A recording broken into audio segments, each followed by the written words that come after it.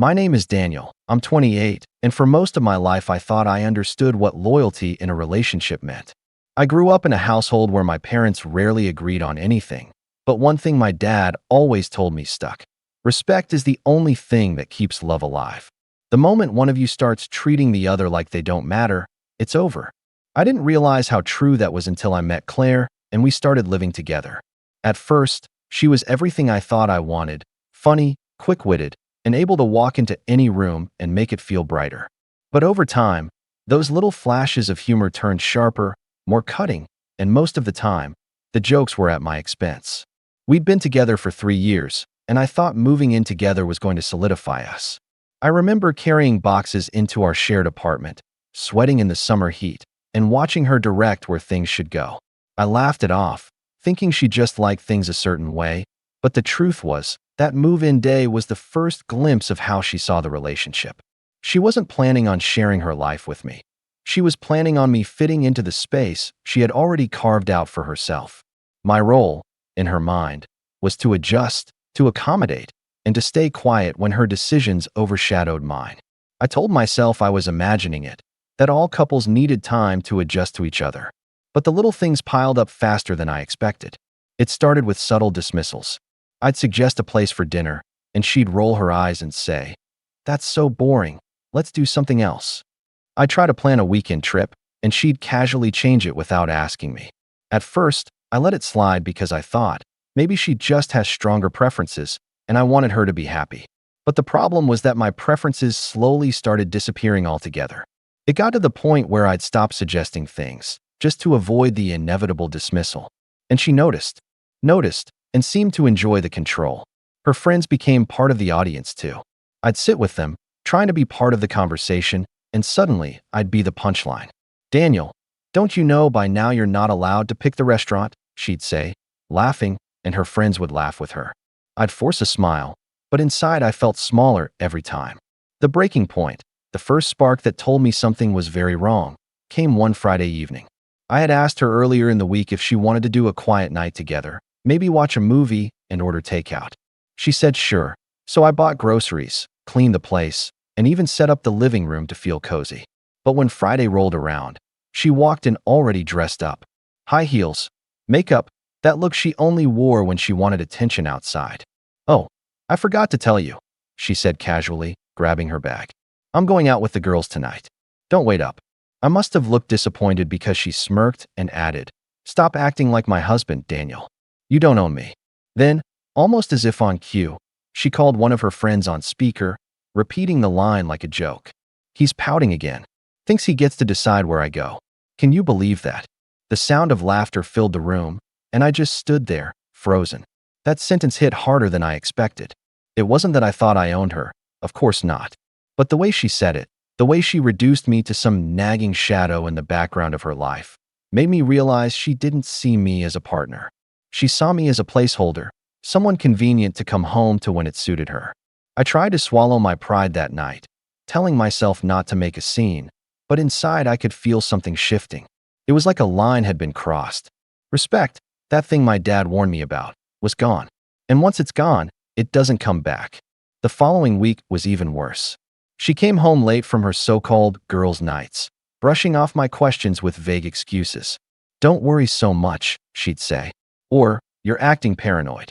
I wasn't accusing her of anything specific. I just wanted honesty. But every answer I got felt rehearsed, like she was telling me the bare minimum to shut me up. And yet, every time I considered confronting her directly, I thought about the way she'd smirk, the way she'd laugh it off, and I stopped myself. Because deep down, I knew she wasn't going to take me seriously. She never did. That's when the thought first crossed my mind. What would happen if I stopped being so predictable? What if I stopped waiting for her to give me scraps of respect and instead showed her what life looked like without my silence? I didn't know the answer yet, but I felt it bubbling under the surface. And when she announced, almost proudly, that she'd be gone for a girls' weekend in another city, I smiled politely and nodded.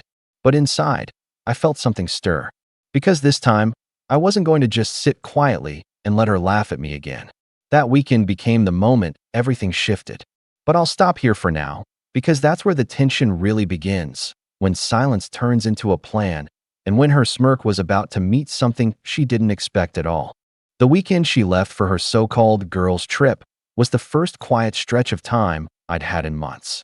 No rolling eyes at my every suggestion, no sarcastic digs when I tried to talk about my day, no buzzing phone filling the apartment with laughter that didn't include me.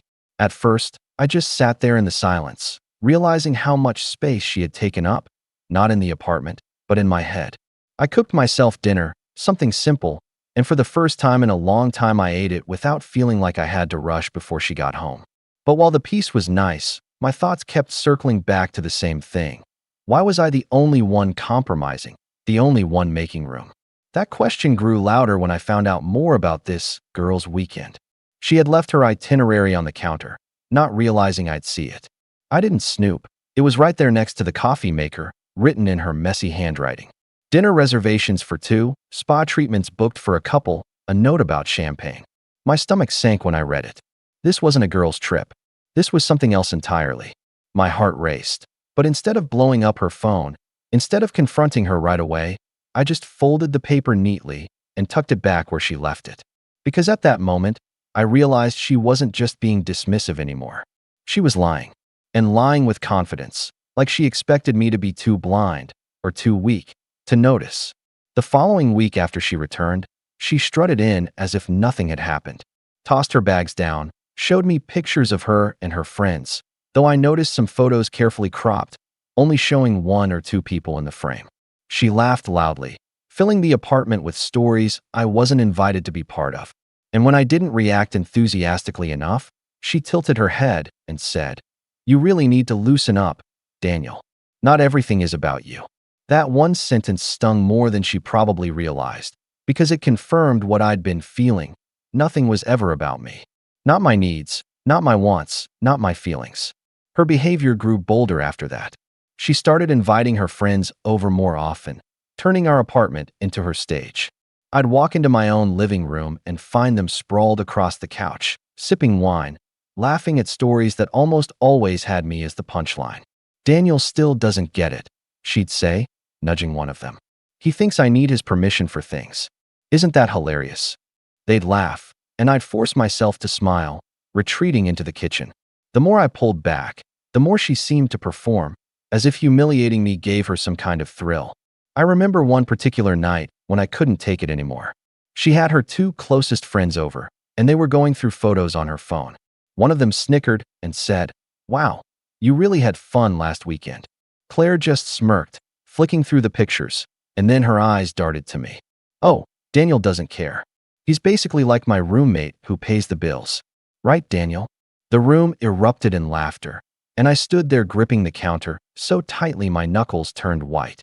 That was the moment I knew this wasn't just a lack of respect. It was open contempt. And yet, I stayed quiet. Not because I was weak, but because something inside me had shifted. I wasn't going to give her the satisfaction of seeing me explode. Instead, I started to watch, to listen, to collect every little detail she let slip. She wasn't careful anymore. She didn't think she had to be. She'd leave her phone face up on the counter, messages lighting up with names I didn't recognize. She'd talk openly on calls, assuming I wasn't paying attention. And while she laughed louder, I grew quieter, more deliberate. It was during this stretch that her manipulation took on a new form. She started painting herself as the victim, to her friends, and even to some of my own. I'd noticed the shift in tone when we hung out with mutual acquaintances.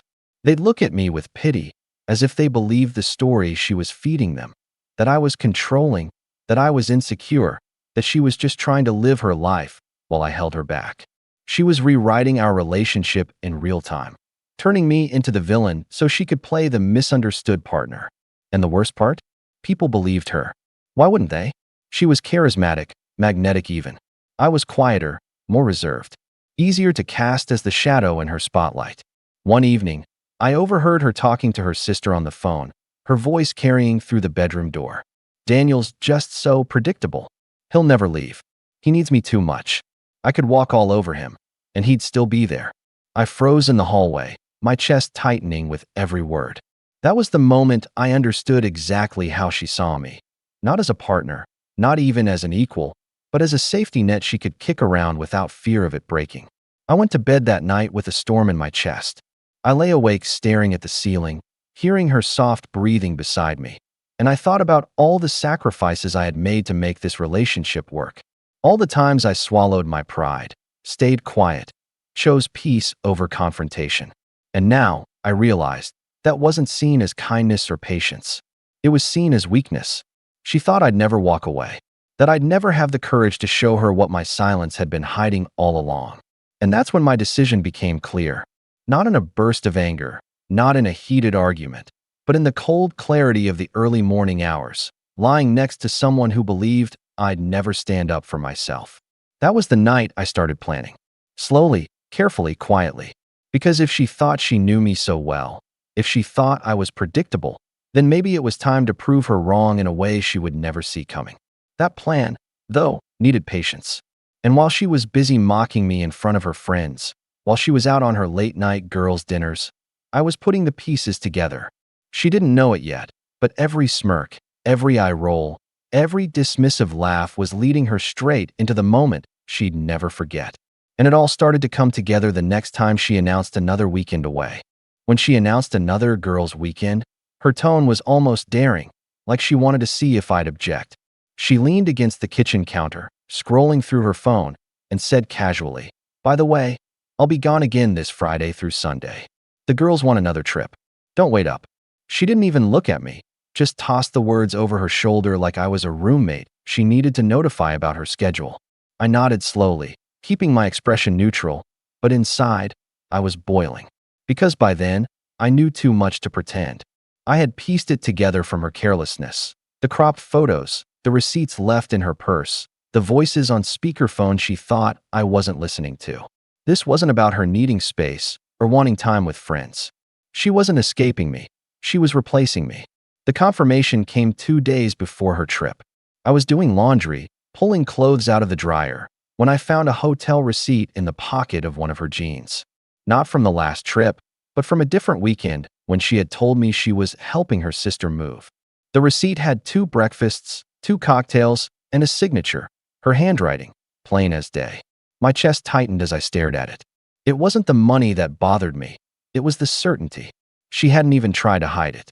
It was as if she had stopped seeing me as someone she needed to lie to. That night, I tried one last time to reach her, to salvage something from the wreckage. We were sitting on the couch, and I asked carefully, "Claire, is there something you want to tell me? About these trips?" She looked at me blankly for a moment, then smiled, cold and thin. "Daniel, you're paranoid. Seriously, you need to stop acting like we're married. I don't owe you explanations for every second of my life." She said it with that same smirk, the one that told me she believed she had the upper hand, that I'd never push back. But the true betrayal came the night before she left. She was in the shower, and her phone lit up on the nightstand. I had never touched her phone before, never snooped, but something in me snapped. My hands shook as I picked it up, and the first message I saw was enough to make my stomach drop. "Can't wait to see you again this weekend." The name wasn't one of her girlfriends. It was a man's name, one I didn't recognize. My breath caught in my throat as I scrolled. The messages weren't vague, weren't deniable. They were explicit, affectionate, the kind of words you only say when you've crossed every line there is to cross. I sat there on the edge of the bed, phone in my hand, my chest heavy with a mix of anger, grief, and a strange calm. The calm of realizing everything I had suspected was true, that I hadn't been crazy or insecure. I had been played. Played for months. And worse, she had mocked me for it. She had stood in our living room, in front of her friends, laughing about how predictable I was, how I'd never leave. She had looked me in the eye and told me I was paranoid, while planning entire weekends with someone else. When she came out of the shower, towel wrapped around her, humming like nothing was wrong, I couldn't even look at her. I put the phone back exactly where it had been, and I slipped out of the room. She didn't notice. She never noticed me anymore, not unless she needed an audience. That night, I lay awake beside her, listening to her breathe, and I felt something inside me break. Not in a dramatic way, not in anger or tears, but in quiet, absolute finality. Whatever had been left between us was gone. She wasn't my partner anymore. She was a stranger who had taken over my life, convinced I'd never have the courage to take it back. And in that silence, a plan formed so clearly it was almost frightening. I wasn't going to scream. I wasn't going to beg. I wasn't going to confront her with evidence she would only laugh off. No, I was going to do something she could never predict, something that would shatter the smug certainty she had built her entire narrative on. When she left for her weekend trip that Friday morning, tossing a careless "see you Sunday" over her shoulder, she had no idea she was walking out of our apartment for the last time. I'll stop here, because that's the moment everything changed, when betrayal turned into resolve, and when her laughter set the stage for the shock she never saw coming. When the door clicked shut behind her that Friday morning, the silence that followed felt different from the other times she'd left. It wasn't just quiet, it was heavy, final. I stood in the middle of our living room, staring at the space she had just walked through, and I felt like the air had shifted. For 3 years, my life had revolved around her moods, her approval, her dismissals. Now, for the first time, I was seeing the outlines of a world where she wasn't the center. It should have been freeing, but in that moment, it just hurt. I sat down on the couch we'd picked out together, my hands gripping the cushions, and let the weight of it hit me. I had been lied to, manipulated, humiliated. Every time I had swallowed my pride to keep the peace, she had taken it as proof that she could push further. Every night she had spent laughing with her friends about my supposed predictability, she had been feeding herself the story that I wasn't strong enough to walk away. And now I had the proof, undeniable, sitting in her phone, the messages, the receipts, the casual cruelty of her words. I'll admit, the first wave wasn't anger. It was grief. I thought about the nights I had stayed up late finishing work so I could afford this apartment, the small sacrifices I made without fanfare so she could have the things she wanted. I thought about the dinners I planned, the surprises I tried to organize, the way I defended her to my friends when they raised quiet concerns. And for what? For her to look at me and see a placeholder, a fool she could step over on her way to someone else. That grief turned into something heavier as the hours ticked by. I didn't eat much that day. I barely moved. I found myself walking through the apartment, staring at our photos on the wall, remembering the moments I thought were genuine. A trip to the beach where she held my hand and whispered that she couldn't imagine her life without me. A family gathering where she introduced me as the man she wanted to spend forever with. Lies I realized now. Or at least, promises made without weight. I touched the frames, one by one, and felt the sting of betrayal all over again. By Saturday morning, though, the grief started to shift.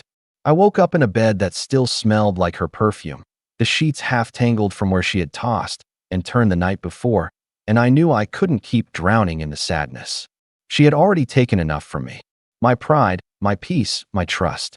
If I let her take my will to stand up for myself, too, then she'd win twice. So I started small. I pulled out a notebook and wrote down everything I knew, the trips, the receipts, the messages, the overheard conversations. I wasn't writing it to confront her, not directly. I was writing it because I needed to remind myself that this wasn't in my head, that I wasn't paranoid or overreacting. Every page I filled was like reclaiming a piece of myself she had chipped away. Then I began looking around the apartment with new eyes. This wasn't just her space, it was ours. But the more I looked, the more I saw how much of it she had claimed. Her clothes spilling out of the closet we were supposed to share. Her decorations covering the shelves. Her friends' voices lingering in the corners like ghosts. It didn't feel like my home anymore. It felt like a stage she used, with me cast as the background character. And that realization lit a spark I hadn't felt in a long time. I wanted my space back. My life back. Saturday night, while she was off God knows where with whoever she had been messaging, I sat at the kitchen table and thought about my dad's words again. Respect is the only thing that keeps love alive. The moment one of you starts treating the other like they don't matter, it's over. It was over. She just didn't know it yet. But here's the thing. I wasn't going to end it in the way she expected. She thought I'd yell, cry, beg for answers. She thought I'd cling to her, desperate to fix what she had already destroyed. That was the script she had written for me, the role she had rehearsed me into. But I wasn't going to play it. If she saw me as predictable, then my unpredictability was going to be the sharpest tool I had. So I started planning, not in some grand, cinematic way, but in the quiet details that would catch her off guard. I gathered the spare key she didn't know I had hidden.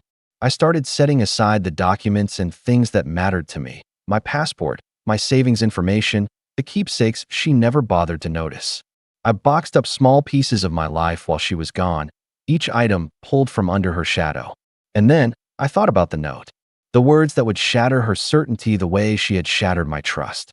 I didn't know exactly what I would write yet, but I knew it had to be simple, honest, something she couldn't laugh off, couldn't twist into a joke, something that would make her stop in her tracks and finally realize what she had lost. By Sunday, I was exhausted, but it was a different kind of exhaustion. Not the hollow kind that came from chasing after scraps of affection, but the heavy, steady kind that comes from carrying a decision you know you're going to follow through on. She was coming home that evening, expecting me to be waiting with the same predictable silence. Instead, she was going to find the beginning of the end. And as I sat there in the quiet apartment, the clock ticking toward her return, I realized I wasn't broken anymore. I was ready. When she walked back in that Sunday evening, all smiles and feigned exhaustion, I played my role one last time. I greeted her with calm indifference, asked if she had fun, and listened to the carefully polished stories she recited about shopping and spa days. She didn't notice the difference in my tone. She didn't notice that my eyes weren't lingering on her anymore, searching for the person I once believed she was. She didn't notice that while she unpacked her bags, I was already miles away in my mind. That was the first step in my rise, detachment. For months, my emotions had been her favorite tool. She could pull a smirk, a laugh, or a sharp remark, and watch me shrink or defend myself. Now, she was pulling the same levers, but nothing was happening. I didn't argue. I didn't try to prove myself. I didn't chase her for answers. And the more I withdrew, the more she scrambled to test my reactions. It was subtle at first, small digs designed to spark a fight. When I didn't bite, her tone sharpened. But instead of breaking me down, each attempt only reminded me how much power she had relied on me giving her. In those quiet evenings, while she thought I was sulking, I was rebuilding. I dusted off the projects I had abandoned, the freelance work I used to enjoy, the gym routine I'd let slip away, the friendships I had neglected while bending my world around hers. I reached out to old friends for coffee, careful to keep the conversations light. I didn't spill everything at once. I just reconnected, and in their smiles, in their easy acceptance of me, I remembered the person I had been before Claire's shadow grew so large. Financially, too, I began pulling threads she hadn't noticed. Most of the bills were in my name. The lease was in my name. The utilities, the internet, even the furniture, mine. She had gotten used to living in a world I maintained without complaint, assuming it would always be that way. But I started making subtle changes. Redirecting mail, setting up a separate savings account, updating passwords. She didn't know it yet, but the foundation of her comfort was shifting beneath her feet. And with every step I took, my confidence grew. I could feel it in the way I walked, the way I spoke, even the way I looked at myself in the mirror. For so long, I had avoided my own reflection because it showed me someone who was small, diminished. Now, I was starting to see the outlines of someone I respected again, someone who could stand tall without asking permission. Her friends noticed before she did. One evening, they were over again, sipping wine in the living room, tossing jokes back and forth. Usually, I would retreat into the kitchen, play the silent background role. This time, I sat down with them, calm and collected. When one of them made a joke at my expense, I just smiled. Not a tight, pained smile, but one of quiet amusement, as if their words didn't touch me anymore. Claire looked at me, waiting for the usual reaction, but when none came, her brow furrowed slightly. It was the first crack in her certainty, and I tucked it away like a secret victory. At work, too, my rise showed. Without the constant weight of trying to manage her moods, my focus returned. Projects that had once felt overwhelming became manageable. My boss noticed, praising me for stepping up, hinting at opportunities one hadn't dared to dream about months before. With every success, I felt another layer of her grip peeling away.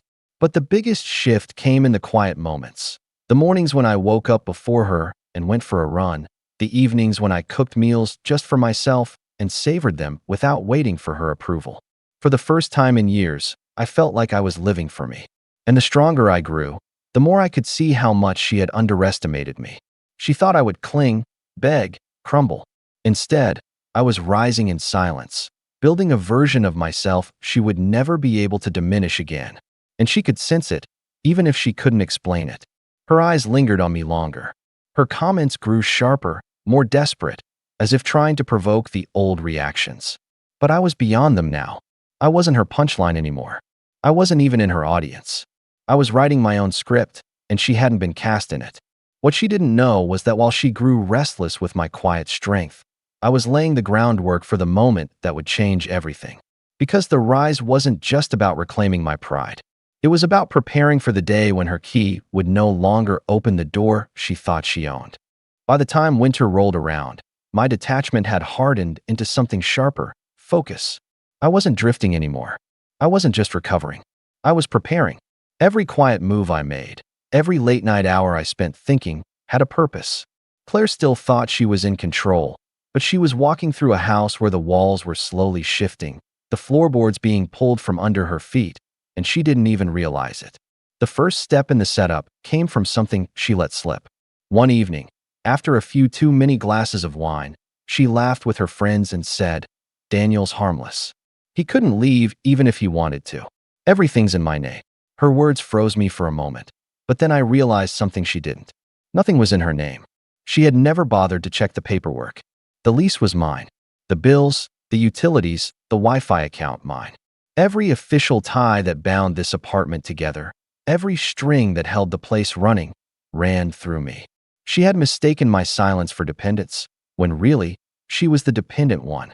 That discovery was the shift in power I hadn't even been looking for. She was standing on ground she thought was hers, but I had been the one maintaining it all along. I didn't say anything in the moment, of course. I smiled quietly, refilled her friend's glasses, and went to bed early. But inside, I felt a new kind of calm. I wasn't just regaining my strength. I was in control of the very life she thought she owned. The second step was financial. For months, I had been quietly funneling extra money into a separate account, tightening my spending, cutting out anything unnecessary. At first, it was just for me, to have a cushion, an escape fund if I needed it. But the more I saved, the more I realized what kind of position it put me in. If she tried to fight me, if she tried to spin her story, I wouldn't be scrambling. I'd be steady. She had no idea, because she never looked at the bills or the bank statements. She thought my predictability meant she didn't have to pay attention, that ignorance would cost her more than she could imagine. And then, there was the practical setup, the logistics of what was to come. I started moving my essentials quietly, one by one. Important papers went into a locked drawer at work. Family keepsakes went into storage at my brother's place. Even small things, clothes, electronics, tools, I began cycling out, so that by the time I was ready, there wouldn't be much left for her to hold over me. To her, nothing had changed. To me, everything was already in motion. One of the most satisfying moments came when I changed the spare key. She didn't know about it. I had hidden it years ago under a loose brick by the back stairwell, just in case I ever locked myself out. I switched it with a new copy, updated to a lock she didn't know I had already arranged to replace. It was symbolic at first, but the act filled me with a quiet thrill. For the first time, she didn't hold the key to this relationship, literally or figuratively. But perhaps the most important setup wasn't physical. It was social. Remember how she had been painting herself as the victim, telling friends I was controlling and insecure? I began countering that, not with arguments, not with accusations, but with small, undeniable truths. I showed up more confident, more self-assured, less tethered to her every mood. I reconnected with people she thought I had drifted from, and they saw the difference in me. The old narrative she had spun started to unravel because it no longer fit the man standing in front of them. And once people begin to see cracks in a story, they stop believing the storyteller. Through all this, I kept my mask on at home. I let her think I was the same quiet, predictable Daniel. She still went on her girls' nights, still left her phone face down on the counter, still smirked when I didn't argue. She thought the game was the same, but she didn't realize the rules had already changed. I wasn't just preparing to walk away. I was preparing to leave her with nothing to stand on when I did. And in the middle of all this, the idea of the note solidified. It had to be short, clear, the kind of message that would echo in her head long after she read it. Something that would strip away the smirk, that would replace her laughter with silence. I drafted it in my head a dozen times, testing the words, rolling them over in my mind. I wanted her to feel the finality of it, to feel what it was like to be on the outside, with no key, no power, no certainty. By the time her next weekend trip approached, I wasn't nervous anymore. I was steady, focused. Every piece was in place. She thought she was stepping out into another carefree escape. What she didn't know was that when she returned, the door she had always assumed would open for her was about to stay shut. Friday morning came, and with it, the familiar routine of her departure. Claire floated around the apartment in her usual whirlwind, tossing clothes into her bag, humming as if she didn't have a care in the world. She kissed me on the cheek absent-mindedly, an act more of habit than affection, and tossed over her shoulder, "Don't wait up for me, okay?" "Of course," I said evenly, keeping my voice steady, betraying none of what I knew was about to happen. When the door closed behind her, I didn't waste time. I called the locksmith who had already been briefed earlier in the week. By noon, the locks on the apartment were changed, smooth and quiet. He handed me the new set of keys, and I turned them in my hand, feeling their weight like a shift in my entire life. The apartment, once filled with her voice and her chaos, suddenly felt different, lighter, freer. For the first time, it was mine again, not a stage for her performance. Then came the note. I had thought long and hard about what to write. Pages of drafts lay crumpled in my drawer, filled with everything I could have said: anger, hurt, accusations. But I knew that wasn't what would matter. Claire thrived on conflict, on turning every confrontation into a spectacle she could twist and retell. What she wouldn't be able to twist was silence sharpened into truth. So I wrote, "Claire, this home isn't yours anymore. The lease, the bills, the life you've taken for granted, all of it was mine. You lied, you mocked, and you thought I would never leave. You were wrong. Don't try the key. It won't work. Don't call me. There's nothing left to say. Daniel." Short. Final. No room for argument. I placed the note on the inside of the door, taped it eye level, where she would see it the moment she tried to step inside. The rest of that day was strangely calm. I boxed up the last of her things, the clothes that had invaded the closet, the makeup scattered across the bathroom counter, the trinkets and keepsakes she had left on every surface. Each box was stacked neatly by the door, like the physical embodiment of her absence. I didn't destroy anything, didn't throw it out the window in a fit of rage. That wasn't the point. This wasn't about chaos. It was about clarity. By Sunday evening, I was ready. I had stayed at a friend's place, giving myself distance, knowing she'd be returning that night. My friend lived only a few blocks away, so when the time came, I walked back quietly, standing far enough down the street to see without being seen. The lights in the apartment were off, the notes still waiting, the boxes lined up like silent witnesses. Then I saw her. Claire pulled up, stepping out of the car with her bag slung over her shoulder, chatting into her phone with that same breezy tone she always had after one of her weekends. She walked up to the door, still laughing, still sure of herself, and slipped her key into the lock. It didn't turn. I watched from the shadows as she frowned, tried again, then again, her movements sharper each time. She rattled the handle, her laughter dying into silence. Confusion spread across her face, quickly replaced by frustration. She crouched down, tried the lock again, harder this time, and then pulled out her phone as if to call me. But before she could, her eyes lifted and landed on the note. I couldn't see every detail from where I stood, but I saw her freeze. Saw her eyes widen as they scanned the words. Her hand fell slowly to her side, the phone slipping slightly from her grasp. She reached up, tore the note from the door, read it again, her lips moving silently as if trying to process the finality of it. That was the moment, the exact second when her smirk, her laughter, her certainty, all of it shattered. She stood there on the doorstep, holding the note in trembling hands, the boxes of her belongings stacked around her like silent judges. For the first time, she wasn't in control. For the first time, she wasn't the one laughing. I turned and walked away then, leaving her frozen in that doorway. The street was quiet except for the echo of my own footsteps, steady and sure. Behind me, I knew she was standing in the wreckage of the power she thought she had, holding the words that told her everything she never believed I could do. But that wasn't the end, not yet. Because revenge doesn't end with the act itself. It ends with the fallout, with the way they scramble to pick up the pieces of the life they thought they had secured. And that part was still to come.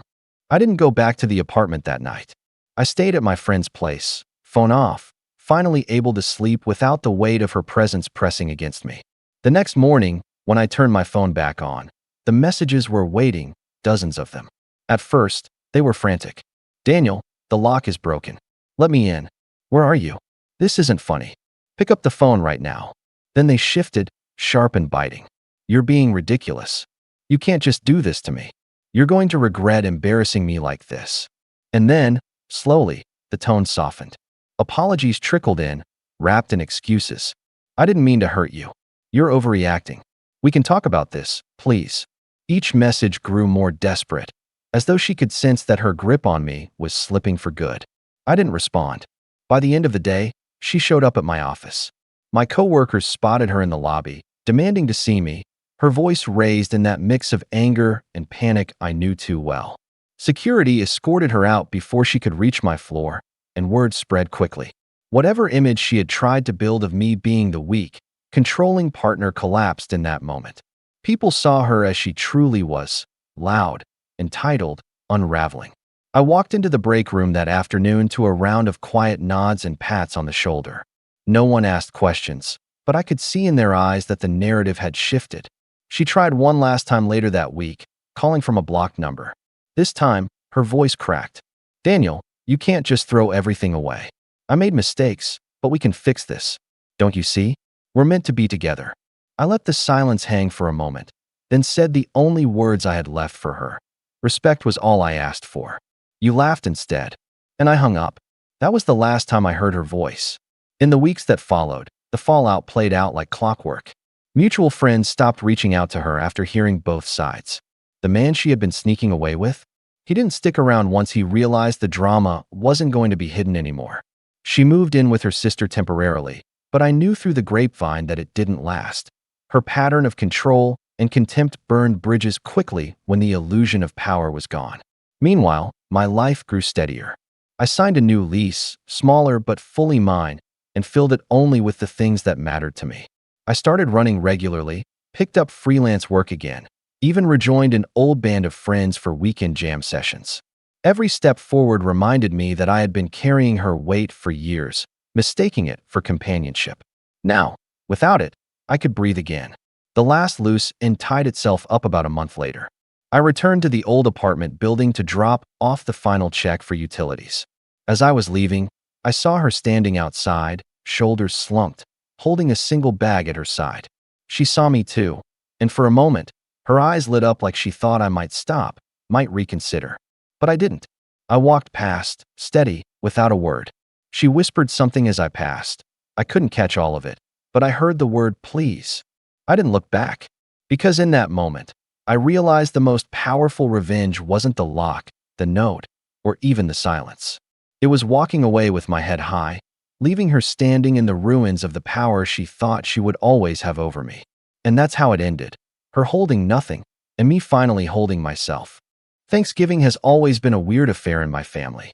Not warm, not cozy, more like a networking event for people who happen to be related. I'm Caleb, 32 years old, no spouse, no kids, no mortgage, and apparently that makes me the odd one out. Every year, I drive an hour and a half to my Uncle Ron's house in a cul-de-sac suburb that smells like freshly sprayed lawns and generational wealth. And every year, I sit at a table full of people who act like I'm a quirky side character in the family movie of their lives. My parents always wanted a picture-perfect family dynamic, so they smoothed over every conflict with tight smiles and maybe just let it go glances. That left people like Uncle Ron with way too much room to say whatever he wanted. And believe me, he did. He's the kind of guy who brags about refinancing his house at the perfect time like it's a stock tip.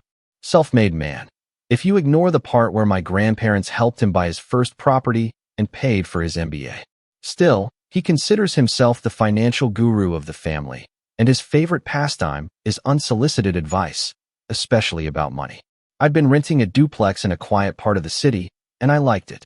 No mortgage, no HOA fees, no yard maintenance. I worked in digital marketing for a mid-sized company, saved aggressively, invested smart, and had no debt. I didn't talk about it much because, frankly, I knew it wouldn't matter to people like Ron. They equated adulthood with owning a lawnmower. So, there we were, Thanksgiving. Ron had made his usual dry turkey, and his wife Beth had gone all out with a Pinterest-perfect tablescape. little name cards, harvest-themed napkins, a ceramic turkey centerpiece that probably had a name. I took my usual seat toward the end of the table, near the cousins' kids. I didn't mind. It meant I got first dibs on dessert when the kids wandered off early. Dinner had just hit that lull, post-serving, pre-pie, when conversations started branching out. That's when it happened. "So, Caleb," Uncle Ron boomed from across the table, swirling his wine like a smug wizard. "Still throwing money away renting that place of yours?" The table chuckled, not because it was funny, but because that's what they always did when Ron spoke like that. Nervous, automatic laughter, like a social survival reflex. I could feel my shoulders tighten, but I smiled. Polite, dismissive. I gave a soft shrug. It works for me. But that wasn't enough. It never was. "I mean, you're 32, he continued, slicing into his turkey with a flourish like he was carving truth itself into the meat. "You gotta build equity sometime. Otherwise, you're just lining someone else's pockets, you know." I nodded slowly, trying to decide whether to let it slide or clap back. But then I saw the way my cousin Marissa, Ron's daughter, looked at me, almost apologetic. She worked in accounting. She knew better, but she wasn't going to say anything. Nobody ever did. That's when I realized, screw it. This wasn't advice. It was theater, and he needed an audience. But this time, I wouldn't let him be the only one holding the mic. So I tilted my head, keeping my voice calm.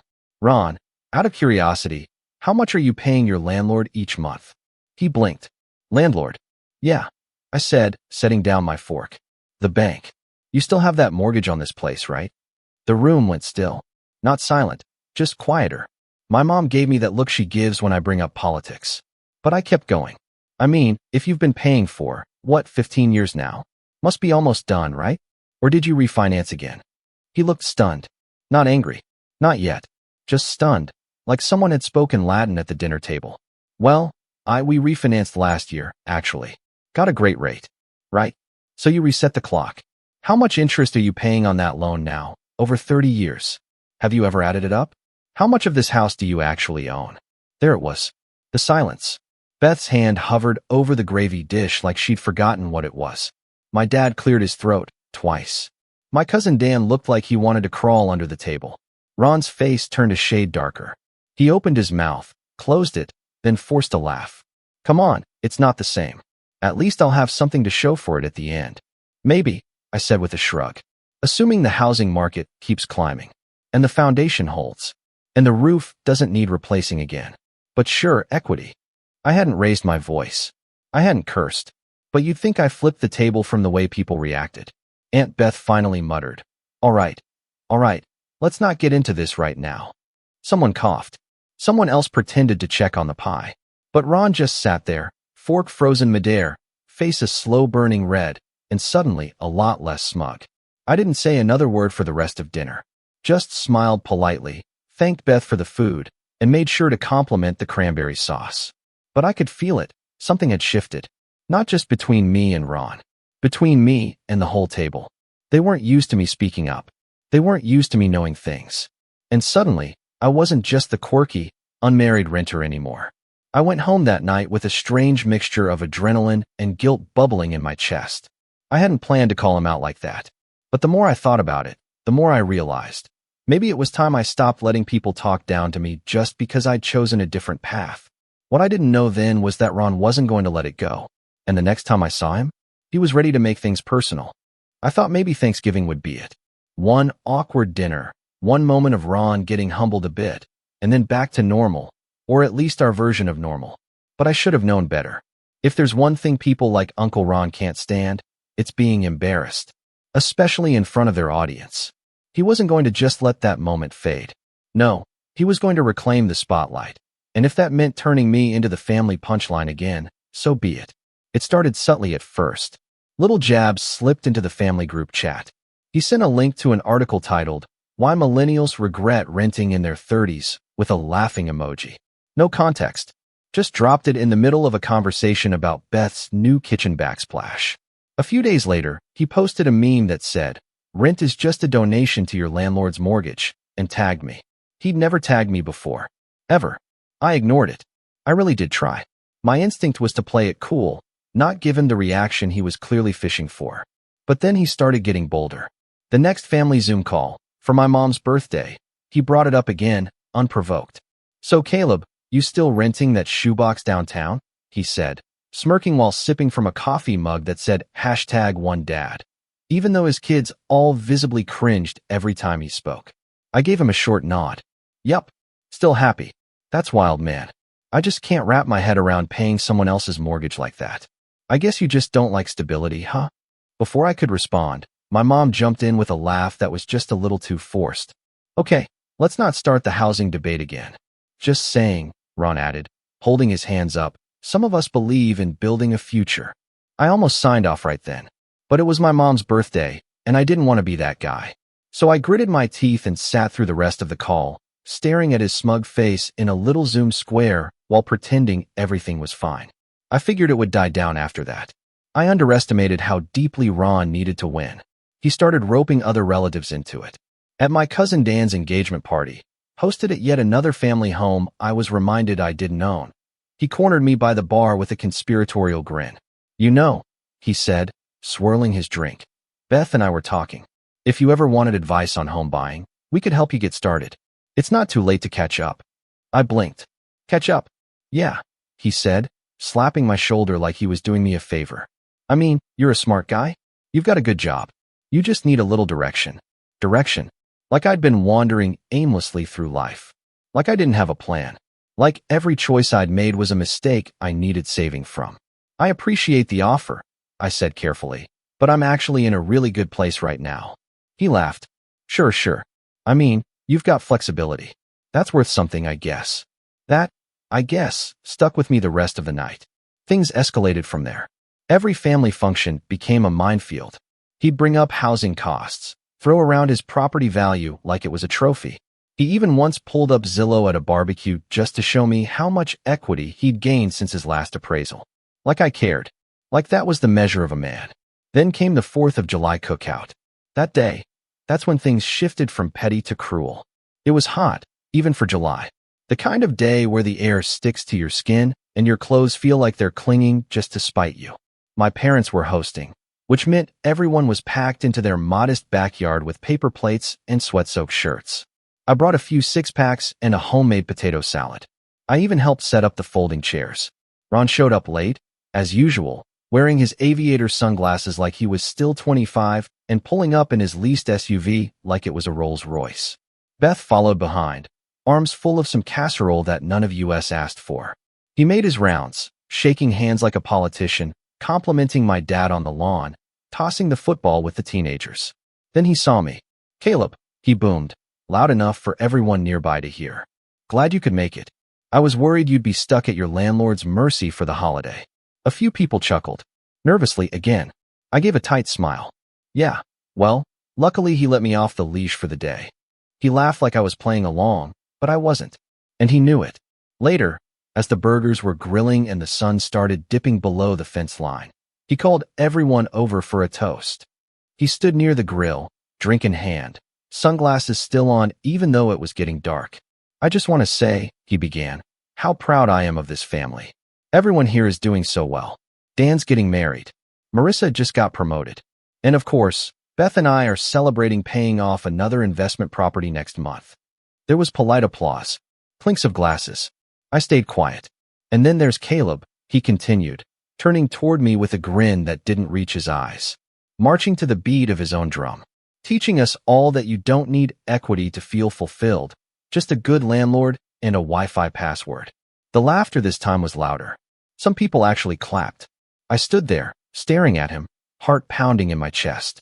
My hands were shaking, but I kept them at my sides. "I guess we all have our own version of the American dream," he added with a wink. "And Caleb's is just month to month." That was the moment. The moment it shifted from annoying to humiliating. I looked at my dad, silent. My mom, looking at her feet. My cousins, avoiding eye contact. Nobody said a word. Nobody stood up. Not one person defended me. Not even a half-hearted, "Hey, come on, man." I was completely alone in a yard full of people who shared my DNA. I left without saying goodbye. Got in my car and drove for over an hour, aimlessly, just to clear my head. I didn't cry. I didn't yell. I just sat in silence, feeling this cold weight settle in my chest. That was the night I realized this wasn't just Ron being Ron. This was allowed. Encouraged, even. The rest of the family, they liked having a target. It made them feel safer. More normal. If I was the one always being teased, always the black sheep, then their lives didn't have to be examined too closely. I went home and sat on my balcony, the city lights stretching out before me, and I made a decision. I wasn't going to let this go. I kept my head down for years. Tried to be the peacemaker. The quiet one. The one who didn't make waves. But not anymore. I had resources. I had patience. And most importantly, I had time. Ron wanted a game. He had no idea who he was playing with. After that 4th of July cookout, I pulled back. Completely. No texts. No group chat replies. No RSVPs. My phone buzzed a few times the week after, just checking in from Mom. Are you okay? From Marissa, and one from my dad that just said call your mother. But I didn't. Not for a while. I wasn't angry. I was exhausted. Years of these little digs had added up, and what happened in that backyard wasn't just a joke gone too far. It was the culmination of every unspoken insult and every shrug of, that's just how Ron is. I wasn't sure what cutting contact would do. I didn't expect an apology, and I definitely didn't expect them to take my side. But I needed space to breathe. Time to reassess. That week was strange. Lonely, mostly.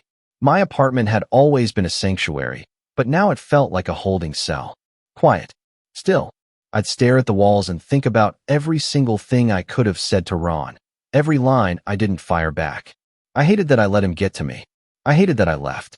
I hated that not a single person stood up for me. And then, I hated that I let them define my worth. That was the shift. It wasn't about the house. It was about how I saw myself.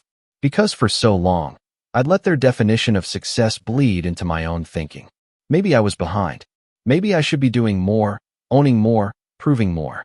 But the more I sat with that thought, the more I realized I wasn't unhappy. I liked my job. I liked my city. I liked the fact that I could pack up and move if I wanted. I didn't owe 30 years to a bank.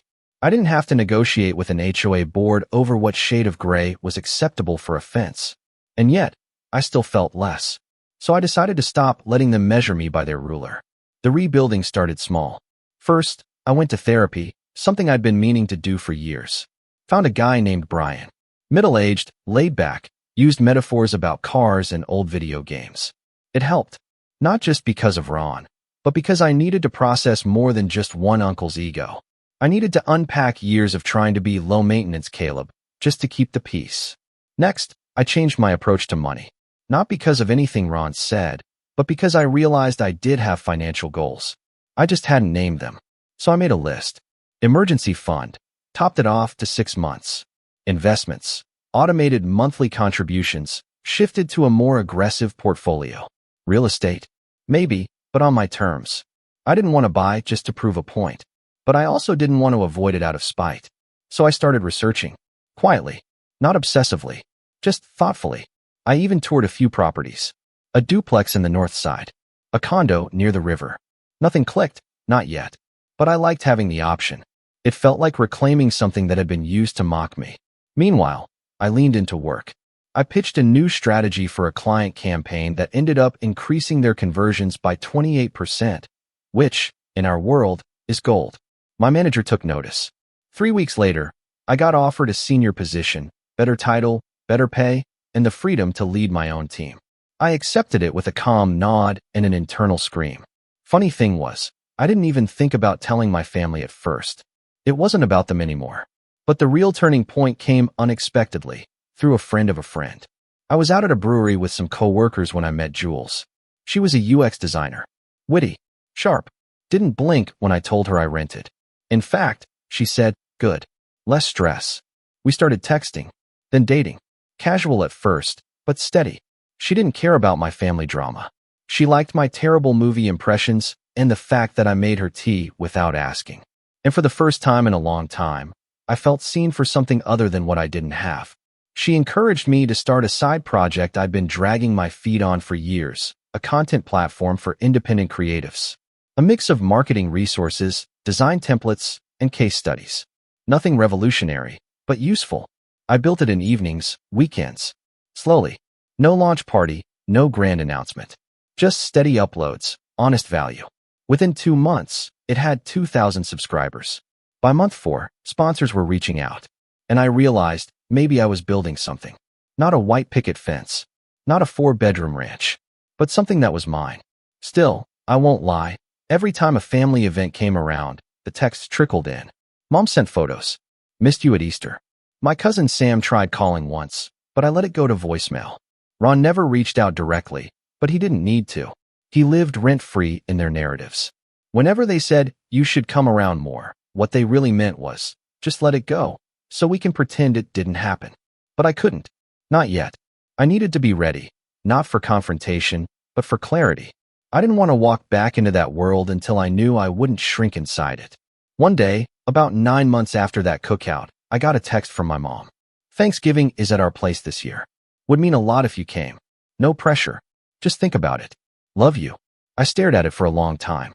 I hadn't spoken to Ron since that night. I'd skipped 2 birthdays, a baby shower, and a Labor Day pool party. Part of me wanted to delete the message. Another part wanted to show up just to prove a point. But a small, quiet voice inside me said, you're ready. Not for revenge. Not for drama. But for closure. So I typed back, I'll be there. No smiley face. No conditions. Just a decision. The days leading up to Thanksgiving felt surreal. Like I was walking into a test I'd been preparing for all year. Jules offered to come with me, but I told her I needed to do this alone. I wasn't nervous. I wasn't even angry. I just felt clear. When I pulled into my parents' driveway, I noticed Ron's SUV already parked out front. Of course he was early. Of course he'd brought the same smug attitude and holiday bottle of wine he always did. But this time, I wasn't stepping into their world unarmed. I walked in with my shoulders straight, greeted everyone with warmth, but not weakness. Hugs, handshakes, the usual, you look good, Caleb, and long time no see. Ron saw me from across the room, mid-laugh with a cousin. His face didn't register surprise, just calculation. He made his way over with that same showman grin. Caleb, he said, arms wide, like we were long-lost pals. Glad you could join us, man. I smiled. Wouldn't miss it. You still living in that little place downtown? I tilted my head. Still renting, yeah? Makes more financial sense for my goals right now. He raised an eyebrow. Well, if you ever want to talk about how to build real assets. I didn't let him finish. I leaned in, casual, calm. Funny you mention that. I'm launching my second income stream this month. First one paid off my student loans and gave me enough runway to maybe buy 2 houses. But I'm waiting for the right one. Not in a rush. I like to build smart, not fast. The smile on his face wavered. Just slightly. And that's when I knew. I didn't need to humiliate him. I didn't need to win a shouting match. Because I already had something he didn't. Peace. But I also knew he wasn't done. Because people like Ron, they can't stand not having the last word. And I could already see the wheels turning behind his eyes. He had something planned. And this time, it wasn't just a comment. It was a setup. Thanksgiving that year was a masterclass in fake smiles and cautious glances. Everyone was a little too polite, a little too upbeat. Even the food had an unnatural calm to it, like it knew not to stir the pot. The whole thing had the vibe of a ceasefire. And sitting across from Ron, I could feel it. He was waiting, watching, winding something up. I played it cool, laughed when appropriate, answered questions about work without boasting, talked about Jules briefly, nothing too personal, just enough to show I wasn't drifting aimlessly through life. But I never let my guard drop, because every time Ron looked at me, there was this tight-lipped smirk tugging at the corners of his mouth, like he was holding in a secret. Then, just as dessert was being passed around, he made his move. You know, he said, cutting into a slice of pecan pie, I've been thinking a lot about the next generation lately. All this talk about passive income, side hustles, freedom over stability. It's a nice fantasy, but at some point, you gotta plant roots, right? A few heads turned. Not many, but enough. He looked directly at me. I mean, eventually you'll want a legacy. Something to pass on. Renting doesn't leave much behind, does it? It wasn't a question. It was a line from a script he'd been rehearsing. I didn't respond. Just sipped my coffee and let the silence thicken. And that's when he dropped it. I actually brought something, he added, patting the leather folio on the chair beside him. I've been working on a little guide for the family. Some basic principles of smart investing, home equity, market timing. Nothing complicated, just the stuff I've learned over the years. He pulled out a stack of glossy, stapled booklets. Seriously, he made pamphlets, labeled The Path to Real Wealth, a family primer. It had his name on the front. I scanned the table. My mom looked embarrassed. My dad looked like he wanted to disappear into his wine glass. A few cousins chuckled nervously. Ron handed a copy to each person, including me. I flipped it open. Charts. Quotes. A grainy photo of him standing in front of a sold sign. It was real estate cult energy wrapped in Times New Roman. And then, page 7. There it was. A section titled, Why Renting is Financially Reckless, a Case Study. I skimmed it. My name wasn't mentioned, but it didn't have to be. It was about a mid-30s male professional with no mortgage, no equity, and a lifestyle centered around flexibility and minimal responsibility. It was a hit piece, disguised as advice. I closed the booklet and placed it neatly on the table in front of me. Then I smiled. Not a sarcastic smile, not a forced one, a real one, because that's when I knew something he didn't. He'd overplayed. This wasn't just a jab anymore. It was a coordinated move. He'd put time, money, and ego into producing something that was clearly about me, which meant if I responded, I wouldn't be starting drama. I'd be defending myself. And if there's one thing I'd learned in the last year, silence is not always maturity. Sometimes, silence is just permission. So I nodded, stood up calmly, and said, Hey, Mom, is it okay if I say a few words? She blinked. Sure, sweetheart. I turned to the table. I wasn't going to say anything today. I really wasn't. But since we're doing family presentations now, a few people laughed. Ron didn't. I actually brought something too, I said. That part wasn't true, but I didn't need to bring it there. I had it ready to go. I pulled out my phone, opened the site I'd built for my content platform, and cast it to the living room TV, which was still on and visible from the dining room. Everyone turned to look. This, I said, is the business I started 9 months ago. It's a resource hub for independent creators, freelancers, and small business owners who want to grow without corporate gatekeepers. I clicked through the site, showed the analytics dashboard, traffic growth, subscriber base, ad revenue estimates, testimonials. First month, it made $30. Last month, $9,000. Passive income, diversified streams, all without a mortgage. The room was quiet. Then I went in for the real blow. And next year, I'm launching a podcast. Got a brand sponsor lined up already. Funny enough, they sell a product called Rent Safe, designed to help renters protect their rights and manage payments without landlord interference.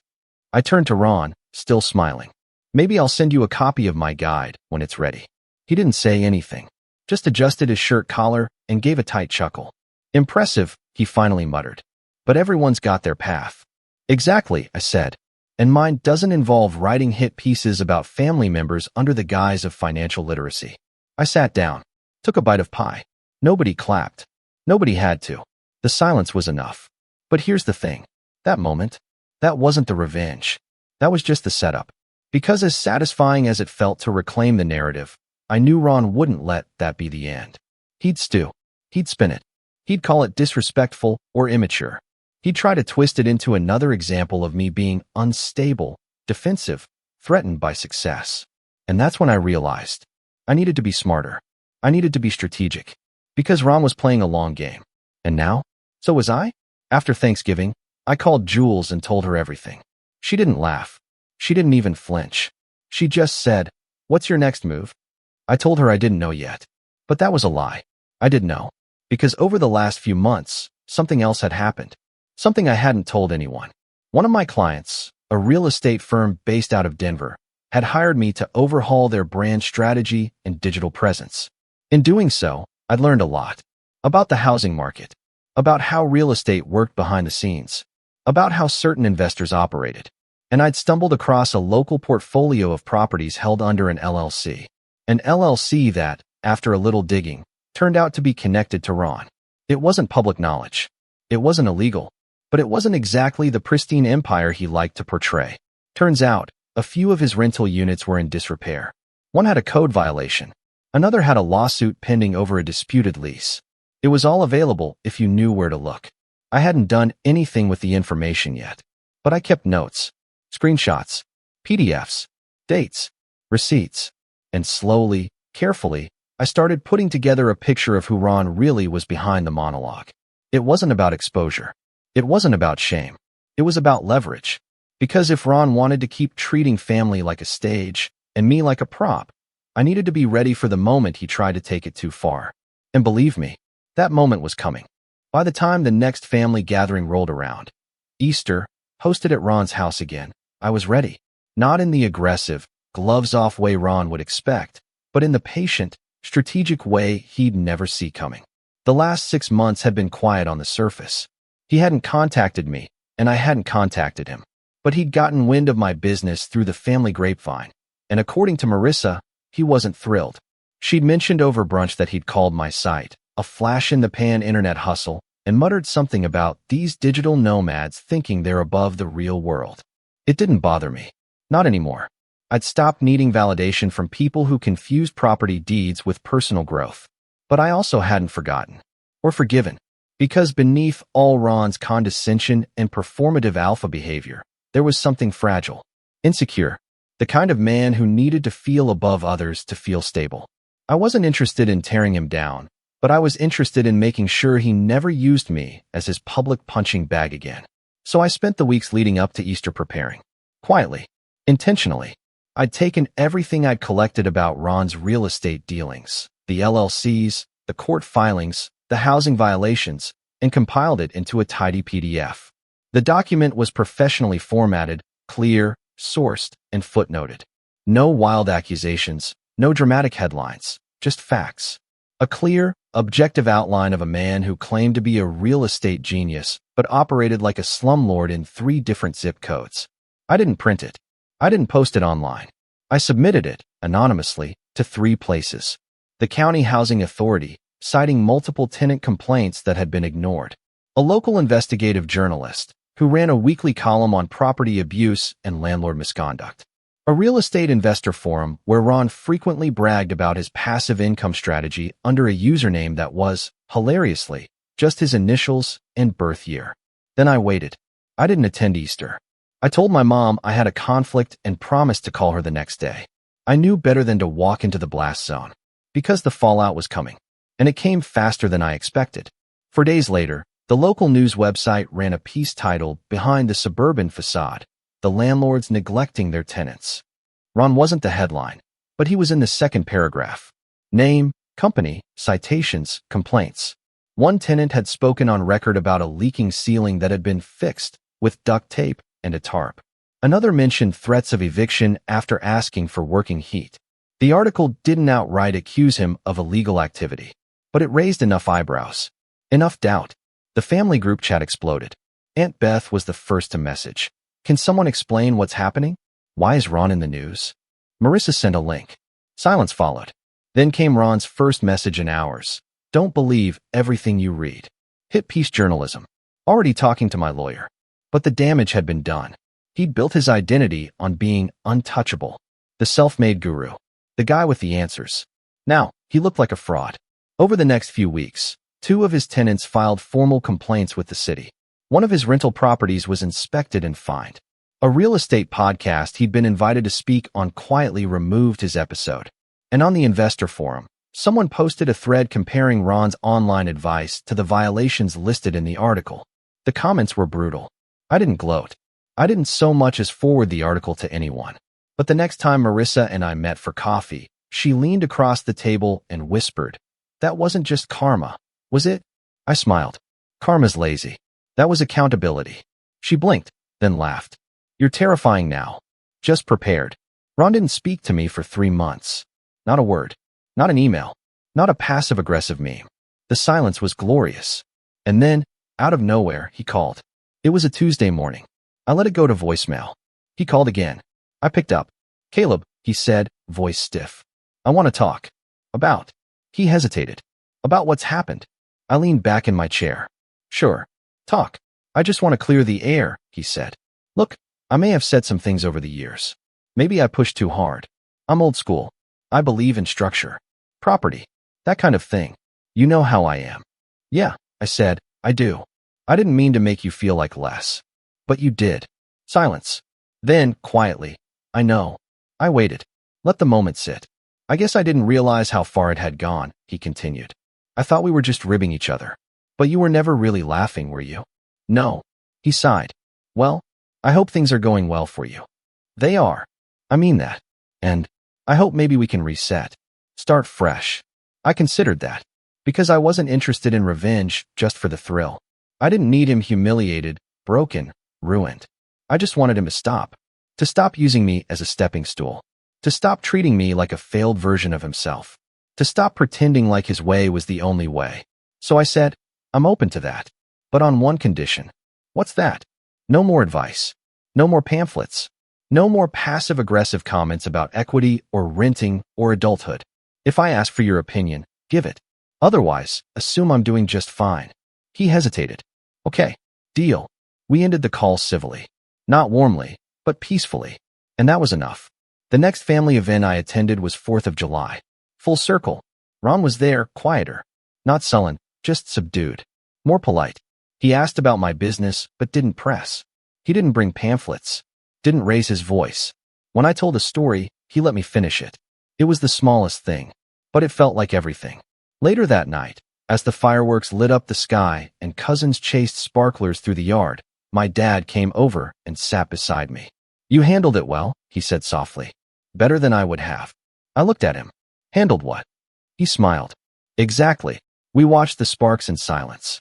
And I realized, this wasn't about winning. It was about no longer needing to fight.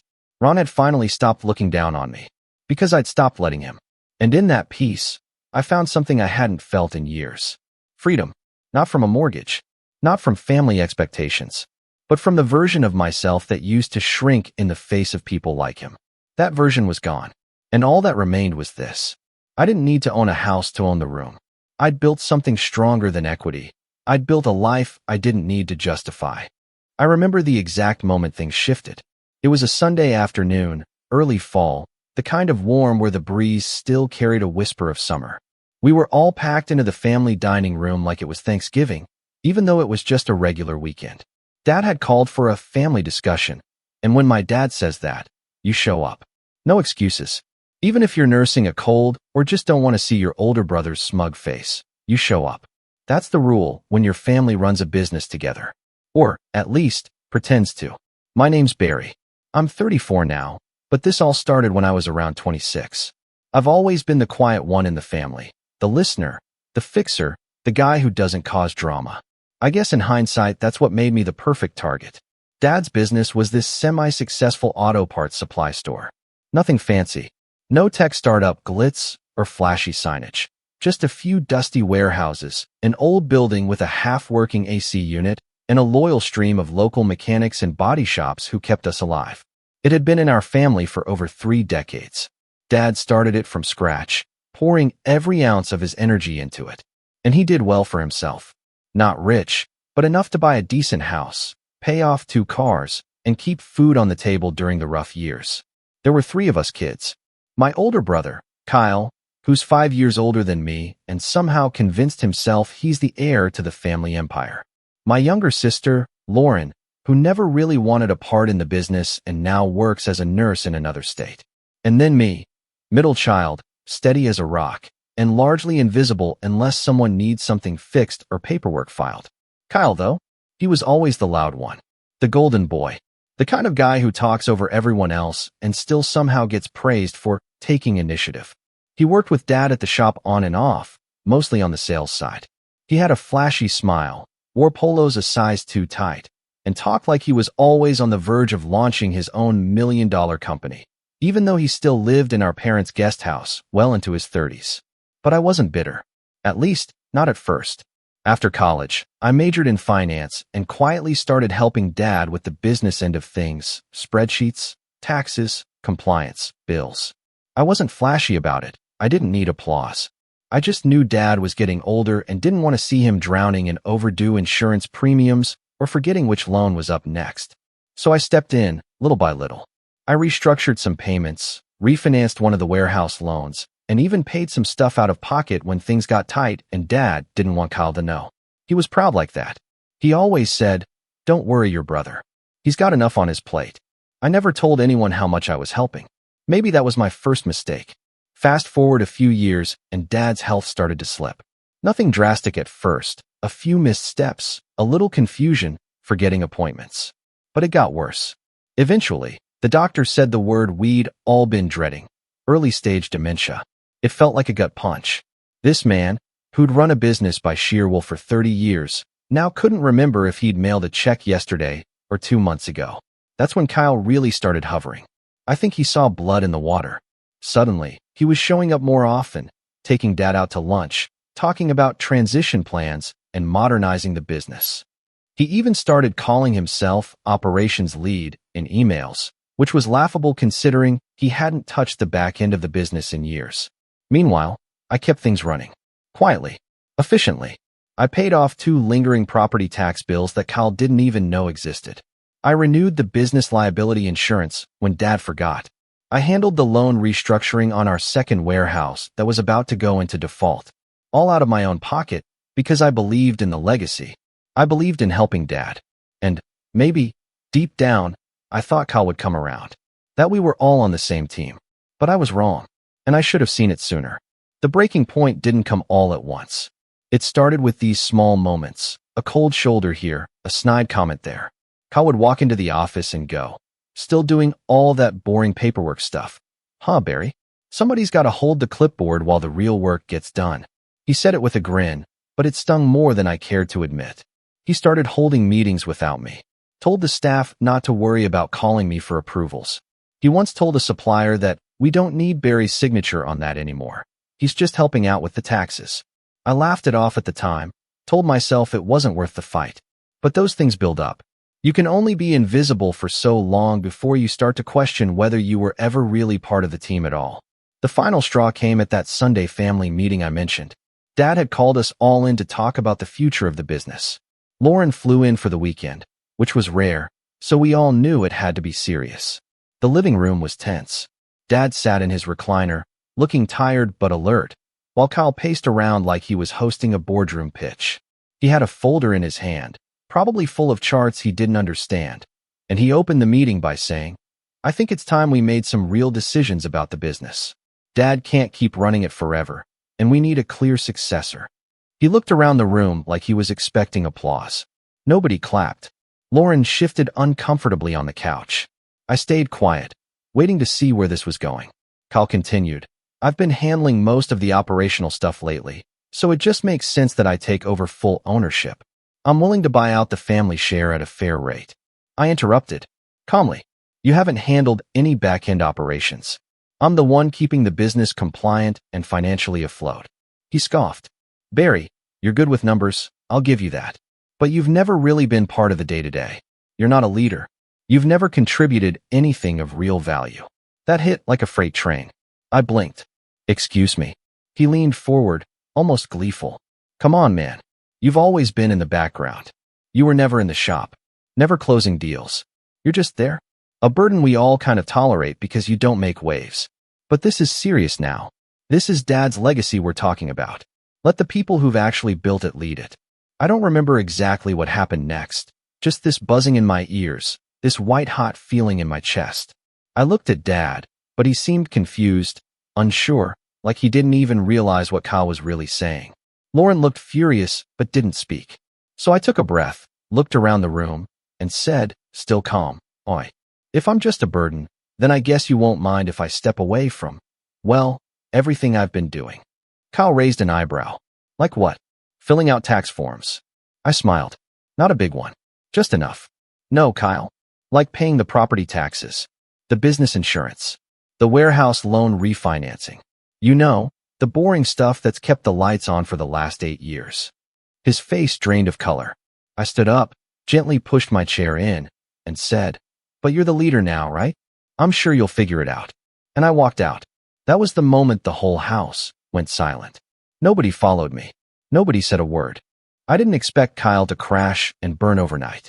I knew the unraveling would be slow, like a fraying rope, strand by strand, until suddenly the whole thing snapped.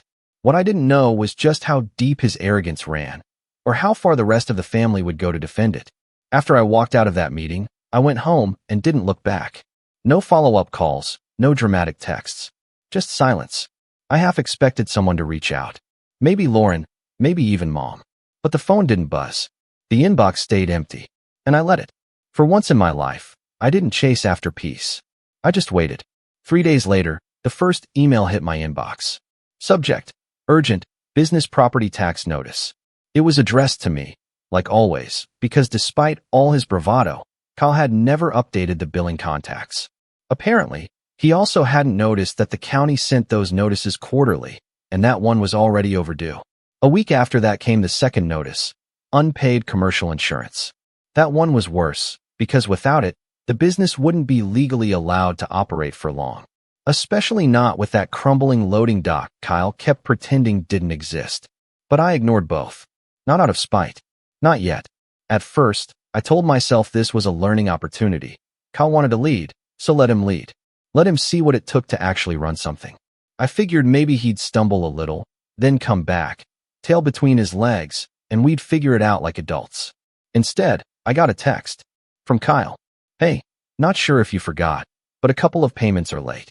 Can you take care of it today? No greeting. No apology. No acknowledgement of the grenade he dropped in front of the whole family days earlier. I didn't answer. 2 hours later, another one came through. Barry? The insurance called the office. What's going on? Still no please. Still no humility. So I did the unthinkable. I turned off autopay. I'd been using my own bank account to keep things afloat for years, but I'd left everything on a cycle: taxes, insurance, utilities, loan payments, just in case I ever forgot. That day, I shut it all down. I untangled my name from every account that wasn't legally mine, took my name off the insurance policy, canceled the tax prep retainer, and informed the loan officer that I would no longer be covering any upcoming installments on the warehouse note. The officer asked if I was sure. I said I was. Then I waited. And that's when things got ugly. Kyle didn't call me directly. Of course not. Instead, Mom showed up at my door the next evening. No warning. Just a knock. Then her silhouette through the frosted glass. I opened it reluctantly, already bracing myself. She didn't even say hello. Barry, what are you doing? She asked, stepping inside like she still had a key. Kyle told me the business is falling apart. You stopped helping. I crossed my arms. I didn't stop helping. I stepped back. Like Kyle wanted. Her jaw tightened. That's not what he meant, and you know it. I just stared at her. She sighed. He's overwhelmed. He's trying his best. This isn't the time to punish your brother over some silly argument. Silly argument, I said, my voice flat. He told the whole family I was a burden, that I never contributed anything. And now I'm expected to keep things running quietly? Behind the scenes? Mom looked uncomfortable. Kyle didn't mean it like that. Yes, he did, I said. And he's not sorry. She didn't answer that. Just stood there, wringing her hands like she was the victim. I stepped aside and pointed to the door. I'm done funding a fantasy. If Kyle wants to be in charge, then he's in charge, bills and all. She left, but not before giving me one last look. The kind of look that said, you've disappointed me. That stung more than I wanted to admit. The next week was radio silence. No one reached out. No one updated me. But I heard through Lauren, who'd gone back to Oregon, that Kyle had started cutting staff hours until things stabilized. I heard he missed another loan payment, that the supplier Kyle owed started demanding prepayment instead of invoicing terms. Still, I stayed quiet, kept my head down, focused on my freelance finance work. Every so often I'd get a notification from one of the accounts I used to monitor, like a ghost limb itching, warning me of a late notice or a delinquent flag. I'd delete it. Then came the blow that changed everything. It was a Thursday. I remember because I had a client Zoom call scheduled at 2 p.m., and right before I logged in, my phone lit up with a picture message. It was from Lauren. A photo of Dad, in a hospital bed. The caption underneath just said, Kyle didn't tell anyone. I just found out. I felt like the ground had vanished under me. I called her immediately. She picked up on the first ring. Barry, he fell. A neighbor called 911. Kyle was supposed to be checking on him. My chest tightened. When? 3 days ago. 3 days. No word. No message. Nothing. I canceled the meeting. Booked a flight for the next morning. When I walked into the hospital room, Dad looked frail, like a husk of himself. Eyes cloudy. Confused. The nurse said he'd been asking for someone named Bear. That's what he used to call me when I was little. Kyle showed up that night. He strolled into the room holding a smoothie like he was visiting a friend, not checking on the man he'd ignored for days. When he saw me there, his face dropped. You're here, he said, like it was an accusation. You didn't tell anyone he was in the hospital, I replied coldly. He rolled his eyes. It was a minor fall. He's fine. He's 83, Kyle. And he hit his head. He shrugged. I've been dealing with a million things. The business is a mess. The bills are late. I've had to let 2 people go already. Maybe if someone hadn't pulled out support. I stood up. Don't. What? Don't pretend this is my fault. You stood in front of our entire family and told them I was a useless burden. You wanted the business. You wanted control. Now you've got it. And this, I gestured to the hospital bed. This is what happens when you're too busy playing boss to take care of your own father. He clenched his jaw. You're being dramatic. I wanted to scream. Instead, I said, I'm going to stay with him tonight. You can go. He didn't argue. He just left, the smoothie still in his hand, untouched. That night was the first time I truly realized how bad Dad had gotten. He didn't remember the fall. He didn't remember the meeting. But he remembered my name. He remembered that I used to sit on his lap in the shop office while he did payroll, swinging my legs and pretending to type. He whispered, You still helping your old man? I swallowed the lump in my throat and lied. Yeah, Dad, I'm still helping. When I got home the next day, there was a letter taped to my door. A formal notice. From Kyle. He was transferring ownership. He'd had papers drawn up naming himself as majority shareholder. Something Dad had supposedly signed months ago when I was out of town. The letter demanded that I return any remaining business documents I might have, and warned that further interference would result in legal consequences. I stood there on my porch, letter trembling in my hand. That was the moment I stopped being sad. I got angry. And not just for me. For Dad. For the employees Kyle was screwing over. For the legacy he was dragging into the dirt. I'd spent 8 years being invisible. Being the helper. The guy who kept the lights on but never got credit. But if Kyle wanted to see what happened when the burden stopped carrying the load, I'd give him front row seats. Because I wasn't just going to walk away anymore. I was going to watch him fall. And that was when I started planning. I didn't sleep much after I read that letter. It sat on my kitchen table for days. This arrogant piece of paper with Kyle's smug tone bleeding through every word, even though it was typed. He hadn't even signed it himself. It was on behalf of the business, like he was some corporate juggernaut and not a desperate man running a slowly dying auto parts store on fumes and borrowed authority. Still, it was enough to rattle me. Not because I thought he had a legal leg to stand on. I knew the business structure better than he did. But because, for the first time in my life, I realized I didn't have a family to fall back on. I always thought, no matter how bad things got, we'd still be family. Even if Kyle acted like a jerk, even if Mom picked favorites, even if Dad started forgetting what day it was, there'd always be something left. A thread, a sliver, some invisible force that said, we're blood, we stick together. That illusion was gone now. For weeks after the hospital incident, I hit my version of rock bottom. I wasn't homeless, I wasn't broke, but I felt unmoored. Adrift. Like the foundation I'd quietly built my adult life on, loyalty, stability, doing the right thing, had all been a lie. I walked around with this invisible weight on my chest, like I was mourning something I hadn't fully lost yet. I stopped taking calls from old coworkers, ignored emails, skipped meals. I'd go out for walks and not remember where I'd gone. The worst part? I still cared. Despite everything, some irrational part of me still cared about the business. I thought about the front counter and how the bell above the door always rang twice. I thought about Mr. Jennings, the old mechanic who'd come in every Tuesday morning for brake pads and a cup of Dad's terrible instant coffee. I thought about the dusty back room where I once accidentally knocked over a shelf and spent an entire afternoon restacking alternators just to avoid telling Dad. And I thought about him, my father, sitting in that hospital bed, asking if I was still helping. I wasn't. I was hiding. That realization gutted me more than anything Kyle could have said. So I decided to stop hiding. The rebuild didn't start with some grand gesture. It started with laundry. One day, I got out of bed, looked around at the mess my apartment had become. Piles of unopened mail, laundry baskets overflowing, dishes crusted with whatever had once resembled food, and thought, enough.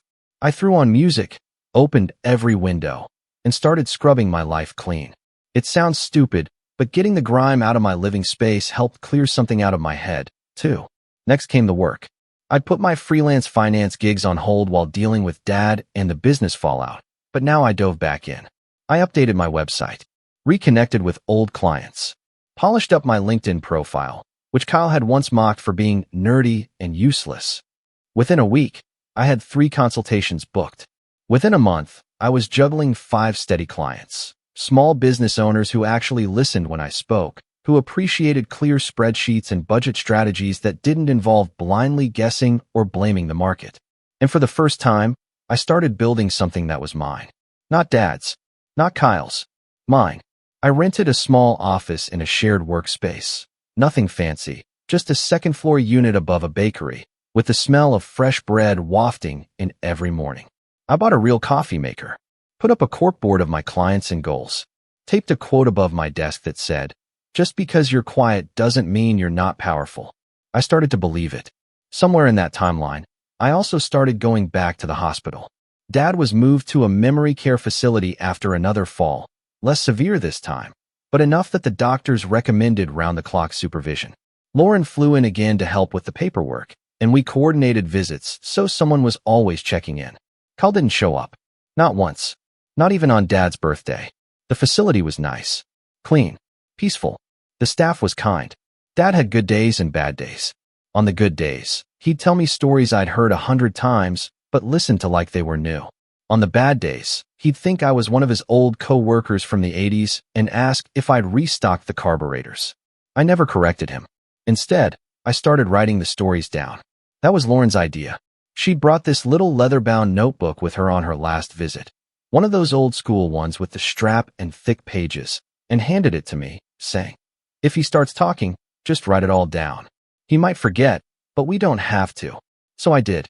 I wrote down how he once drove through a snowstorm at 3 a.m. to deliver an alternator to a stranded single mom because she needed to get her kids to school.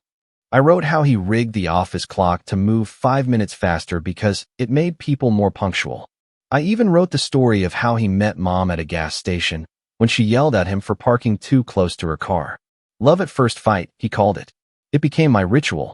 Every Tuesday and Thursday, I'd visit, sit with him, and write.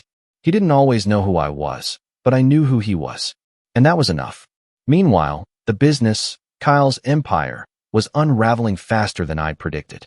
Lauren, bless her, was the only one still talking to both of us. One night, she called me late, whispering like she didn't want her husband to hear. "Barry, I think he's in real trouble." "Kyle." "Yeah." I checked the business registration online.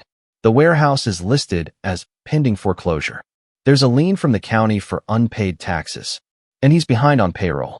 He owes 5 months of back pay to 2 of the employees. I rubbed my temples. "Why are you checking that stuff?" "Because he asked me for a loan," she said flatly. "Said he needed 10 grand to patch some holes." I let out a slow breath. "Did you give it to him?" She hesitated. "No, but Mom did." Of course she did. That weekend, I got another visit. Not from Kyle this time. From Jenny. Jenny was one of the shop's oldest employees, late 50s, worked the front counter, knew every customer by name, and probably every part by serial number. She showed up at my office with a Tupperware of banana bread and eyes full of frustration. "I know I shouldn't be here," she said, "but I don't know who else to talk to." I pulled out a chair for her. "What's going on?" "It's falling apart, Barry. He's not just bad at this. He's dangerous. We've lost 3 major accounts. The shelves are bare. Customers are furious.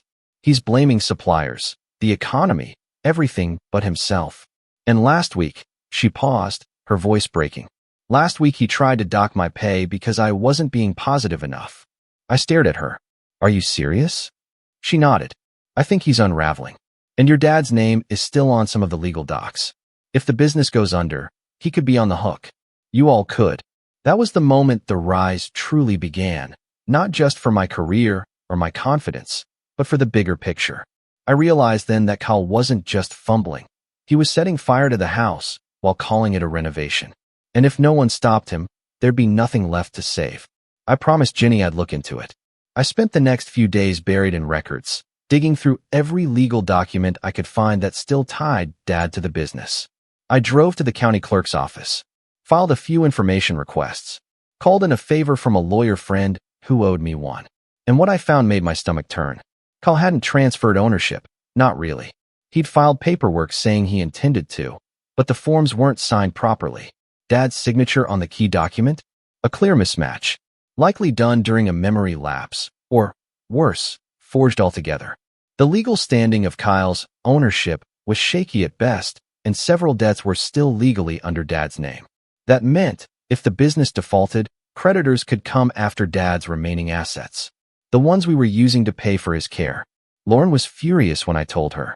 "We have to fix this," she said. "We have to get Dad off those papers." I agreed, but I didn't just want to fix it. I wanted to make sure Kyle never had that kind of power again. And so, I started preparing for a different kind of move. Not one born of pettiness. Not revenge for the sake of ego. Something cleaner. Smarter. Final. Because Kyle thought I'd disappeared quietly into the background. He had no idea I'd been watching everything. Waiting. Planning. And the next time I showed up, I wouldn't be walking out empty-handed. By the time fall rolled around again, I was done playing the passive brother. I'd spent almost a year watching Kyle drown in his own arrogance, dragging our father's name and legacy down with him. I'd given him the chance to step up. I gave the family space to see things clearly. But all it got me was silence from Mom, a hospital bed for Dad, and a slow-motion train wreck of a business that used to feed our family for 30 years. I wasn't going to let Kyle ruin anything else. Not on my watch. And the truth is, I finally had leverage. Remember that lawyer friend I mentioned? His name's Mitchell, a tax attorney I'd helped out years ago when he was dealing with a mess of a nonprofit audit. I built him a full recovery plan, fixed their compliance reports, and saved them nearly $40,000 in penalties. We'd kept in touch. I'd never called in a favor. Until now. Mitchell didn't ask questions. He just met me for coffee, opened his laptop, and said, "Tell me everything." I brought everything I had, printouts, scanned documents, account histories, tax forms, and a copy of the ownership transfer Kyle had waved in my face months ago. Mitchell scanned it, then frowned. "This isn't valid." I raised an eyebrow. "You sure?" "Positive. This isn't a notarized signature. It's a photocopy of a signature from a different document. Look at the edges." I leaned in. The margins weren't aligned. The signature box was slightly pixelated. "You're telling me this is fake?" "I'm telling you," he said slowly. "This might be forgery. And if it is, and the business is in default, he could be looking at serious legal consequences. Especially if your dad's assets are being used for debt coverage without proper authority." I didn't say anything for a long time. Just sat back in the booth, letting that sink in. Mitchell sipped his coffee. "What do you want to do with this?" I looked out the window, at the people passing by, all of them oblivious to the storm I was quietly organizing. "I want to protect my father. And I want my brother to understand that being loud doesn't mean you're right." Mitchell nodded. "Then we'll start with a forensic audit. I'll get you a contact who can examine the business finances. If Kyle's been misappropriating anything, or if there are signature inconsistencies, we'll find them." Over the next 2 weeks, we built a paper trail. I wasn't going in guns blazing. This wasn't a tantrum. This was chess. Every piece had to be in place. First, I reached out to Jenny, the longtime employee who'd come to me months ago. I asked if she had any payroll records or memos from Kyle demanding undocumented deductions. She had a stack. I scanned them all. Next, I talked to Lauren again. She'd been hesitant to take sides, but when I told her what Mitchell found, the forged signature, the potential liability Dad still held, she was furious. Furious enough to do something that surprised even me. She flew out again, took time off from her job, and offered to help. Together, we sat with Dad and his care advisor and reviewed the financial risk if the business were to be sued or foreclosed. The advisor nearly choked when she saw how many debts still had Dad listed as a guarantor. Even with his memory fading, we still had legal pathways to remove him, but we needed to act fast.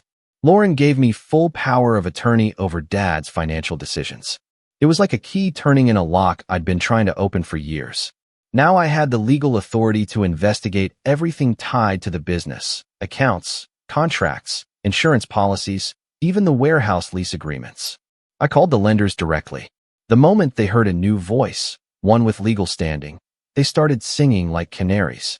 Turns out Kyle hadn't just missed payments. He'd been redirecting cash flow from supplier prepayments to cover payroll, effectively robbing Peter to pay Paul. One late fee had ballooned into 3, then 6.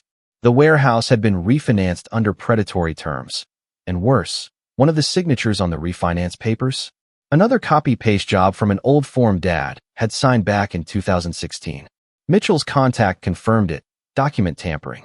We now had evidence of potential fraud, financial mismanagement, and reckless endangerment of a vulnerable adult's assets. It was enough. But I wasn't done. See, I didn't want to just blow the whistle.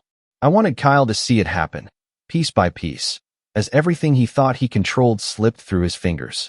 So I set the stage. Lauren and I drafted a formal family letter, not an angry rant, but a calm, precise memo. It detailed every document we found, every dollar misused, every legal liability still under Dad's name.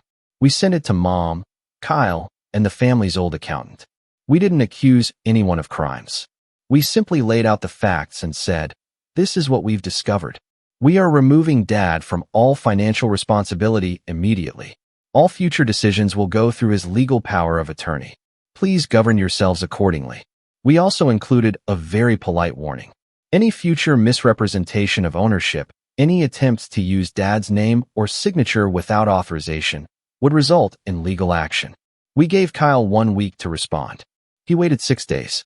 On the 7th, I got an email with the subject line, "We need to talk." Inside was a single sentence. "I think you're overreacting, but fine. Let's meet." We picked a neutral place, a rented conference room in a business center downtown. I brought Mitchell. Kyle showed up alone, looking tired but still posturing. He walked in, glanced at the documents on the table, and scoffed. "You really brought a lawyer?" Mitchell didn't even look up. "I'm just here to observe." Kyle turned to me. "What do you want, Barry? You trying to take the business now? After abandoning it?" I leaned forward. "I want you to stop dragging Dad into your mess.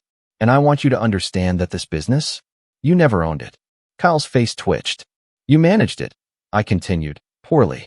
And you used Dad's name and credit to keep it afloat. But the moment he couldn't protect it anymore, you started forging documents and burning bridges. This isn't about revenge. This is about consequences." He sneered. "So what? You're suing me?" "No," I said calmly. "We're auditing you." Mitchell slid a document across the table.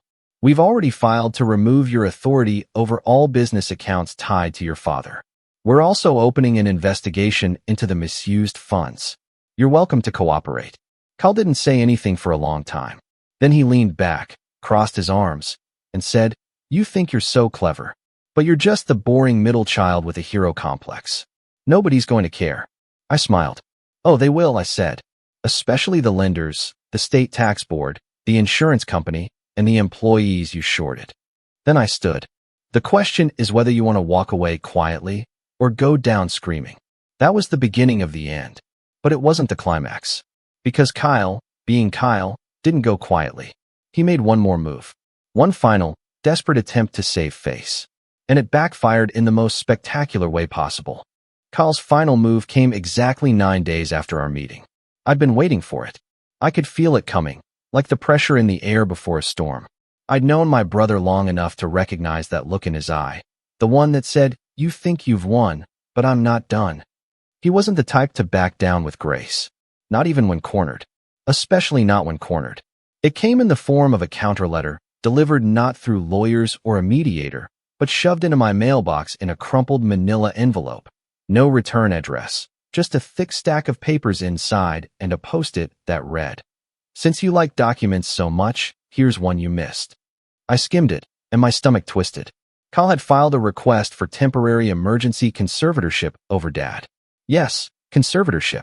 He claimed I was manipulating our father for financial gain, and that Dad's declining mental state made him vulnerable to coercion. According to Kyle's petition, I had seized financial control and was deliberately sabotaging the family business to acquire it at a discounted value. He cited alienation from family members, undue influence, and, of course, personal vendettas. He even got Mom to sign a supporting statement. That part hurt the most. I'd expected Kyle to lash out, but to drag Mom into it, to manipulate her into turning on me after everything I'd done to protect Dad, that was unforgivable. I sat with the papers spread across my kitchen table, my hands shaking, the rage boiling under my skin like lava just under the surface. But I didn't let it explode. I didn't throw the pages or call him screaming. Instead, I called Mitchell, and this time, I let him go full throttle. Mitchell was surgical. He prepared a formal response so sharp it could have cut granite. We compiled medical records proving Dad's diagnosis and our proactive steps in securing his care. We had documentation of every payment I'd made on behalf of the business. We had forensic audit reports showing Kyle's misappropriation of funds, signature manipulation, and tax evasion. We didn't just respond to Kyle's petition. We obliterated it. But that wasn't enough. Not anymore. It was time to take the gloves off. I authorized Mitchell to proceed with civil action. Not to seize the business. I didn't want it anymore, but to protect Dad's assets and reputation. We filed charges for elder financial abuse, fraud, and breach of fiduciary duty. Mitchell warned me it could get messy, but I wasn't backing down. Not now. Not after what Kyle tried to do. Word spread fast. The employees started whispering. Jenny called to say someone from the county had visited the warehouse asking questions. A few suppliers who hadn't been paid in months filed their own claims. Kyle's house of cards was beginning to sway. But the real death blow came from a place I hadn't expected. The lender. See, once the bank received our notice of potential fraud and invalid authorization on the loan refinance documents, they launched their own internal investigation. It didn't take long for them to confirm what we already knew.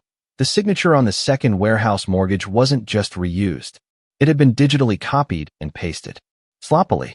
When they confronted Kyle, he panicked. He tried to blame the bank's notary. Said the clerk must have accidentally used an old signature. But banks don't play games like that. Especially not when the paperwork involves hundreds of thousands of dollars and legal liability. Within 2 weeks, they froze the business account. Within a month, they called the loan. Kyle couldn't cover it. Not even close. And just like that, the warehouse, the heart of Dad's old company, the building that housed 30 years of sweat and grease and handshakes, went into foreclosure. It was poetic in the worst way. I didn't celebrate. I didn't feel joy. I felt empty. But I felt free. Kyle's business license was suspended. His name was flagged in 2 databases for financial misconduct. The IRS started poking around, and from what I've heard through quiet sources, there's a good chance he'll face charges for backdated invoices and tax inconsistencies. He's not in jail. Not yet, but the walls are closing in. Mom called me once after everything came crashing down. She didn't apologize. She didn't even acknowledge what Kyle did. She just said, "You didn't have to destroy your brother." I remember staring at the phone, stunned. "Mom," I said quietly, "I didn't destroy him. He destroyed himself. I just stopped cleaning up the mess." She didn't reply. I haven't heard from her since. Lauren stayed close, though. We've grown stronger through all this.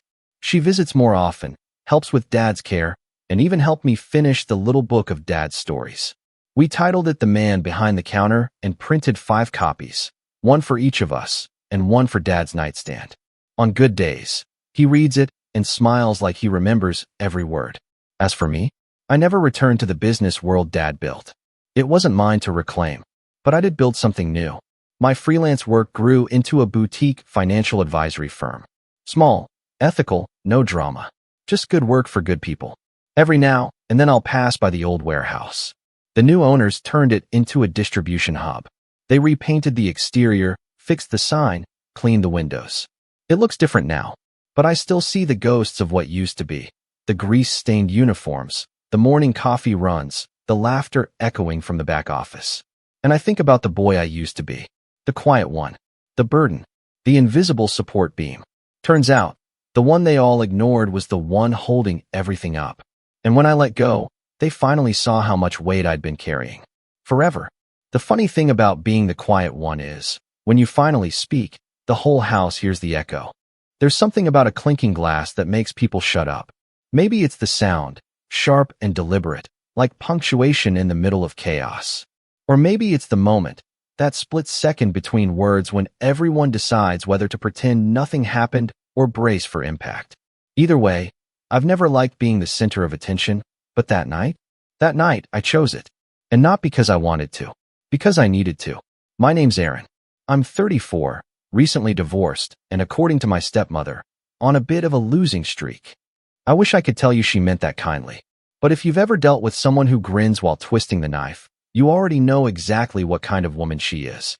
Growing up, my family looked picture perfect from the outside.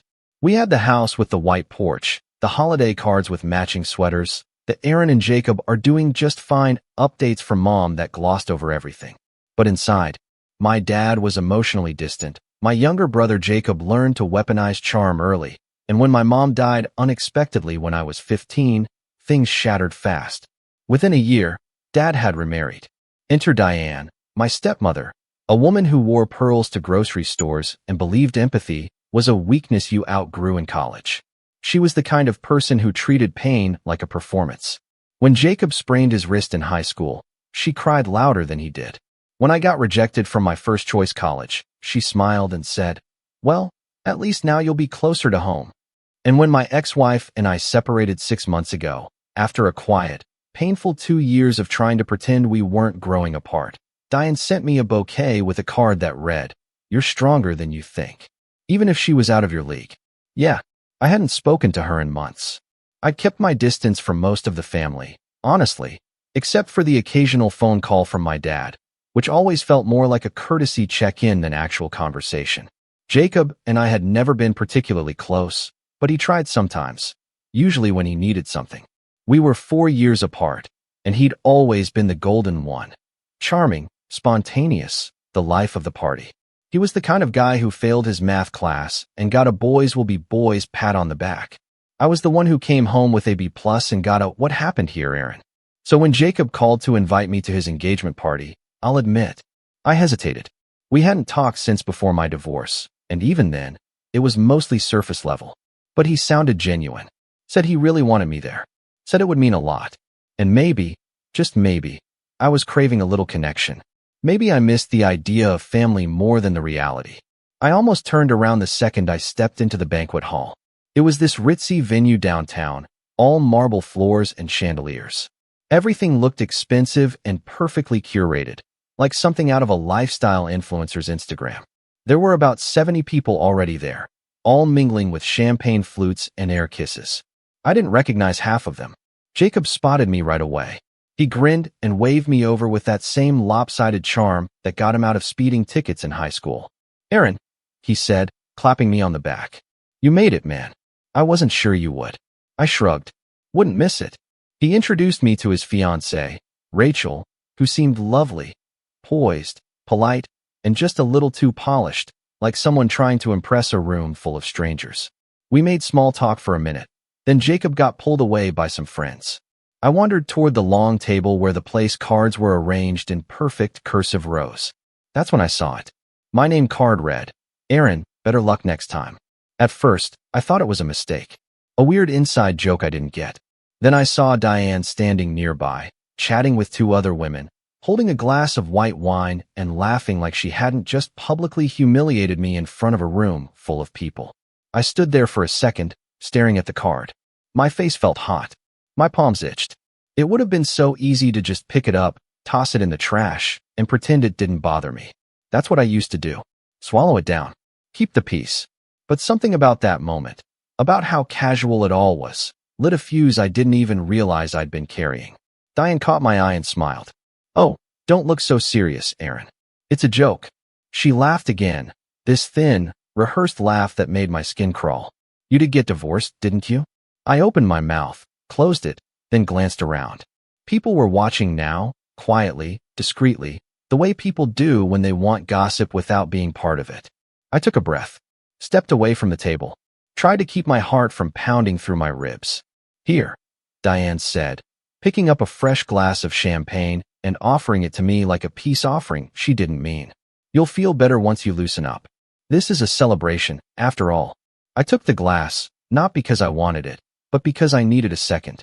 I looked at her, at the woman who had spent the last 15 years needling me with thinly veiled insults, and I suddenly realized I wasn't angry. I was done. Done trying to make things okay. Done trying to be polite. Done playing the role of the overlooked older brother with potential who never quite lived up to it.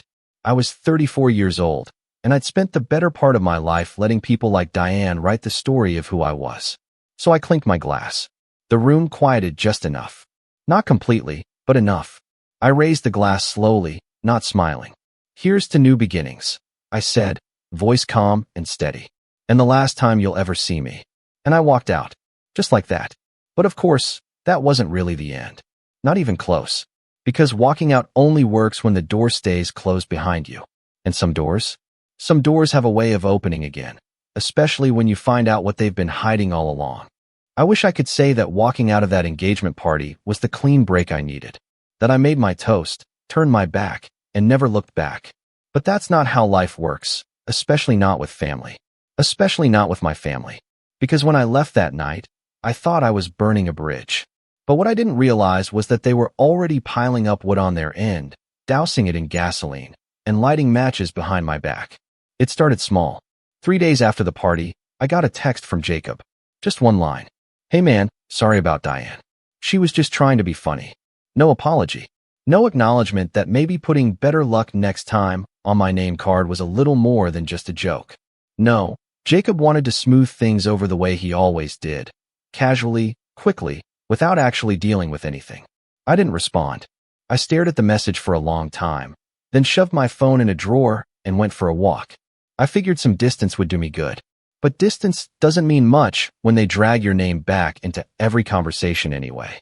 The first real crack came a week later when I got lunch with my dad.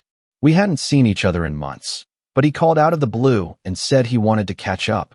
He chose a place near his office, some upscale bistro that charged $17 for a sandwich.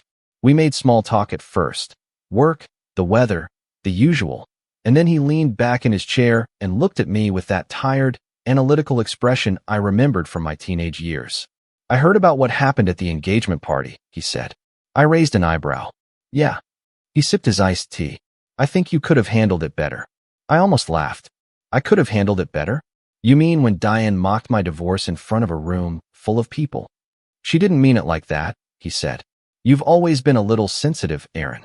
And dramatic." There it was. That word. Dramatic. The one they pulled out whenever I refused to roll over and take the disrespect quietly. I clenched my jaw and stared out the window, trying to keep my voice even.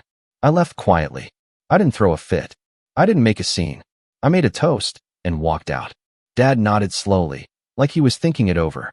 "Maybe so. But Jacob's upset. He thinks you embarrassed him." "Oh, I'm so sorry for ruining his curated Instagram moment." I snapped, louder than I meant to. A few people at nearby tables turned to look. My dad's face stiffened. "I'm just saying," he said, lowering his voice. "You might consider reaching out. Apologize." I stared at him, really looked at him, and I realized in that moment that I didn't recognize the man sitting across from me. Or maybe I never had. Maybe I'd always just tried to believe he was more than a shell of a father going through the motions. "I'm not apologizing," I said. "Not this time." He didn't push back. He just nodded again, as if I'd confirmed something for him. He paid the bill, shook my hand like we were co-workers, and left without a hug. That would have been enough, honestly. I was already drifting from the family, and after that, I figured the divide would grow quietly. Naturally, let things fade. But Diane had other plans. See, Diane wasn't the type to let a moment go. She didn't just want me out of the picture. She wanted control over how I was remembered. And like any good villain, she knew how to play the long game. It started with the Facebook post. Just a casual status update with a smiling photo of Jacob and Rachel holding hands. So proud of our sweet boy Jacob. He's come so far, even while carrying the weight of others' bitterness. Family isn't always easy, but the ones who stay are the ones who matter. I wasn't tagged. She didn't have to tag me. Everyone in our extended family knew exactly who she was talking about. My cousin Jenna texted me a screenshot with a "what" attached. I ignored it. Then came the whispers.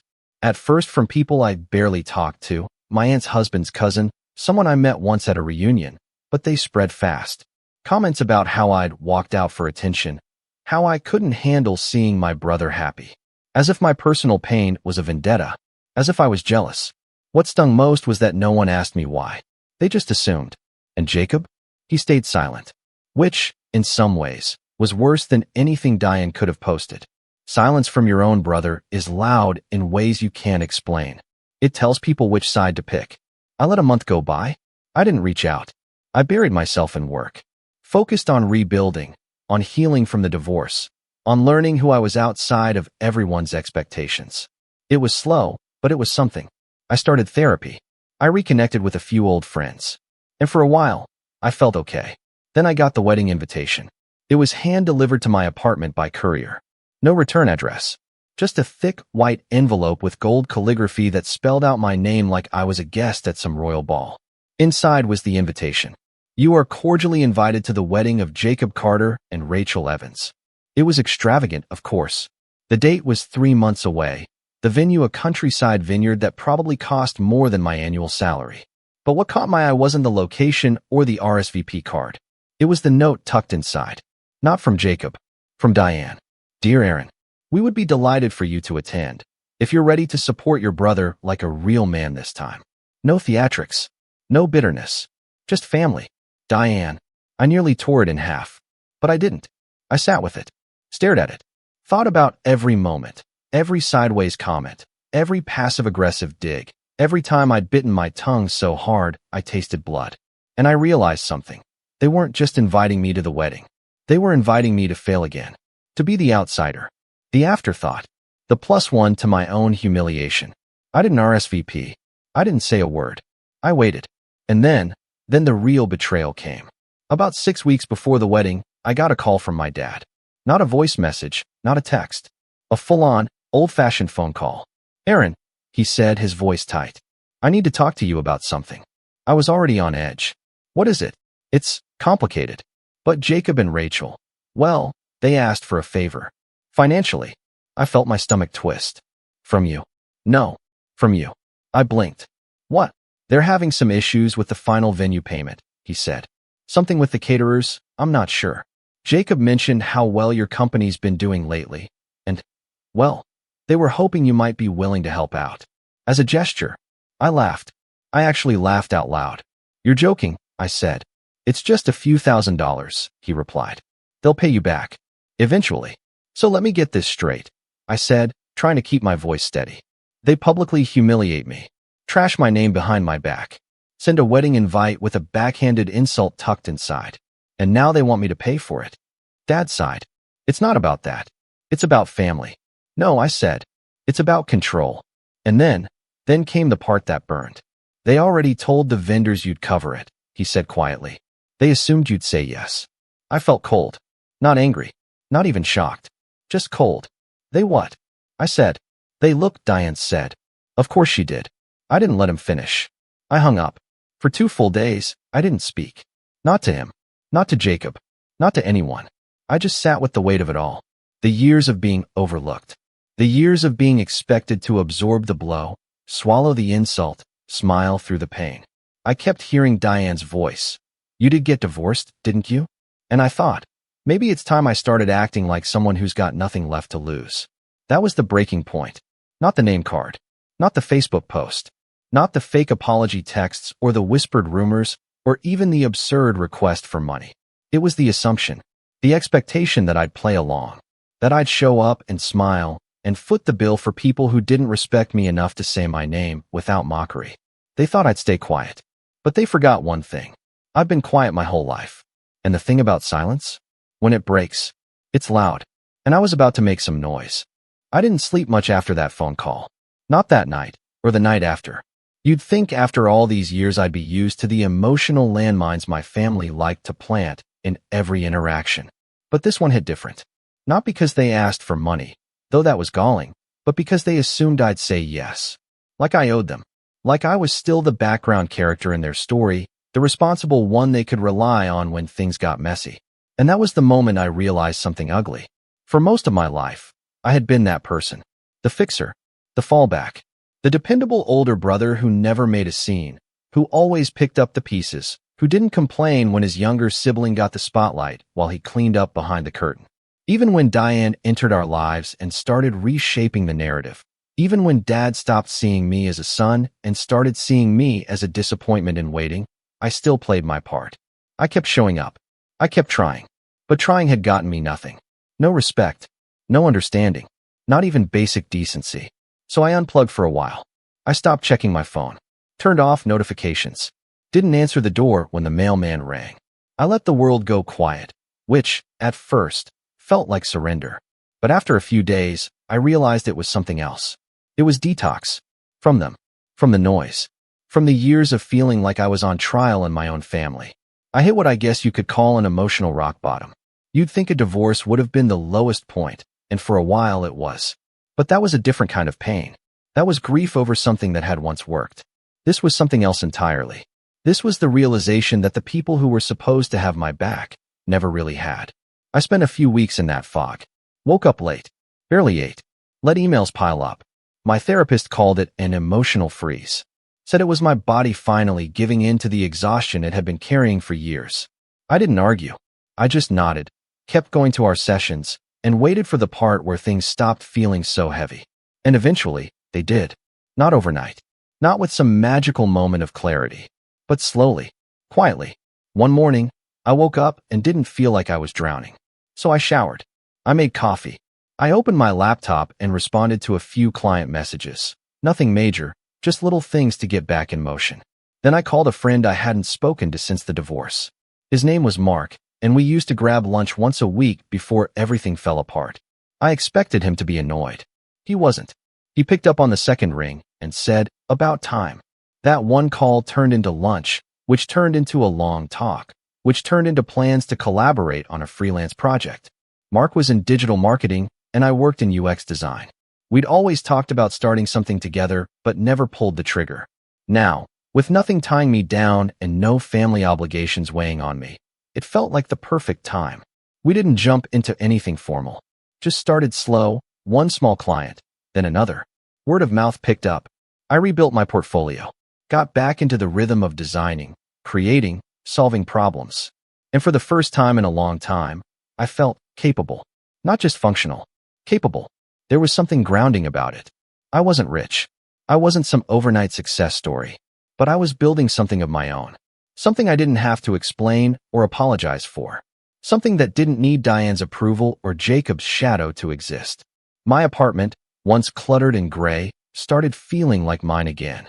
I hung a few prints I'd been meaning to frame. I bought new bedding. Rearranged the furniture. It was a small space, but it was mine. No judgment. No expectations. Just peace. And in the quiet, I started noticing things I'd never let myself feel before. Like how my default setting was guilt. How I'd spent years second-guessing myself because someone else decided I should be ashamed. How I measured my worth against Jacob's wins, even when they came from shortcuts and charm instead of hard work. How I'd let Diane convince me that quiet strength was weakness, that kindness meant passivity, that walking away from dysfunction was a moral failure. But I wasn't broken. I wasn't dramatic. I wasn't bitter. I was healing. One of the turning points came unexpectedly. I was scrolling through Instagram, not doom scrolling this time, just checking in, when I saw a post from Rachel, Jacob's fiancée. It was a photo of her and Jacob at a tasting event, smiling at the camera, holding wine glasses. The caption read, "Counting down the days, ring, can't wait to be Mrs. Carter. Grateful for real family who show up when it matters." That word again. Real. It stung more than I wanted it to. But instead of spiraling, I closed the app, took a breath, and then I did something I hadn't done in years. I started writing. Not an angry message. Not a rant. Just thoughts. For myself. A letter I never planned to send. It started like this. To the family who never really saw me. I forgive you for not knowing how much it hurt. I poured everything into it. The pain. The confusion. The longing. The realization that I'd been chasing approval from people who didn't even like me, let alone love me in the way I needed. It was ugly. It was honest. And by the end of it, I felt lighter. Like I'd finally put something down I'd been carrying since I was 15. I didn't send it. I didn't need to. Because it wasn't about them anymore. It was about me.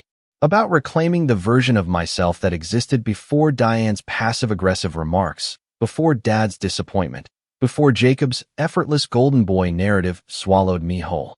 Around that time, Mark and I landed our biggest client yet, an eco-startup looking for a full rebrand. It was the kind of project that required weeks of planning, wireframes, design systems, content strategy. It was a beast. And I crushed it. Not just technically, but creatively. Strategically. Our pitch blew the client away. We signed a 6-month retainer deal, and I officially became a 50% partner in our new agency. We named it Northbound. Because no matter where you start, there's always a direction worth going. By now, the wedding was just a couple of weeks away. I still hadn't RSVP'd. I hadn't spoken to Jacob, or Diane, or Dad, but I was no longer stewing in silence. I was planning. Not revenge. Not exactly. But something better. Something measured. Thoughtful. Strategic. Because if they wanted to play games, I wasn't going to fight them on their turf. I was going to rewrite the rules. But that came later. For now, I focused on what mattered. Northbound was growing. I hired an intern, a quiet, thoughtful kid fresh out of design school who reminded me of myself a decade ago. I started mentoring him, helping him with client calls, giving feedback, teaching him how to stand up for his ideas without apologizing for them. One day, after a long meeting, he looked at me and said, "You're, really good at this." I didn't know how to respond. Not because I didn't believe it, but because it was the first time in years someone said it without an edge. Without a but, or a caveat, or an unspoken comparison to someone shinier. I nodded and said, "Thanks." And I meant it. The closer the wedding got, the quieter my phone became. I knew they were circling the drain, probably confused as to why I hadn't responded, why I wasn't groveling or lashing out. That was the thing about people like Diane. They needed control, but more than that, they needed reaction. When you take that away, they unravel. I got one more call from my dad the week of the wedding. I didn't answer. His voicemail was short, tired, something about regret and just showing face and for your brother's sake. I deleted it because I'd spent my whole life showing up for people who wouldn't return the favor. This time, they were going to see what it looked like when I showed up for myself. And not just quietly. No, they weren't just going to notice. They were going to feel it. It's strange, the way revenge stops looking like fire and starts feeling like clarity. When I was younger, I imagined vengeance as this cathartic explosion, yelling, burning bridges, flipping tables, slamming doors. But as I sat at my desk one quiet Tuesday evening, sipping black coffee and reviewing the latest brand assets for our client, I realized something. Real revenge isn't noise. It's precision. It's silence while they panic, calm while they spiral. It's rising so far above their nonsense that when you finally do speak, the entire room goes quiet. That was the energy I carried into the final days before the wedding. Northbound was thriving. We'd just onboarded a new wellness client, and our agency's name had started floating around mid-sized circles. Mark was ecstatic. He wanted to expand. Talked about getting a physical office, bringing on a PR rep. I was all for it. Not just because it meant success, but because it meant control. The kind of control Diane had never let me taste growing up. For the first time, I wasn't reacting to my family's chaos. I was building outside of it. And with every new project, every happy client, every invoice paid in full, I was reclaiming something they never expected me to find: identity. But the thing is, you can only ignore a fire behind you for so long. Jacob's wedding was now a week away. I still hadn't RSVP'd, and the silence was driving them nuts. I knew because my cousin Jenna texted me out of nowhere. "Jenna, hey, Diane asked me to reach out. She's worried about how things will look if you don't show." I laughed out loud. Not about family. Not about support. Optics.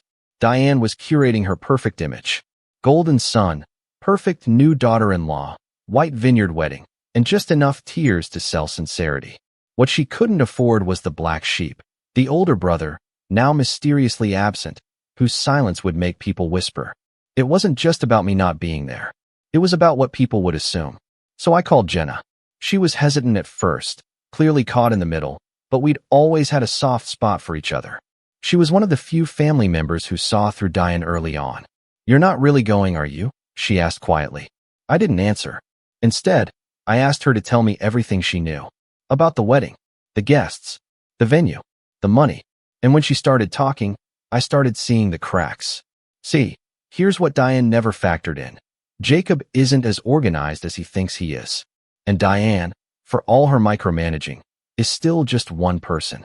Between them, they had pulled off the image of a high-end event, but in reality, they were drowning in overcommit deposits, delayed vendor payments, and a maxed-out credit line under my father's name. They'd counted on family support to patch it all together. Specifically me.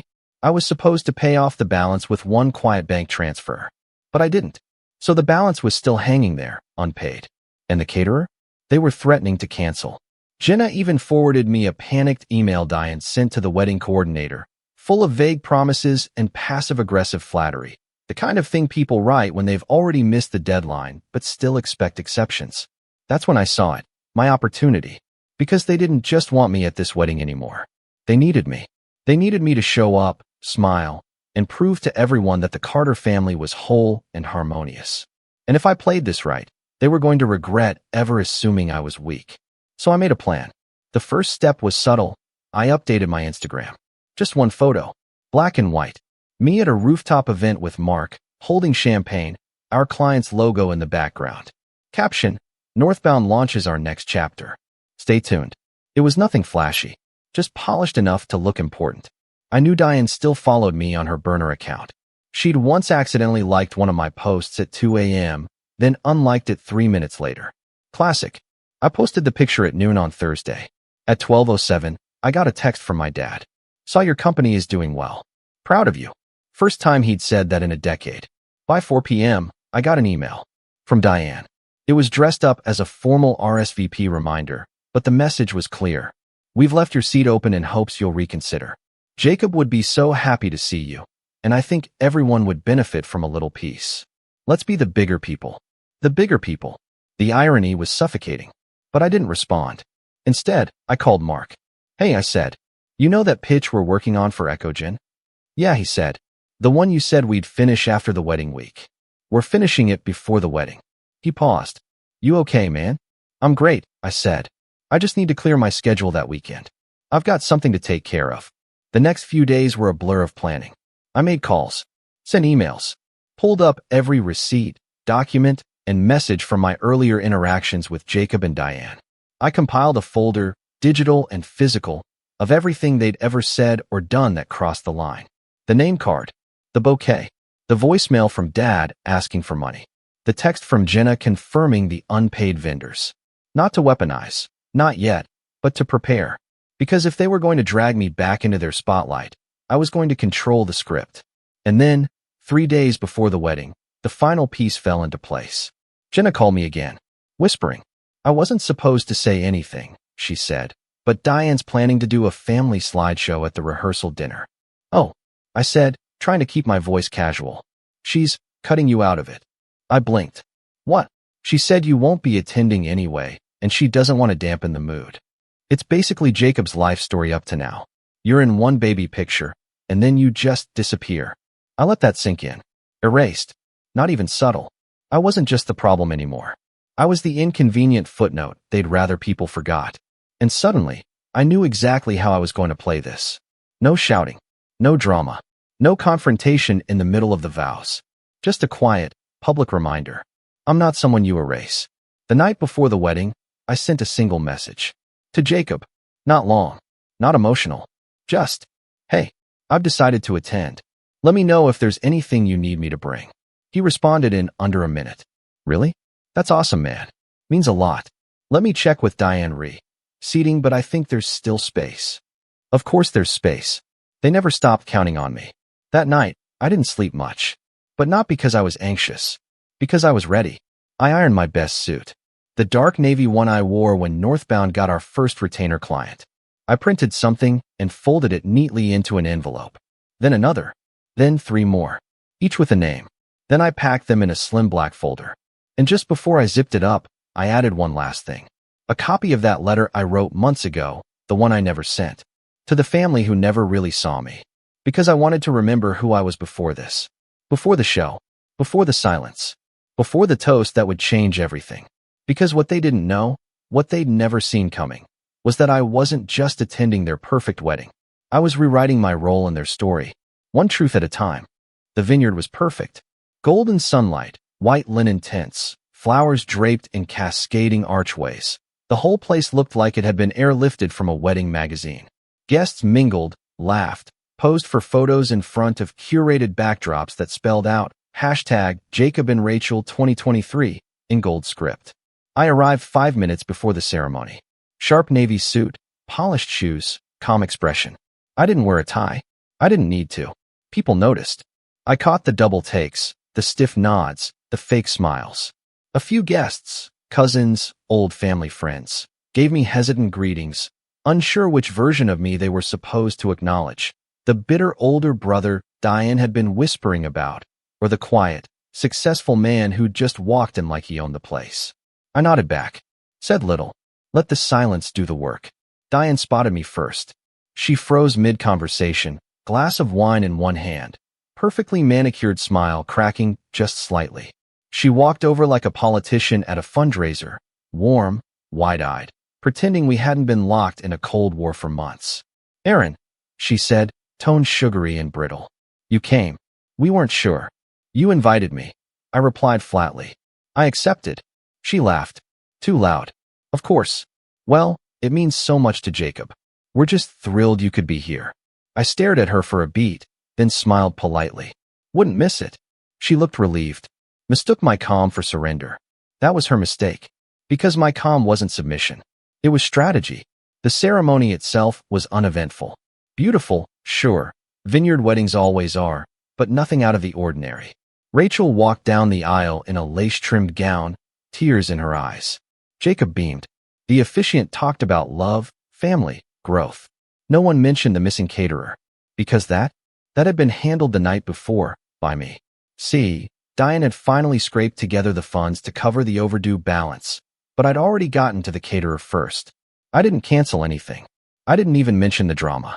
I simply offered to take care of the invoice as a gift, then politely declined to follow through after hearing Diane had opted to handle it instead. I made sure they were aware of the prior drama, the assumptions, the missed deadlines. So they came, but they came late. The food arrived 30 minutes behind schedule. And cold. That's not enough to ruin a wedding, but it's enough to shake a control freak like Diane. I watched her smile twitch every time a guest quietly asked if there were appetizers. I watched Rachel's father glance at his watch during the champagne delay. I hadn't torched the event. I just let reality catch up to their lies. But the real moment? The real moment came at the reception. Dinner was winding down. The MC, some overenthusiastic friend of Jacob's from college, tapped the mic and asked everyone to gather near the stage for the slideshow. Diane's masterpiece. It started predictably. Baby pictures of Jacob, soft piano music, captions like "a boy full of dreams" and "always smiling." There were family beach trips, Christmas mornings, graduation shots. And as expected, I vanished somewhere around slide 8. From that point on, it was just Jacob and Diane, and occasionally Rachel. You'd never know he had a brother. Never know his real mother passed away. Never know there was once another branch to this family tree. The slideshow ended with a quote. "The best families are made, not born." I stood in the back, arms crossed, watching the faces in the room. Some looked confused. Others exchanged glances. A few avoided looking at me at all. Perfect. The MC cleared his throat. "And now, before we get to the toasts, we have a very special message from the groom's brother. Aaron, are you here?" All heads turned. Jacob looked up from his seat, caught off guard but grinning. Clearly thought I was about to make amends. Offer a sentimental olive branch. Diane froze. I walked slowly to the mic. No rush. No dramatic music. Just silence and tension and my polished shoes against polished wood. I took the mic, looked out at a sea of polite anticipation. Then I smiled. "Good evening, everyone. I'm Aaron, Jacob's older brother, the one who apparently died in 2002, judging by that slideshow." A few nervous laughs. Some startled. Others dead silent. But don't worry. I'm alive. And I'm grateful to be here today. Truly. I reached into my jacket, pulled out a stack of envelopes, held them up. See, I wasn't planning to speak. But since I've been asked, and since Diane worked so hard to curate the perfect image of this family, I thought it might be helpful to share a few alternate perspectives. I handed the first envelope to the MC. Inside are 5 letters. Short, honest. One each for my father, my brother, Diane, Rachel, and the slideshow itself. Yes, the slideshow gets its own. A few people chuckled. Most were holding their breath. These letters don't contain rage, or bitterness, or drama. Just truth. The kind that gets lost when people are more concerned with appearances than accountability. I let that hang in the air. Then I leaned in. And if you'd prefer not to read them, that's fine. But I'll tell you what they say in one sentence. You can't erase someone and expect them to stay silent. I handed the mic back. No grand exit. Just calm steps off the stage, folder tucked under my arm. The room erupted. Not in applause. In conversation. Whispers. Shuffling chairs. Guests turning to each other, asking what just happened. I walked past Diane on the way to the exit. Her face pale, hands shaking slightly as she reached for her wine. My dad stood frozen, reading the letter I'd just handed him. Jacob looked stunned. Rachel? She looked conflicted, like maybe she'd finally realized the truth. This picture-perfect family came at a cost. And I was the receipt. The aftermath came quickly. The next day, Jenna called me. "Diane's furious," she said, unable to hide the amusement in her voice. She tried to do damage control, but people noticed. Half the guests are texting each other. "Rachel's uncle posted a quote from your toast on Facebook." That made me smile. A few days later, I got an email from Rachel. Just one line. "Thank you for telling the truth." Nothing more. Nothing less. And Jacob? Silence. Of course. He was never built for confrontation. Only for charm and comfort. But the biggest surprise came from my dad. He called. His voice, when I picked up, was raw. Not angry. Not accusatory. Just quiet. "I read your letter," he said. "Twice." I said nothing. "I should have stood up for you," he added after a beat. "Back then. And now." More silence. Then, "I don't expect forgiveness. But I'd like to start seeing things clearly, if you'll let me." I didn't answer right away. I just breathed. Then I said, "We'll see." And that was enough. For now, life moved on. Northbound expanded. We got that PR rep, moved into a co-working space downtown, hired our first full-time employee. I kept building, not in spite of what my family did, but because I'd finally stopped letting them define me. I was no longer the forgotten brother, no longer the fallback, no longer the ghost in their slideshow. And every time someone new asked me about my family, I didn't hesitate. I told the truth. Calmly, clearly, without shame. Because the greatest revenge isn't just showing them who you are. It's becoming someone they can't ignore. Even when they try. Even when they need to. Even when it burns. And the final letter I wrote, the one I never delivered, it ends like this. "You built a world where I didn't belong. So I built one where I didn't need you. And in that world, I thrived. That's the world I live in now. And for the first time in my life, it's mine." When I tell people my older brother made my life miserable growing up, most of them think I'm exaggerating. You know, sibling rivalry, a little teasing here and there. But the truth is, it wasn't just childhood fights or harmless pranks. No, my brother, Nathan, built his entire personality around making me feel worthless. I'm 34 now. My name's David. And for the first time in my life, I'm finally starting to understand what peace feels like. Except it's not going to last, because Nathan has decided he wants to come crashing back into my life. And this time, he's not just here to insult me or sabotage a job interview. He's threatening to take everything from me. Everything my parents left behind. Everything I've spent a lifetime being denied. Growing up, Nathan was the golden child. The charismatic firstborn with straight A's, a charming smile, and an uncanny ability to make people like him, especially our parents. To the outside world, he was polite, driven, well-mannered. Inside our home, though, it was a different story. He wasn't physically violent, not in the way you'd think. His weapon of choice was humiliation. Psychological warfare. He had this way of twisting everything around so I'd look like the bad guy, the liar, the attention seeker. I could trip over a loose carpet and he'd convince our parents I was faking an injury to get out of chores. He once broke a lamp and told them I threw a tantrum and smashed it. They believed him without question. I got grounded for 2 weeks while he watched me from the hallway, grinning like a wolf. It didn't help that I was quieter than him. More sensitive. I liked to draw. I didn't speak up much at dinner. I didn't beg for attention or try to win over relatives during holidays. Nathan, on the other hand, would perform like it was a stage. Jokes, stories, flattery. He was a master manipulator before he hit puberty. And my parents ate it up. To them, I was the problem child. The kid who needed to try harder, who always seemed to be sulking, who couldn't just let things go. When I tried to speak up about the way Nathan treated me, they'd wave it off. "He's just teasing," Mom would say. "You need to toughen up," Dad would add. Over time, I stopped trying to explain. I stopped expecting justice. By the time I was 15, Nathan had convinced most of the extended family that I was lazy, ungrateful, and impossible to live with. I had uncles who'd talk down to me at family barbecues, aunts who'd ask passive-aggressively if I'd finally found something I'm good at. Meanwhile, Nathan was the high-achieving high schooler with early admission to college, a part-time internship, and a girlfriend our mom adored. I got used to the background. The leftovers. The "David, can you just" chores while Nathan got praised for washing a single dish once a week. What made it worse was that he didn't just want to win. He wanted me to lose. If I got a B on a test, he'd joke about how even the dumb kids in his class managed A's. If I started talking about a hobby I liked, he'd make a few comments that made me second-guess if I was any good. When I got into graphic design, he told everyone at a family dinner I was studying how to draw cartoons for a living. My parents laughed. I didn't even bother defending myself. College was my first escape.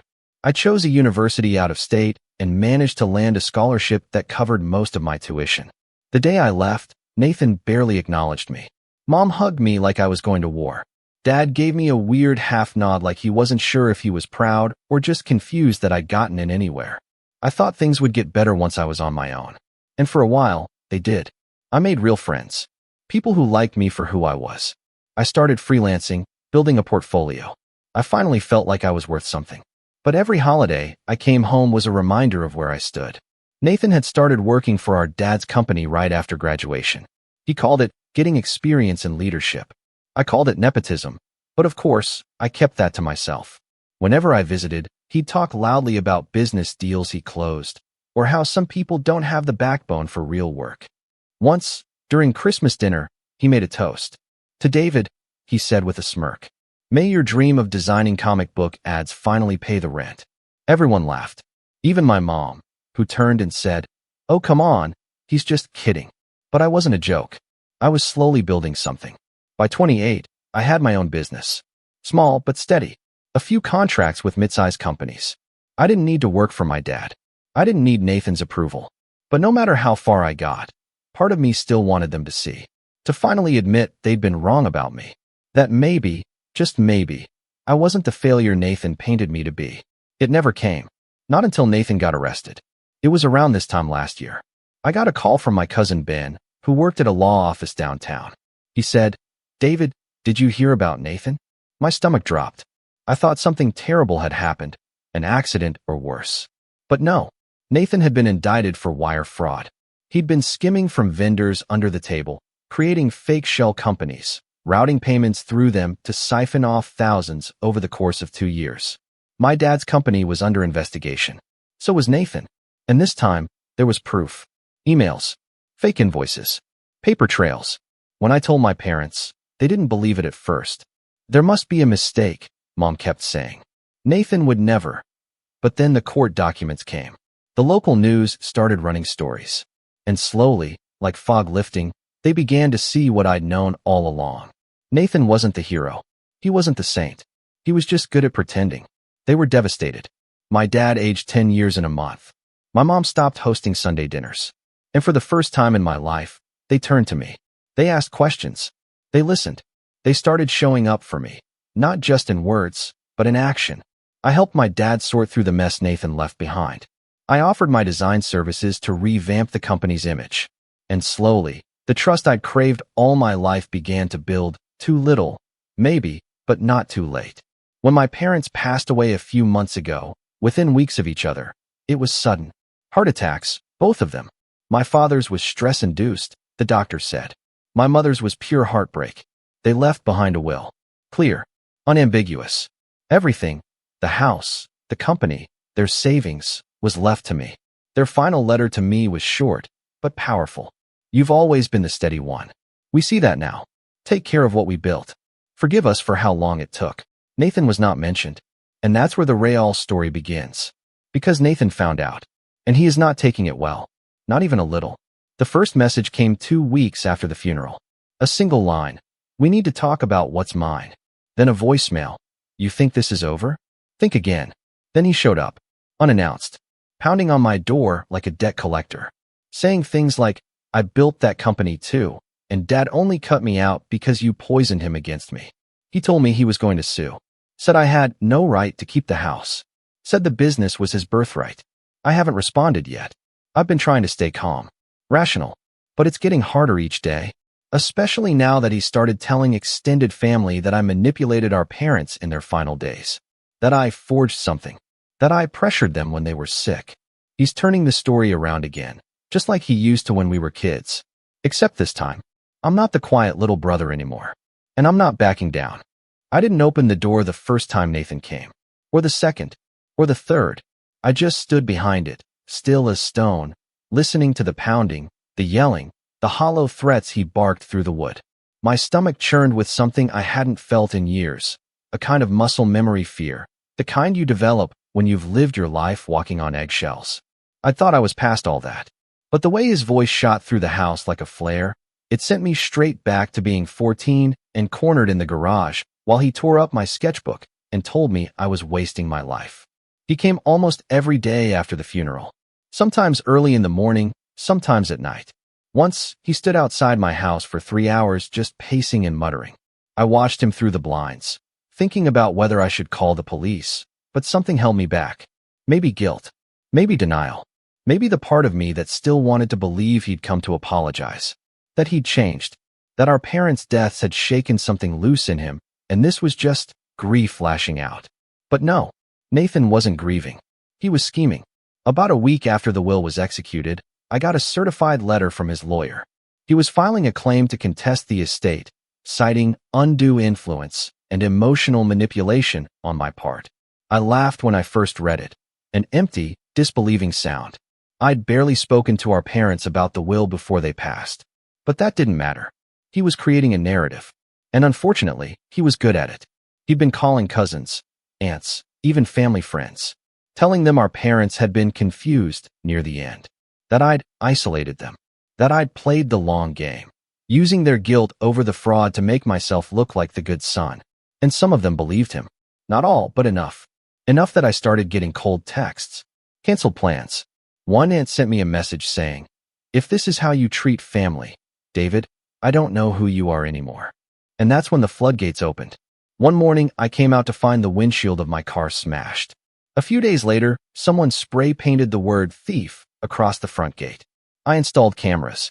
I filed police reports. But they didn't lead to anything. No fingerprints. No witnesses. Just long forms and shrugged shoulders. I knew it was Nathan. But proving it? That was another story. The worst was when I got a call from Claire, one of my mom's old friends. She was a sweet woman, a retired schoolteacher who used to send me birthday cards when I was little. She told me she'd gotten a visit from Nathan.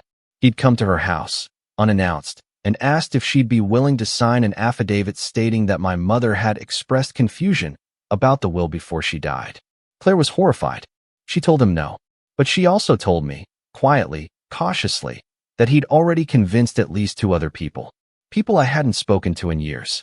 People who'd once sung his praises every Thanksgiving while I cleared the dishes in silence. I was furious, not just at Nathan, but at myself, for letting it get this far, for not fighting harder, sooner, for still clinging to the fantasy that one day we'd be brothers again, in some fragile, surface-level way, that maybe we could mourn together. I was mourning 2 parents and an entire childhood I'd never really gotten to live, and he was out there rewriting history like it was just another business strategy. And then came the moment that broke me. It was a Saturday afternoon, warm and still, the kind of rare peaceful day where I finally felt like I could breathe. I was sorting through some old photo albums in the living room, my mom's handwriting on little notes, memories I hadn't seen in years, when the doorbell rang. I thought about ignoring it again, but something told me this time was different. When I opened the door, I wasn't met with yelling. No pounding. Just Nathan, standing there in a tailored gray blazer, sunglasses perched on his head, and a manila envelope in his hand. "David," he said coolly, "you've got 2 options. Either we split everything like grown-ups, or I ruin you." I stared at him. "You already tried." He chuckled. "No, that was just the preview." He handed me the envelope and walked away. Inside were printed copies of emails. Faked ones. Someone had gone to the trouble of creating a fake Gmail account in my dad's name, writing a series of messages that made it look like my father had been coerced into rewriting the will. There were references to pressure and regret, and even an attached statement, supposedly from my mom, claiming she was deeply concerned about my influence. It was laughably bad. The grammar was off. The tone was nothing like them. But to someone who didn't know better? To a judge who never met my parents? It could plant enough doubt to throw everything into chaos. And that's exactly what Nathan wanted.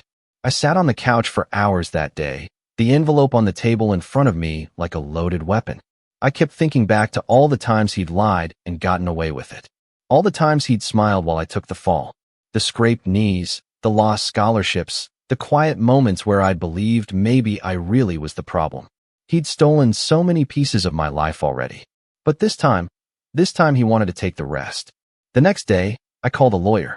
Not just any lawyer, my lawyer. I'd never needed one before, not really. But now I was going to fight like my life depended on it. Because in a way, it did. Over the next few weeks, things escalated even more. Nathan filed a formal petition to contest the will. His legal team submitted the fake emails as evidence. I had to sit through depositions, answer invasive questions, submit copies of my own communications with my parents. It was exhausting, dehumanizing. Every day felt like a battle in a war I never wanted. And through it all, he kept showing up. Sometimes at the courthouse. Sometimes at the office my father left me. He'd sit in the parking lot in his car, staring at the front door. Once, I caught him talking to one of my employees, feeding them lies about how I cheated my way into the business. Another time, he showed up at a local cafe where I was meeting with a vendor and made a scene so loud, we both got kicked out.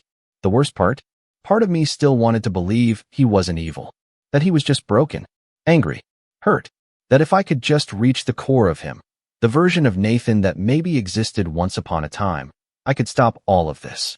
That hope? It died the day I found out what he did to Dad's former assistant, Julia. Julia had worked for my father for nearly 2 decades. She was loyal, kind, treated me like her own son when I was a teenager cleaning out the supply closet for extra allowance. She testified in support of me, saying my parents had been of sound mind and fully intended to leave the estate as they did. A week later, someone broke into her car. They didn't take anything, but they left a manila envelope on the seat, full of screenshots of her son's social media, her home address, and a single typed line. Perjury has consequences. She broke down and called me crying. That was when I knew Nathan had crossed a line he couldn't come back from, and I was done playing defense. I don't know what rock bottom is supposed to feel like, exactly. Some people say it's dramatic, like a final punch in the gut that knocks the wind out of you. Others say it creeps in slowly, like the waterline rising while you stand in it, paralyzed, pretending you're not drowning. For me, it was somewhere in between. It didn't happen all at once. But there was a moment when I looked in the mirror, eyes hollow, skin dull from lack of sleep, and didn't recognize myself. And not in the poetic, self-reflective way. I mean, I literally flinched. I looked like someone going through withdrawal, and in a way, I was. Withdrawing from my family, from my past, from the illusion that being good and staying quiet would ever protect me. After Julia's car was broken into, and she called me sobbing, I hung up the phone and sat on the floor of my hallway. Not the couch, not a chair, just the cold wood floor, my back against the wall. I stayed there for over an hour. No TV, no scrolling on my phone. Just silence. That tight, suffocating kind of silence where your thoughts loop like a bad song stuck on repeat. How did it get this bad? How did he still have this much power over me? I felt guilty. For Julia. For my parents. For every single person Nathan was targeting because of me. I'd spent years swallowing my voice, trying to make peace, playing the bigger person like it was a moral badge of honor. But in doing so, I'd left people unprotected. People like Julia, who didn't ask for this. People who trusted me. I thought about pulling out of the legal battle entirely, letting Nathan have whatever he wanted. Maybe if I just signed over the house or split the business, he'd stop. Maybe if I gave in, the harassment would go away. The family members who stopped speaking to me might return. The whispers would stop. The tension in my neck would ease. I wouldn't have to be at war anymore. But then I remembered something from years ago. I was 17. Nathan had borrowed my car, technically our dad's hand-me-down that we shared, and crashed it into a tree while drunk. When my parents found out, he convinced them I had taken it without permission and tried to cover it up. I remember the look in my dad's eyes when he yelled at me. The disappointment. The fury. I remember sitting in the kitchen that night while Nathan was upstairs, playing video games without a care in the world, and thinking, is this how it's always going to be? That night, present-day David sitting on the floor of his hallway, made a quiet decision. No, it wasn't going to be like this anymore.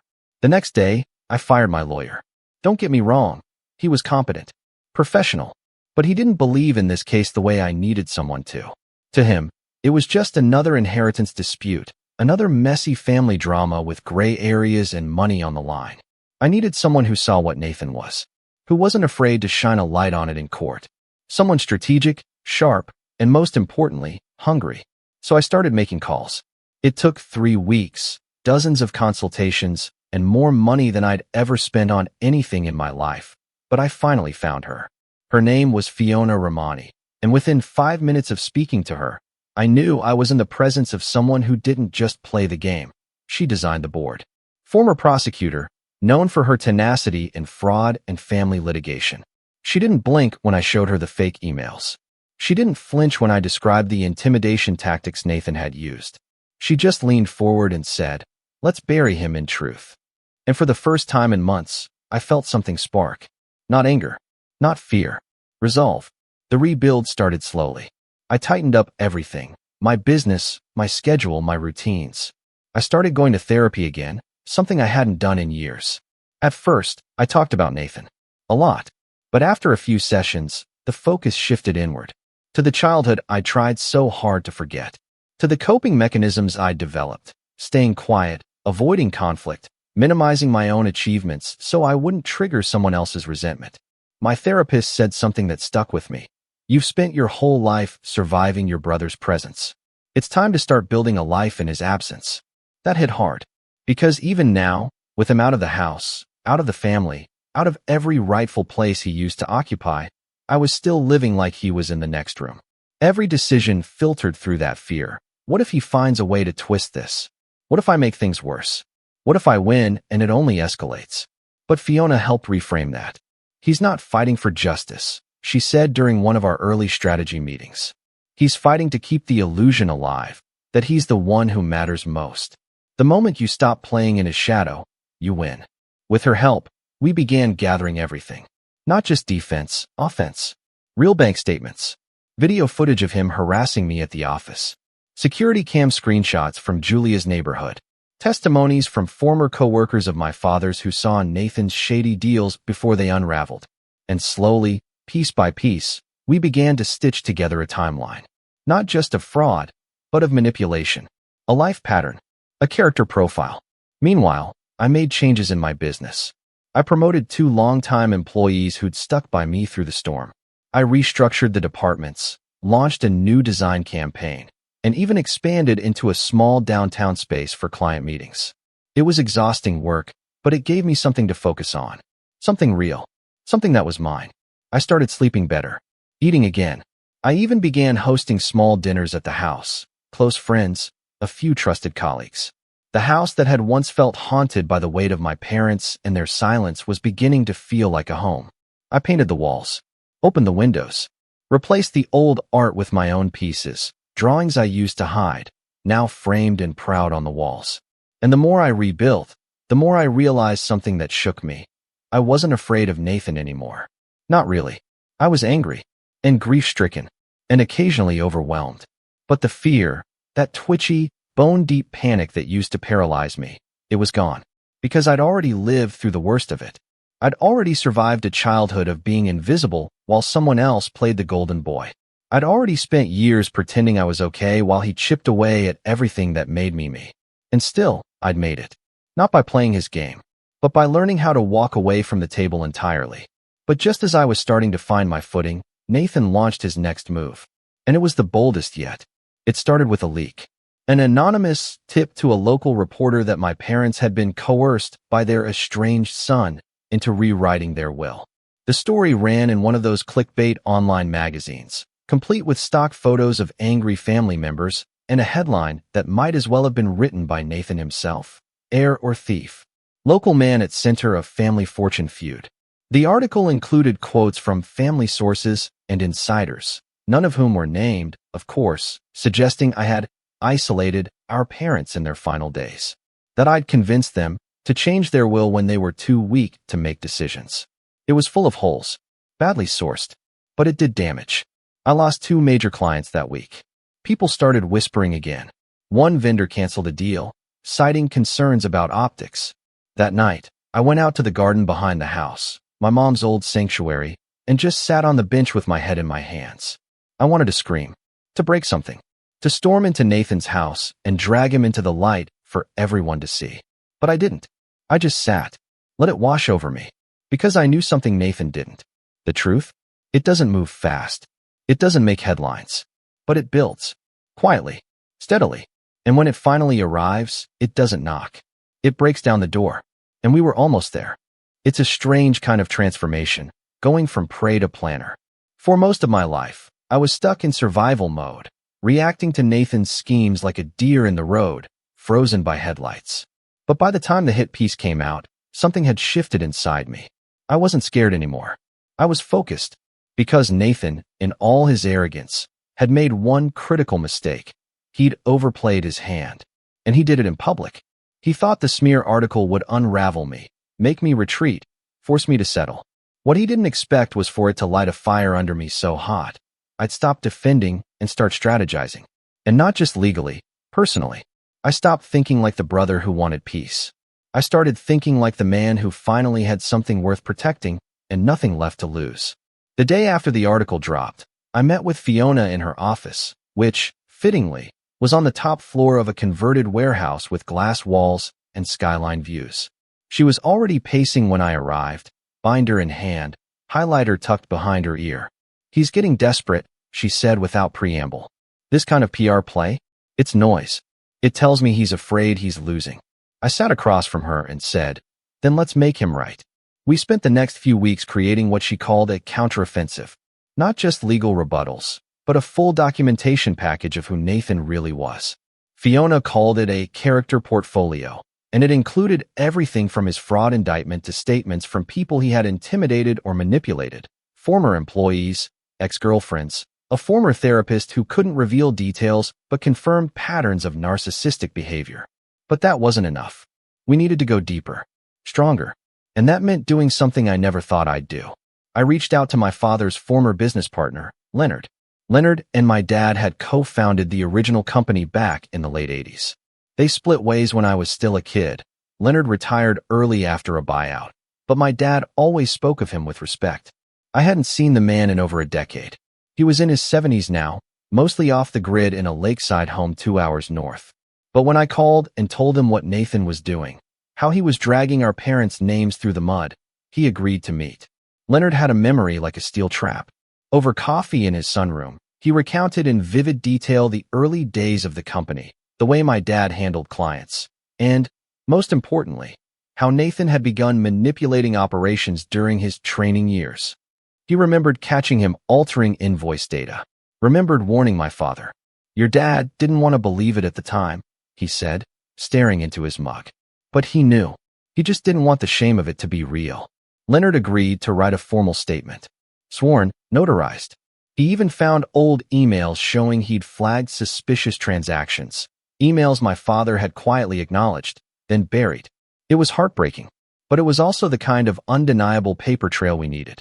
When I brought it back to Fiona, she flipped through it like a chef eyeing fresh ingredients. "This," she said, "is going to break his story in half." And it wasn't just Leonard. One by one, other people began stepping forward. Claire, my mom's old friend, who told us Nathan had tried to bribe her for a statement. Julia, Dad's longtime assistant, who bravely submitted her affidavit, even after the intimidation. Ben, my cousin who worked in law, agreed to testify about the day he called to tell me Nathan had been arrested, how I'd sounded stunned and shaken, not like someone plotting to seize an opportunity. Even some of my former high school teachers wrote letters. Apparently, Nathan's manipulation wasn't limited to home. One teacher recalled how he plagiarized a class project and got away with it by shifting the blame onto another student. Another remembered how he bullied a quieter kid into withdrawing from student council, then took the position himself. All these stories, all these receipts, all these people who'd seen behind the curtain, and finally felt safe enough to speak. Still, I knew legal ammo alone wouldn't stop Nathan. Not completely. His real power came from perception, the way he bent reality to his advantage. And I needed to take that power away. So I started working on something else. Something that would hit him where it hurt most. His image. I hired a private investigator. Not to stalk him or dig up dirt in the tabloids. I had no interest in tabloids. I wanted facts. Business records. Property transactions. Tax filings. Everything public, everything legal. I needed to know how he was funding this campaign of lies. How he still had enough money to throw around, hire lawyers, bribe relatives, orchestrate media spins. What we found was delicious. Nathan had set up a series of shell companies in Nevada and Florida. LLCs with no employees, no public-facing business model. Several of them had quietly received consulting fees from vendors my father's company had worked with in the past. In other words, he was still laundering money, not on the same scale as before, but just enough to keep his lifestyle inflated. That gave us leverage. If he pushed too hard, we'd push back, with IRS filings in hand. Meanwhile, I started reclaiming my family name in a quieter, more personal way. I hosted a memorial event at the community center, one my parents had always supported through small donations, but never visited in person. I created a scholarship in their name for students pursuing small business development. I spoke at the event myself, even though public speaking used to make my knees shake. But this time, I felt grounded, clear. I talked about my dad's discipline, my mom's quiet kindness, and how they'd taught me, however late, that honesty matters more than legacy. That family isn't just blood. It's choice. Who you stand by, who you protect. The response was overwhelming, not just from strangers, but from family members who'd been sitting on the fence. My uncle Raymond came up to me after the speech, tears in his eyes. "I didn't know," he whispered. "I didn't see what was really happening. I'm sorry." Bit by bit, the tide began to turn. My lawyer filed a countersuit against Nathan for defamation, harassment, and emotional damages. The evidence package we submitted to the court was over 300 pages thick, documented, indexed, and airtight. Fiona had it couriered directly to the judge with a formal motion to expedite discovery. But I wasn't done yet. There was one last piece of the puzzle. A ticking time bomb Nathan didn't know I had. Months earlier, when I'd been going through my parents' home office, I found an old external hard drive. It was in a drawer marked Dad, work stuff, wedged between some blueprints and old client contracts. I hadn't looked at it right away. Grief had made sorting through their things too painful, but something about that label had stuck in my mind. When I finally plugged it in, I discovered a folder labeled simply, Contingency. Inside were audio recordings. Not many, just 3, but each one dated within the last 6 months of my parents' lives.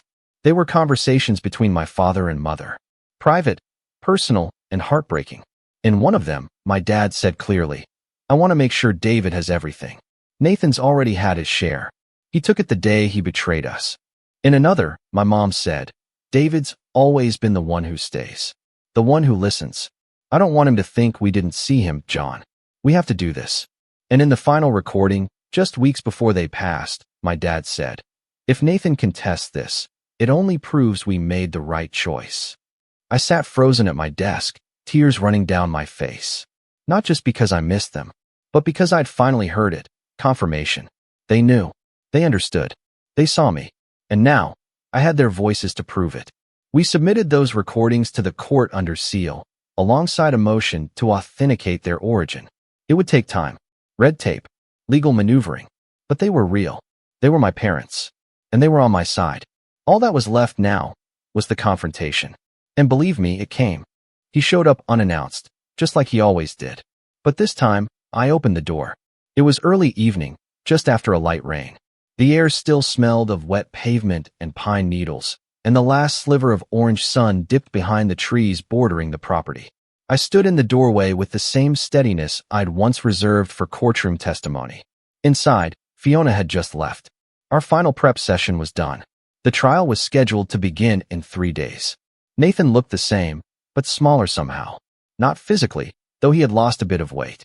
It was in the eyes, the posture, the quiet panic that clung to him like static. He wasn't holding the usual arrogance when he said, "We need to talk." He looked like a man who just realized the check engine light he ignored was the last warning before the car gives out. I didn't invite him in. I didn't need to. He started talking before I could speak. "David, listen. This doesn't have to go to court.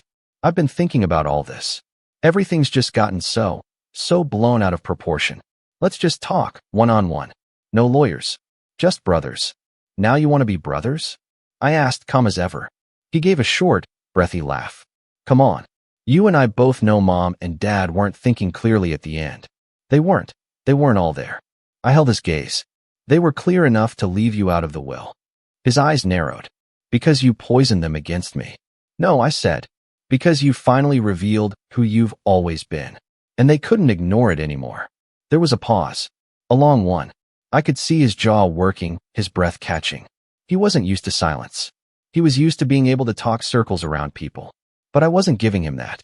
He stepped forward, just half a step, and lowered his voice. I will sue. You know that, right? If this goes to court, my lawyers are ready. I have statements. I have people on my side. I tilted my head slightly. You mean the people you harassed? The ones you tried to bribe? Or the fake Gmail accounts you used to send evidence to the court? His face twitched. Because I have all of that. On file. Admitted into evidence. Your shell companies. The fake consulting fees. Even that tabloid article. You forgot to anonymize the email you used to pitch the story. You left a trail, Nathan. He went quiet again. I could almost hear his thoughts racing, searching for cracks, for an angle, a loophole. But here's the thing. I continued, voice low. This isn't just about the will anymore. This is about character. Patterns. Choices. You're not just trying to steal money, Nathan. You're trying to rewrite the past. And I'm done letting you. He scoffed. So what? You think you're going to win? You think the judge is going to just hand you everything because you played the sad little victim your whole life? I didn't blink. I'm not playing anything. I'm just showing the truth. And then I handed him the envelope. He hesitated before taking it. I watched him tear it open, brows furrowed, mouth twitching as he scanned the contents. Inside were 3 things. A formal cease and desist, listing every documented instance of defamation, harassment, and legal intimidation, each backed with evidence and attached affidavits. A motion for an IRS audit request, complete with highlighted documentation of the shell corporations and consulting payments he thought no one would find. A printed transcript of the audio recordings my parents left behind. Not the recordings themselves. I wasn't going to weaponize their voices like that. But the transcript was enough to make his eyes widen by the 3rd line. I have the originals, I said. Authenticated. Admissible. And scheduled for submission the morning of the trial. He was silent for a long time. Then he looked up, his face pale. You planned all this, he whispered. I nodded. Of course I did. You taught me how.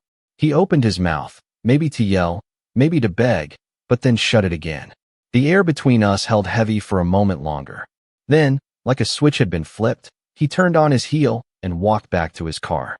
He didn't slam the door this time. He didn't spin tires or yell curses from the window. He just drove away, a slow retreat down the winding driveway, swallowed up by the trees like he'd never been there at all. But that wasn't the end. Not yet. 3 days later, the court date arrived. Nathan didn't show up. His lawyers did, barely. Disorganized. Pale. Mumbly. Fiona leaned over to me in the courtroom, whispering, he's folding. They filed a motion to withdraw the contest. No explanation. No fight. The judge asked if we still wished to proceed with the defamation countersuit. I looked at Fiona. Then I looked around the courtroom. At Julia, sitting quietly in the back row. At Leonard, who'd made the trip just to be there. At the life I'd rebuilt. The business I'd protected. The legacy I'd earned. No, Your Honor, I said. We're satisfied. The estate was ruled uncontested. Everything remained in my name. A week later, I got a call from the IRS, thanking me for the documentation. That same month, Nathan quietly sold his car. And his house. One of his shell companies shut down. Word spread. Investors pulled out. A second fraud investigation was opened. I didn't reach out. I didn't have to. The last I heard, he moved out of state. Somewhere cold. Isolated. A rental under someone else's name. I still think about him sometimes. Not with hatred, but with clarity. He spent his life building a house of mirrors, shiny on the outside, but empty and hollow behind every reflection. And when the truth finally broke through, there was nowhere left for him to hide. As for me, I still live in the house. The one my parents built, the one they left to me not because I was perfect, but because I was real. I keep their letters in a drawer in my office. Their photos hang in the hallway. And every time I walk past the mirror now, I stop. I look. And I recognize the man looking back. Because I'm no longer the brother in the background. I'm the one who stayed. The one who stood up. The one who finally got to speak. And I made sure the whole world heard me. He spent his life trying to erase me. But in the end, I was the one who wrote the last chapter. My name's Daniel. I'm 34. And if you had told me a year ago that my own brother would turn my mother's funeral into a circus of greed, I would have laughed it off as some twisted joke. But the truth is, the warning signs had been there all along. I just never wanted to admit how deep his entitlement ran. Growing up, My brother Michael and I couldn't have been more different. I was the quiet one, the kid who kept to himself, who found comfort in books and late-night chess games with mom. Michael, on the other hand, was the golden child in her eyes, but for all the wrong reasons. He was charming, loud, always demanding the spotlight, and somehow, mom indulged him. If he wanted a new bike, she found a way to make it happen. If I wanted help with college applications, the response was usually, "Ask your brother, he knows people." He never did, of course. Still, I loved my mom deeply. She worked 2 jobs to keep food on the table after dad left, and while her favoritism hurt, I told myself it was just her way of coping. She saw Michael as fragile, someone who needed her more. And I convinced myself I was strong enough to need less. But Michael wasn't fragile. He was calculated. The kind of person who would skip rent because money is just paper and then show up in a new leather jacket the next day. I can't count the number of times I bailed him out of some mess, loan sharks, parking tickets, even a DUI he swore wasn't his fault. Each time, mom pleaded with me to help him. "He's your brother," she'd say. "He'll change." He never did. When mom got sick last year, the old family dynamics came back in full force. I was the one taking her to chemo, making her meals, sitting by her bedside when the nausea hit hard. Michael? He breezed in once every few weeks with flowers and posted a smiling selfie with her on Instagram, captioned, "Cherish every moment with the ones you love." People liked and commented, telling him what a devoted son he was. Meanwhile, I was scrubbing out vomit bowls and arguing with insurance reps at 3 a.m. I never resented mom for loving him. It was her blind spot. But I did resent the way he turned everything into a performance, even her illness. Once, after she had a particularly rough treatment, I overheard him in the hallway telling one of his buddies on the phone, "Yeah, don't worry. Once she's gone, I'll finally be set. House, car, everything. It's all mine." My hands shook when I heard it. I wanted to confront him, but mom was sleeping just a few feet away, and I didn't want to ruin the little piece she had left. So I swallowed it. Like always. When she passed, I was heartbroken but strangely relieved. Relieved that her suffering was over.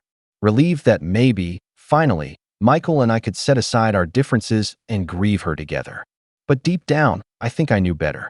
The funeral was held at the old family church, the same one where she had dragged us every Sunday morning as kids, even when we were half asleep from staying up too late the night before. The pews were full of distant relatives, neighbors, people she had touched with her warmth.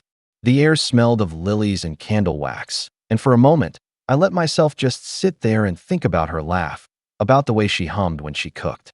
Then Michael stood up. He was wearing a black suit that was clearly more expensive than anything he could actually afford. His tie was crooked, though, because he never paid attention to details.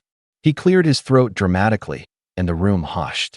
"I just want to say," he began, holding up a folded document in his hand, "that I am so honored to have been chosen as the one to carry on mom's legacy.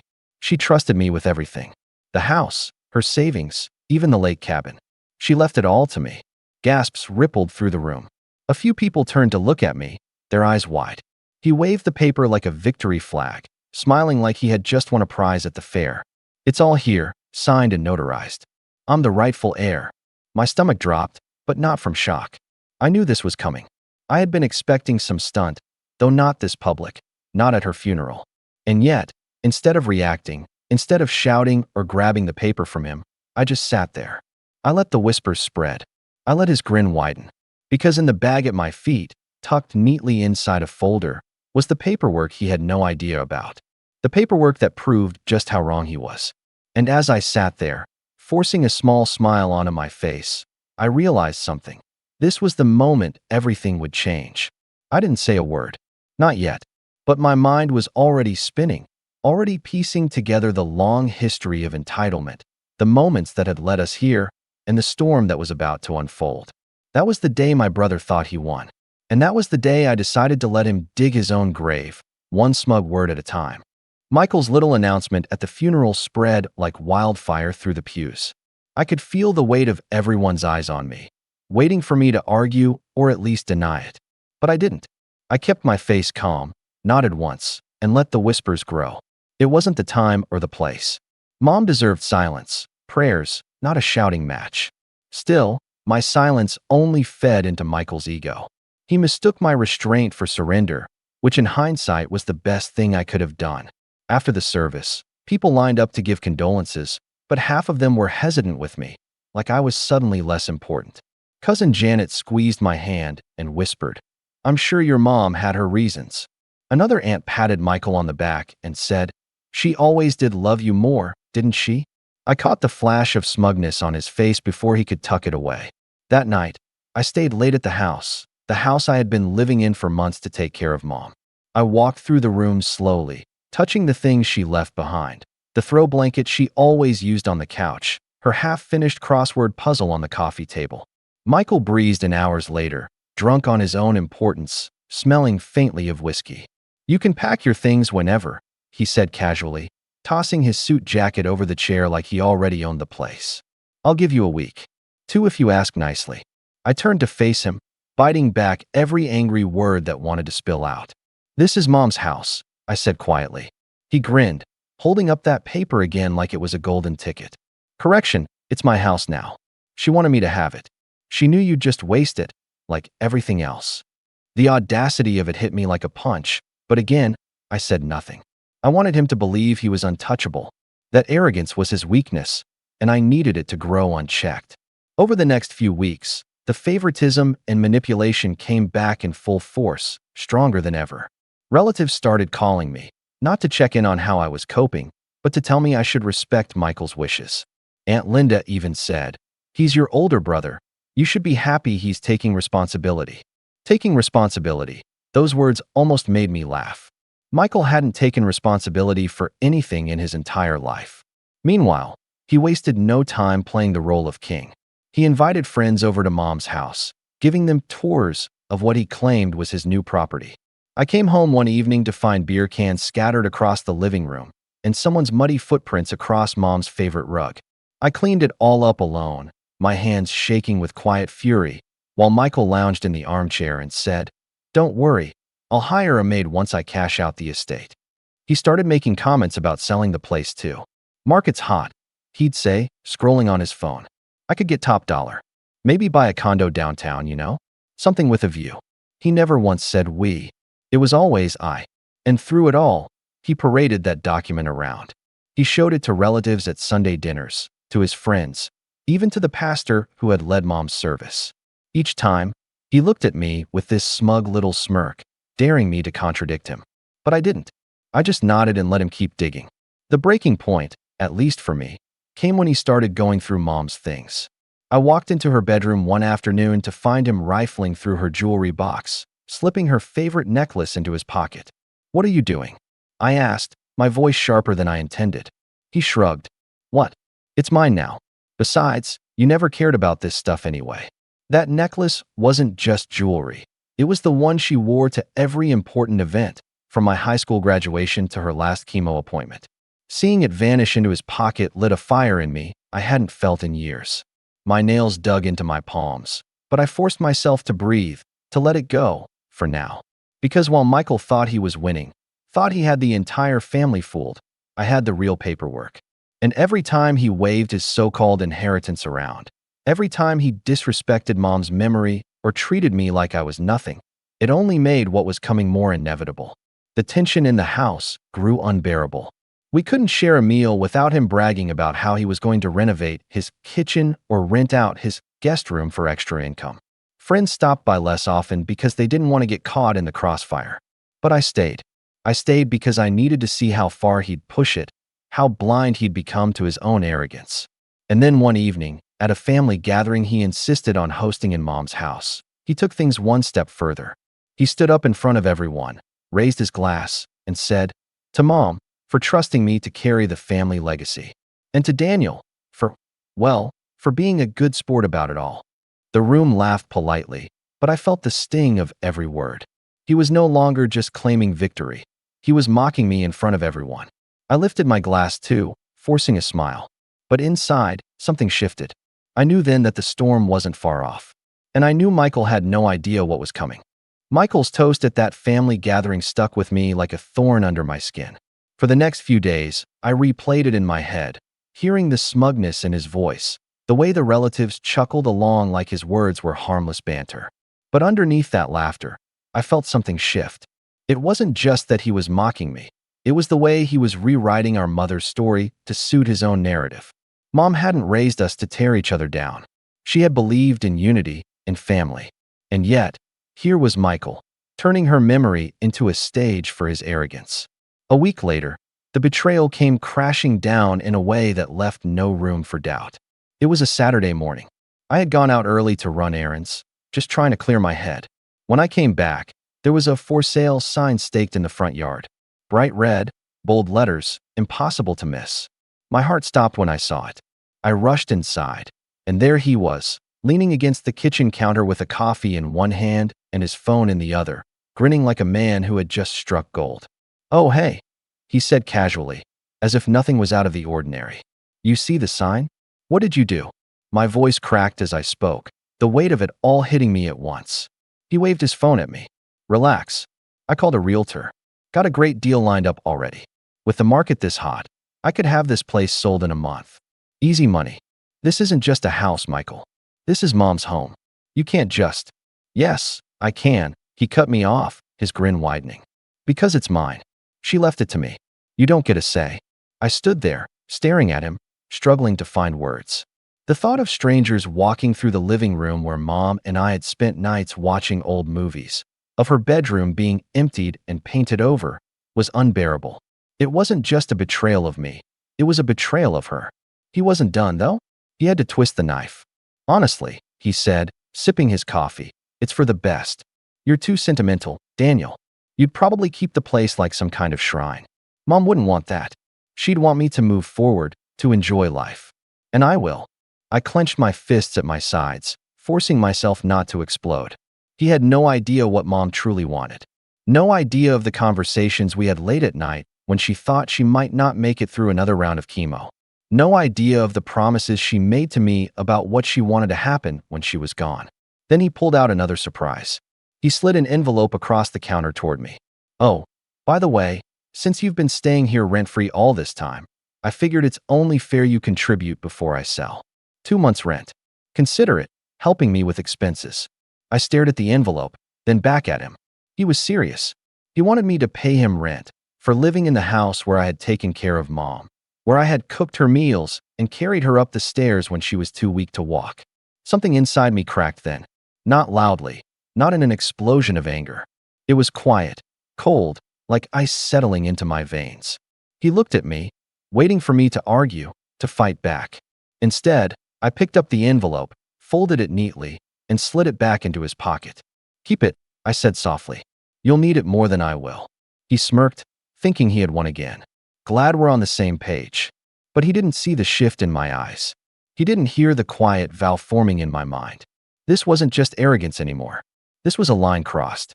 Selling the house wasn't about money. It was about erasing everything that mattered, everything Mom had left behind. That night, I sat in my room, staring at the folder in my bag. The real paperwork.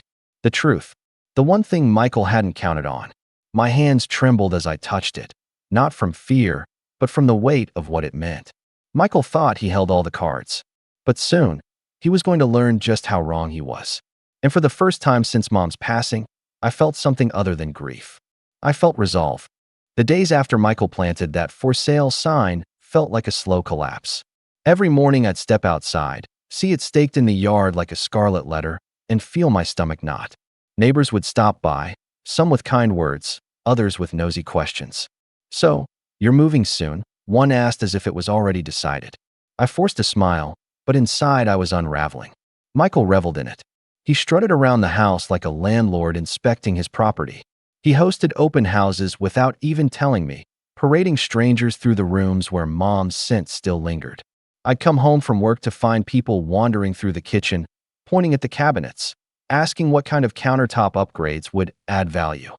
One woman even sat on Mom's old couch like she was testing it out, and when I told her politely it wasn't for sale, Michael chuckled and said, "Ignore him.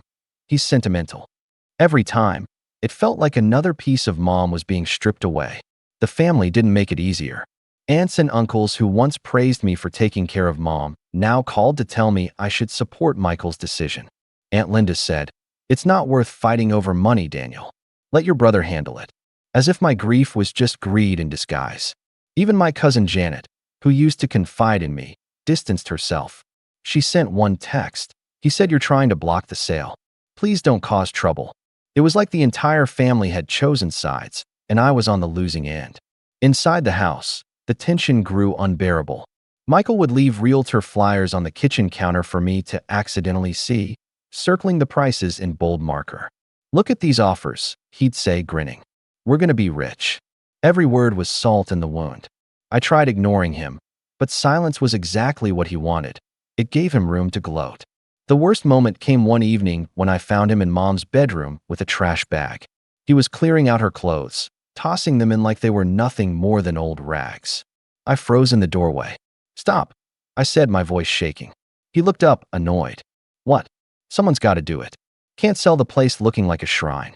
Buyers don't want to see a dead woman's wardrobe." I stepped in, grabbed the bag from his hands. My chest felt like it might burst. "These aren't just clothes, Michael. They're hers." He rolled his eyes. "You're too attached. It's unhealthy." The way he said it, like grief was some kind of weakness, cut deeper than I expected. I carried the bag out myself, but instead of throwing it away, I tucked it safely in the garage. Later that night, I pulled out Mom's old sweater, the one she wore whenever she baked. I buried my face in it and let the tears come, silent and raw. That was my rock bottom. Sitting alone in the garage, clutching a sweater like a lifeline, while my brother treated Mom's life as a quick payday. But even in that moment of despair, something shifted. My grief hardened into resolve. I realized I couldn't save the house. Not yet.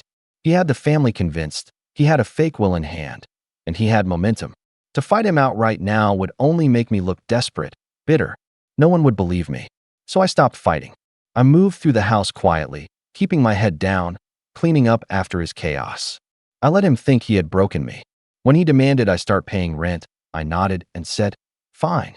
When he mocked me at family dinners, I smiled faintly and changed the subject. On the outside, I looked like a man defeated.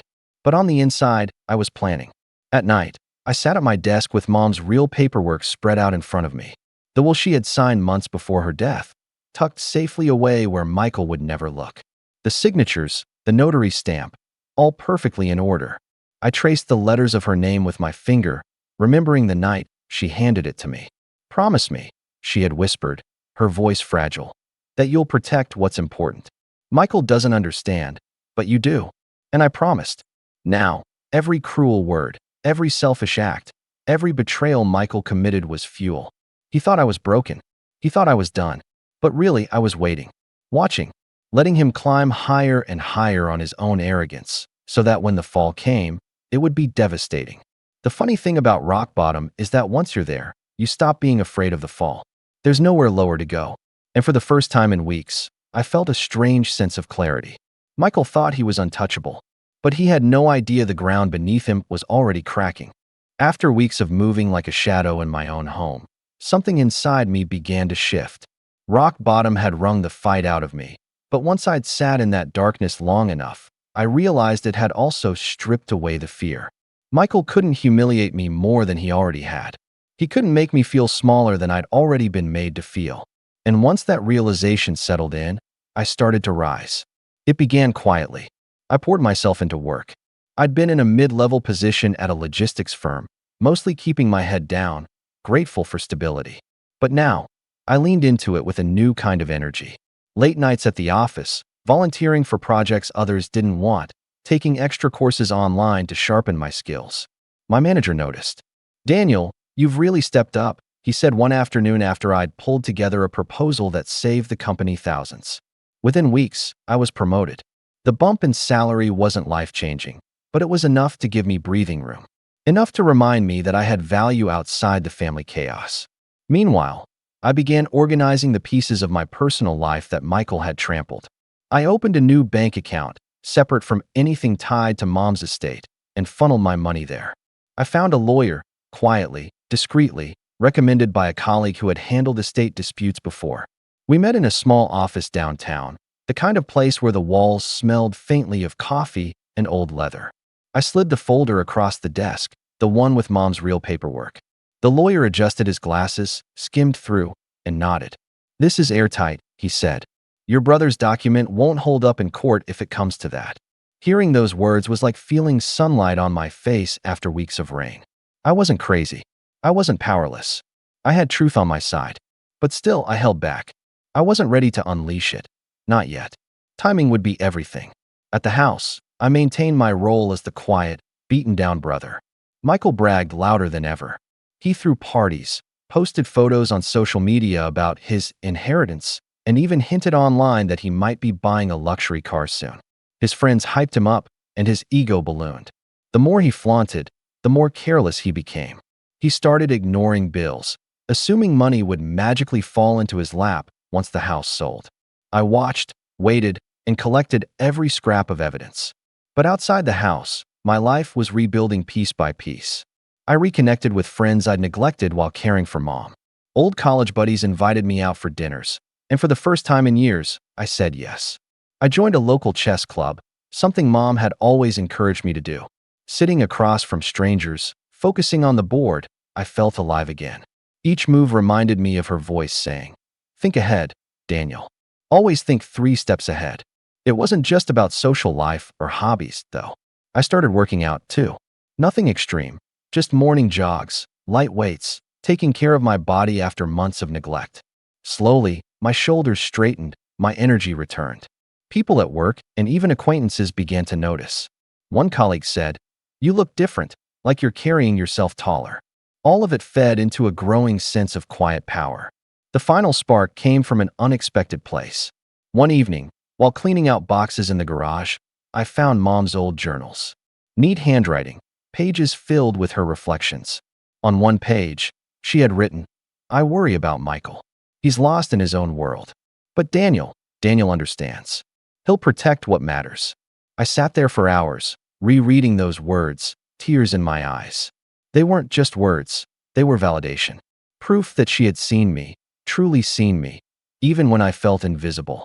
With that, my resolve crystallized.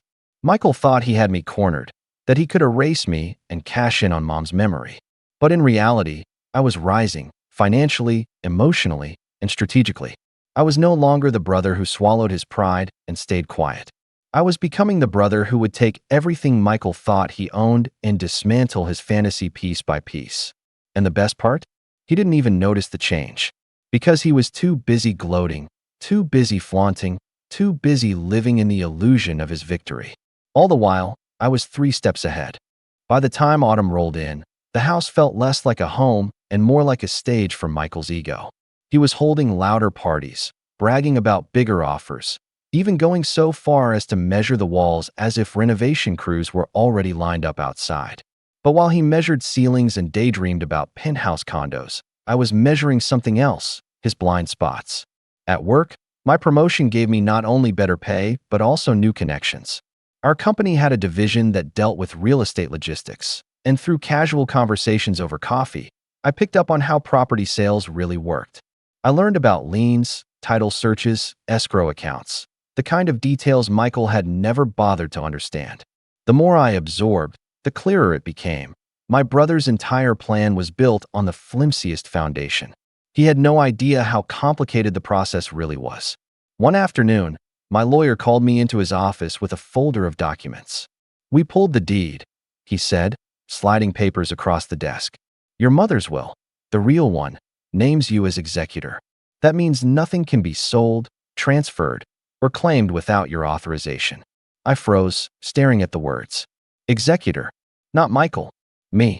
The power wasn't just theoretical, it was legal, binding, unshakable. My brother could wave his forged document in the air until he was blue in the face, but in the eyes of the law, he had no control. I walked out of that office with the folder tucked under my arm, feeling taller, stronger. It was like carrying a weapon no one else could see. And I wasn't just armed with paperwork. I had leverage now. Back at the house, Michael continued to play the role of lord and master. He brought a realtor over one evening, parading her through the kitchen. I leaned against the counter, listening as she asked basic questions about the deed and title. Michael stumbled through answers, waving his will like it was proof enough. The realtor raised an eyebrow. "We'll need to verify this with the county records," she said cautiously. I almost laughed. The trap was already closing, and he didn't even know. At the same time, I began documenting everything. Photos of the parties he threw in Mom's house, notes about the jewelry he pocketed, even screenshots of his social media posts bragging about his inheritance. Piece by piece, I was building a file that showed just how reckless and entitled he had become. If this ever went public or to court, he'd be shredded. The setup wasn't just legal or strategic, though. It was personal. One evening, after everyone else had gone to bed, I sat in the garage with Mom's journals again. On the last page she wrote before she passed, she left a note to me. "Daniel, remember, patience is not weakness. Sometimes the strongest move is to wait until the board is set." Her words lit a fire in me. This wasn't just about protecting the estate anymore. It was about honoring her, about proving that her trust in me wasn't misplaced. Meanwhile, Michael was too busy plotting his future. He bragged to his friends about the cars he would buy, the vacations he would take. One night, I overheard him on the phone with a dealer, asking about a down payment for a BMW he had no way of affording. He was counting money he didn't have yet, stacking his fantasies higher and higher. And I let him, because the higher he climbed, the harder the fall would be. The final piece of the setup came unexpectedly. I was at the county clerk's office, finalizing paperwork with my lawyer, when the clerk leaned over and said, "Funny thing, your brother submitted a will last month. We flagged it. The notary listed doesn't exist." That was it.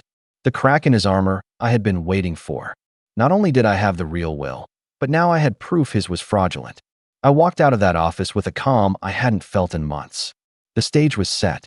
I had the law, the evidence, the patience, and most importantly, the truth. Michael thought he was playing a game of checkers, but I was playing chess, and the board was almost ready for the final move. The night before everything came to a head, I barely slept. I lay awake in my room, staring at the ceiling, rehearsing every possible reaction, every smug line Michael might throw at me. My chest was tight, but it wasn't fear, it was anticipation. Months of humiliation, silence, and patience had led me here. Michael had scheduled what he proudly called a closing celebration.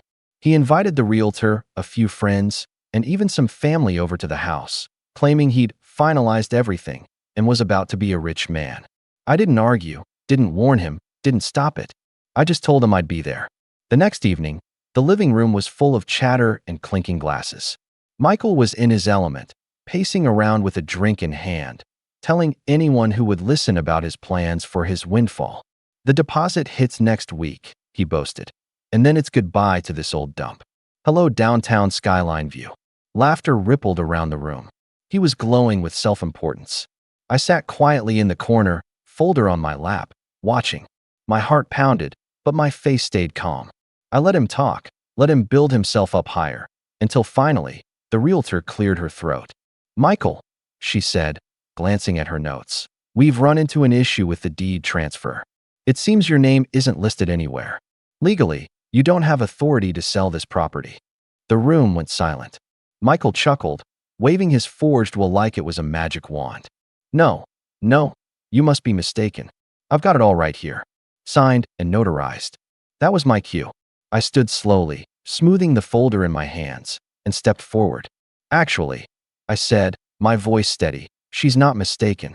Michael turned to me, irritation flashing in his eyes. "Stay out of this, Daniel. You don't know what you're talking about." I opened the folder and pulled out the real paperwork, placing it on the coffee table with deliberate care. "This," I said, tapping the notarized will with Mom's signature, "is the actual will. The one Mom signed months before she passed. Verified, filed, and naming me as executor." Gasps filled the room. The realtor leaned over, eyes scanning the document, then nodded slowly. This is legitimate. This is binding." Michael's face drained of color. He snatched up his will, waving it desperately. "No, this is the one." She left it to me. The realtor shook her head. "The notary on your document doesn't exist. This won't hold up in court." I locked eyes with him then, calm and steady. "You paraded that paper around, mocked me in front of family, trashed Mom's house, and thought you'd get away with it. But the truth was always going to catch up with you." The silence was heavy. His friends shifted uncomfortably, clearly realizing the man they'd been cheering on wasn't the victor he claimed to be. Family members who had sided with him avoided my gaze. Michael's voice cracked. "You can't do this. You can't take it all away from me. I leaned in slightly, lowering my voice so only he could hear. I'm not taking anything away. Mom never gave it to you in the first place. He staggered back, his confidence unraveling in front of everyone. The swagger, the arrogance, it all bled out of him in seconds. And I just stood there, calm, collected, watching as the empire he'd built on lies collapsed. The revenge wasn't loud. It wasn't explosive. It was quiet, undeniable, and final.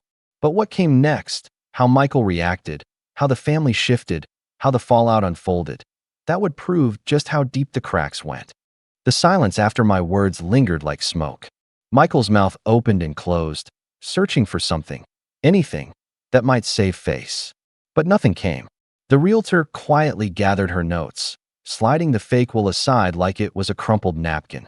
His friends, the same ones who'd cheered him on and posted photos of his big win, exchanged uneasy glances and muttered excuses before slipping out the door.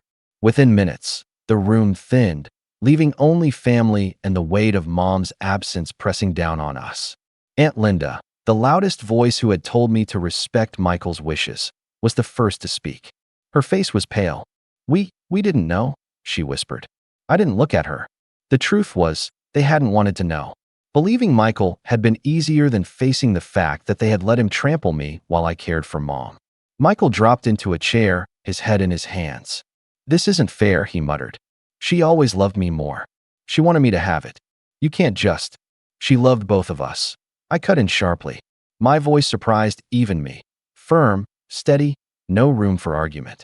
"But love isn't entitlement. She trusted me to protect what mattered. And I will." For the first time in my life, he had no comeback. The bluster was gone. The arrogance had evaporated. He looked small, like the child he had always been underneath the bravado. Someone who had coasted on charm and manipulation until the foundation cracked beneath him. The fallout was swift. The realtor dropped him as a client immediately, sending a polite but firm email the next day stating she could not proceed with fraudulent documentation. Word spread quickly among extended family. The cousins who had mocked me behind my back went silent. Those who had doubted me now reached out with apologies that landed flat. "We didn't realize," they said, as though their ignorance absolved them. I accepted their words politely, but never forgot how quickly they had chosen his side. Michael spiraled. Without the sale, without the sudden windfall he'd promised himself, the walls closed in. Debt collectors called. The luxury car he had bragged about turned out to be a lie. The dealership had canceled the deal when his financing fell through. Friends who once tagged along to his parties vanished when the free drinks and promises dried up. He drifted, aimless and bitter, his world reduced to shadows of what he thought he deserved. As for me, life didn't suddenly become easy, but it became mine. I stayed in Mom's house for a while, not because I wanted the bricks and wood, but because it felt right to honor her space. I fixed it up slowly, repainting walls, restoring the garden she had loved, framing one of her journal entries, and hanging it in the hallway. Every improvement wasn't just for me, it was for her. And the family? They learned to see me differently. No longer the quiet one they could overlook, no longer the shadow next to Michael's spotlight.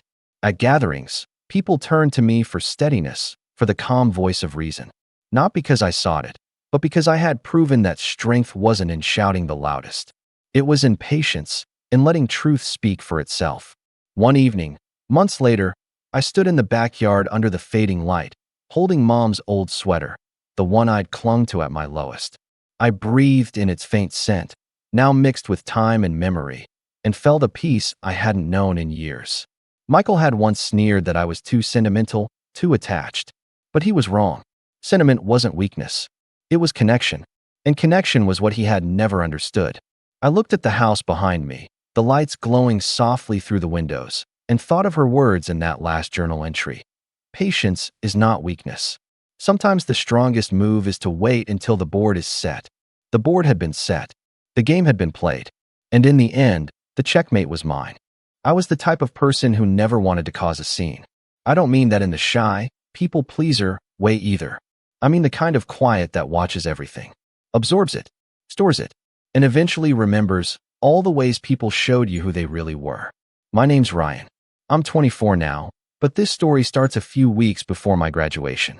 After 5 years of grinding my way through undergrad and then a master's program, working part-time jobs, pulling all-nighters, and balancing everything from rent to student loans, I was finally done.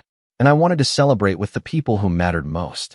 Or, at least, the people I thought mattered. Family's complicated. Mine is no exception. I'm the oldest grandkid on my mom's side, which means I've always been stuck in that weird in-between role. Old enough to be the example, but still expected to shut up and let the adults talk. My mom's side of the family is loud. Lots of opinions, lots of drama, and way too much passive aggression wrapped in polite smiles. My mom's the second oldest of 5 siblings. 2 brothers, 2 sisters, all living within a 2-hour radius. Family dinners at my grandparents' house used to be a monthly thing. Potlucks, screaming kids, half-burnt casseroles, and adults sneaking wine into coffee mugs while pretending everything was fine. You get the picture. My parents divorced when I was 12, and my dad kind of drifted out of the picture. So growing up, my mom's side became my main family. She leaned hard on them, which meant I did too. Every birthday, every holiday, every school performance, I was there, trying to earn a little corner of their attention. And I think I did, for a while. But then my cousin Amber came along. Amber's the golden child. Always has been. She's 2 years younger than me. And somehow every accomplishment she made was louder, shinier, and more celebrated. When I got into college on a scholarship. That's great, Ryan. Hey Amber, did you finish your painting? When I landed my first internship. Cool, Ryan. Amber just got accepted into the youth arts program in Paris. I never minded too much. Not on the surface, anyway. Amber was actually nice, in that overly sweet way that never felt quite real. She was bubbly, artsy, and the kind of person who always had a camera ready to capture the perfect moment for social media. But over time, I started noticing the pattern. She always knew how to make the spotlight shift back to her. Subtly, strategically, and no one ever called it out. Still, I love them. All of them. Even when they forgot my birthday. Even when they asked me for help fixing their laptops, setting up their Wi-Fi, driving their kids around, because I was so good with that stuff, but never once offered to pay for gas or even said thanks. I brushed it off. I told myself, that's just family. And when graduation came around, I thought maybe, just maybe, they'd show up for me. I didn't want a big party. I'm not the type, but I did want to do something special. So, I came up with the idea of a concert. One of my favorite artists, Jameson Gray, was doing a reunion tour, and the show was set for the same week as my graduation. I figured it'd be a cool, fun way to celebrate. Not just me, but all of us. Music, memories, the whole vibe. So I bought tickets. 7, to be exact. Front section. Not VIP, but close enough to feel the bass in your chest and see the sweat on the singer's brow. They weren't cheap, but I'd been saving up. I used a chunk of the graduation gift money I'd been stashing for myself and booked the tickets early, 3 months ahead. I even designed little digital invites with the concert details, plus a message that said, graduating soon. Wanted to celebrate with my favorite people. Let's make it a night to remember. I sent those invites to my mom, my Aunt Rachel, Uncle Mark, my cousin Amber, and a couple others who'd been there through the years. I told them it was my treat. All they had to do was show up. The responses trickled in slowly. Mostly emojis. A few "that's awesome" messages. No one called. No one really asked about graduation itself. But I didn't let it get to me. I just told myself people were busy. That they'd show up and it'd all come together. The day of graduation was hot. I wore the gown, shook hands, smiled through the photo ops. My mom cried. Well, teared up, but it was a quick hug before she rushed off to help Rachel with something urgent. We didn't even do dinner. That should have been my first sign, but I still had the concert to look forward to. I texted them the group reminder. Can't wait to see you all tonight. Crickets. I figured they were driving. Or maybe they were just waiting to meet up at the venue. The show started at 8. I got there at 7:15, waited near the gate with the digital tickets on my phone, ready to scan everyone in. And I waited. And waited. 7:30, then 7:45. I started to sweat. Not from the heat, but from that awful sinking feeling in your gut when you realize something's off. I texted again. Hey, I'm at the gate. Let me know when you're close. No response. At 8 o'clock sharp, the music started. The opening act hit the stage. The crowd erupted. And I was still standing by the gate, watching strangers file in with their friends and families, arm in arm, laughing, hugging, holding beers and overpriced snacks. I checked my phone again. Still nothing. Finally, at 8:12, I got a text from Amber. It was a selfie. Her, my mom, Rachel, Mark, and two of the others. At the concert. Inside. Smiling. Drinks in hand. The caption said, "We made it. Best night ever." I just stared at the screen. My thumb hovered over the keyboard, heart pounding. I was holding their tickets, which meant they'd bought their own. They didn't even need me. They'd planned this. They bought their own tickets and snuck in without saying a word. No one called to say, "Hey, we decided to grab our own spots." No one texted to ask if I was already inside. They just went. Without me. After I'd planned it. Paid for it. Invited them. And the worst part? They didn't even think I'd notice. I sat down on a concrete bench near the side entrance, feeling like the air had been knocked out of my lungs. The music blared from the stadium behind me, muffled and distant. I couldn't bring myself to walk in. I didn't want to see them. I didn't want to fake a smile or pretend it was okay. So I sat there, alone, scrolling through their Instagram posts.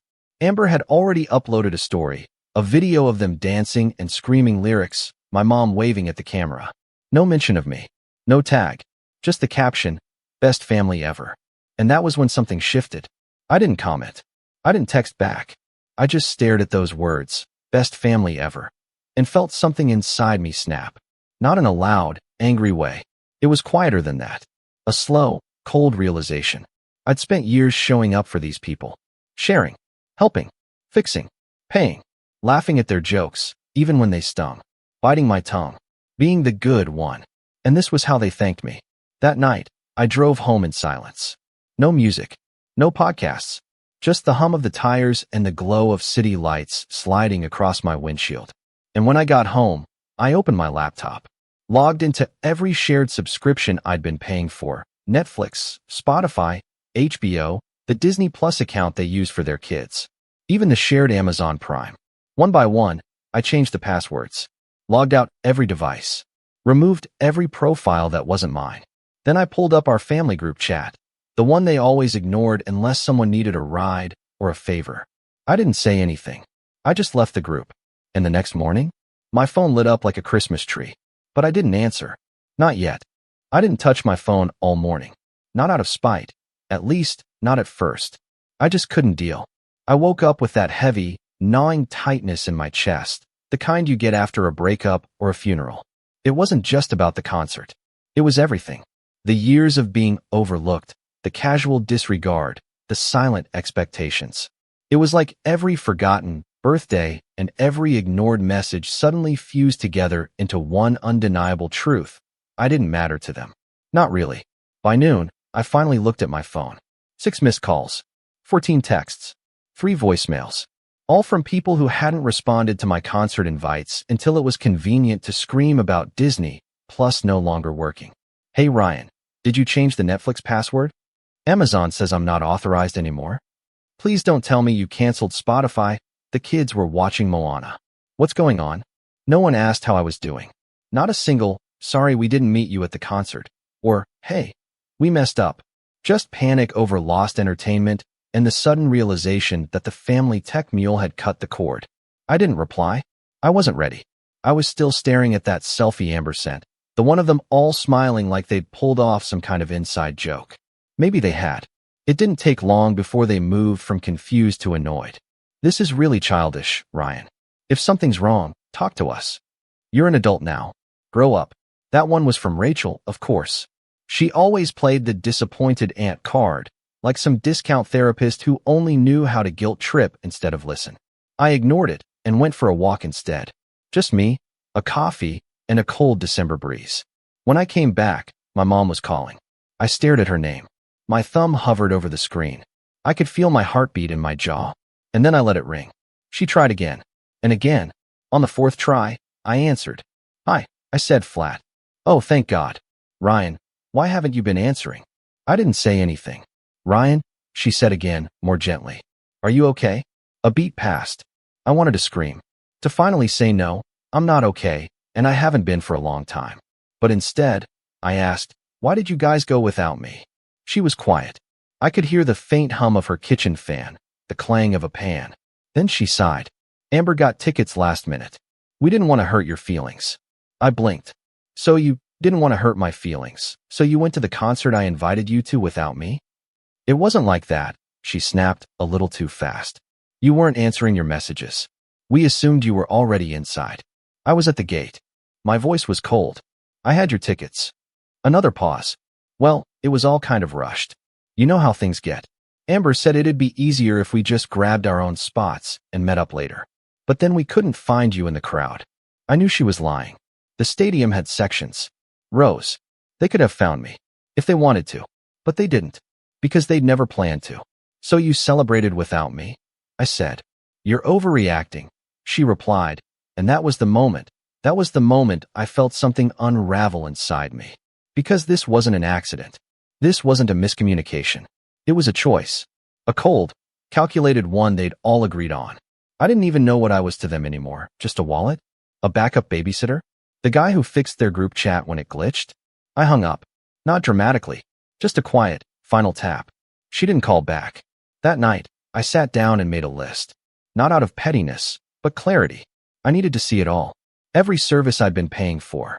Every ride I'd given. Every favor I'd done. Every time I was the reliable one, while Amber got the applause. And as I wrote, I realized just how much I'd let myself be used. They didn't hate me, they just didn't value me. I tried to move on. I really did. I stopped responding to most of the group messages. When my uncle asked if I could help fix the Wi-Fi router again, I told him I was busy. When Rachel sent me a long-winded paragraph about how isolating yourself isn't healthy, I left it on read. And when Amber posted another story of her family brunch, everyone there but me, I muted her account. For a while, things were quiet. Then Christmas came, and this is where things spiraled. I wasn't planning on going. I'd already told my mom I had other plans. She didn't ask what they were. Just said, okay, in that tight, clipped voice that always meant, I'm telling everyone you're being difficult. But I held firm. I spent Christmas Eve with a couple of friends from my grad program. Nothing fancy. Just takeout, board games, and laughter that didn't come with conditions. Christmas morning, my phone buzzed. A photo from Amber. Everyone gathered around the tree at my grandparents' place. Matching pajamas. Laughter. The caption. Nothing like real family to start the day right. I stared at it. My stomach turned. Not because I missed them. By now, I was used to the distance. But because that word, real, felt pointed. Like a jab. A reminder. They were writing me out. 2 hours later, my mom texted. Did you block me from Hulu? I ignored it. Then Rachel texted. You're embarrassing yourself. Then Amber. Hey, just so you know, we're still family, even if you're throwing a tantrum. Hope you find peace. That was the moment I snapped. I called her. She answered on the second ring, voice sugary sweet. Hey, Riri. Don't call me that. She laughed. Someone's still grumpy. What's up? I saw your post. Oh, the pajamas? Cute, right? You said real family. She didn't answer. I pressed on. Was that supposed to be about me? Amber sighed dramatically. Ryan, everything isn't about you. Maybe if you stopped acting like a martyr every time something doesn't go your way. I paid for those concert tickets. We didn't ask you to. And there it was. The sentence that stripped away everything. I didn't respond. I just let the silence stretch until she got uncomfortable. Look, she said, softer now. I know things got weird. But you isolating yourself, changing all the passwords, it's just toxic, honestly. Toxic. I laughed once. You all went behind my back. Used me. Left me sitting outside my own celebration. And I'm the toxic one. You didn't even come to Christmas. I wasn't invited. You didn't need to be. I guess I did, I said quietly. Because clearly I'm not considered part of the family anymore. More silence. I've always included you, she said weakly. No, Amber. You've always centered yourself. And everyone else just let you. Click. I ended the call. Not because I couldn't take more, but because I didn't need to. And for a few days after that, I felt lighter. Not happy. Not yet. But free. In a way I hadn't felt in years. But then came New Year's Eve. And that's when everything blew up. Because on the night of the 31st, my phone buzzed again. This time, with a photo from a number I didn't recognize. It was a screenshot of a group chat. One I wasn't in. Aunt Rachel, my mom, Amber, Uncle Mark, all of them. The messages were brutal. Amber, he's seriously unstable. Like, I wouldn't trust him around my kids. Rachel, he's acting like a victim, but he's always been emotionally manipulative. Always playing the sad boy act. My mom, I tried. Honestly, but he's always been distant. Cold. Even as a kid. Mark, he'll come crawling back. Once he realizes no one else will put up with him. And then the kicker. Amber again. Let him be alone. Maybe then he'll finally learn he's not the center of the universe. I stared at that image for a long, long time. And for the first time in years, I felt something settle. Not sadness. Not even anger. Just clarity.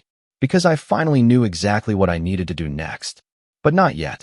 First, I needed a plan. And trust me, I had one. New Year's Day was the quietest morning I'd had in months. No family calls. No guilt-tripping texts. No fake apologies or awkward emojis trying to slide back into my life. Just me, a cup of black coffee, and that screenshot of the group chat still sitting on my phone. I'd read it maybe 20 times, every word burned into memory. He's always been emotionally manipulative.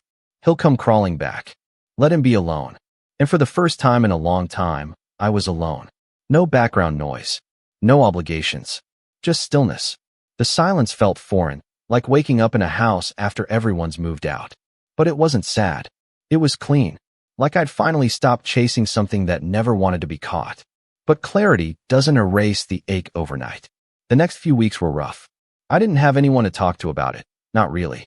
Most of my friends were still traveling, visiting family, or simply busy with their own lives. I kept myself distracted. Cleaned my apartment top to bottom. Canceled more shared accounts I didn't even realize were still active. An old Canva plan. A Dropbox upgrade my cousin had begged for back in 2021. Every cancellation felt like cutting a thread from this weird, tangled net I'd been stuck in. Still, there were moments the silence hit too hard. Like the first Sunday, I didn't get a call from my mom asking if I was coming over for lunch, or rather, asking if I could pick up groceries and then come over. Or when I saw a photo on Facebook of my little cousin's birthday party and realized I hadn't even been told when it was. I wasn't surprised, but I was hurting. Not from the exclusion itself, but from how normal it had become. It was like I'd been the family's emotional punching bag for so long that stepping outside the ring felt unnatural. Every time my phone buzzed, I braced for guilt. Every social media post was a reminder of where I no longer fit. I didn't unfollow anyone yet. I wanted the reminders. They fueled something in me. Not anger. Not revenge. Focus. I threw myself into work. Hard. My grad program had ended a month earlier, and I'd been freelancing part-time ever since, mostly digital consulting for small businesses. Building websites, optimizing workflows, cleaning up back-end messes they didn't even realize they had. It paid decently, but I'd always treated it like a side hustle. Now, it became my full-time obsession. I rebuilt my website, streamlined my service offerings, built a client onboarding portal. Every little task became a brick in this invisible fortress I was building. I signed up for business coaching webinars, reconnected with professors, even started putting out feelers for office space. It wasn't just about the work, it was about control, about building something mine. Something that didn't depend on a family member's approval or a cousin's passive-aggressive commentary. The first big client came 3 weeks later, a boutique fitness brand that needed a full digital relaunch. I remember staring at the proposal email for a full minute, rereading the number at the bottom. $4,200. For one project. I hadn't made that much in a month during school. That same night, Amber posted another story, this time from a ski resort. Her, Rachel, my mom, and their kids all bundled up, clinking glasses by a fire pit. The caption? Family time is the best time. I stared at it for a second. Then I tapped mute.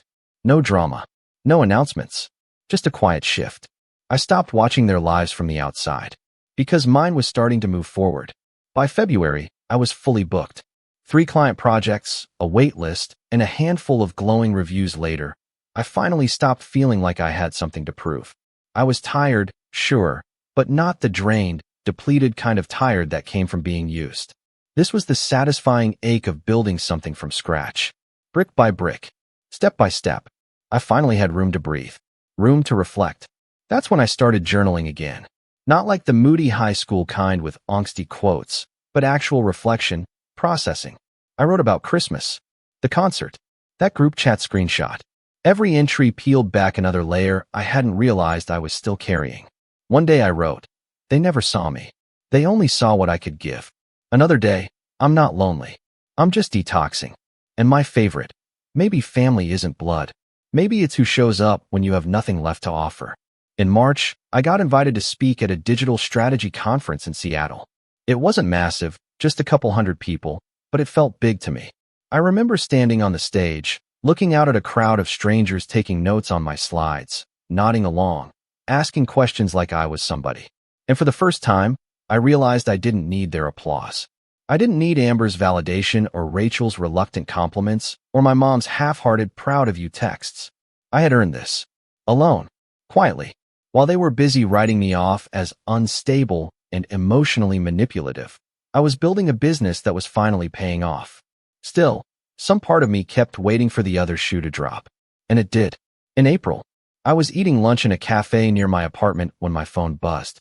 It was a photo from a number I didn't have saved. At first, I thought it was a spam message, but no. It was a picture of my mom in a hospital bed. The message said, "Thought you should know. She's asking for you." Just those 6 words. Nothing more. I didn't even realize my hand was shaking until the fork slipped from my fingers and clattered to the floor. I didn't know whether to cry, panic, or throw my phone across the table. The rage I'd buried for months came bubbling back up. I hadn't heard from my mom since New Year's. She hadn't called, hadn't texted, hadn't once said sorry. But now, I was supposed to come running?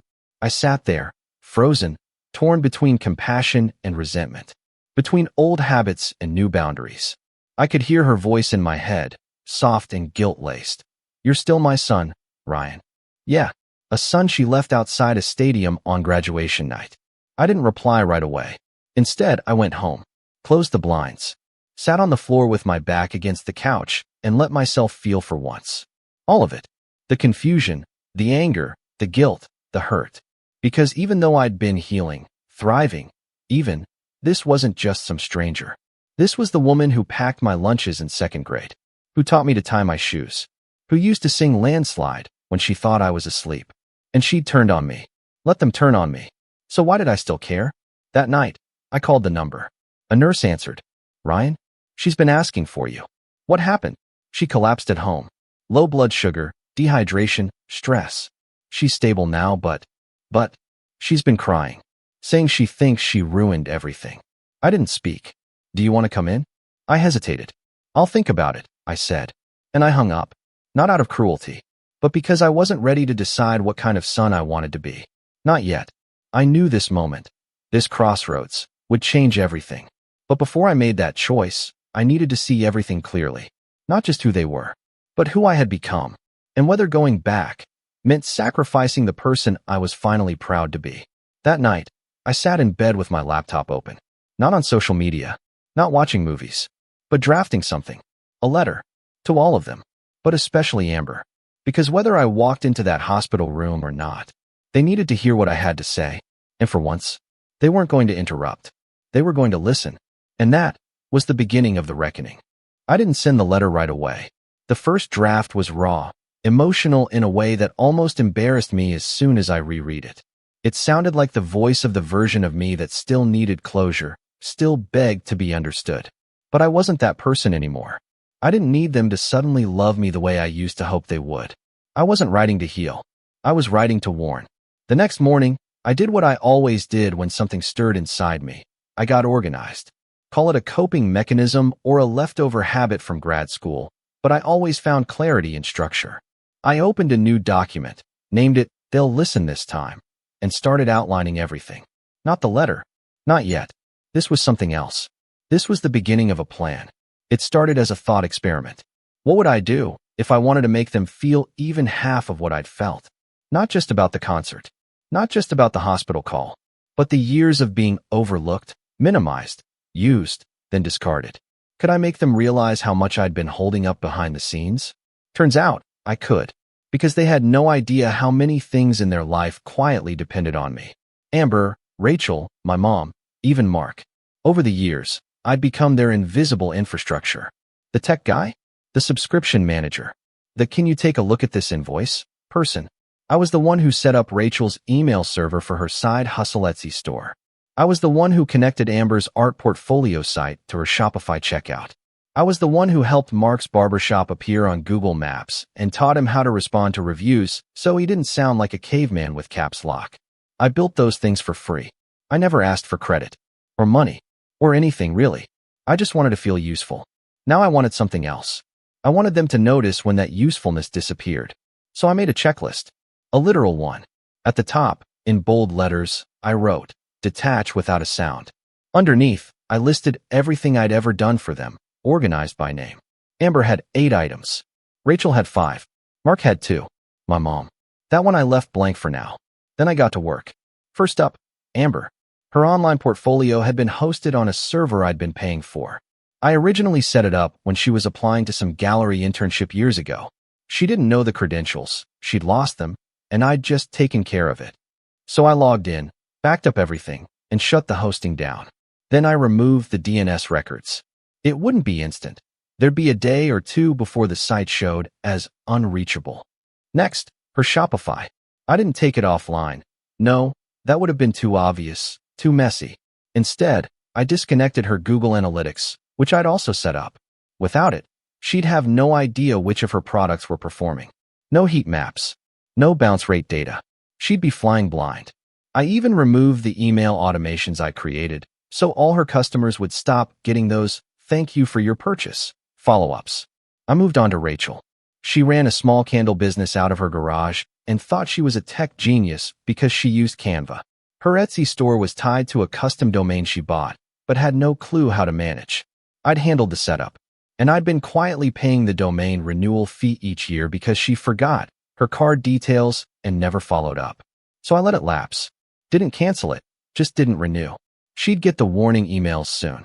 And when her site went dark, she'd blame Etsy, or her laptop, or Mercury in retrograde. Eventually, she'd call me. But I wouldn't answer. Mark was easy. His business listings were still up. His barbershop didn't exactly need an IT department. But I'd been maintaining his review monitoring service, a third-party tool that aggregated all his Yelp and Google reviews in one dashboard and let him auto-reply. He didn't even know how it worked. He just thought the internet was finally working in his favor. I canceled the subscription. He'd be back to checking reviews manually, if he even remembered how. Every time I unchecked an item on that list, I felt a little more free. Not vindictive, just clean. Like I was tidying up a house I didn't live in anymore. The final tab was my mom, and I stared at her blank list for a long time. This one was different. She hadn't just leaned on me for tech stuff. She leaned on me emotionally. Financially, I'd helped her cover rent twice when she was between jobs. I'd fixed her car. I'd handled the FAFSA renewal for my younger brother, Liam, so she wouldn't miss the deadline. I'd been the one to schedule her doctor's appointment last year when she was too busy to call. But I hadn't seen Liam in months. And that's when it hit me. He hadn't been in any of the family photos recently. He hadn't texted. He hadn't called. And that felt wrong. So I reached out. I texted him. Just 3 words. "Hey, you okay?" He responded 5 minutes later. "Can we talk?" We met the next day. Neutral territory, coffee shop, corner table. He looked older. More tired. He was 16 now, just old enough to start seeing the cracks. He didn't smile when he saw me, but he didn't flinch either. "I miss you," he said after we sat down. I nodded. "I miss you too. Mom says you hate us." I didn't respond right away. I stirred my coffee, trying to figure out the kindest way to say the truth. "I don't hate you," I said eventually. "But I don't let people walk over me anymore." He looked down at his drink. "She's been acting weird." "Weird how?" "She cries. A lot. Like, when she thinks I'm not around. And she's been fighting with Rachel and Amber. Even Grandma." Something flickered in me. I wasn't happy she was struggling, but I was relieved someone was finally seeing it. That the narrative of Ryan is the problem was starting to crumble. "You don't have to pick sides," I told him. "I already did," he said. "I just didn't say it out loud." We talked for an hour.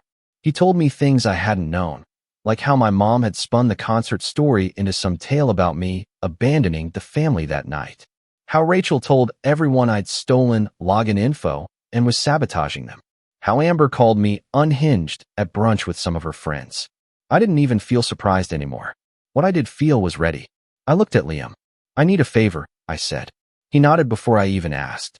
He was still young. But he wasn't naive. Not anymore. The next part of my plan required something more public. Not a post, not a confrontation, but a shift. They built this image of me as some bitter, dramatic outcast, someone clinging to the past and throwing tantrums through passwords and canceled logins. So I decided to give them something they couldn't ignore. Success. Liam helped me gather screenshots of my name on the back end of Amber's Shopify, of the domain I'd paid for under Rachel's name, of the review service I'd installed on Mark's business, of the server logs that proved I had admin access to every platform. It wasn't blackmail. It was proof. Just in case. I wasn't going to leak anything. I was going to show up. In May, I launched something new. A business rebrand. New logo. New tagline. New website. A behind-the-brand blog post that told my story, not the dramatic version, but the real one. About how I'd helped dozens of family members and friends build their online presence, quietly and freely. About how I'd finally stepped away to build something for myself. And at the end of the blog post, one line. Sometimes, the people who build the loudest voices are the ones no one ever bothered to hear. I didn't tag anyone. I didn't need to. But I made sure it showed up on every platform they followed me on. Amber saw it first. I know because she viewed my LinkedIn post within 3 minutes of it going live. Rachel lurked later that night. Mark never engaged, but Liam said he brought it up at dinner, casually, pretending he just happened to see it through a friend. The next week, I got an email from a woman named Kayla. She ran a mid-sized digital agency. Said she'd seen my blog post. Said it resonated. Said she had a contracting opportunity. 6-month retainer. $60,000. I read the email 3 times. And then I laughed. Because just like that, I had everything they said I couldn't build without them. Independence. Stability. Self-worth. And most importantly, a choice. To leave it all behind, or burn it down on my own terms. And believe me, I was just getting started. Revenge, when it finally came, didn't roar in with fireworks or some dramatic, face-to-face confrontation. It came quietly, surgically, like a scalpel instead of a hammer. I wasn't interested in screaming matches or slammed doors. That would have let them control the narrative again. Ryan lost it. Ryan's overreacting. Ryan's being dramatic. No, this time, they'd have to face the truth without the comfort of villainizing me. It started with Amber. Her portfolio site went down 3 days after my rebrand launched. I knew, because Liam sent me a screenshot. The error page was stark, a white wall with a simple message. This site can't be reached. Her Instagram story that day was a mix of panicked emojis and passive-aggressive hashtags. Hashtag WIME, hashtag TechFail, hashtag help. She tagged Shopify support. Claimed she'd been hacked. I didn't respond. I didn't need to.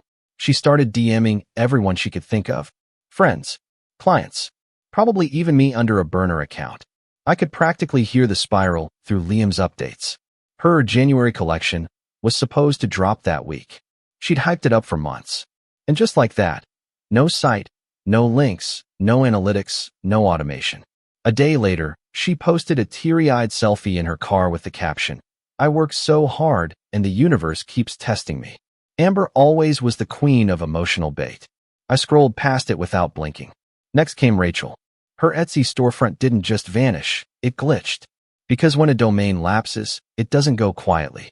For a few hours, visitors would be redirected to a generic landing page that said the domain was available for purchase. Then it just timed out. She posted a long Facebook status. "If anyone knows a good tech person, please DM me. My business site just disappeared overnight. This is why I hate computers. I swear someone is out to get me." Someone commented, "Didn't Ryan set it up for you?" She never responded. Then she blocked me. Mark was last. His was the smallest fallout, but somehow the funniest. The review aggregator I'd canceled? It meant that for the first time in 2 years, he had to check every platform manually. Yelp, Google, Facebook. And it was clear he hadn't been keeping up. A customer left a negative review about a bad haircut on a Tuesday, something about uneven sides and a rude receptionist, and by Friday, it had snowballed. 3 more people commented underneath, echoing complaints. By the time he noticed, his Google rating had dropped half a star. He texted me, "Mark, hey man, quick Q. Did you ever use like a program for my reviews?" Me, "I used to. Not anymore." Mark, "Can you turn it back on?" Me, "No. But you can subscribe to it. It's like $30 per month." Mark, "You were paying for that." Mia? Mark, damn. Why? I didn't respond. Because if he had to ask why, there was no point answering. And my mom? She was the final piece. For weeks after the hospital visit, she tried to pretend everything was fine. She left me voicemails in that careful tone people use when they want to seem warm without admitting guilt. She said things like, "I'd love to see you," and "Liam misses you." Like the last few months hadn't happened. I waited, and then I scheduled a meeting. Not with her. With her landlord. I wasn't on her lease, but I was the guarantor. Another little favor I'd done 3 years ago when she was struggling with credit. I hadn't thought twice about it back then. She needed help, I had a stable income, and it was supposed to be temporary. But of course it never was. Until now. I contacted the landlord and formally requested to be removed as guarantor upon lease renewal. Legally, I couldn't cancel it mid-lease, but I could put them on notice. They'd either require her to reapply solo or find a new co-signer. She got the notification 2 days later. The voicemail I received that night was short. No greetings. No pleasantries. Just, "So you're really cutting us off." I didn't reply. Because yes, I was. But I wasn't done. I had one more card to play. A month later, I launched a video campaign for my business. Simple, clean, professional. It featured testimonials from a few satisfied clients, case studies, and one final piece, a mini documentary-style video called The Invisible Architect. I didn't name names. I didn't show faces. But I told the story. My story. How I'd built systems and infrastructure for people who never said thank you. How I'd helped relatives grow their platforms, their stores, their brands, only to be excluded from their success. How I'd spent years as the helpful background guy, while others took credit, took space, and took advantage. And how I'd finally walked away. The video went viral. Not explosively, but steadily. It hit a nerve. People commented with their own stories of being the responsible one, the quiet fixer, the tech-savvy sibling, who everyone leaned on but never appreciated. I never said the word family once. But they knew. I know they knew, because Amber texted me one word a week later. Wow. I didn't answer. Rachel emailed me. "You could have talked to us." I didn't reply. Mark never reached out again. And my mom? She sent me a letter. A real one. Handwritten. It started with, "I didn't realize how much you did." It ended with, "I'm sorry. I hope it's not too late." I folded it neatly. Placed it in a drawer. Not out of anger, but because I didn't need to answer right away. Maybe someday. Maybe not. Liam and I still talk. Every week. He's coming to visit this summer. I told him I'd teach him how to build a website, if he wanted. He said he did. He also said Amber had started paying someone to rebuild her portfolio. "It's not the same," he added. "It's clunkier. Slower. Doesn't load on mobile half the time." I smiled. And as I sat in my apartment, sunlight filtering through the windows, my inbox full, my business thriving, my peace intact, I realized something. Revenge isn't loud. It's not a scream or a slam or a speech. Sometimes, it's just a clean break. A quiet success. And the echo of your absence in the lives of people who never thought you'd leave. They always expected me to come crawling back. I never even looked over my shoulder. You ever notice how life shifts in these tiny, almost invisible ways before everything explodes? Like a single door creaks open, and instead of walking through, you blink, and the whole house is burning down behind you? I didn't see it coming. Honestly, I wish I had. Maybe then I could have done something before it all went sideways. But hindsight's a cruel kind of clarity.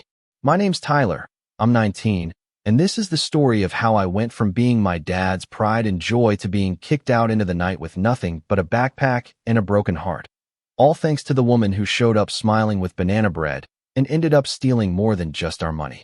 Before all this mess started, things at home weren't perfect, but they made sense. My mom passed away when I was 13. Breast cancer. It hit hard, obviously, but Dad and we stuck together. We were this little team. He worked a lot. Construction supervisor, long hours, early mornings, but every Sunday morning, without fail, he made pancakes from scratch. Said it was Mom's recipe, even though I was pretty sure he added way too much cinnamon. Still, it became our thing.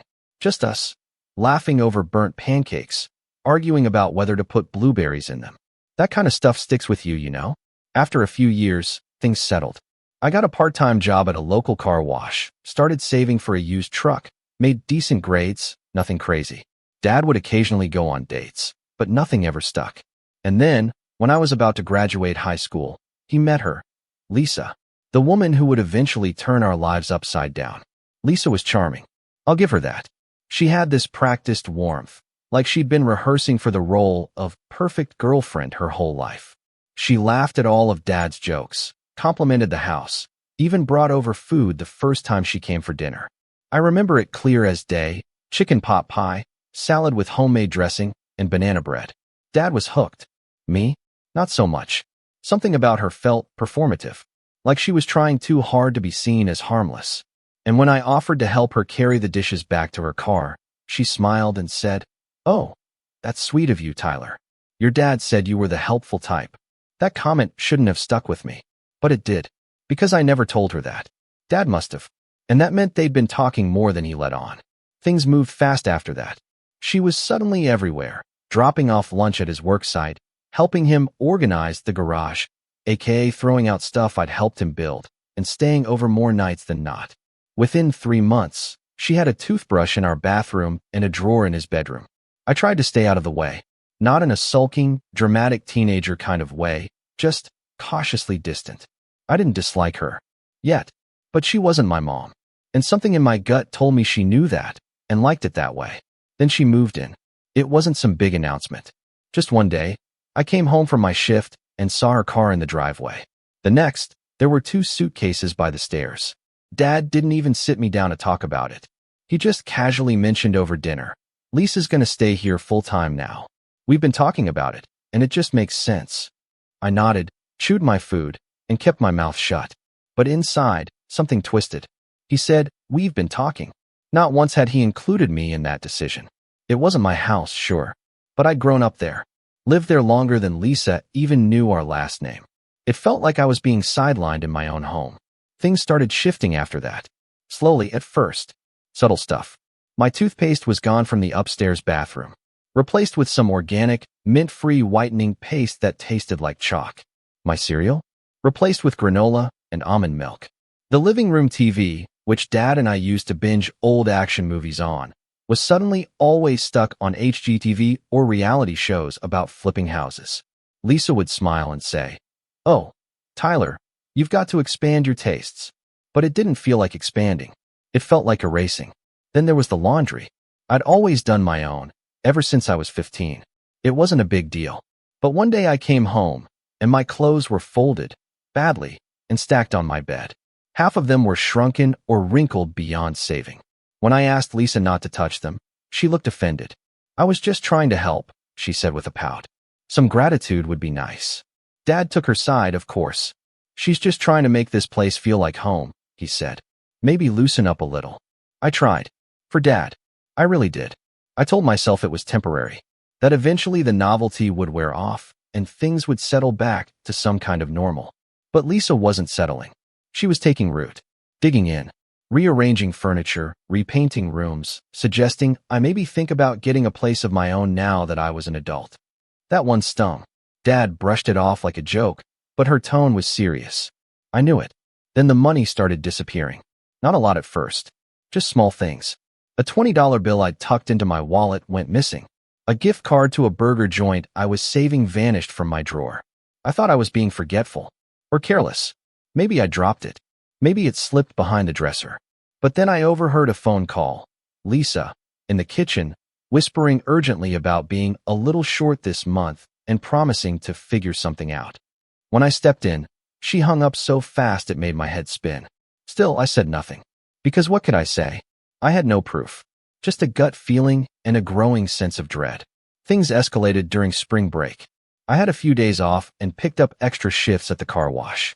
I was saving up for a laptop. Nothing fancy, just something decent for college. I'd been stashing the cash in an envelope hidden inside a copy of Dune on my bookshelf. Not exactly Fort Knox, but I figured it was safe enough. I hadn't told anyone about it. One afternoon, I got home, went upstairs to count my stash, and it was gone. All of it. Every single bill. I stared at the empty envelope, heart pounding, throat dry. I checked the book again. Ripped apart my room. Nothing. I didn't cry. I was too angry.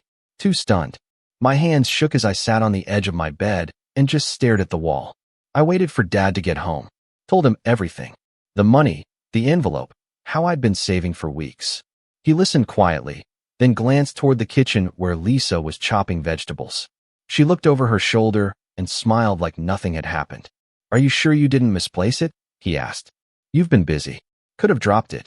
I didn't, I said, trying to keep my voice steady. I hid it. In a book. It's gone. He sighed, rubbed his temples. I'll ask around, he said. But don't jump to conclusions, okay? Let's not start pointing fingers. I wanted to scream, but I didn't. I just nodded and went back upstairs, fists clenched. That night, I couldn't sleep. Something was breaking in me, something fragile and important. The trust one had in my dad. The belief that I was safe in my own home. It was unraveling, thread by thread. 2 days later, I came home from work and saw Dad waiting at the door, arms crossed. His face was tight, unreadable. Can we talk? He asked. I stepped inside. Lisa was sitting on the couch, arms folded, lips twitching like she was trying to hide a smirk. I found out where the money went, Dad said. And I'm disappointed, Tyler. I thought I raised you better. My stomach dropped. What are you talking about? He reached into his pocket and pulled out a crumpled receipt. $300 withdrawal from my emergency fund. The account you knew about. The one I told you was off limits. I didn't touch that account, I said, hard hammering. I swear to you. Lisa stood up, arms crossed. Your name's on the withdrawal slip, Tyler. I shook my head. No, that's impossible. I know it was you. Dad's voice exploded, and I actually flinched. I don't know what's going on with you lately, but this is too far. Lying to me. Stealing from me. Get out of my house. Behind him, Lisa smiled. Just for a second. A subtle, victorious curl of the lips. But I saw it. I grabbed my backpack. Didn't pack anything else. What was the point? As I stepped into the night, the front door slammed shut behind me. And for the first time, I wasn't sad. I was furious. And I was going to make sure she regretted every second of thinking she could ruin my life. But first, I had to figure out how. I didn't sleep that first night. Not really because I had nowhere to go, though I didn't, but more because my mind wouldn't stop replaying the moment. The look on Dad's face. The way his voice cracked when he shouted. And her, Lisa, just standing there behind him like some twisted puppet master, watching it all happen with that smug little half-smile. It was a cold night.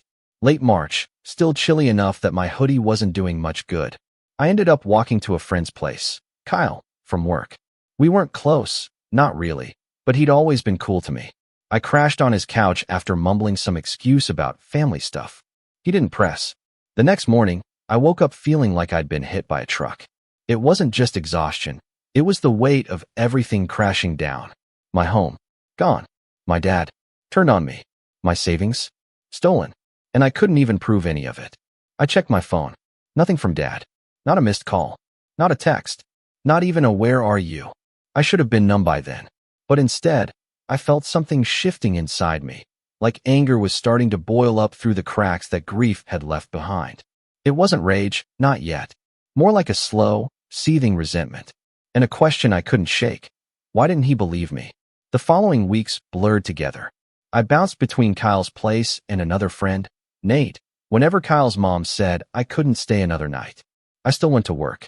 Still smiled at customers. But inside, I was unraveling. Not just because of what had happened, but because of what kept happening. Dad didn't reach out. At all. But Lisa? She made sure I knew exactly what was going on. It started small. A random Venmo notification popped up on my phone. Lisa had sent me $2 with the caption, "For your honesty." I blocked her immediately. A week later, I bumped into my neighbor Mr. Daly while walking home from my shift. He raised an eyebrow and said, "Hey, your stepmom told me you moved out to focus on school. Said things were going great." I laughed in his face.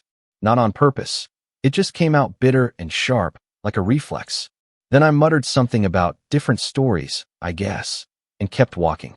But it didn't stop. One night, I saw Lisa had posted on Facebook a picture of my dad's truck in the driveway. New flowers planted by the mailbox. The caption? "Finally making this house a home again." And there he was, in the background, Dad, smiling, holding a rake like some backyard hero. Like nothing had happened. Like I never existed. That night was the first time I cried. Not a few tears. Ugly, quiet sobbing in the back of Kyle's garage, curled up behind the tool bench so no one would see. I didn't even know what part hurt more. The betrayal? The silence? The fact that I still missed Sunday pancakes like a pathetic kid? But after the breakdown came the shift. It wasn't immediate, but something hardened in me. I stopped checking my phone for messages that weren't coming. I started picking up more shifts. I saved every dollar. If I was going to survive this, I had to become someone else. Someone who didn't need anyone. Especially not a man who chose lies over his own son. Then came graduation. I wasn't even sure I'd go at first. What was the point? But my guidance counselor, Ms. Rayner, practically begged me to walk the stage. Said it would be a moment of closure. Closure. Funny word. Still, I borrowed a gown from a senior who dropped out and showed up. The ceremony was long and boring. I didn't hear most of it. But when my name was called and I stepped onto that stage, I scanned the crowd out of habit. And there they were, Dad and Lisa, sitting in the second row, smiling. I froze for half a second, just long enough for it to register. Lisa had on this huge sun hat, like we were at a horse race. Dad wore a shirt I got him for Father's Day 2 years ago. The irony didn't even feel poetic, just sad. After the ceremony, I dipped out the back. Didn't want the awkward hugs or fake congratulations. But as I was walking away, I heard footsteps behind me. Tyler, Dad's voice. I turned slowly.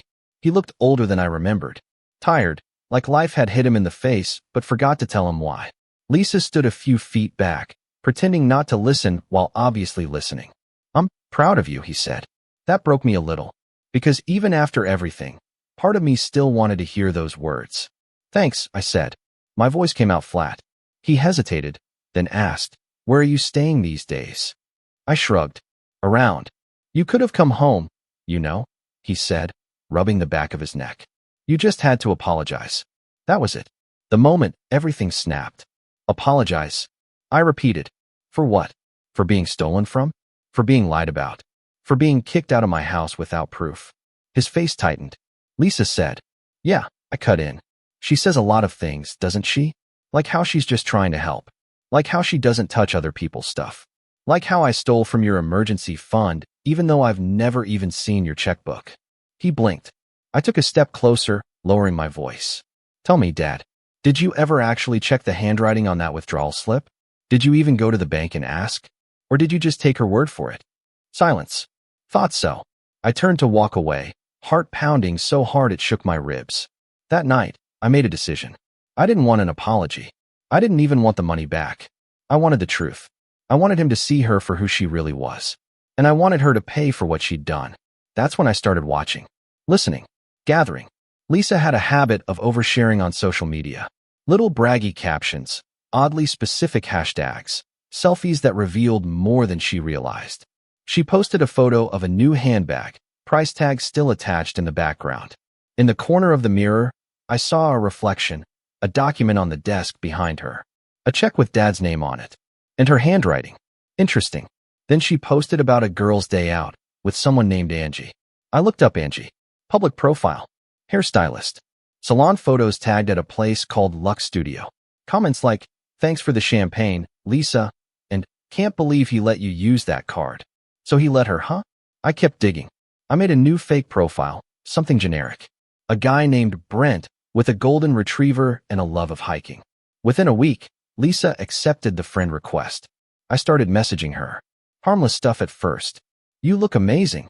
Wish my girl dressed like that. That's his truck? Dang, lucky guy." She ate it up. One night, after a couple weeks of back and forth, she sent a picture. Nothing scandalous, just her in a bathrobe holding a glass of wine. Caption, "Home alone again." She thought she was being sly. She wasn't. Because in the background of that photo, I saw it again, Dad's checkbook. Open. A pen beside it. And a sticky note that read, "Deposit before Monday." I screenshotted everything. Over the next month, I built a digital folder. Bank records she left lying around.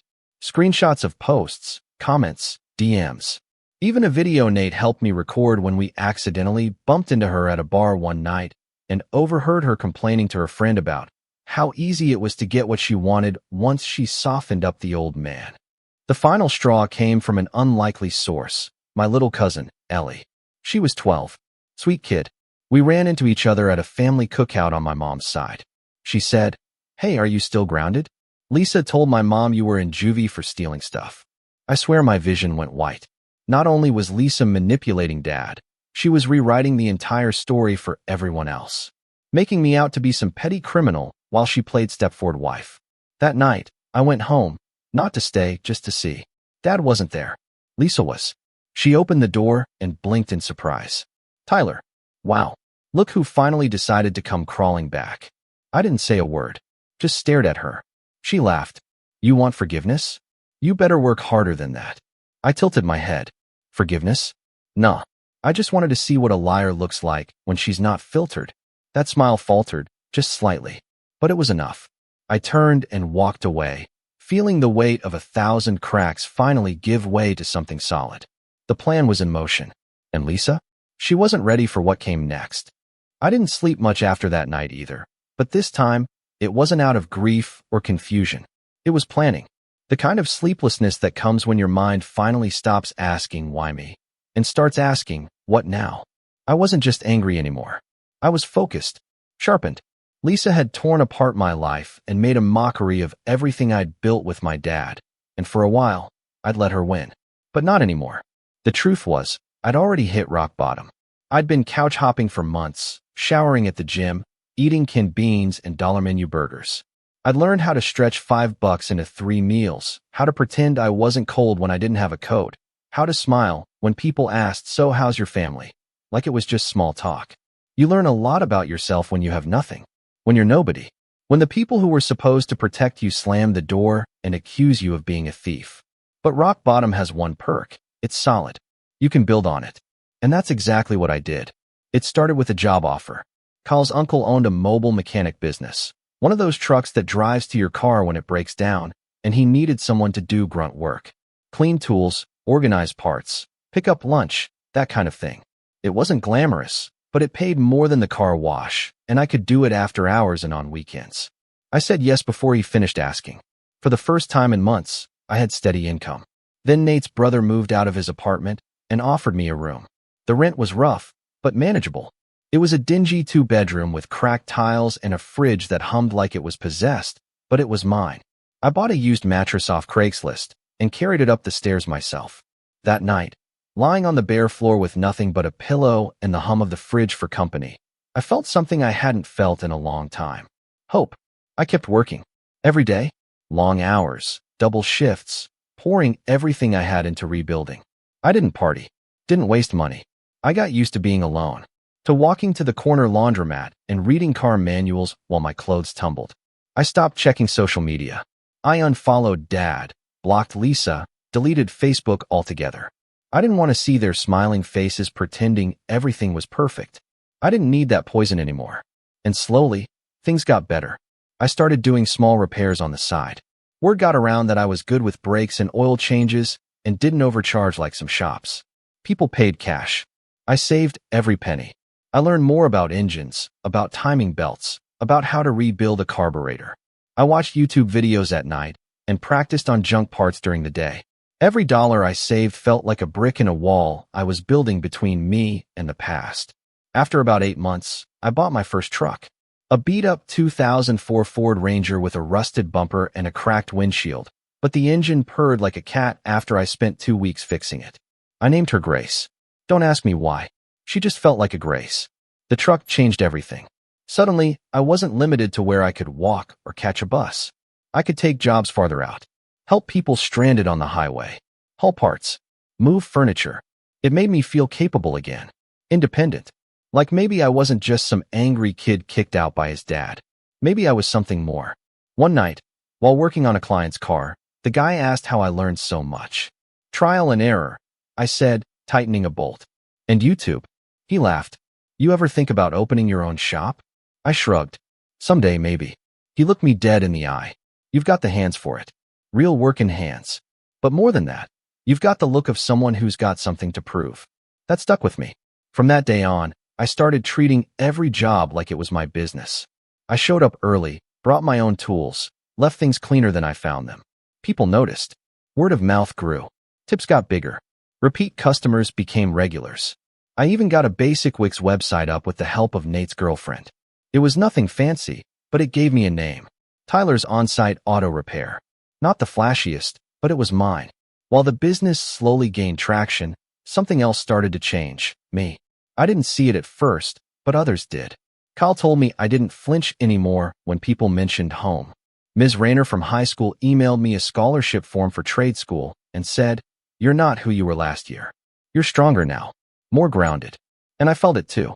I wasn't the same kid who begged his dad to believe him. I didn't need him to anymore. But that didn't mean I forgot. See, while I was rebuilding my life, I never let go of what Lisa did. I never let go of the screenshots, the voice messages, the paper trail I'd quietly assembled. Every few weeks, I'd update the folder. I called it Lies and Receipts. It lived on a flash drive I kept in a small lockbox beneath the passenger seat of Grace, just in case. Then came the reunion.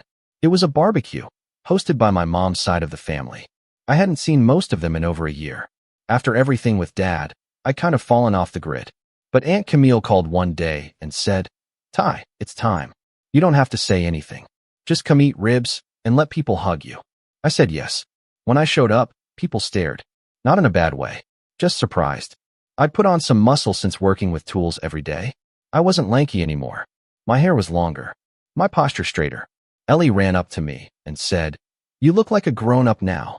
I laughed and mussed her hair. The day was perfect. Sunny, warm, good food, loud laughter. For a while, I forgot the bitterness. I forgot Lisa. I forgot the pain. I just felt human.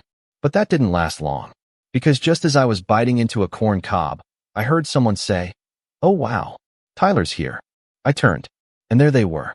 Dad and Lisa. He looked older than before. Grayer. He'd lost weight too, but not the good kind.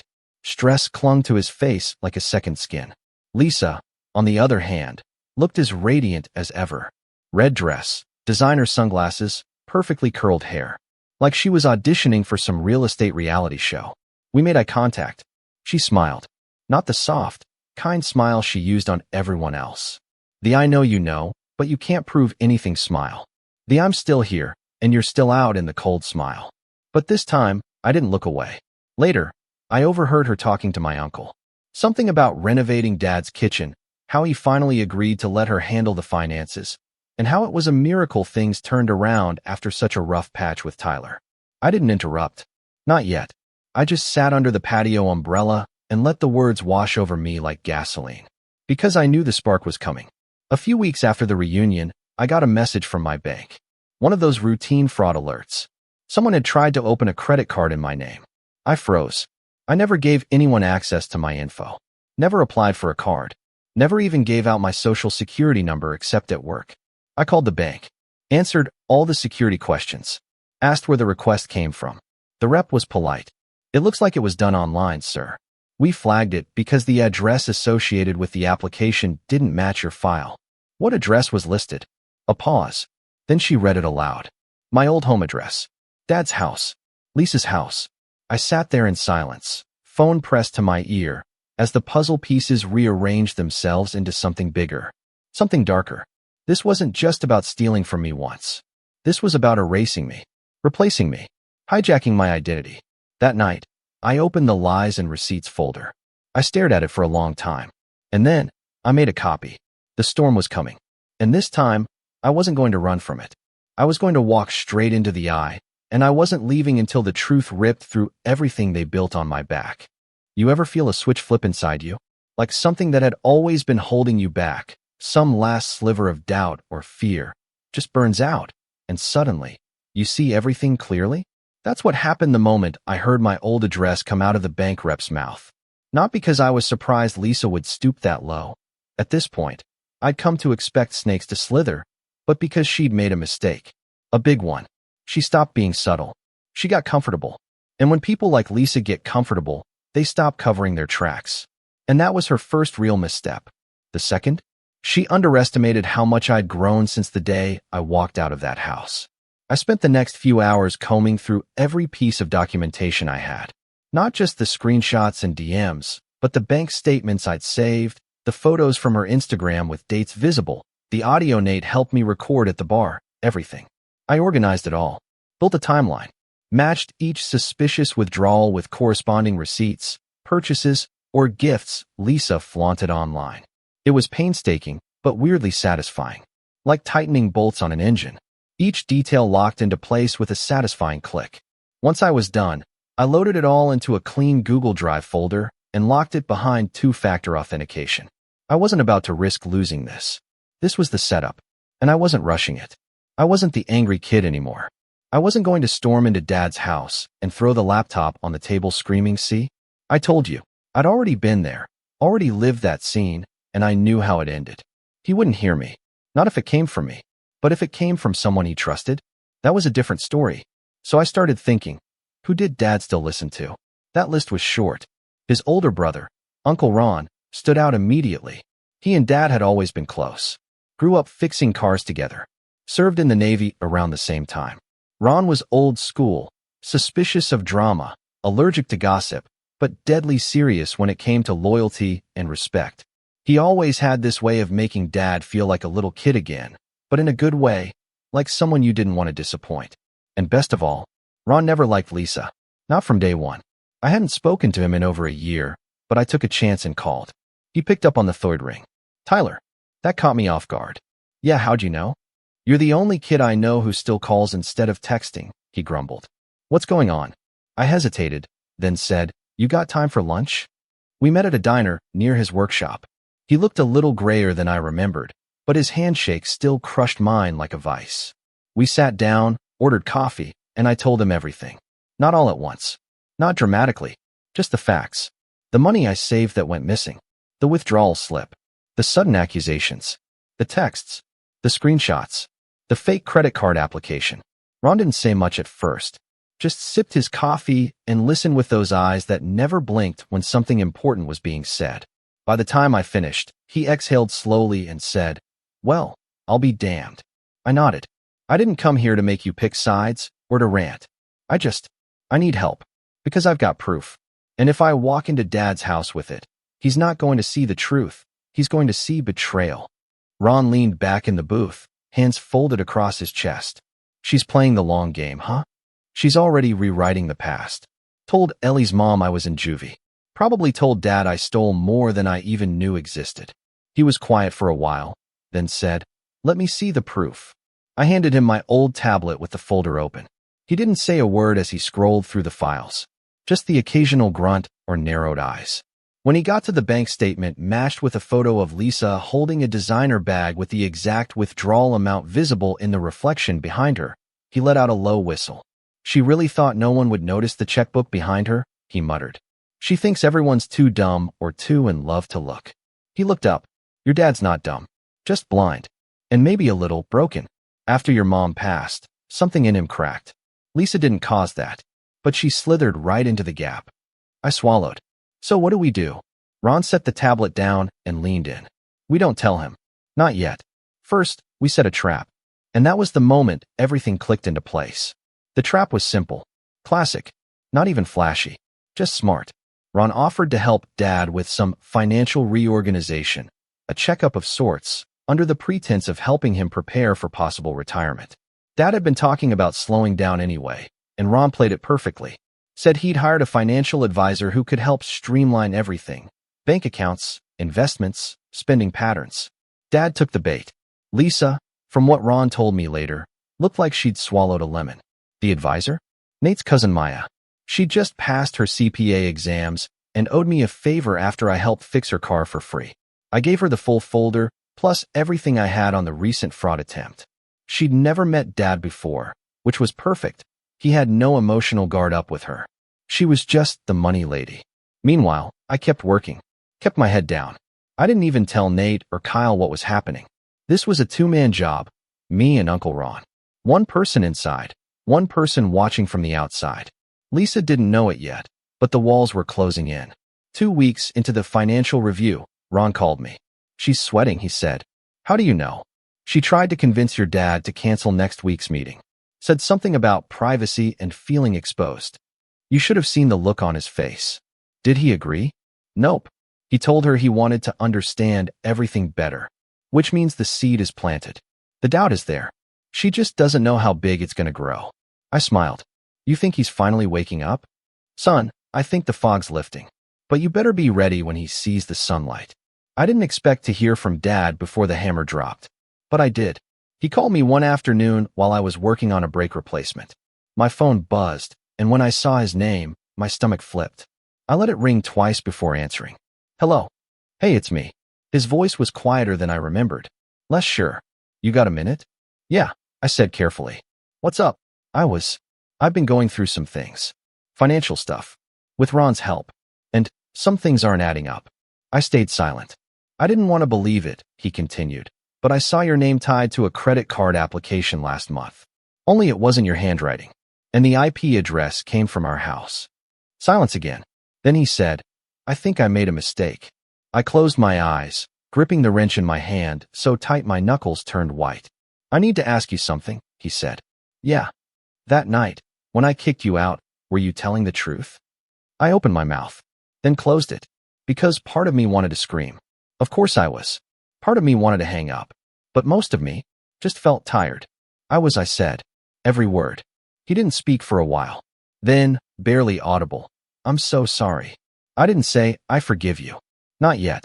That would have been dishonest. But I did say, you believe the wrong person. Now you have to decide what you're going to do with the truth. I don't know where to start, he said. I do, I replied. And you're not going to like it. The final part of the setup was as poetic as it was surgical. Ron invited the whole family over for a cookout. Same backyard. Same grill. Lisa, naturally, showed up late in a new dress and heels far too fancy for a lawn party. She clung to Dad's arm like a trophy. He didn't smile once. Midway through the gathering, Ron clinked a spoon against his beer bottle.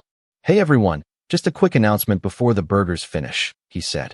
My financial advisor has been helping me and my brother sort out some paperwork. Tyler helped too. Turns out, there's been a lot of confusion with the books. A lot of funny numbers. Lisa's smile twitched. We're going to be sitting down next week to go over it together. Tyler's got some notes. Maya's got documentation. Should be enlightening. Lisa's face drained of color. She looked at Dad, but he didn't look back. He was looking at me, dead in the eyes. No hate, no shame, just readiness. She opened her mouth to say something, some protest, some deflection, but for once, no one was listening. Because everyone at that table could feel it. The tide had shifted, and she had no idea how far out it was going to drag her. I wish I could say the revenge was dramatic, screaming, tears, people flipping tables like a soap opera finale, but that would be giving Lisa too much credit. The truth? It was quieter, sharper, like watching someone realize too late that they've been standing on a frozen lake, and the cracks are already beneath their feet. The day of reckoning came a week after Ron's barbecue. Maya, our financial advisor, had scheduled the final sit-down with my dad and Lisa to review findings. It was all framed as routine, professional, no reason for alarm. Just a few signatures here, a few clarifications there.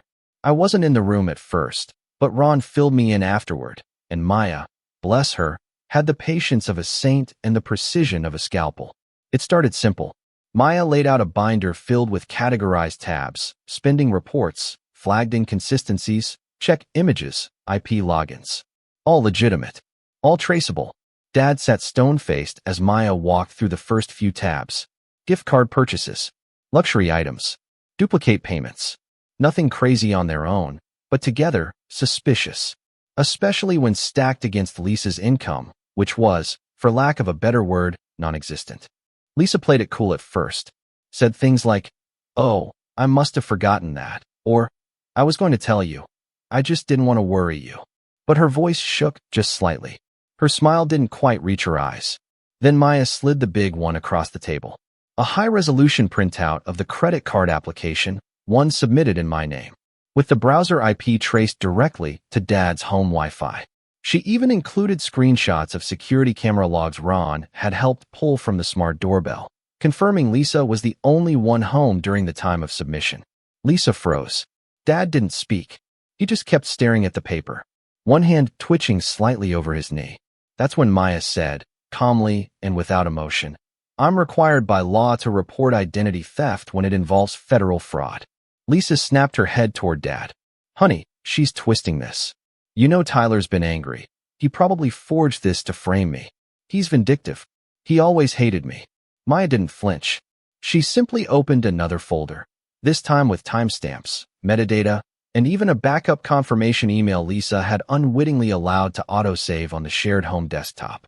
Every lie she reached for, Maya had already buried. Dad finally spoke. Why?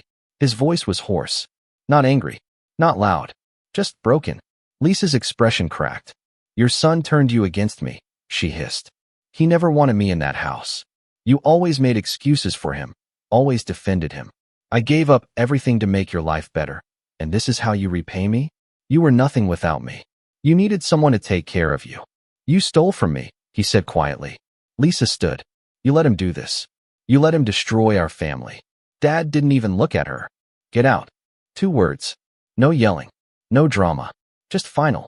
She tried to plead, then threatened, then cried. But it was already over. Ram was waiting outside the room when she came storming out. She looked at him like he might stop her. Help her.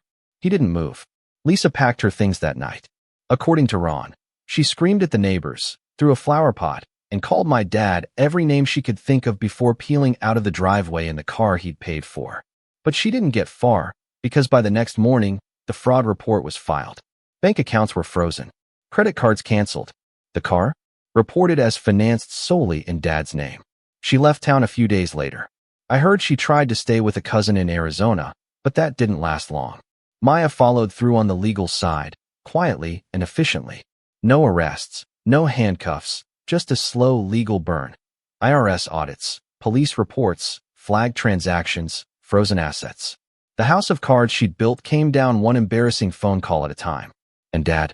He showed up at my garage the day after Lisa left. No call, no warning. Just walked in while I was elbow deep in a brake line replacement. I wiped my hands and looked up, heart in my throat.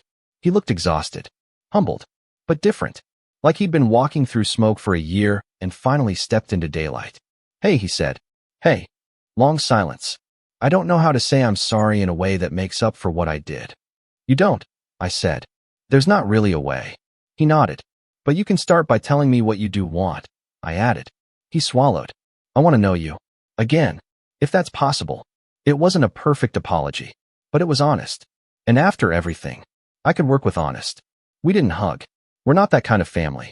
But he stayed for 3 hours that day, watched me work, asked questions about my business, even handed me tools.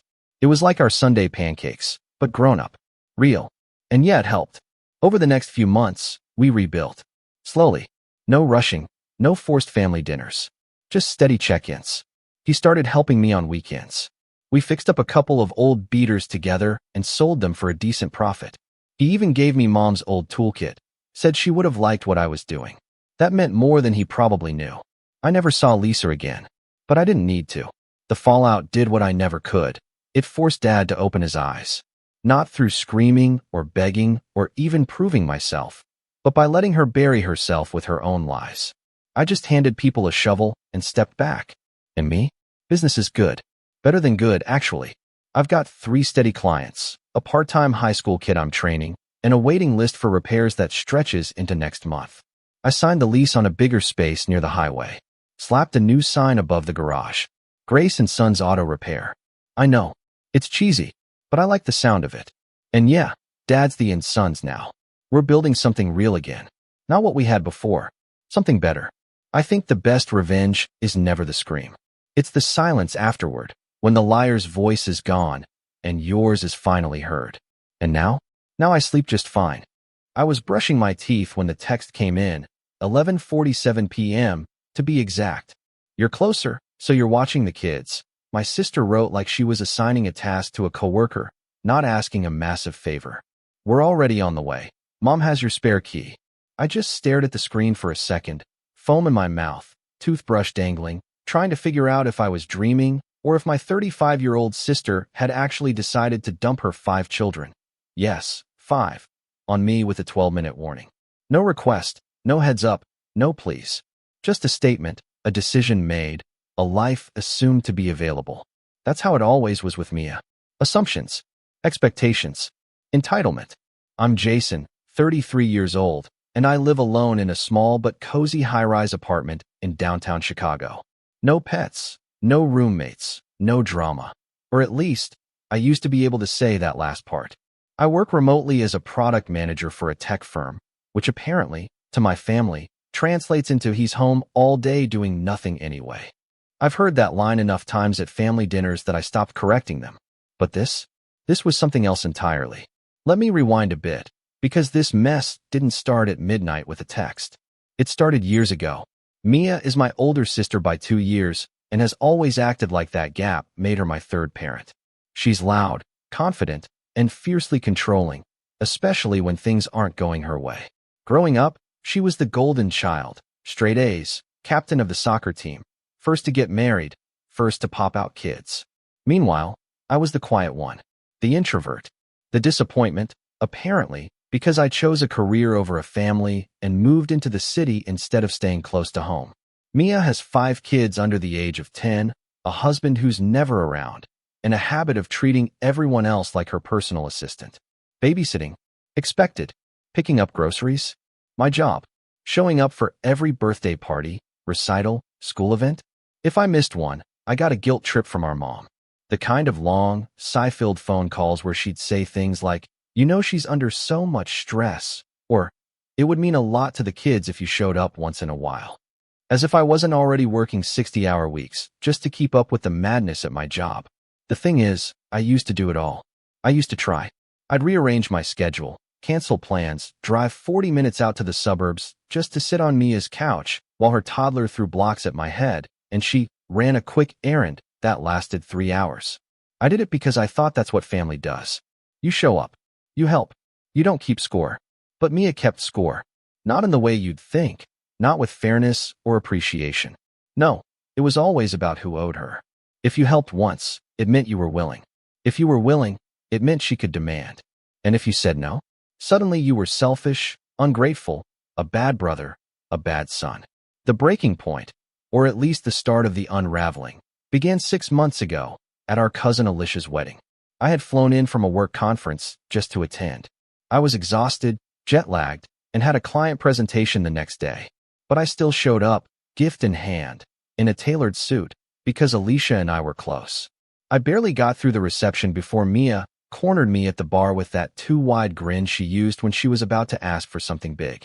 "Hey, I need you to take the kids overnight next weekend. Me and Chris are doing a couples retreat," she said, sipping a white wine like it was already a done deal. I blinked at her. "I've got a product launch that weekend." She waved a hand. "Just bring your laptop. You work from home, right?" "No, I work from home when I'm not launching software with $1 million budget on the line," I said, trying to laugh it off. But she wasn't amused. "Oh, come on. You're the only one who doesn't have responsibilities." I actually choked on my drink. "Mia, I have a job. A real one. With deadlines and people depending on me." She tilted her head, like she was looking at an alien. "You don't have real responsibilities. No spouse, no kids. It's not the same." And there it was. The assumption that my life was worth less because it didn't revolve around diaper bags and daycare drop-offs. That somehow, my career and my mental health were less important because I didn't have a car seat in the back of my sedan. I told her no that night. It was the first time I'd ever said no and stuck to it. I could see the shock in her eyes, the way her mouth twisted like I'd insulted her. She didn't argue, not then. But the passive-aggressive texts started almost immediately. Comments in the family group chat. Little digs from our mom about how Mia doesn't feel supported lately or needs help from her siblings, not judgment. My younger brother, Dean, lives out of state. He's married with 2 kids of his own, but Mia doesn't lay into him like she does with me. I think it's because she knows I'm the easier target. Or at least, I used to be. So when I saw that text at 11:47 p.m., I wasn't even surprised. Angry, sure, but not surprised. I hadn't agreed to anything. She hadn't called. I hadn't seen her in 2 weeks. But she just decided, that I was going to babysit 5 children overnight while she and her husband went off somewhere. She didn't even say where. Just, we're already on the way. And the kicker? Mom has your spare key. That hit me like a punch to the gut. Because I had given our mom a key. For emergencies. Health scares. Not for unauthorized handoffs of 5 unruly children in the middle of the night. I pictured them, Mia and Chris, probably already halfway through their drive, smugly assuming I'd just roll over and let it happen. That I'd wake up to giggling and juice spills and a toddler tantrum before I even had my morning coffee. I sat down on my couch, toothbrush still in hand, staring out at the quiet skyline. And for the first time in a long time, I didn't feel tired. I felt clear, like something inside me had shifted. I didn't reply to the text. I called building security. Then I opened my laptop and booked a flight. I didn't pack much, just enough to get me through a few days. I didn't even turn off the lights. I left everything exactly as it was. Clean, calm, quiet. By the time Mia arrived, she was met with a locked front door, a deactivated code, and a completely empty apartment. I know, because the front desk called me, right as I was boarding. But that's not where this story ends. Not even close. Because that night set off a chain of events I never could have predicted. And what followed wasn't just about one text or one babysitting demand. It was about a family that had been taking advantage of me for years finally being told no. And the aftermath? That's where things got really messy. By the time I landed in Montreal and turned my phone back on, I had 23 texts, 3 missed calls from my mom, 2 voicemails from Mia, and a video from my cousin Lana. The video was short, grainy footage of my sister standing in the hallway outside my apartment, arms flailing as she argued with building security. Her voice was muffled, but even through the poor audio, I could hear her screaming, "He can't just disappear. I have children." The next message was a screenshot from the group chat. Mia had posted a photo of my apartment door and written, "Unbelievable. Jason abandoned his family, blocked us out of his life. I don't even know what to say." What followed was a tidal wave of family guilt. Uncle Barry weighed in with, "This is why you don't give kids without kids any responsibilities. They don't understand what it means to show up." My mom, ever the diplomat when it came to Mia, responded with, "He must have been overwhelmed. Let's not judge too harshly. But yes, Mia, I understand how hurt you are." I didn't answer any of them. I just set my phone to Do Not Disturb and spent 3 days exploring a city I'd never been to before, walking through quiet streets and sipping strong coffee in tiny cafes. For the first time in a long time, I felt like I was breathing air that hadn't passed through someone else's expectations first. But when I got back home, the real fallout began. There were letters, actual handwritten letters, on my kitchen counter. My mom must have used the old emergency key. One of them was from her, long and tear-stained. It said she was disappointed in my behavior and that she hoped I could still be part of this family if I learned how to balance independence with responsibility. The second letter was from Mia's oldest daughter, Ellie. It was written in blue crayon on the back of a coloring book page. "Auntie Jason," it read, "Mommy said you don't love us anymore, and that's why you ran away." That one hurt. I stood in the kitchen for a long time, holding that crayon note in my hand, while my stomach turned. Not because I felt guilty, but because Mia had weaponized her own child to twist the narrative, to paint me not just as unreliable, but heartless. I didn't confront her. Not yet. I just changed the locks and sent a single text to my mother. "The spare key is no longer valid. Please don't come uninvited again." She didn't reply, but Mia did. Oh, did she ever? 3 days later, a package arrived. No return address, just my name on the front. Inside was a stack of invoices, school supplies, grocery receipts, a note scribbled on the back of a daycare enrollment form that read, "Since you couldn't help in person, you can help this way." I almost laughed. Almost. Instead, I picked up the phone and called her. "You sent me bills?" I said, trying to keep my voice level. "I figured since you're not doing anything else for this family, the least you could do is help financially," she snapped. "You don't have kids. You live in that expensive apartment. You can afford it. Mia, I never agreed to support you. You said no to everything else," she hissed. "You've checked out, Jason. Admit it. You don't care about us. You don't care about me." "No," I said quietly. "I've just stopped letting you decide what I owe." There was silence. Not the kind that ends an argument, the kind that stretches and tightens like a rope. Then she said, "Wow. Okay. Got it." I hung up. I thought that would be the end of it. I truly did. But Mia wasn't done. Because when she lost control of me, she turned her sights on someone else. 2 weeks passed without much drama. I kept my distance. I started therapy. I even joined a local rec league and made a couple new friends. For a brief moment, I thought maybe the storm had passed. Then I got a call from my cousin Lana. "Have you seen Facebook?" she asked, her voice tight. "No, why?" "Go look. Mia posted something about you. It's bad." I opened the app and my heart sank. It was a photo of her kids, sitting on her living room couch with sad faces. The caption read, My brother abandoned these babies because they were inconvenient. He locked us out. Disappeared. Now they ask why Uncle Jason doesn't love them anymore. I don't have an answer. Maybe he's just too busy being important. The comments were even worse. People I hadn't seen in years were piling on. Old friends from church, distant relatives, even her in-laws. That's heartbreaking, one wrote. Some people just don't have the heart for family. Another chimed in. He always seemed cold. Now we know. I didn't know whether to scream or throw my phone through the window. Instead, I sat down and just stared at it. At the gall of it. At the utter manipulation. At the way she'd used her children, again, to paint herself as the wounded hero and me as the villain. I didn't comment. I didn't message. I just blocked her. But blocking someone on social media doesn't block the consequences. Because now the calls started coming from family friends.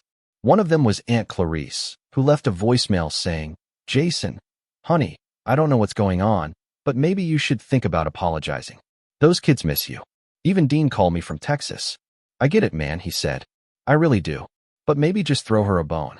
A weekend or something. Just to shut her up. Throw her a bone." As if that's what I was.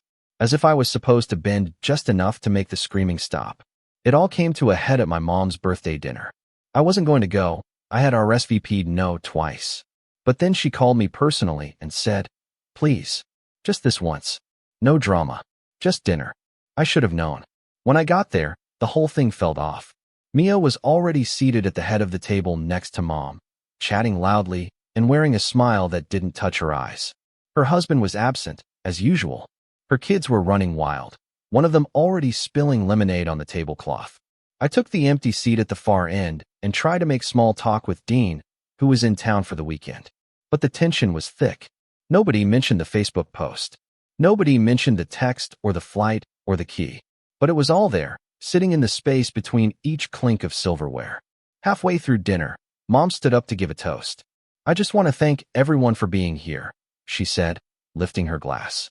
"It means so much that we can come together, even when we have our differences. Family is what holds us up when the world tries to push us down." She glanced at me when she said that. So did Mia. And then, I'll never forget this. Mia raised her glass too and said, "To forgiveness." A few people clapped. I didn't move. But she wasn't done. Because just as dessert was being served, Mia leaned back in her chair and, loud enough for the entire table to hear, said, "By the way, Jason, I gave your number to the babysitter's agency. They'll be calling you. I figured if you're not going to be a real uncle, you can at least pay like one." There was laughter. Actual laughter. As if it were a joke. I looked at my mom. She looked away. That was the moment. Not the Facebook post. Not the bills. Not even the midnight text.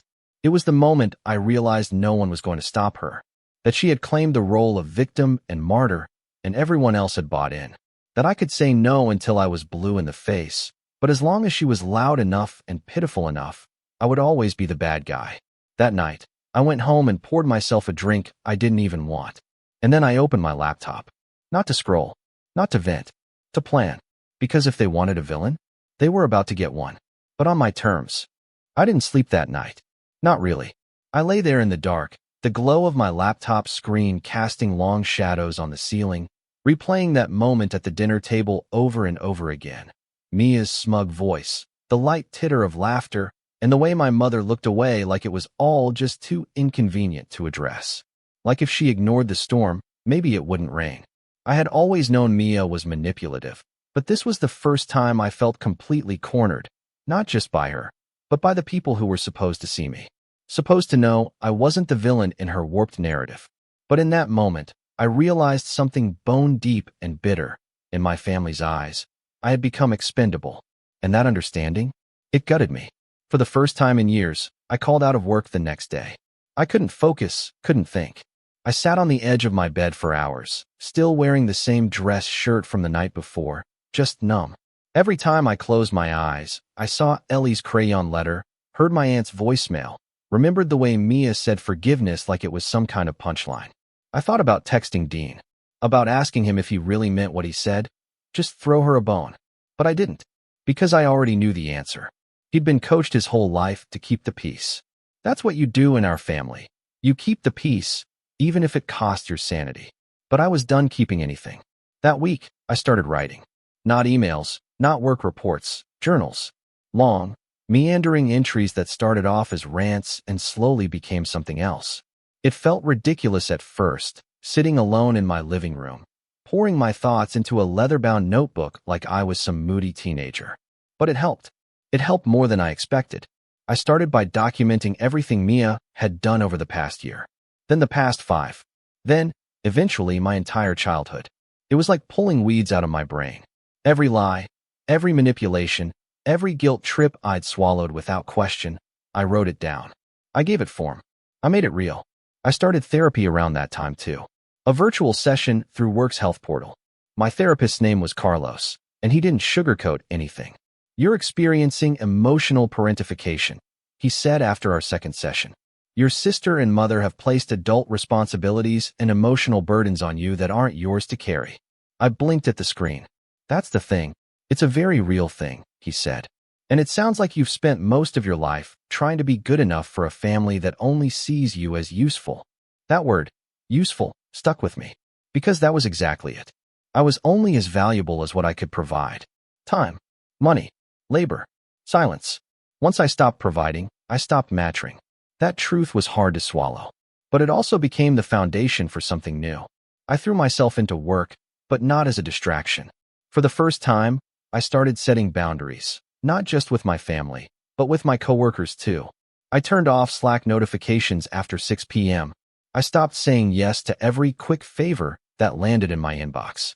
I even took a risk and pitched a new product idea to my team, something that had been rattling around in my head for months, but I'd never had the nerve to bring up because I was always too busy cleaning up after everyone else's priorities.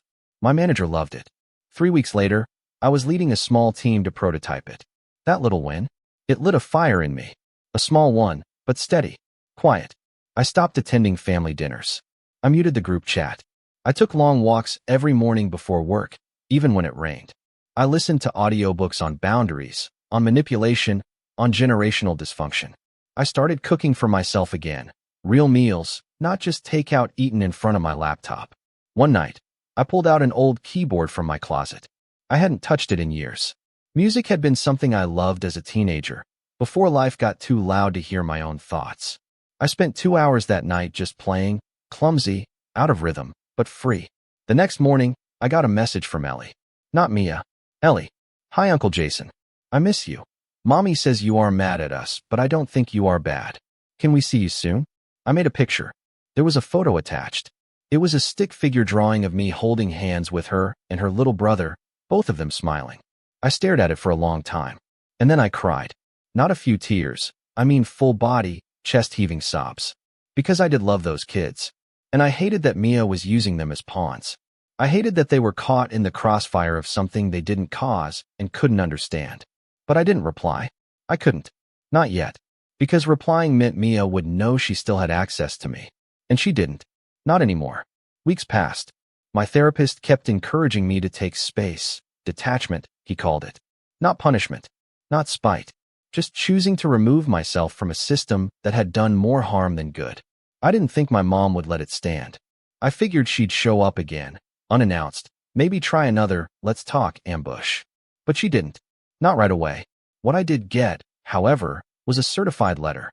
It arrived on a Tuesday. I opened it at the kitchen counter with that same sinking feeling you get when you know the envelope contains bad news. And sure enough, it was from Mia's attorney. "This letter is to formally request that you begin contributing child support to the care of your niece and nephews, as you have been previously designated as an informal guardian during multiple time frames. My client seeks compensation for your recent neglect of these assumed duties." I stopped reading. Child support. Assumed duties. I almost laughed, but the kind of laugh that comes out sharp and bitter and unhinged. She had actually hired a lawyer. Not to file anything legally binding, of course. It was all bluff, all posturing. But still, she spent money on this. Just to intimidate me. That's when the anger came back. Not the hot, impulsive kind. The cold, focused kind. The kind that makes you sit very still while your brain quietly locks into place. That night, I pulled out every document I had. Every email, every voicemail, every screenshot from the past year. I organized it all into folders. I labeled everything. I even printed copies. I didn't know exactly what I'd do with them yet, but I knew I needed them. And then I did something I hadn't done in over a decade. I reached out to my father. My parents divorced when I was in college. My dad had remarried and moved to Oregon, and over the years, our relationship had faded to holiday texts and the occasional birthday card. But I knew one thing for sure. He couldn't stand Mia. I called him the next morning. "Jason," he said, confused. "Everything okay? Do you have a minute?" I told him everything. From the midnight babysitting ambush, to the social media smear campaign, to the fake child support letter. He was quiet for a long time afterward. Then he said, "She's turning into your mother." That hit me harder than I expected. He cleared his throat. "Listen, I don't have a solution. But if you ever need help, legal, financial, whatever, I've got you. Don't let them pull you back in." And I believed him. I started sleeping better after that. I stopped checking Mia's social media altogether. I deleted old voicemails. I even blocked her number. And then I started looking into something I'd never seriously considered before. Moving. Not just apartments, cities. The idea had always hovered in the back of my mind, like a fantasy. A clean break. A new place, a new life. But it never felt real. I had always stayed in Chicago because it was familiar, because it kept me close to the family I thought I needed. But now, that tie had frayed beyond repair. I applied for an internal transfer at my company. One of our satellite offices in Seattle had an opening for a team lead. It was a long shot, but I applied anyway. A week later, I got the call. I got it. And just like that, everything clicked into place. I wasn't running away. I was choosing something better. Not revenge. Not yet. Just freedom. But of course, Mia didn't know any of that. She still thought I was on the ropes. She had no idea what was coming. And I was going to make sure that when it did, she'd never see it coming. Not from the golden child's shadow. Not from the brother she thought would always say yes. But from the man who finally learned how to say no, and meant it. I gave myself a deadline, 90 days. 90 days to pack, plan, transfer, and disappear from the orbit of people who had kept me in emotional orbit for decades. But I wasn't going to leave quietly. I wasn't just going to vanish into a new zip code with a job title upgrade and a Spotify playlist called Fresh Start. No, I was going to make sure that when I left, I took back every piece of power Mia and my mother had chipped away from me, and I was going to do it methodically. It started small, quiet. I didn't tell anyone about the job offer. I didn't post a single thing online. I stopped replying in the family group chat completely, even when they tried baiting me with things like, "Jason, are you coming to Easter or should we not count on you again?" Or, "Mia's youngest is asking why you hate them." I left the messages unread, unanswered, but I was watching. I kept quiet tabs on Mia's social media through a burner account I'd created months ago. She was ramping up the martyr act, posting filtered photos of her kids with captions like, "Solo momming it again," or "They deserve better than the people who walked away." No names, no tags, but everyone knew who she meant. The comments were a mix of sympathy and sugar-sweet validation. Her circle of enablers was alive and well. It was clear Mia had mastered the art of playing victim while building a digital pedestal out of straw and virtue signals. What she didn't know, what none of them knew, was that I'd begun compiling everything. Every manipulated message, every demand, every guilt trip, every screenshot of her posts and comments. I was building a timeline, a dossier, not for legal action, necessarily, though I kept that option open, but for clarity, for proof, for me. It felt like assembling a jigsaw puzzle of my own mistreatment. And with each piece, the picture became clearer. I had been trained to bend, to absorb, to compensate for her chaos. I wasn't just the quiet brother. I was the emotional landfill for a family that couldn't take responsibility for its own dysfunction. But that wasn't all I discovered. Because during one of my weekly therapy sessions, Carlos leaned forward and said, "Have you ever considered documenting your experience publicly?" I blinked. "You mean like anonymously?" "Sure. Or not. You don't have to name names. But there's value in sharing your story. Sometimes the truth can be its own form of accountability." That planted a seed. Later that week, I started writing again. But this time, not in my journal. I opened a new Google Doc and wrote the headline. How my sister tried to turn me into her free babysitter, and what I did instead. It was raw, brutal, honest. I told everything. The midnight ambush, the weaponized children, the Facebook smear campaign, even the fake attorney letter. I changed names and blurred details, but the core story remained intact. I wrote it like a memoir crossed with a psychological autopsy. And when I was done, I sent it to a friend of mine who worked in media. Just curious, I said in the email, would something like this be publishable?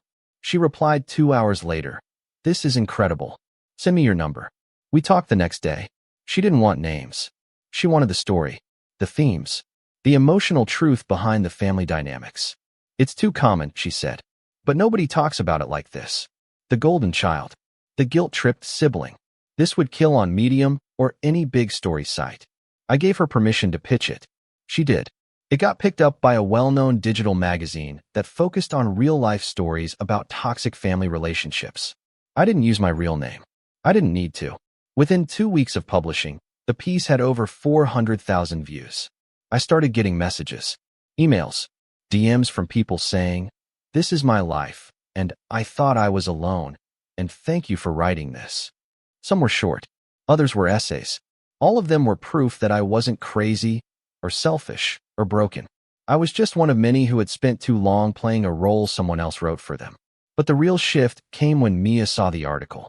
I don't know exactly how she found it. Maybe someone sent it to her, or maybe one of her friends recognized the details. But I know when it happened, because my phone exploded. Missed calls, voicemails, a barrage of texts that ranged from, "How dare you air our family business?" to, "You think this makes you a hero? It makes you pathetic." I didn't reply. Then my mom called. "I can't believe you did this," she said, her voice thick with disappointment. I didn't name anyone. I replied calmly. I told my story. "You embarrassed your sister." "No," I said. "She did that herself." She hung up. That night, I sat on my balcony with a whiskey in hand and watched the city lights flicker. I felt something I hadn't felt in years. Not relief, exactly, but power. Control. Not over them, but over myself. But I still wasn't done. Because while the article was cathartic, it didn't change the fact that Mia was still toxic. Still manipulating. Still building her life on the backs of people she steamrolled. And now that I had real distance and real clarity, I started thinking bigger. I remembered something Mia once let slip during a family brunch a year ago, back when I was still volunteering for babysitting duty. She had mentioned how she never officially registered her side hustle, a small online boutique she ran through Instagram, selling handmade children's clothes and accessories. She bragged about skipping business taxes, how she took payments through friends and family to avoid transaction fees, and how no one needed to know how much she was making. At the time, I'd laughed awkwardly and kept eating my omelet. Now, I remembered every word, and I still had the receipts. Literally, she had used me as a shipping address for over 50 orders when her own place was flooded during a plumbing disaster. I had emails, tracking numbers, handwritten order notes, and suddenly, I realized I had leverage. Not to ruin her. I didn't want that. But to stop her. To force a ceasefire. I contacted a CPA friend. Told her everything. "I'm not looking to report her," I said. "I just want to know how illegal this is." She laughed. "Technically? Very. She's likely avoided thousands in taxes. If she's using Zelle or Venmo or even PayPal and not reporting earnings, she's skating on ice that's already cracking. Could I make her aware of that?" "Absolutely," she said. "And I can even help you draft a letter. You don't have to threaten, just inform." So we did. We crafted a document with polite language and attached a full spreadsheet of Mia's likely undeclared income, estimated back taxes, and the IRS thresholds for self-employment reporting. We didn't send it to the IRS. We just printed it and mailed it to her. Certified. I waited. 3 days passed before I got the text. "You think you're clever? I'm not scared of you." I didn't answer. She sent another the next day. "What do you want from me?" Now that was interesting, because it wasn't a threat. It was a question, a crack. For once, she wasn't yelling. She was worried. I stared at that message for a long time. Then I wrote back, one sentence. "I want you to leave me alone." She didn't reply. The next day, I got a message from my mom. "No more games, Jason. This is tearing the family apart." To which I replied, "Maybe it needed to be." And that was it. No more texts. No more calls. No more birthday invites or Facebook pity parades. It was as if a plug had been pulled and all the noise drained out. I felt calm. Not joyful, but still, clear. And in the silence, I packed. Every room, every drawer, every last corner of my apartment became a symbol of transition. I sold my couch. donated my books, sold my car. I even walked through the building one last time, saying goodbye to the doorman who used to greet me with a nod and a back from babysitting again. Huh? Nope, I said that day. Not anymore. He smiled. Good for you. I left on a Thursday morning. I didn't tell anyone where I was going. Not my mom. Not Mia. Not even Dean. I arrived in Seattle with 2 suitcases, 1 carry-on, and a notebook full of lessons I'd bled to learn. But I still wasn't finished. Because while I had walked away, the final chapter hadn't been written yet. And Mia? She had no idea that her story, the one she kept trying to control, was about to end very differently. I just needed the right moment. I lived quietly for the first few months in Seattle. No drama. No calls. Just rainy mornings, new coworkers, and the slow, deliberate building of a life I chose for myself. My new apartment was half the size of my old one, but it faced a park where the trees turned gold in the fall, and that view was worth every square foot I'd left behind. I walked to work. I tried new restaurants. I even joined a weekly board game group at a coffee shop downtown, something I never would have done back home, where every evening felt like a hostage situation waiting to happen. It was peaceful, maybe even a little lonely sometimes, but it was mine. And then, one evening in early November, I got an email. Subject: Hi Jason, would you be open to an interview? It was from a journalist, someone who worked at the same digital magazine that had published my anonymous piece a few months earlier. She said the article had sparked huge engagement, especially from readers who had been in similar family dynamics. They were planning a follow-up series, Boundaries, Stories of the Silent Sibling. She wanted me to go on record with my real name. I didn't reply right away. I sat with it for a few days, talked it over with Carlos during therapy, asked myself what I was hoping to accomplish. Was it about revenge, vindication, or just the truth, laid bare and clean? Eventually, I said yes. The article came out 2 weeks later, and this time, I didn't hide. I gave her my name, my photo, and the full story, stripped of sugar, polished of nothing. It wasn't angry. It was measured, honest. I described the guilt, the years of invisible obligation, the emotional blackmail that had been dressed up as family duty. I detailed how Mia had ambushed me, how my mom had enabled her, how I'd finally walked away, and why. The piece went viral. It got picked up by bigger outlets, republished, quoted, even turned into a podcast segment. My inbox flooded again, but this time, not just with strangers. It started with Dean. Bro, he texted. Saw the article. Can't believe you said all that.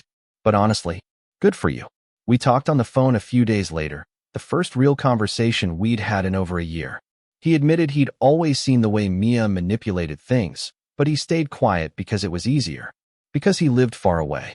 Because, as he put it, you were the one always catching the blast radius. I should have had your back sooner, he said.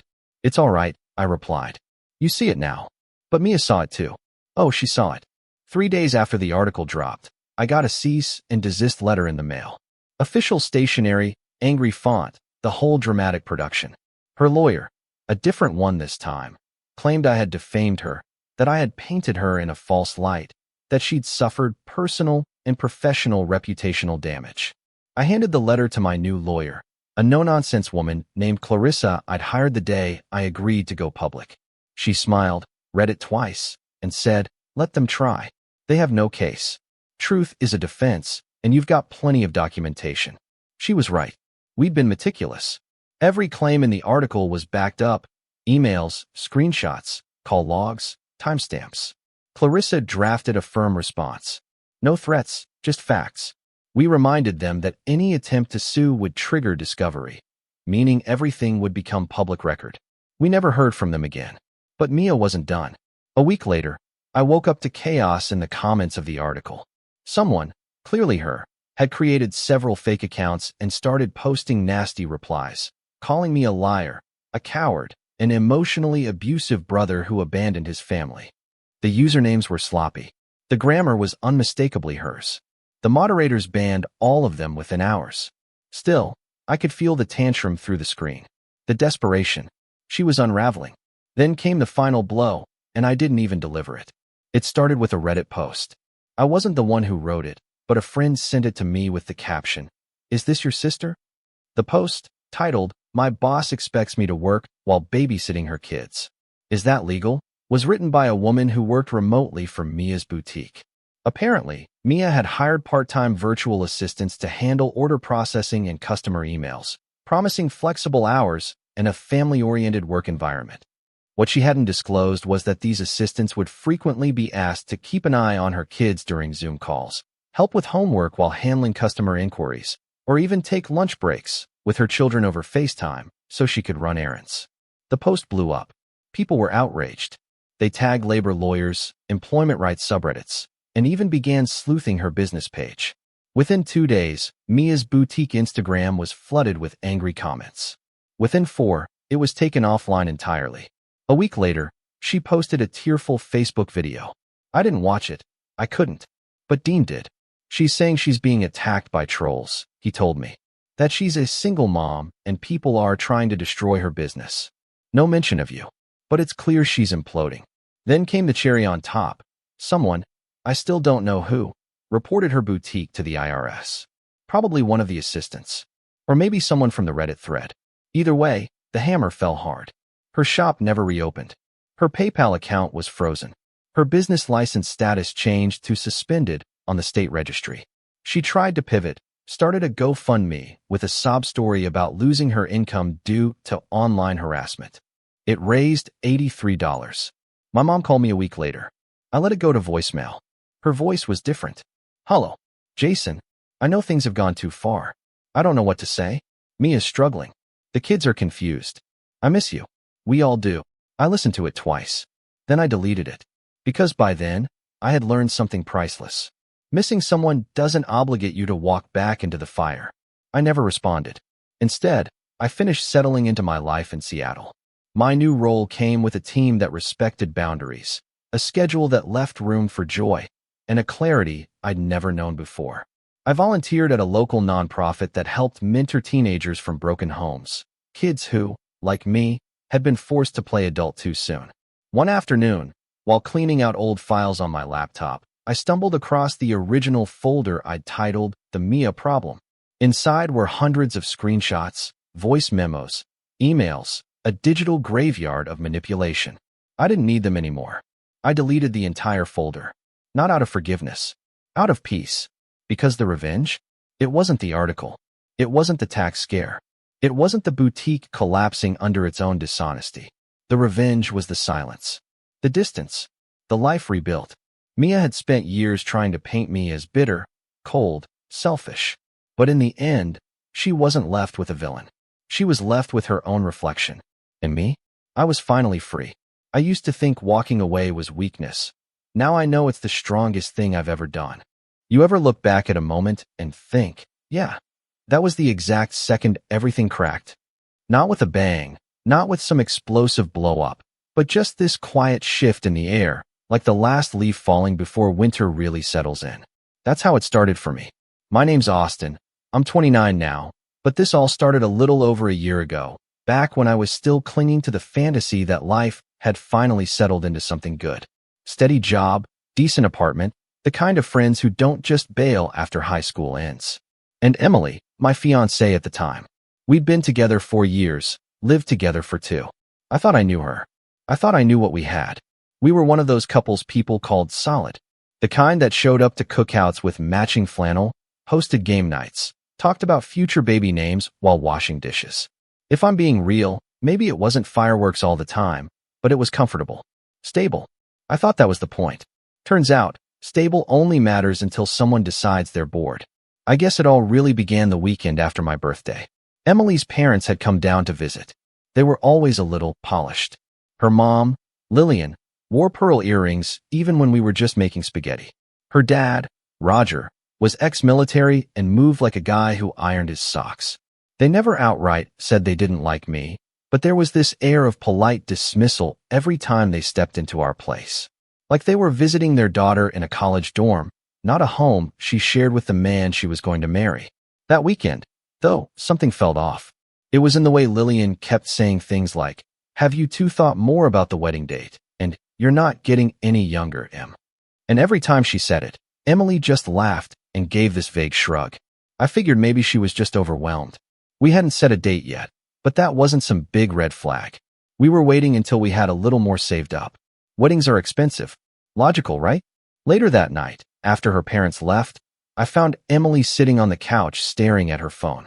She didn't even look up when I sat next to her. "You good?" I asked. She locked her screen and nodded a little too fast. "Yeah, just tired." And that was that. But something changed after that weekend. It wasn't anything dramatic, just small things. She started working later than usual. Then came the excuses for skipping dinner together. The way she'd keep her phone screen angled away from me. You know how people say your gut knows before your brain is ready to catch up? I felt it. I just wasn't ready to admit it. The real slap came 2 weeks later. We were sitting on opposite ends of the couch. I had just poured us both a glass of red wine, something we used to do when we needed to reconnect. I passed her the glass, and instead of clinking it with mine like always, she just stared into it. "I think we need to talk," she said. My heart did this weird twist. You know when someone says that, and your stomach drops before they've even said the rest? I already knew, but I still hoped it was something fixable. Maybe she needed space. Maybe she was stressed. Maybe she wanted to push the wedding another year. I could handle that. I could handle all of it, except what came next. "I feel like I haven't explored enough," she said, her voice way too calm. Like, I jumped into this too young. I've never been with anyone else. I cut her off, trying to keep my voice level. "What are you saying, Emily?" She looked at me with eyes that weren't hers. Cold, removed. Like I was just another task on her to-do list. "I need space to explore things with someone new." You know how in movies the guy yells, throws a glass, demands answers? I didn't do any of that. I just sat there, watching her like I didn't recognize her anymore. I think part of me shut off right then. I nodded, got up, walked to the bedroom, grabbed a suitcase, and started packing. She followed me in, her voice shaking a little now. "Austin, wait. I'm not saying this is forever. Can't we pause things for a while? I just need time." I zipped the suitcase. "You're asking for time to cheat. It's not cheating if we're on a break." "We're not on a break," I said. "We're done." I didn't sleep that night. I drove straight to my buddy Caleb's place across town and crashed on his couch. The next day, I filed for a lease transfer and told my boss I was taking a week off. By the end of that week, I had packed up the rest of my stuff, cut ties with the city, and moved 3 hours north to a place where no one knew my name. No explanation. No closure. Just gone. Emily tried calling a few times, but I blocked her. Then came the texts. The guilt-ridden, "I miss you," and "I think I made a mistake" messages. I deleted them without reading past the previews. She had made her choice, so I made mine. For a few months, everything was quiet. I started over in this quiet little lakeside town, got a studio job editing videos for a marketing firm, met new people, went hiking on weekends, even started learning how to cook more than just pasta. It felt like I was breathing for the first time in years. And then, one Saturday morning, 6 months to the day since I'd left, there was a knock on my door. I assumed it was the mail guy or maybe a neighbor, but when I opened it, I froze. Standing there were Emily's parents. Roger, stiff as ever in his blazer and jeans. Lillian, red-eyed, clutching a tissue like it was a lifeline. "Austin," she said, her voice breaking. "Please, just hear us out." I didn't say a word, just stared. "She's not eating," Roger added. "She's been in therapy. She realizes she made a huge mistake." I looked at them both, at the desperation on their faces. The irony that the same people who used to look through me like I wasn't good enough were now begging me to come back into their daughter's life. "She made her choice," I said, and I shut the door. But that wasn't the end.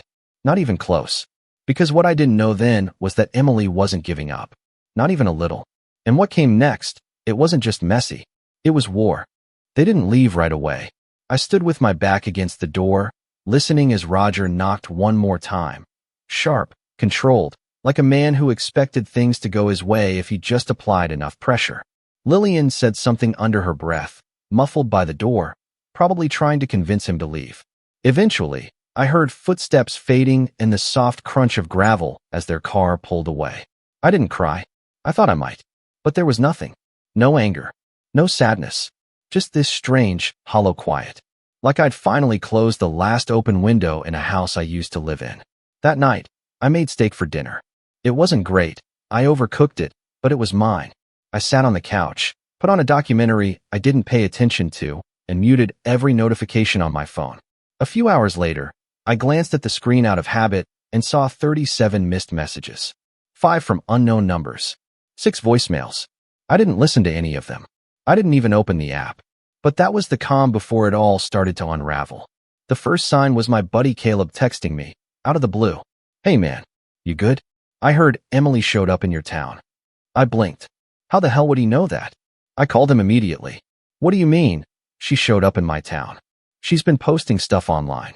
Cryptic captions, sad selfies by the lake, stuff like that. People figured it out. She tagged some bookstore near your apartment. You think she's trying to find you?" I checked her account, one I hadn't looked at in half a year, and sure enough, there she was, sipping coffee 2 blocks from where I lived. Caption, "Starting over. Sometimes you have to go back to move forward." I blocked her again, but my gut was already turning. The next week, she ran into me at the grocery store. I was grabbing some produce when I heard someone say my name like they'd rehearsed it. "Austin." I turned, and there she was, Emily. Hair curled like she used to wear it on special nights. That same sad, hopeful smile I remembered from when we first started dating. She was holding a carton of oat milk she probably didn't even drink. "Wow," she said. "I didn't think I'd actually run into you." "You posted a photo from the cafe next to my building," I said flatly. She blinked, smile flickering. "I didn't think you'd see it." I didn't. My friend did. We stood in that aisle for a full minute, surrounded by potatoes and awkward silence. "I've been in therapy," she finally said, like it was supposed to explain everything. "And I've realized a lot. About myself. About us." I was scared. I thought I needed to figure things out by stepping away, but "You don't owe me an explanation," I cut in. "You made your choice." She looked like she wanted to say something else, but I turned and walked away. That should have been it. But it wasn't. A few days later, I got an email. Not from Emily. This time, it was from Lillian.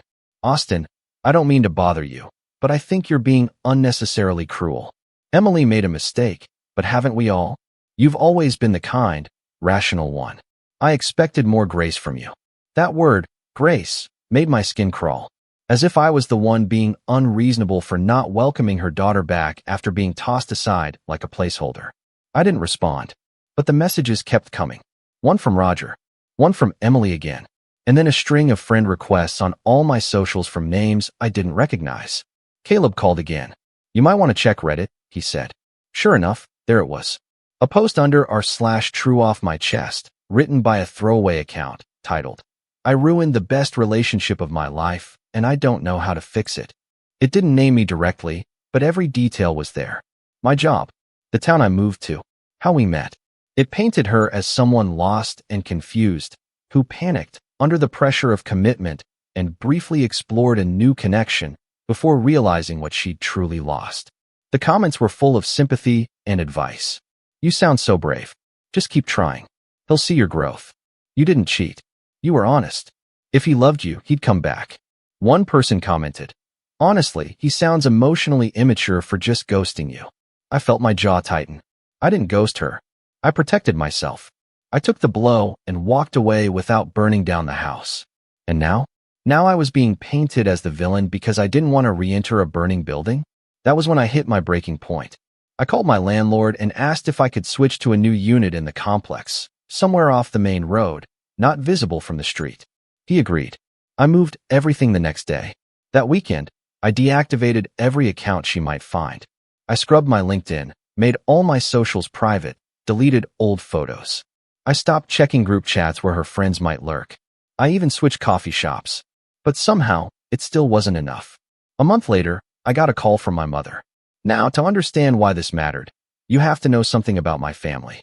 I grew up in a pretty tight-knit, middle-class household. My mom and dad were high school sweethearts who worked hard, loved harder, and believed in forgiveness to a fault. They liked Emily. A lot. She came to holidays. She made pies with my mom. Helped my dad build shelves in the garage. When we broke up, I told them a version of the truth, but I left out the worst parts. I didn't want them to hate her. I just said we grew apart. So when my mom called, her voice cautious, I braced myself. "Honey," she said, "I had a visit from someone today." My stomach dropped. "Please don't say." It was Emily. She drove down. Said she just needed to talk to me. Said she couldn't get through to you. I closed my eyes. "Mom, I told you." She cried, "Austin. She told me you won't even speak to her. That she's in a dark place. that she doesn't feel safe being alone. I sat on the edge of my bed, trying to keep my voice calm. She's manipulating you. She didn't seem like she was acting. Of course she didn't. That's how she works. Mom was quiet for a long beat. I don't understand. You were always so forgiving. And there it was. That word again. Forgiving. Like I owed it to the people who hurt me to put myself back in their reach. She left me, Mom, I said. She told me, to my face, she wanted to explore being with someone else. And now that it didn't work out, I'm supposed to pretend like it never happened? I just want you to be happy. I am happy, I said, and I meant it. But it didn't matter. The seed had been planted. And not just in my mom. Over the next few weeks, I started getting weird messages from extended family. My cousin Jenna DM'd me asking, "Did you really abandon Emily without talking things through?" My uncle sent me a chain email about forgiveness and second chances. It was like she was slowly turning the people in my life against me. People I hadn't even realized were reachable. She weaponized empathy, played the victim perfectly, and everyone fell for it. Except Caleb. He called one night and said, "You need to draw blood, man." Not literally, but you can't keep being passive. You either shut this down publicly or she's going to rewrite the whole story. I didn't want drama. I didn't want revenge. But I did want peace.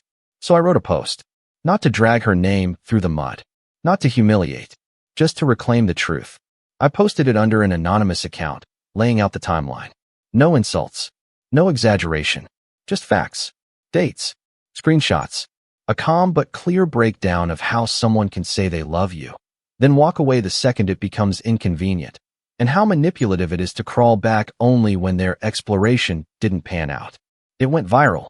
Thousands of upvotes. Comments pouring in. People sharing their own stories of similar betrayals. I didn't respond to any of them. I just watched. 2 days later, Emily deleted her post. 3 days after that, her Reddit account vanished. But that wasn't the end. Because just when I thought I'd finally put it all to rest, just when the air started to feel still again, I got another message. This one wasn't from Emily. It was from her new boyfriend. And what he sent me, it changed everything. The message came late, around midnight on a Thursday. I was brushing my teeth, half asleep, when my phone buzzed on the counter. It was an Instagram DM request from a name I didn't recognize, Michael K. 88. "Hey, I think we should talk. I'm Emily's boyfriend." Or was. "Just wanted to give you a heads up. She's not who she pretends to be." I stared at the message for a while, then tossed the phone onto the bed and tried to sleep. I couldn't. My thoughts kept pinging back and forth like a ball in a pinball machine. What could he possibly want to tell me? The next morning, I replied, "What are you trying to say?" He messaged back almost instantly. I could tell he was waiting. "Long story, but you deserve to know what she's been doing behind your back. Can I call you?"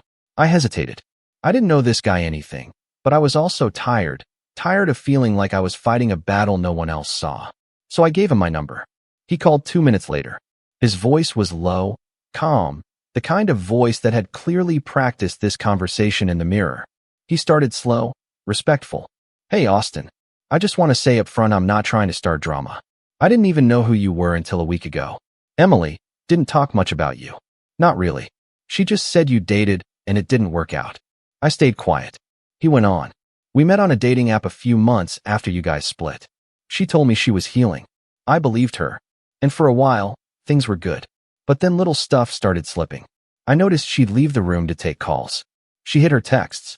She'd get weird when I asked about her past. It all felt off." He paused. "A few weeks ago, I found her old journal.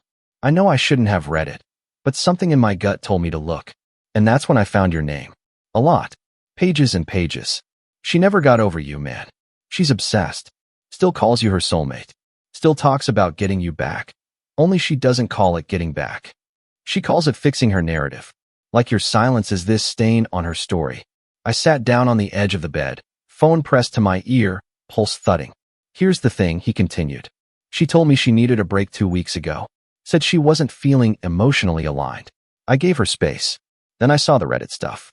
That post about her ex? The one where she made herself look like the victim? Yeah, I recognized it. I called her out, and she broke down crying. Told me you were her true north. That she made a mistake, but she was going to get you back, no matter what it took. Said she'd already gotten your family to soften. I didn't say a word. I didn't have any. I left her that night," Michael said. but I figured you deserve to know what's going on. She's not just sad. She's calculating. He thanked me for listening, said he was sorry, and hung up. I sat there for what felt like an hour, staring at the wall. It hit me, then, not just what Emily had done, but how deeply it had wormed into my sense of identity. For months, I'd let her rewrite the story of our relationship. I let her guilt echo through my phone calls with family, through the concerned texts from old friends. I had been rebuilding my life, sure, but in the back of my mind, I was still playing defense against a past that refused to let go. That night was the lowest I'd felt since the breakup. And I don't mean dramatic heartbreak. I mean this quiet, gnawing ache. Like I'd been carrying a ghost on my back for months without realizing it. I didn't go to work the next day. I called in sick and sat on my porch in the cold morning air, staring at the lake. For the first time, I let myself feel it all. The betrayal, the anger, the humiliation of being turned into a story someone else got to tell. And then something strange happened. I felt relief. Not peace. Not yet. But this clear, unshakable sense that I was finally done being quiet. I didn't want revenge. I didn't want a dramatic showdown. I wanted to live. And I wanted to do it loudly. The shift was slow but steady. I started by going back to therapy. I tried it briefly after moving, but stopped once things felt manageable. Now I knew I hadn't even scratched the surface. I found a new therapist, someone older, no nonsense. I told her everything, from the breakup to the manipulation to the phone call with Michael. She didn't coddle me. She gave it to me straight. You're allowed to leave people who hurt you, she said. Even if they say they're sorry. Even if everyone around you says otherwise. Especially then. I wrote that down. I started writing down a lot of things. At her suggestion, I started journaling, not about Emily, but about myself. My wins. My fears. My plans. It felt weird at first, like I was narrating my own life. But then I realized something. I was narrating my own life. For the first time in a long time. Work got better too. I leaned into my job, took on bigger projects. My boss noticed. A few months later, I got promoted to lead editor. I started mentoring some of the new hires, and it gave me purpose, something outside myself. Something that didn't have anything to do with the past. On the weekends, I hiked. Not to escape, but to explore. I started visiting trails I'd never tried, joined a local outdoor group. That's where I met Jamie. Jamie wasn't flashy. She didn't wear perfect makeup or rehearse her smiles. She laughed with her whole body and talked about books the way most people talk about movies. We didn't start dating right away. In fact, we were just friends for the first 2 months. But it was easy. Real. We'd sit at the edge of a trail and talk about everything, from childhood fears to dumb pet names. One afternoon, I told her about Emily. Not everything. Just enough. She didn't judge. She just listened. When we eventually did start dating, it wasn't a firestorm. It was a slow, steady warmth. The kind that didn't burn, it healed. But the rise didn't mean the past stayed buried. One night, about 8 months after the last time I saw Emily's parents, I got a call from my mom again. She sounded different this time. Hesitant, but not pushy. I wanted to say I'm sorry, she began. I blinked. For what? For not trusting you. For letting someone else's tears cloud what I know about my son. Turns out, Michael had posted his own version of the story a few weeks back. He hadn't used names either, but people connected the dots. One of my cousins saw it. Shared it with my mom. I just didn't know, she said quietly. I believed what I saw, but I didn't ask you how you felt. That conversation was another turning point. For the first time in a year, I felt like the balance was tipping back in my favor. Over the next few months, I started reconnecting with people I'd quietly distanced myself from. My cousin Jenna and I went out for coffee and talked like old times. My uncle, the one who sent that chain email, he wrote me a real apology. And through all of it, I never once reached out to Emily. I didn't need to, because something deeper had shifted. I wasn't trying to prove myself anymore. I wasn't carrying the weight of other people's opinions. I had built something that wasn't about survival. It was about becoming whole again. One night, I was watching Jamie draw in her sketchbook. She liked doodling random scenes from our hikes, and I realized I hadn't thought about Emily in weeks. Not consciously. Not in that aching, bitter way. It didn't mean I forgot. It meant I healed. But just when I thought the story had settled, when life had finally quieted into something peaceful, I got another message. From an unknown number. Just 2 words. We need to talk. I almost deleted it. But something about the timing, about the fact that everything had finally fallen into place, made me pause. Because what I didn't know was that Emily wasn't done. Not by a long shot. And what she wanted now wasn't closure. It was something far more dangerous. The message just sat there on my screen for a long time. We need to talk. No name. No emojis. Just cold text from an unrecognized number. I stared at it like it was a ticking bomb. For a moment, I even considered blocking it and going on with my night like nothing happened. I could have. I should have. But part of me, the part that had been rebuilding piece by piece, felt something stir. Not fear. Not even anger. Something sharper. Focus. I didn't reply. Instead, I did what I should have done long ago. I began to prepare. The next morning, I started with the basics. I pulled up my laptop and opened an old folder I hadn't touched since the week I left the city. Inside were screenshots, receipts, voicemails I'd downloaded, even the full text of the Reddit post Emily had made about me. I had saved them all back when things first started spiraling, when Caleb told me, "Keep your records. You never know how far someone like that will go." I hadn't known then, but now? Now I was glad I listened. Next, I created a new private folder, one for what was about to come. I started documenting. The new message. Michael's call. I even recorded a voice memo of me summarizing everything I remembered about Emily's visit to my mom's house, the messages from her parents, the fallout with my extended family. I wanted a paper trail this time. Not because I was scared of her, but because I refused to be caught off guard again. Later that day, I texted Caleb. "Still think I need to draw blood?" He replied instantly. "Been waiting for you to ask." I met him that evening at a dive bar just off the highway, a place with sticky floors and chicken wings so spicy they'd make you rethink your life choices. Caleb was already waiting in the back booth, a worn baseball cap pulled low and a grin that said about time. "So," he said, pushing a beer toward me, "you finally ready to play offense?" "I think she's about to start something again," I said. "And this time, I want to be ready." He leaned back. "You know I'm in. Whatever you need. Just tell me the play." I didn't have one yet, but I had an idea. The first step was gathering intel. I knew Emily. I knew how she operated. She never made a move unless she thought the odds were stacked in her favor. That message wasn't random. It was bait. And if she thought I was still the same person she could guilt into silence, well, she was in for a surprise. Over the next week, I did some quiet digging. Jamie helped, too. She had a background in digital marketing and knew how to track footprints online. Together, we combed through Emily's public social media, LinkedIn, and even a few Facebook groups where she'd been tagged. Most of it was harmless, performative stuff, selfies with captions about healing, inspirational quotes about forgiveness, vague references to growth and accountability. But then we found it. A now-deleted post in a private Facebook group for women healing from abandonment. Someone had screenshotted it and reposted it to another forum, criticizing how performative and toxic the original post was. I didn't recognize the username, but the writing? It was her. When a man abandons you without warning, you have every right to reclaim the narrative, especially if he's made you out to be the villain. Sometimes, all it takes is a little reminder of what was lost, a little pressure, a few tears in the right places. I read that line over and over. Jamie looked at me. "She's planning something." "Yeah," I said. "She's going to try and corner me again. But this time she's not just trying to get back together. She wants to ruin whatever I've built since." And that was when the plan started to take shape. The next day, I booked a meeting with a lawyer. Not for anything dramatic. Just a consultation.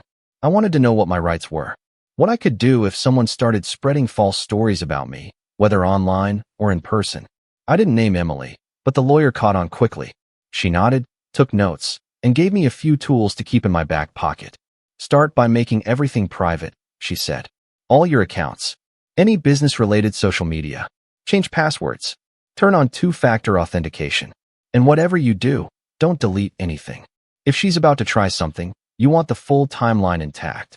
I did all of it that same night. I even backed up my entire phone, photos, messages, call logs, just in case. And then I waited.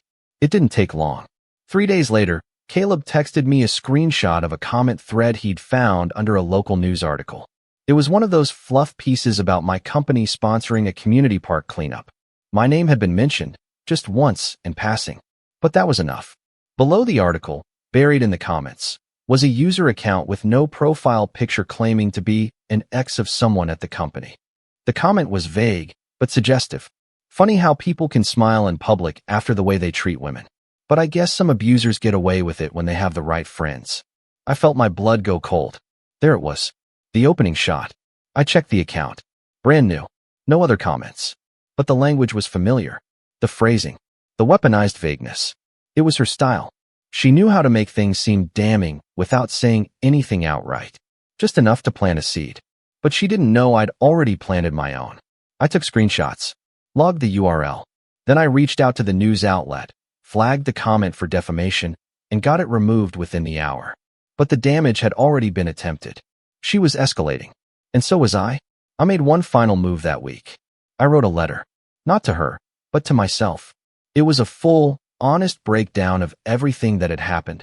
From the night she said she wanted to explore things with someone new, to the moment I shut the door in her parents' faces, to the call from Michael. I wrote about the gaslighting, the manipulation, the way my family had doubted me. And then I wrote about the rebuilding, the therapy, the hikes, the new job. Jamie. At the end, I signed it. Austin James Carter. Not a victim. Not a villain. Just a man who finally took the wheel. I sealed the letter in an envelope and tucked it into my desk drawer. Not as evidence. As armor. Because when you know your own story, nobody else gets to rewrite it. The next Saturday, I finally replied to the message. What do you want? The typing bubble appeared almost instantly. Just to talk. One conversation. That's all I'm asking. I took a deep breath. You get 1 hour. Public place. You pick. I'll bring a witness. I expected her to balk. To protest. To argue. But instead, she said, fine.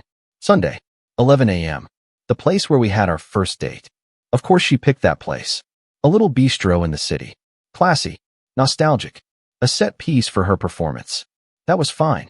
Because I wasn't going there to forgive. I wasn't going to cave. I was going to end it. For good.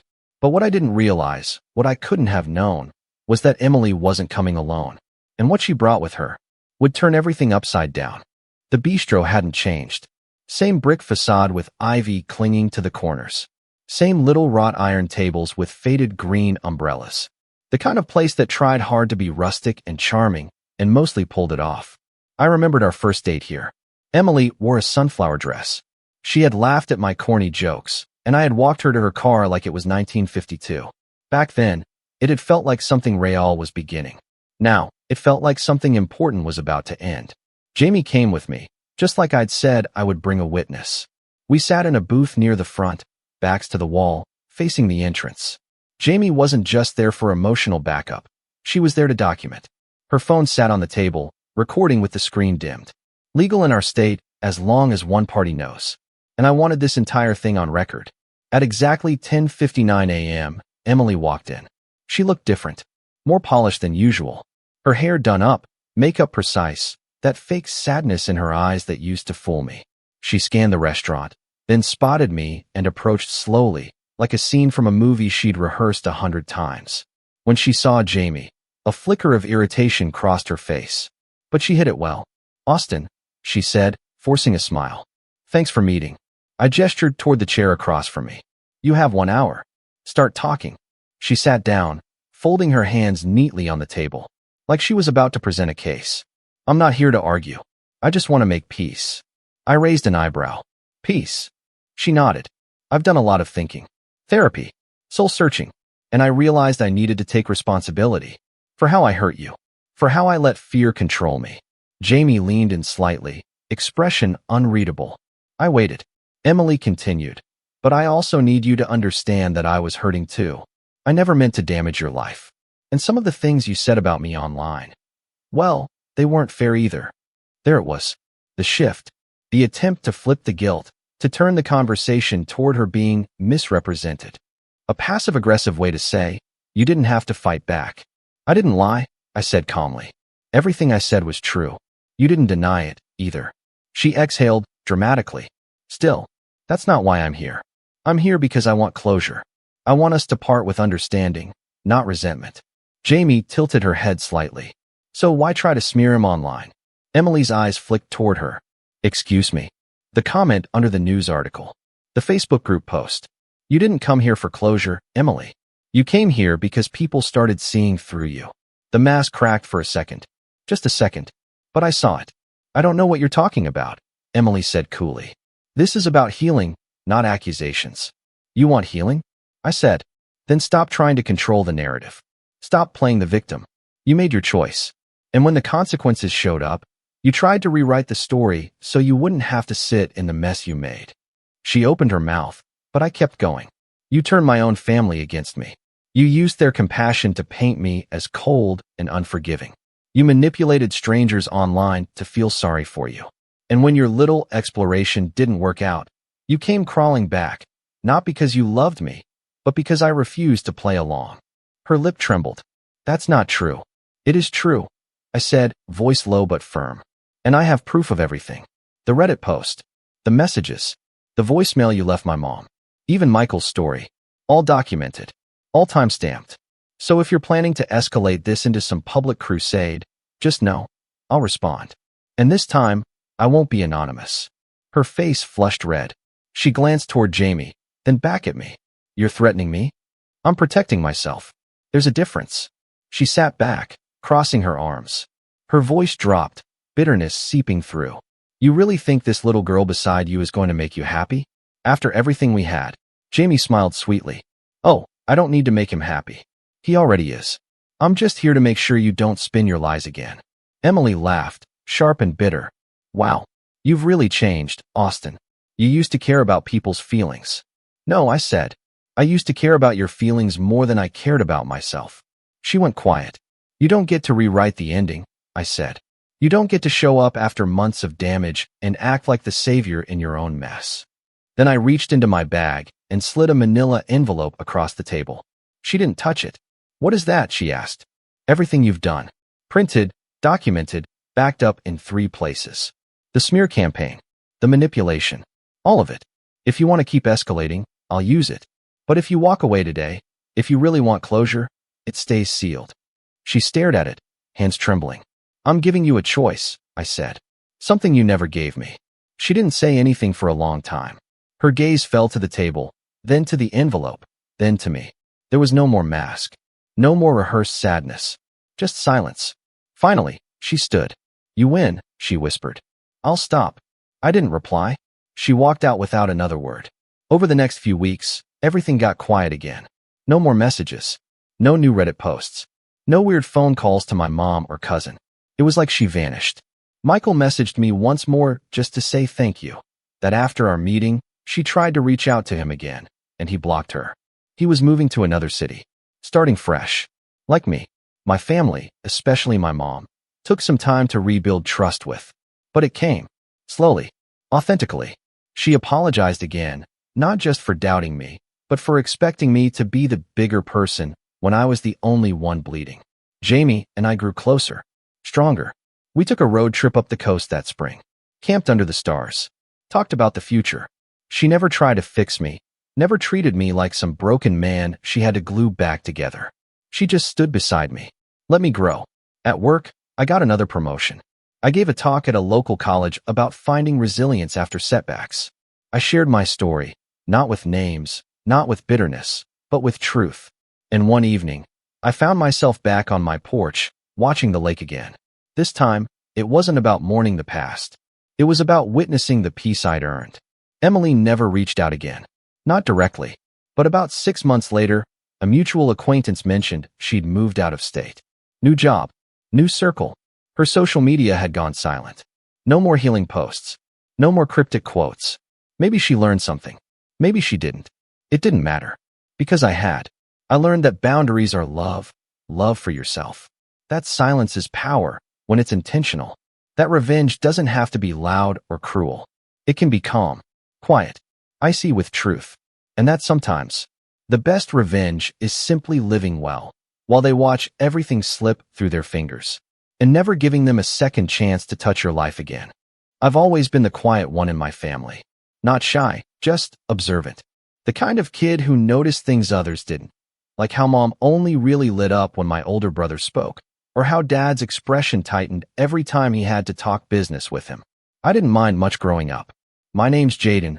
I'm 27 now, and I've never been interested in being the loudest person in the room. I preferred to listen, process, and act when it counted. But in a family like mine, being quiet got you labeled as weak or worse, irrelevant. My brother, Tyler, is 3 years older than me. The golden child from day one. Star quarterback in high school, loud, charismatic, full of bravado. He could sell ice to an Eskimo, as Dad used to say. And while I was in the background building spreadsheets, systems, and quietly improving how things ran behind the scenes, Tyler was the one giving big presentations and taking all the credit. That was the dynamic. He talked. I delivered. We grew up in a business family. My grandfather started a modest logistics company back in the 70s. It grew steadily, nothing flashy, just solid, dependable work. When he passed, Dad took over and expanded it further, keeping the business family run but introducing some actual structure. Tyler, of course, was groomed early to take the reins. I wasn't even really considered. I was good with tech and processes, so I was told I'd always have a role, but leadership? Not in the cards. You don't have the voice for it, Mom once said with a shrug when I asked if Dad had ever considered me. Still, I didn't mind. At least, I told myself I didn't. I went to college, majored in business systems engineering, and when I came back home, I started working quietly behind the scenes. I built software that saved us hundreds of hours in delivery routing, automated invoicing, and even reduced our overhead by nearly 20% in the first year.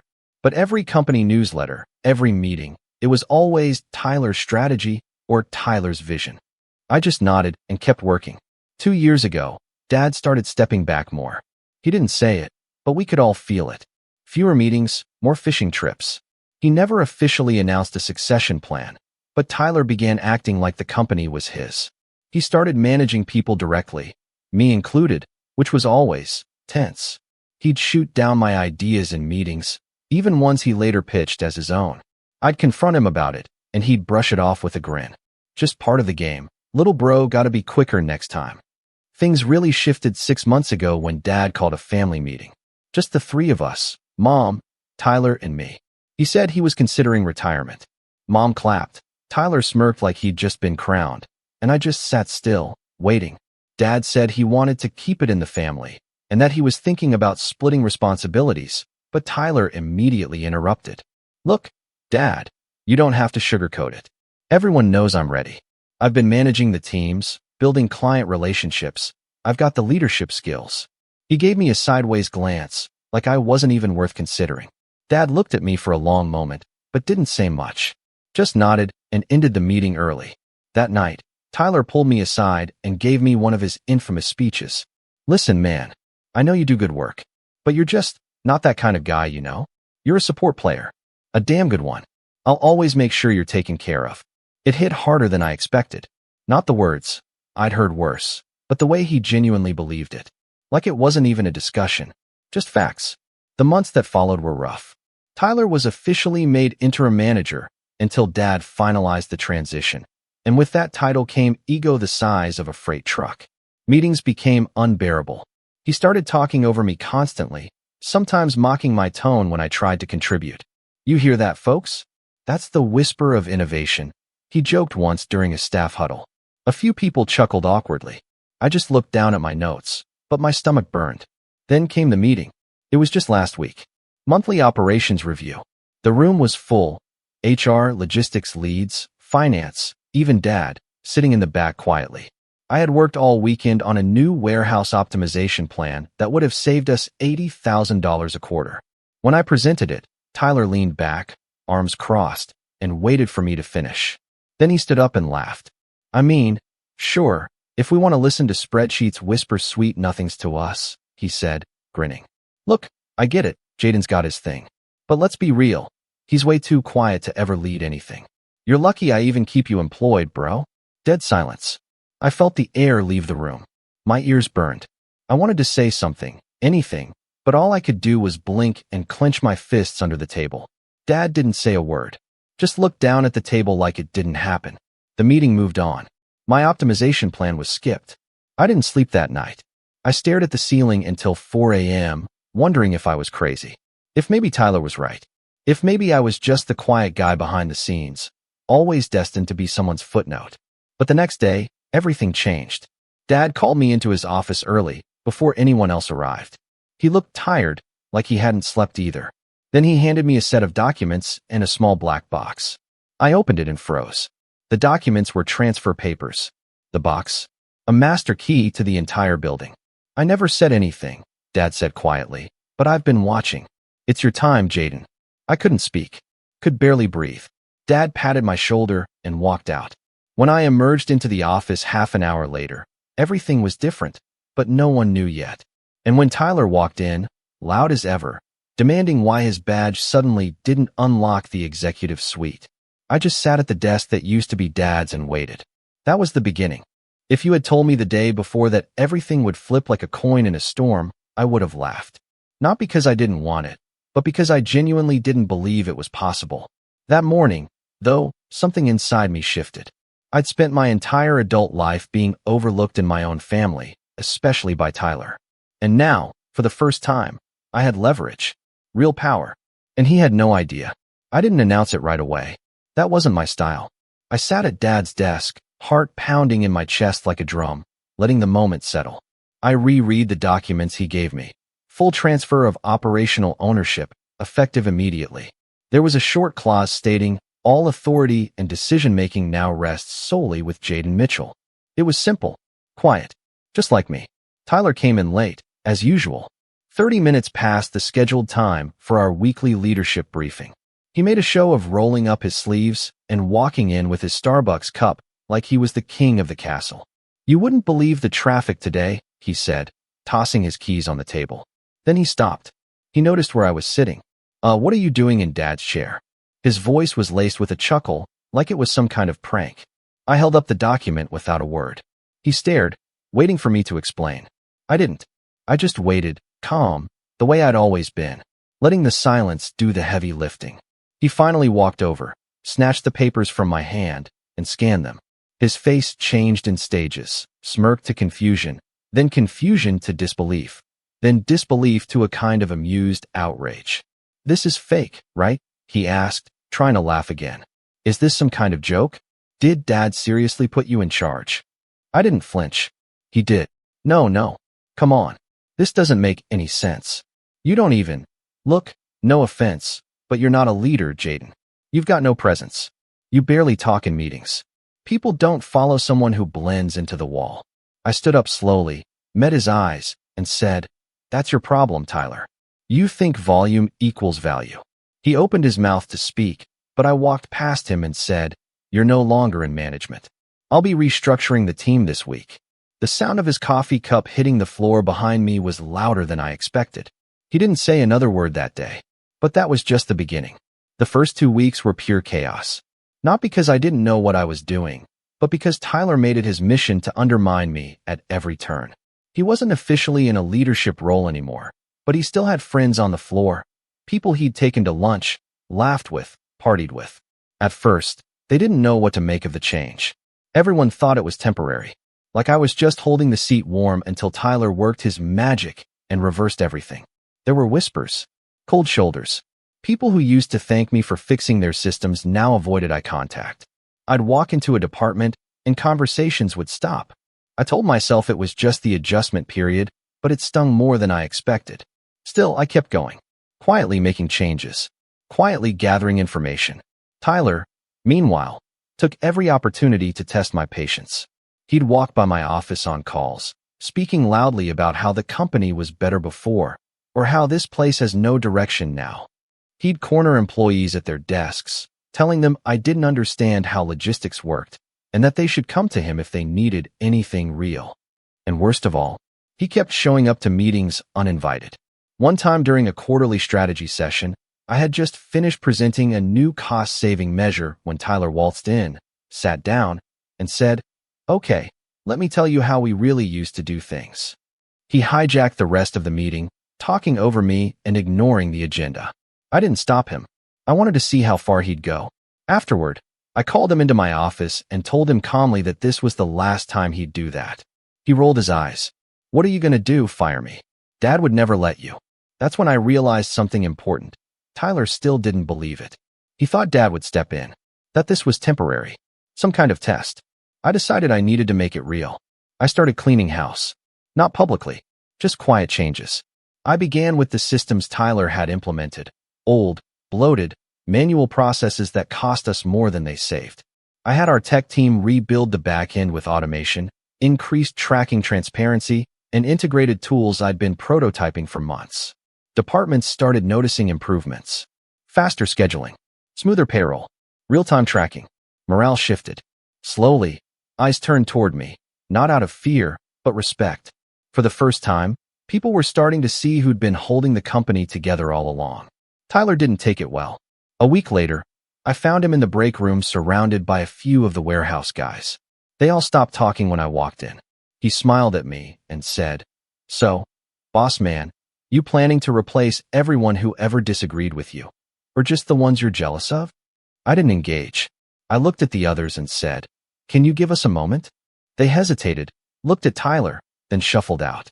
"You've got 1 week to adapt," I told him, "or you're done here." He stood up, face twisted in disbelief. "Are you serious right now? You think you can just cut me out of our company?" I stepped closer. "It's not our company anymore, Tyler. It's mine. And you're acting like a liability." That was the last real conversation we had. Because what happened next wasn't a conversation, it was war. Tyler escalated everything. He started planting rumors, saying I was planning mass layoffs, that I was selling the company, that I didn't care about the employees who built this place. He even tried to log into systems he no longer had access to. IT flagged it immediately, and I had to issue an official security audit. HR got involved. People were starting to feel the tension.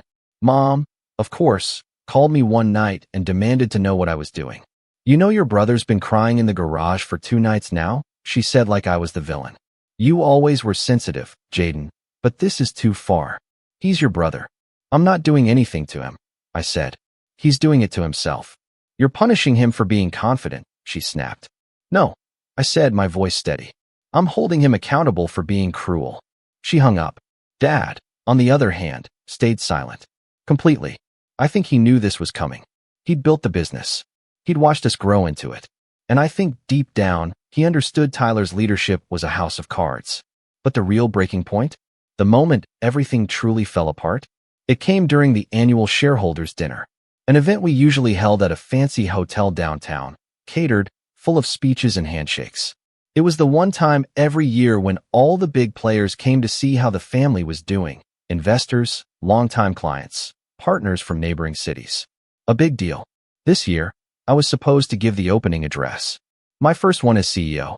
I had a speech prepared. Not flashy, just heartfelt. I wanted people to see that the company was in stable hands. The ballroom was packed. The lights dimmed.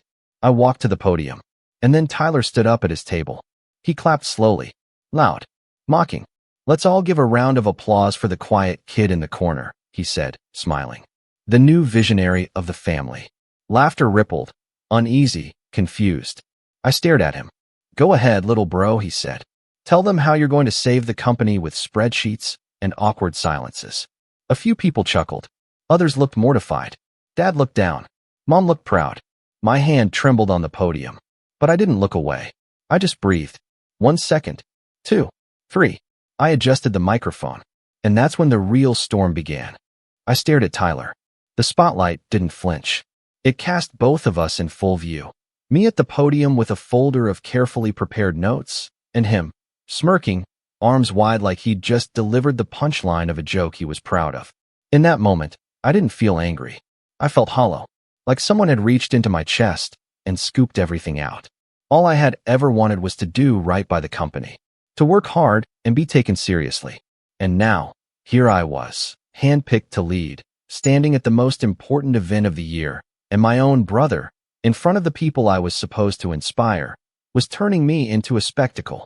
I swallowed hard. The weight of silence in the ballroom was unbearable. The kind of silence where even the waiters stopped moving. I could have ripped into him, exposed everything. I could have told them how he mocked me in meetings, how he'd taken credit for my work, how he'd sabotaged half the progress we'd made in the past year just to preserve his ego. But I didn't. I straightened my spine, gently closed my folder, and leaned into the microphone. "I'll give my speech another time," I said, my voice steady despite the thunder in my chest. "Tonight doesn't feel right." Then I stepped away from the podium and walked straight out of the ballroom.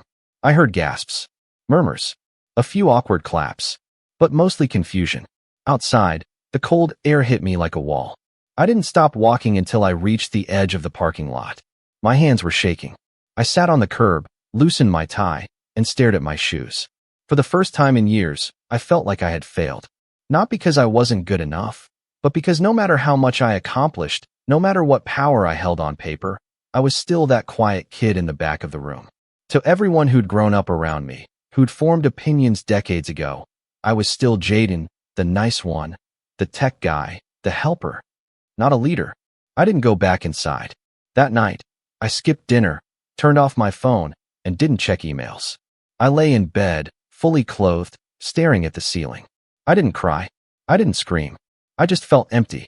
The next morning, I went into the office early. Earlier than usual. It was still dark out when I parked my car in the nearly empty lot and sat in silence. Engine off, keys in my hand. What was I doing? Why did I want this so badly?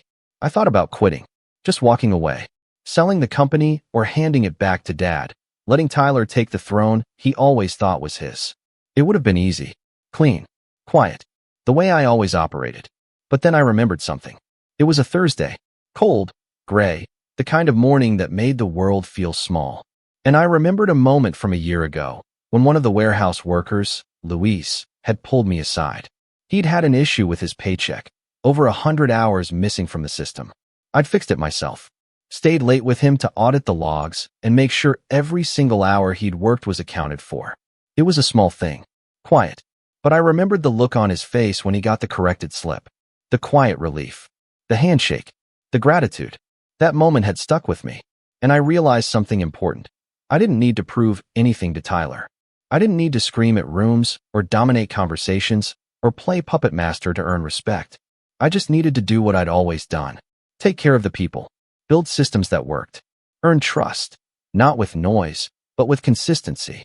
That morning, I made a decision. I wasn't going to fight Tyler the way he wanted me to. I wasn't going to beat him at his game. I was going to beat him at mine. I started small. First, I sent a short apology email to the shareholders. Nothing dramatic. Just a note saying I had chosen not to speak at the dinner due to an unexpected personal conflict, and that I would be hosting a follow-up presentation at our headquarters next week to discuss the company's direction and performance. No mention of Tyler. No drama. Then I got to work. For the next few weeks, I lived in that office. Not just during the day. I was often the first to arrive and the last to leave.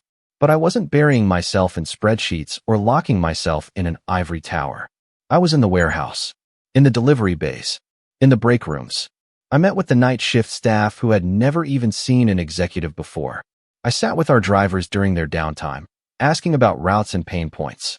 I invited every single department to book one-on-one time with me. No gatekeeping, no bureaucracy. And they came, at first cautiously, then in waves. People told me about inefficient policies Tyler had enforced, about managers who hadn't been held accountable, about broken equipment that had gone unreported because no one cared. And I listened. More than that, I acted. Within 3 weeks, I had restructured 2 departments, replaced 3 middle managers who'd been quietly abusing their power, and implemented a new suggestion system that rewarded employees for process improvements. I didn't post about it. I didn't blast it in company memos. But the shift was obvious. People smiled when they saw me. They opened up. And best of all, they started talking about me in a different way. He listens. He fixed that thing we've been complaining about for months. He's actually around. Even people who used to avoid me started asking questions, offering ideas, wanting to be involved. Meanwhile, Tyler? He grew quieter. His lunch table posse dwindled. His passive-aggressive hallway remarks stopped. I didn't fire him. Not yet. I wanted him to see it first. I wanted him to understand, fully and deeply, that leadership wasn't about being loud. It was about being effective. But the final push came from an unexpected place. Her name was Priya, our new client success manager. She'd transferred in from a partner firm and didn't know any of the family drama. She just saw me as the CEO. No history, no baggage. One afternoon, she stopped by my office with a box of files and said, "Hey, I just wanted to say, you've built something really special here." I blinked. "Thanks, but I'm still working on it." She laughed. "Aren't we all? But seriously, people trust you. That's rare. You don't command the room with charisma. You earn it with clarity." It's refreshing. That compliment hit different. Maybe because it came from someone with no skin in the family game. No biases. Just someone who saw the work and respected it. That night, I stayed late again. But not to work. To plan. Because I finally knew how this would end. Not with a fight. Not with a screaming match. But with a decision. A quiet, final one. And when it came, it would be devastating. It was funny how, once I stopped trying to be noticed and simply started doing what needed to be done, people began noticing anyway. The company began to hum like a well-oiled machine. There were fewer delays in shipments, more transparency between departments, and, most importantly, more trust. The walls Tyler had built to preserve his own little empire were slowly being dismantled, brick by brick, by the very people he used to look down on. I wasn't trying to destroy him, at least not at first, but power reveals people. And Tyler, without his title, without his inherited authority, without Dad shielding him from his own incompetence, well, he didn't know who he was anymore. That was the first crack. He started coming in later and later. Some days he wouldn't show up at all.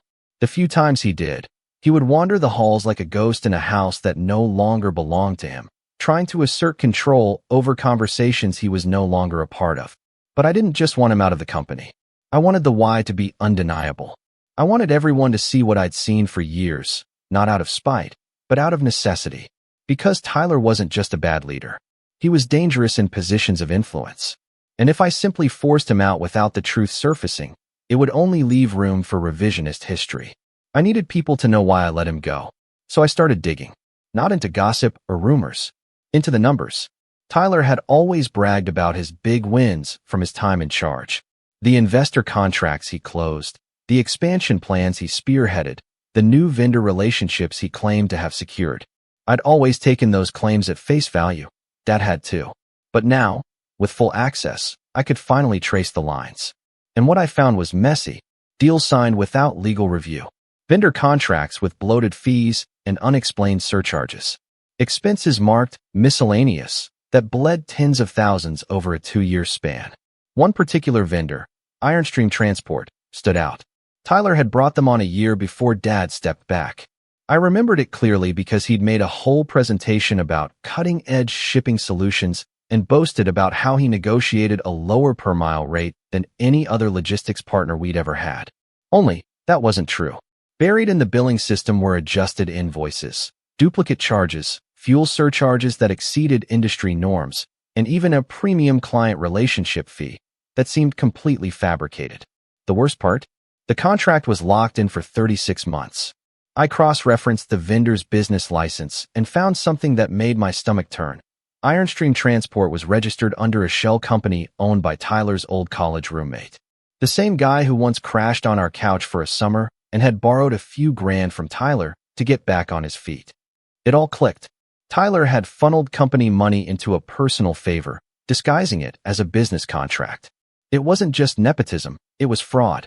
Quiet, slow, and hard to detect, but fraud nonetheless. I didn't react right away. I stared at the screen for a long time, numb. The spreadsheet sat there, glowing faintly in the darkened office, while the truth settled like a lead weight in my chest. This wasn't just about corporate strategy or differing leadership styles. Tyler had been stealing. And while I could have gone nuclear right then, called the lawyers, had him escorted out, launched a formal internal investigation, I realized that wasn't the best play. If I wanted this to stick, if I wanted the company, the board, and our family to understand the full scope of who Tyler really was, I needed to set the stage carefully. So I made a list. Everything Tyler had touched. Every department he'd manipulated. Every person he'd leaned on for influence, favors, or silence. Then I started visiting people. Quietly. One by one. I started with Mark from finance. He'd worked under Tyler during the Ironstream contract signing. A good guy, numbers first, but always hesitant to challenge authority. I invited him to lunch off-site. No suits. No laptops. Just 2 guys with burgers and a notepad. I laid out what I'd found and watched the blood drain from his face. I always thought something was off, Mark said, running a hand through his thinning hair. But Tyler, he said the numbers were pre-approved, that your dad had already looked at them. He didn't, I said flatly. Mark sighed, sat back, and looked me in the eye. I'll help however I can. Then came HR. Then legal. Then logistics. I didn't reveal everything to everyone, just enough to get them to talk. And slowly, like threads unraveling a sweater, the full story began to take shape. Tyler had created a shadow system. Nothing overtly criminal on the surface, just enough plausible deniability to keep himself clean. But with the right people looking and the right documents aligned, the deception became impossible to ignore. Still, I needed more. I needed something that no one could argue with. Something public. So I reached out to Luis. Remember him? The warehouse worker I'd helped a year ago? Turns out he wasn't just respected. He was trusted. People talked to him. About everything. I asked if he'd heard anything unusual about Tyler lately. He paused, then leaned in. I heard he's been trying to poach drivers, he said. Poach? Yeah. Like, starting a new company. Or maybe a partnership. I don't know. But he's been floating the idea to a few people. Offering bonuses. Promising flexible hours. I felt my jaw tighten. He was building a fallback. That explained the increased disappearances. The meetings offsite. The tension. He was preparing to leave, but not before taking part of the company with him. I thanked Luis, then drove straight back to the office and logged into our network security portal. I had IT pull every device login, access attempt, and network activity from Tyler's account over the past 90 days. He'd been emailing confidential client lists to a private Gmail account. Not once, not twice, 14 times. And not just that, he'd attach contract templates, pricing tables, and scheduling algorithms. Our trade secrets. The next day, I looped in legal. Quietly, carefully. No alarms.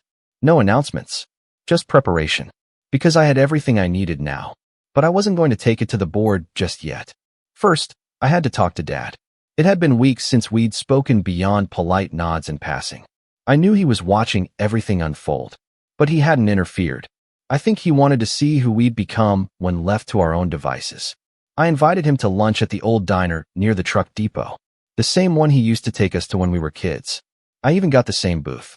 He showed up wearing his faded baseball cap and an old company windbreaker, the one with our original logo stitched into the chest. He looked tired, but alert. We didn't make small talk. I slid the folder across the table. He flipped it open, scanned the pages, and didn't say a word for almost 5 minutes. Then he closed it, set his hands on the table, and looked at me. You ready for what comes next? I nodded. Not revenge, he said. Justice. I know. He exhaled. Then it's time.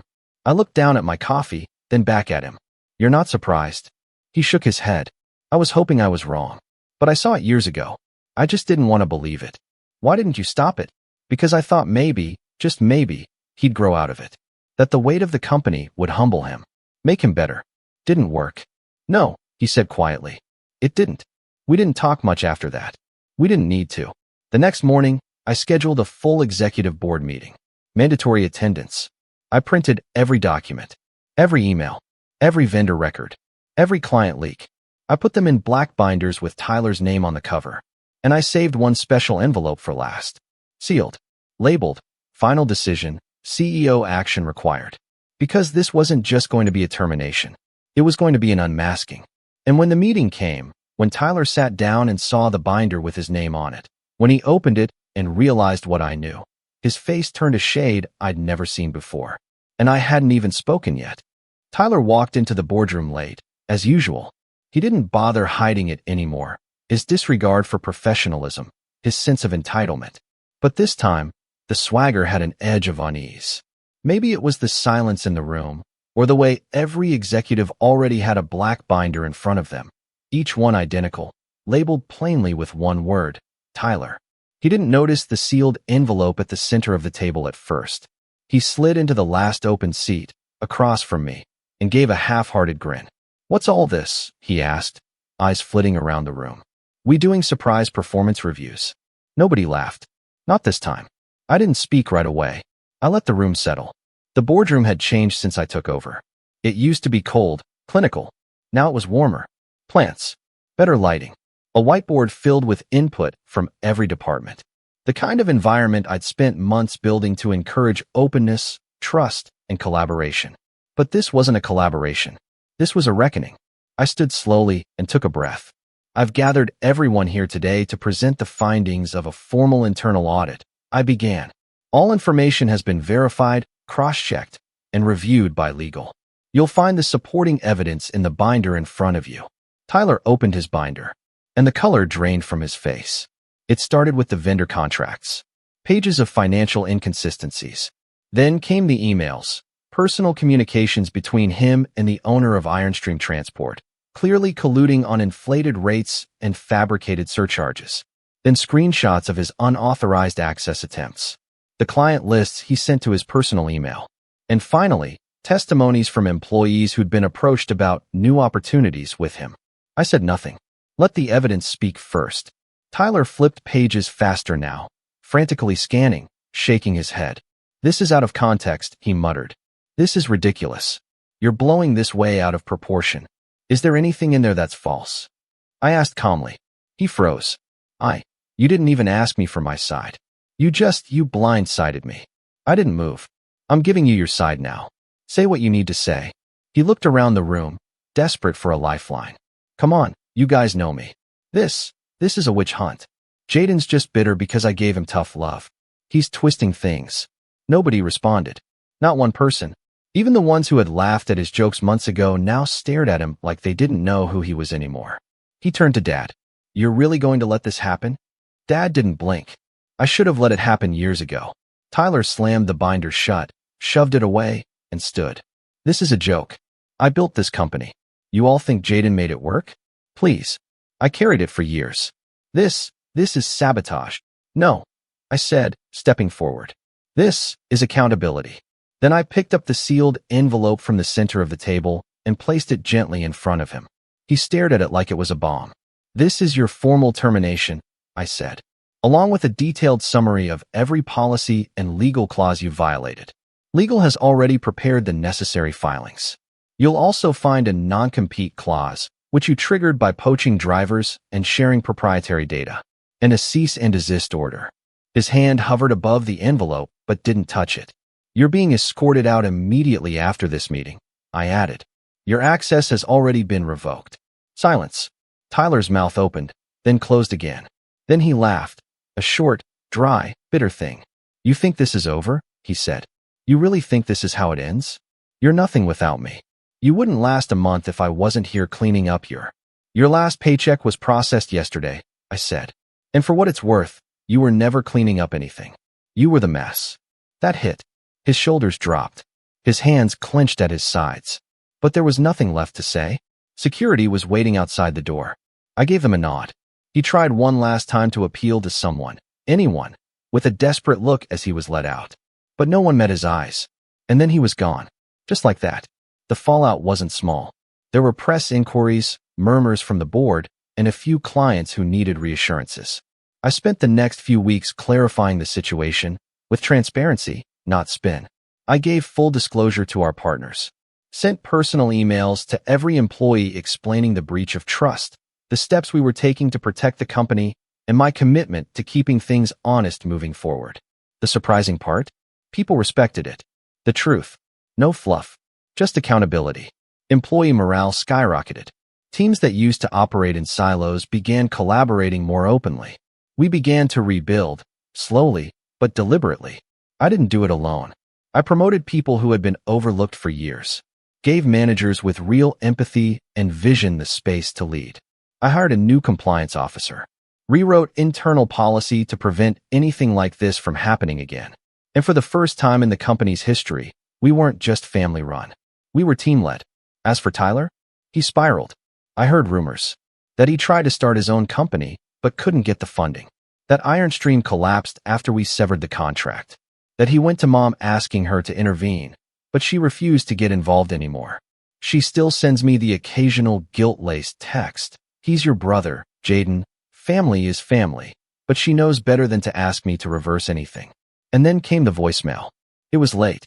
I'd just finished a long call with our warehouse expansion team when my phone buzzed with a message from an unknown number. I hit play. His voice was quieter than I remembered. Hesitant. Weighed down. "Hey, it's me. Look, I know I messed up. I was stupid. I was angry. I wasn't thinking straight. I miss it, man. The company. The people. Everything. I don't know what to do anymore. Can we talk?" I deleted it. Not because I hated him. Because I finally didn't need his validation. Because for the first time in my life, I wasn't standing in anyone's shadow. I was standing on solid ground. Ground I built myself. The next company meeting was different. No drama. No spectacle. Just a packed room, full of people who had stayed, fought through the changes, and helped build something better. I stood at the front, not with a binder, not with an agenda, but with a whiteboard and a single sentence written across the top. What does real leadership look like? And as the room filled with ideas, laughter, and a surprising number of post-it notes, I realized something. Revenge didn't have to be loud. It didn't have to be cruel. It just had to be true. And mine was. Tyler was wrong about a lot of things. But mostly, he was wrong about this. You don't have to be loud to be powerful. You just have to be heard when it matters. And now, I finally was. You ever feel like you've been walking a tightrope with your family your whole life, trying to keep the peace while quietly eating every jab, every slight, every rolled eye at your success? That's how it's always been with mine. My name's Harry, I'm 42, and I've spent most of my adult life being the responsible one. The dependable son. The one who remembers birthdays, fixes things around dad's house without being asked, and shows up on time wearing clean clothes and a forced smile. But the truth? I've always been the odd one out. I have one younger brother, Danny. He's 39, a single dad to 2 teenage boys, and the undisputed golden child of our family's twisted little universe. Growing up, he was the reckless one, the kid who got suspended for fighting or stealing or lighting something on fire, and somehow still got ice cream after dinner. Meanwhile, I brought home straight A's, paid my way through college, and got a lecture for bragging too much. It was always like that. If I did well, I was rubbing it in. If I struggled, I was being dramatic. And if Danny messed up, well, he had a hard life and needed support. I tried to let it go. I moved a couple of towns over, started my own family, and built a life I was proud of. My wife passed away 6 years ago. Cancer, quick and cruel. And since then it's just been me and my son, Jeremy. He's 17 now, quiet but brilliant, and easily the best thing I've ever done. Straight A's, varsity debate team, already accepted into 3 great colleges on scholarships. He's the kind of kid who still helps his grandpa carry groceries in without being asked, who says thank you to waitresses and volunteers at the library on weekends. And of course, that makes him a target. My brother's boys, Mason and Luke, are 17 and 16. Built like linebackers, with the same bitter chip on their shoulder their dad's been carrying since we were kids. They're loud, messy, and angry at the world for things they'll never name. I've tried to be kind to them, bought them Christmas gifts, invited them to Jeremy's birthday parties, helped pay for Mason's orthodontist bill once when Danny forgot his wallet. But it never made a difference. They look at Jeremy like he's a walking insult, like every accomplishment he earns is somehow a dig at them. Still, I never imagined they'd go this far. It started the night before Jeremy's senior pictures. He'd been buzzing about it for weeks, carefully picking out the right outfit. Not just the usual cap and gown photo, but a full formal portrait the school was offering for scholarship portfolios. He saved up for a tuxedo rental, black satin lapels, crisp white shirt, the works. He even practiced his smile in the mirror, which for a teenage boy is saying something. We drove down to my dad's place that weekend, since Jeremy wanted to take a few photos in the backyard where his mom used to garden. I thought it would be a nice memory, something sentimental to mark the milestone. Danny and his boys were already there when we arrived. I hadn't expected that. My dad failed to mention they were staying for the weekend too, which I should have seen as a red flag. But I smiled through it. We shared a tense dinner, with the usual passive-aggressive remarks from Danny about fancy colleges and rich kids with tutors, even though Jeremy's been tutoring other students since sophomore year. Jeremy, bless him, didn't say a word. He's learned how to shrink himself when they're around, how to keep his head down and his voice soft. But I see it. I see the way he looks at me sometimes, like he's asking if it's okay to exist. After dinner, Jeremy went upstairs to hang his tux up in the closet so it wouldn't wrinkle. He'd brought one of those garment bags, the kind with the zipper and a little clear window. He even laid out his shoes and cufflinks on the chair beside the bed. He was taking it seriously. And why shouldn't he? He earned it. I went out back to help my dad with some patio lights, thinking the boys were watching TV. When I came back inside, Jeremy's bedroom door was open. At first, I didn't think much of it. But then I heard a sound, a sharp, muffled laugh, and saw Mason and Luke standing in the hallway, trying to look innocent and failing miserably. Everything okay? I asked. Luke shrugged. Just checking if he's still alive. Didn't know nerds needed beauty sleep. I gave a tight smile and knocked on Jeremy's door. He didn't answer. When I stepped inside, the sight stopped me cold. The tuxedo, his beautiful, carefully chosen tuxedo, was ruined. Torn in 3 places. One sleeve hanging by a thread. The white shirt slashed through the chest. The satin lapel shredded like ribbon. I couldn't even speak for a second. Jeremy was sitting on the bed, frozen, his face pale and eyes wet, but not crying. Just silent. Like something inside him had caved in. Who did this? I asked, already knowing. From the hallway, Mason snorted. He always thinks he's better than us, he muttered. Guess now he looks the part. I turned to them, my hands shaking. You did this. Prove it, Luke said, smirking. Wasn't us. Maybe he tripped. Jeremy didn't look up. He just stared at the remains of his tux, his fingers gripping the fabric like he could still save it. And God, I wanted to yell, to scream, to demand my father come upstairs and see what his golden grandsons had done. But instead, I walked over to Jeremy, gently took his shoulder, and said, "Get your bag, kid. We're leaving." He blinked. But the photos? We'll figure it out. We didn't say a word to Danny or the boys as we passed them on the way out. I think that's what shook them. No yelling. No threats. Just silence.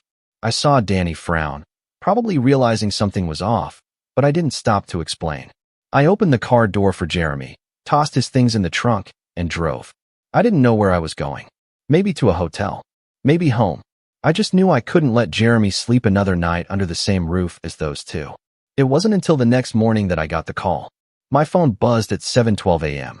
Dad. I let it ring once, then picked up, still groggy from a half-sleep in a crummy motel off the highway. "Harry," he said, voice tight. "Please don't involve the school. Mason and Luke, they made a mistake. But they're good boys. They'll lose their scholarships." I sat there, staring at the wall, as the weight of everything slammed into me. They'd told him, which meant they knew they messed up, which meant they were scared. Good, but not nearly scared enough. And I hadn't even begun to decide how far I was willing to go. I didn't answer my dad right away, just held the phone to my ear in silence, while Jeremy sat beside me on the motel bed, still wearing yesterday's jeans and hoodie. He was pretending not to listen, but I could see his shoulders tense when he heard my father's voice. The kid didn't say anything, didn't cry, didn't even look at me, but the quiet way he stared at the floor like it was trying to swallow him whole, that said enough. "Harry," my dad said again, more insistent now, "I need you to let this go." "Do you?" I said finally, my voice lower than I expected. "Because I haven't even decided what to do yet. But you're already asking me to back down." There was a pause on the other end. "You know what I mean. They're just boys. They were messing around. Jeremy's fine, isn't he? You didn't say he was hurt." I stood up and walked toward the motel bathroom, shutting the door behind me so Jeremy wouldn't hear what came next. My hands were shaking again, not with fear, but something closer to fury. Not the hot, wild kind. This was cold. Surgical. A betrayal years in the making finally surfacing in my throat. "You think a bruised face is the only kind of hurt that matters?" I said, keeping my voice even.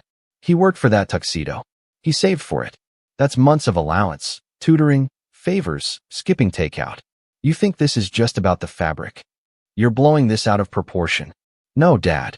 You're just finally seeing the proportions for what they are." Silence again. He didn't like being talked to that way. He never had. I was always the respectful one, the one who bit his tongue. Danny could blow up, curse, storm out, and get a pat on the back. But I was supposed to take the high road. Be the glue. Keep the peace. Not anymore. "I'll talk to Danny," my dad said at last. "We'll figure something out. But I need you not to go to the school. If the administration hears about this, the boys could lose everything. Mason's already on thin ice with his GPA. Luke's got that football scout looking at him this spring. And Jeremy?" I asked. "What does he lose?" Dad didn't have an answer. He never did. I hung up. We ended up driving back home that morning. I called the school on the way and explained, truthfully, that Jeremy's tux had been damaged and we wouldn't be able to make the scheduled photos. The secretary was kind. She said we could reschedule during the makeup window next week. I thanked her, hung up, and glanced at my son. "Hey," I said, trying to keep my voice light. "Still got time. We'll find another tux. Better one, even." Jeremy nodded without looking up. It's not the tux, he mumbled. I don't know. It just sucks. Yeah, it did. We got home, and I let him sleep most of the day while I made calls. A local formal wear place offered a generous discount when I explained the situation. I told them we'd be in tomorrow. Jeremy didn't protest. That night, I sat on the couch with a beer I didn't really want and let myself feel it. The exhaustion, the helplessness, and under that, something harder to face, the guilt. Because I'd seen this coming. Maybe not the tux, maybe not this exact cruelty, but the pattern had been there for years. The favoritism, the little slights. Jeremy was always the quiet one, the polite one, the different one. He was too smart, too calm, too decent, and that somehow made him less in their eyes. I'd let him go to that house knowing the wolves were waiting, and now he was carrying the scars in silence. The next few days passed in a weird limbo. Jeremy got his new tux. The photos went fine. He didn't smile as wide, but he showed up, stood tall, and looked every bit the young man he was becoming. I was proud, fiercely so, but also angry that such a simple milestone had been tainted. Then Saturday rolled around, and my dad called again. This time, he wanted to invite us to a family dinner. His voice was strained, too cheerful, too rehearsed. I knew he was trying to broker peace, to smooth things over the way he always did. They want to apologize, he said. Mason and Luke. Danny, too. Do they know what that word means? I asked dryly. Harry, come on. Don't make this harder than it needs to be. I nearly said no. Every fiber of my being screamed to decline. But then Jeremy walked into the room and asked who I was talking to. When I told him, he surprised me. I'll go, he said simply.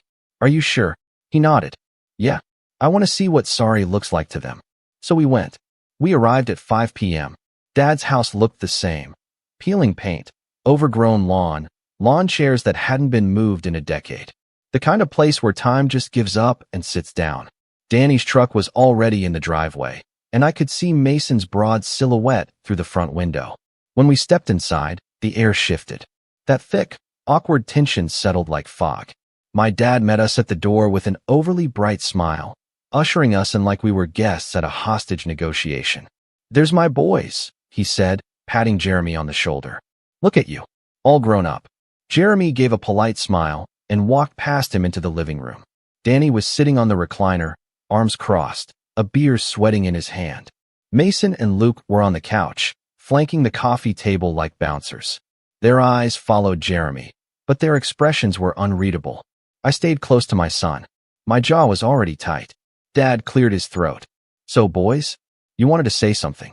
Mason looked at Luke. Luke looked at Danny. Danny took a long sip of his beer before speaking. We talked, he said flatly. And yeah, what happened was dumb. The boys got carried away. Didn't mean to ruin the tux. Just wanted to mess with him a bit. Mess with him, I repeated, trying not to raise my voice. Yeah, you know, like kids do. Like we used to do. I never shredded your clothes, Danny. He waved that off like I was being dramatic. Point is, it's done. They're sorry, right? Mason rolled his eyes. Yeah, sorry. Luke smirked. Won't happen again. It was so rehearsed, so hollow, I almost laughed. Jeremy didn't even blink. I accept your apology, he said. But I don't believe it. Mason's face twitched. Danny stood up. Hey, you don't talk to your cousins like that. They're older than you. I stepped in before this turned into something worse. Danny, sit down. He glared at me. What's your problem, man? We invited you here, didn't we? Try to make things right. No, I said quietly. You tried to make things quiet. Not the same thing. Dad raised his hands. All right. Let's eat. No more drama. Dinner was barely edible.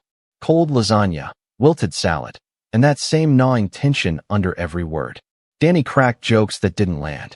Mason and Luke kicked each other under the table like toddlers. Jeremy pushed food around his plate and kept his mouth shut. Then, midway through the meal, it happened.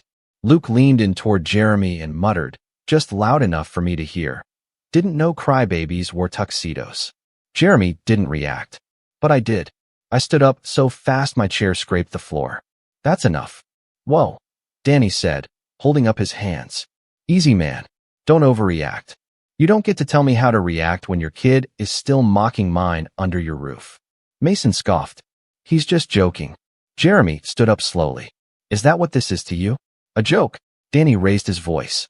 Hey, you don't talk back to me, boy. Jeremy didn't flinch. "You're not my dad." The silence that followed was suffocating. Even my father looked stunned. Danny slammed his fork down. "Then maybe don't come around acting like you're better than everyone." There it was. The core rot, finally said out loud. Jeremy turned to me. "Can we go?" "Yes," I said. We walked out without another word. Back in the car, I turned to him. "I'm sorry."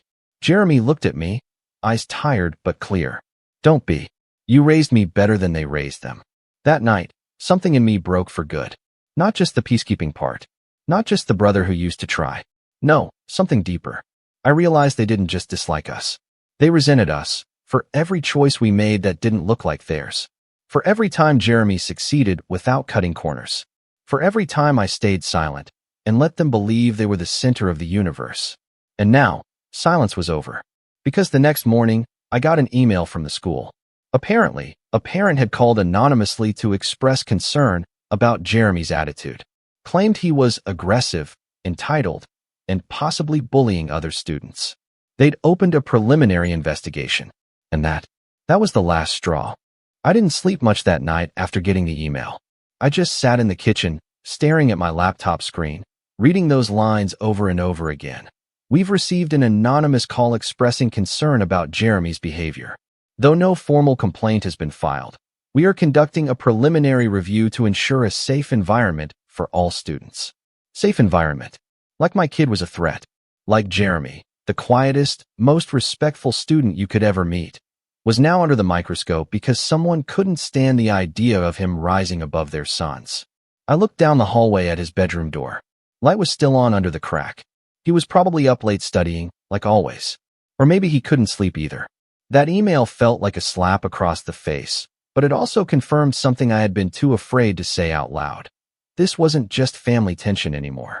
It was sabotage. I forwarded the message to my personal inbox, just in case, and started documenting everything. Every time Danny or the boys had undermined Jeremy. Every time my father had looked the other way. The ruined tucks. The smirks. The fake apology. The dinner where Luke couldn't keep his mouth shut. I wrote it all down. Not out of revenge. Not yet. But because I knew I needed to protect my son. And to do that, I had to stop pretending any of this was going to blow over. The next morning, I called the school and scheduled a meeting with the guidance counselor.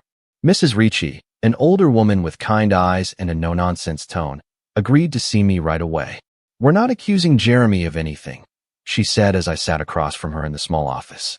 "But we have to follow up when these kinds of concerns come in, even anonymous ones." I nodded. "Can I ask what they said?" She glanced at her notes. "They claim Jeremy has a superiority complex, that he's been condescending to other students and making inappropriate comments about financial aid, implying that some of his peers don't belong here." I actually laughed, which startled her. Jeremy's been on financial aid his whole life. He's worked for every dollar of his success. He literally tutors kids for free. That's who he is. "I believe you," she said gently. "And frankly, nothing in his record suggests this kind of behavior. But we have to go through the motions." "Then go through them," I said. "But document this. The complaint is false. Malicious, even. And I believe I know who made it." She looked at me curiously but didn't ask. Smart woman. I thanked her and left. When I got home, Jeremy was sitting at the kitchen table, textbooks spread out, earbuds in. He looked up when I walked in, pulling one out. "Everything okay?" I forced a smile. "It will be." He looked at me for a long moment, then went back to studying. It was such a small moment, but it broke me. Because this was supposed to be his year. His senior year. The one where he gets to celebrate. To coast just a little after years of grinding. But instead, he was dodging landmines I never should have let near him. That week felt like walking through molasses. I went to work, kept up with emails, made dinner, asked about homework, but everything felt slightly off kilter. I kept replaying the past few months in my head, trying to pinpoint the exact moment when the scales tipped. Was it when Jeremy got that early acceptance letter? When his scholarship made the local paper? Was it really just the tuxedo? Or was that just the final excuse? Then Friday came, and something shifted. I got home late from work, and Jeremy was already in the garage. I found him sitting in my old beat-up armchair next to the workbench, a shoebox open on his lap. Inside were old photographs, me and his mom, a couple of baby pictures, some school awards. He held a small framed picture of her in one hand. "I miss her," he said quietly, Without looking up, I sat down across from him. Me too. She would have said something, he added. About the Tucks. About Mason and Luke. She wouldn't have just let it slide. You're right. He finally looked up. Why did you? I swallowed hard. Because I wanted to believe it was fixable. That if I just kept the peace long enough, they'd come around. But I was wrong. And you paid the price. Jeremy didn't say anything for a while. Then he stood up, put the photo back in the box, and closed it. I don't care what they say, he said. I'm still getting out of here. I'm still going to college. They don't get to take that. That was the moment I realized something else, something powerful. They might have cracked me, but they hadn't broken him. Over the next few weeks, something in our house changed. There was a quiet determination in everything Jeremy did. He started running every morning. He applied for 2 more scholarships. He took on another tutoring gig. But most importantly, he smiled more. Not the easy, shallow smiles he gave strangers, but real ones. Earned ones. And me? I finally stopped trying to be neutral. I stopped answering my dad's calls. I unfollowed Danny on social media. I even told Jeremy I'd support him if he wanted to cut ties after graduation. You don't owe them anything, I said one night while we ate dinner. Blood doesn't make people decent. Thanks, he said. I was hoping you'd say that. Then, out of nowhere, something wild happened. Jeremy won an essay contest. A regional one, for high school seniors across 3 counties. His piece, about perseverance and dignity in the face of adversity, took first place. There was a ceremony, a little reception, and when his name was called, I thought my heart would explode from pride. He shook hands with the mayor. He posed for pictures. He gave a short, trembling speech. He didn't mention Mason or Luke or Danny, but he didn't have to. The crowd cheered like they already knew the story. I clapped until my palms hurt. Later that night, I got a text from an unfamiliar number. Tell your kid to stop running his mouth.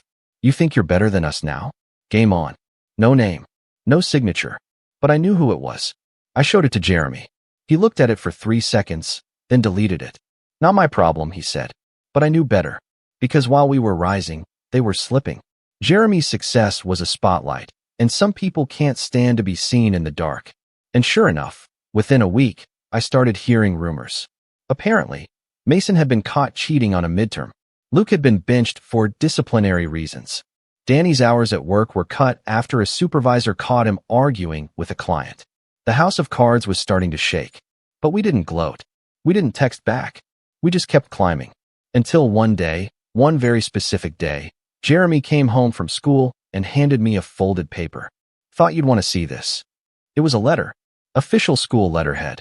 Signed by the principal. The investigation into the anonymous complaint against Jeremy has been formally closed. No evidence of misconduct was found. In fact, several students provided statements praising his character and mentorship.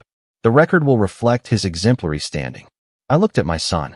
He was already walking to the fridge like it wasn't a big deal. But it was.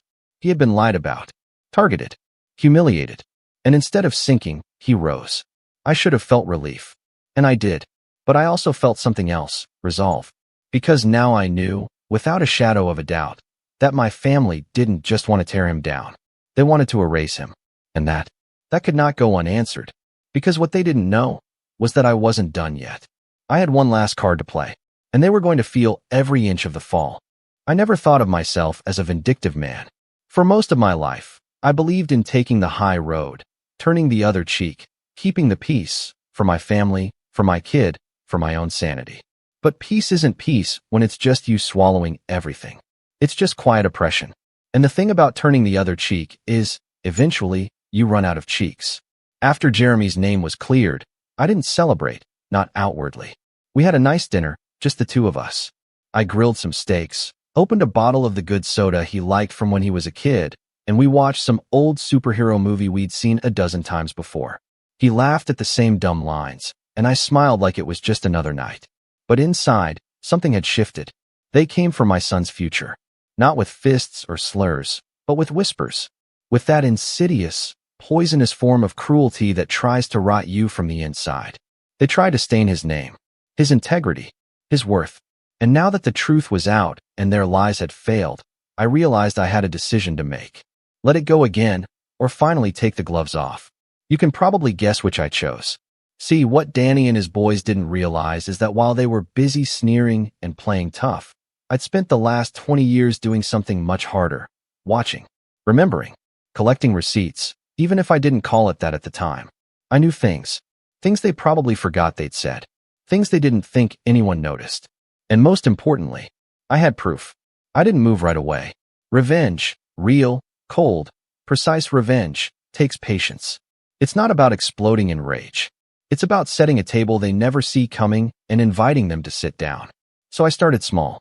First, I called an old friend, Miriam. We went to high school together, lost touch, and then reconnected a few years back when I helped her with some contract work at the community center. Miriam works in admissions at one of the colleges Jeremy applied to. Not a big fancy name, but solid, reputable, with a good media studies program. Jeremy had been accepted, but hadn't committed yet. She answered on the first ring. Harry? Wow, long time. How's Jeremy? He's good, I said. Actually, I need to ask you something, off the record. I told her about the fake complaint, about the retaliation, about the scholarship Mason had applied for through a foundation connected to the college, one Danny bragged about last year at Thanksgiving like it was already in the bag. Miriam went quiet for a second. I can't access student files, she said slowly, but I can say that if any applicant misrepresented their character or academic record in the application process, it's taken very seriously. I didn't ask her to do anything illegal, but I did mention that Jeremy had documented the incident with the tux, photos, timestamps, even a copy of the police report I'd quietly filed online after the motel stay, just to have a paper trail. Miriam was quiet again. That's good to know, she said. Sometimes decisions can be revisited, especially if new information comes to light. I thanked her. That was step one. Next, I reached out to Coach Ray. Ray's an old family friend. Used to coach football at our high school. Retired now, but he still runs a summer sports leadership camp that both Mason and Luke had attended. I donated to it once, years ago, and Ray had never forgotten. He was the kind of man who remembered loyalty. We met for coffee, and after catching up, I asked him plainly, "What do you think of Mason?" Ray shrugged. "Big kid. Decent player. Bit of a bully, though. Luke's worse." "What?" I told him everything. Not just the tux. Not just the harassment. But the lies. The call to the school. The text message Jeremy got afterward. The paper trail. Ray didn't say anything for a long while. Then he leaned back in his chair and let out a low whistle. "You want my advice?" he said. "You've got the hammer. Just make sure you aim it right." Then he pulled out his phone and scrolled to a contact. "You remember Greg Thompson? Runs that statewide athletic mentorship board? He's one of the guys recommending Luke for that junior scholarship. Might be worth passing some of this along." That was step two. I didn't send anything yet, but I had the channels now. I had eyes and ears in places Danny and his boys couldn't reach. And all I had to do was wait. Because then came step three. Prom. You wouldn't think a school dance would matter. But in small towns like ours, senior prom is a big deal. Photos, flowers, limos, rented tuxes, all of it. Jeremy didn't even want to go at first. He's not the social butterfly type. But one of his classmates, a girl named Brianna, asked him in front of the entire AP English class. He told me about it with a sheepish grin. "I didn't even know what to say," he said. "She just walked up and handed me a card with a crossword puzzle. The answer spelled out prom. So you said yes?" I asked. "Yeah," he said. "I mean, she's cool. We study together sometimes." My heart swelled a little. After everything he'd been through, the kid deserved this. So I pulled some strings. Rented a nicer car. Got him a suit tailored this time. Real silk. A watch that had belonged to his grandfather. I even offered to take photos myself. And then, like clockwork, Danny showed up. It was 3 days before prom. I was outside mowing the lawn when his truck pulled up. He got out, arms crossed, trying to look casual. "Hey," he said. I killed the mower and waited. "Just wanted to stop by," he said, eyeing the house. "Heard Jeremy's going to prom." "That's cool." I nodded. "Yep." He shifted awkwardly. "Mason and Luke are going too. Whole group of them. Should be a fun night." I didn't answer. Then Danny stepped a little closer. "Look, I know things have been tense. And I get it, all right? But maybe it's time we put this behind us. Family's family." I almost laughed. "Is that what we are?" I said.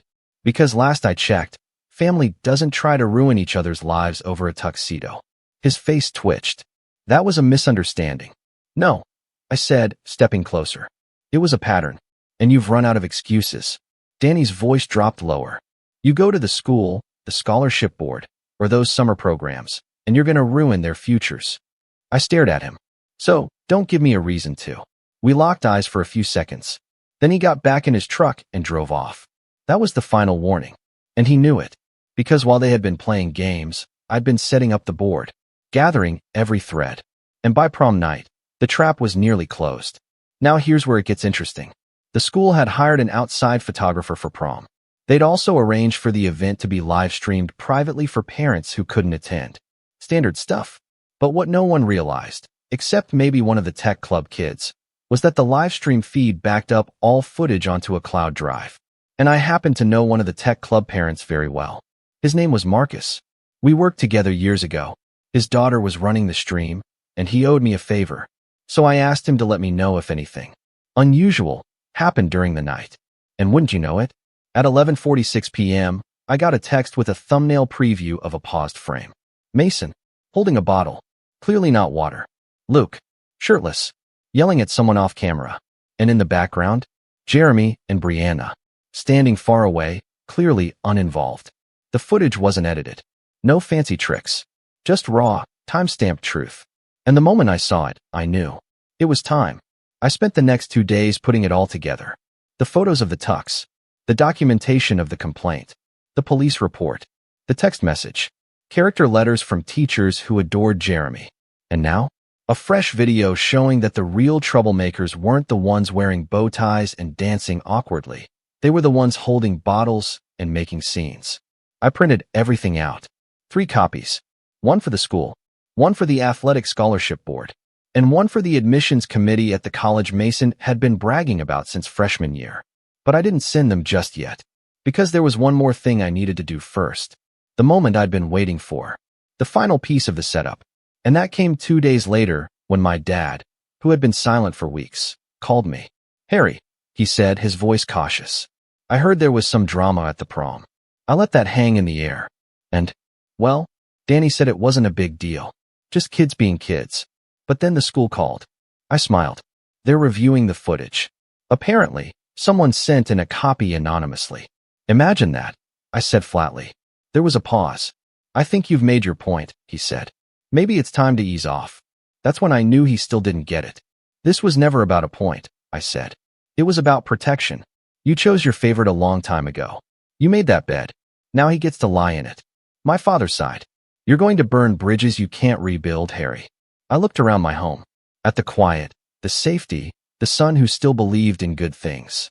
Then maybe it's time I stopped rebuilding them. And then, I clicked send. I didn't wait for the fallout. I sent the packets out on a Wednesday morning. 2 manila envelopes, one to the regional athletics board, one to the admissions office of that college Mason had been banking on, and an email attachment to the high school's dean of student conduct. I included a calm, professional cover letter for each. No theatrics, no angry rants. Just the truth, carefully assembled. Evidence of vandalism. A false and anonymous report meant to damage a peer's academic record. Video footage of inappropriate behavior at a school event. And finally, a pattern of bullying corroborated by multiple teacher statements, all of whom had responded to a quiet request I'd sent out through Jeremy's guidance counselor. There was nothing in the documents that wasn't true. No exaggerations, no speculations. Just facts. That was the beauty of it. No lies. No threats. No shouting matches or social media drama. Just reality, delivered like a slow-moving freight train. And then, I waited. It started with the school. 2 days after I submitted the materials, I received a call from Mrs. Ricci, Jeremy's guidance counselor. "Harry," she said, "I just wanted you to know, we've formally opened an investigation into Mason and Luke. The administration is taking this seriously." The footage from prom was the final straw.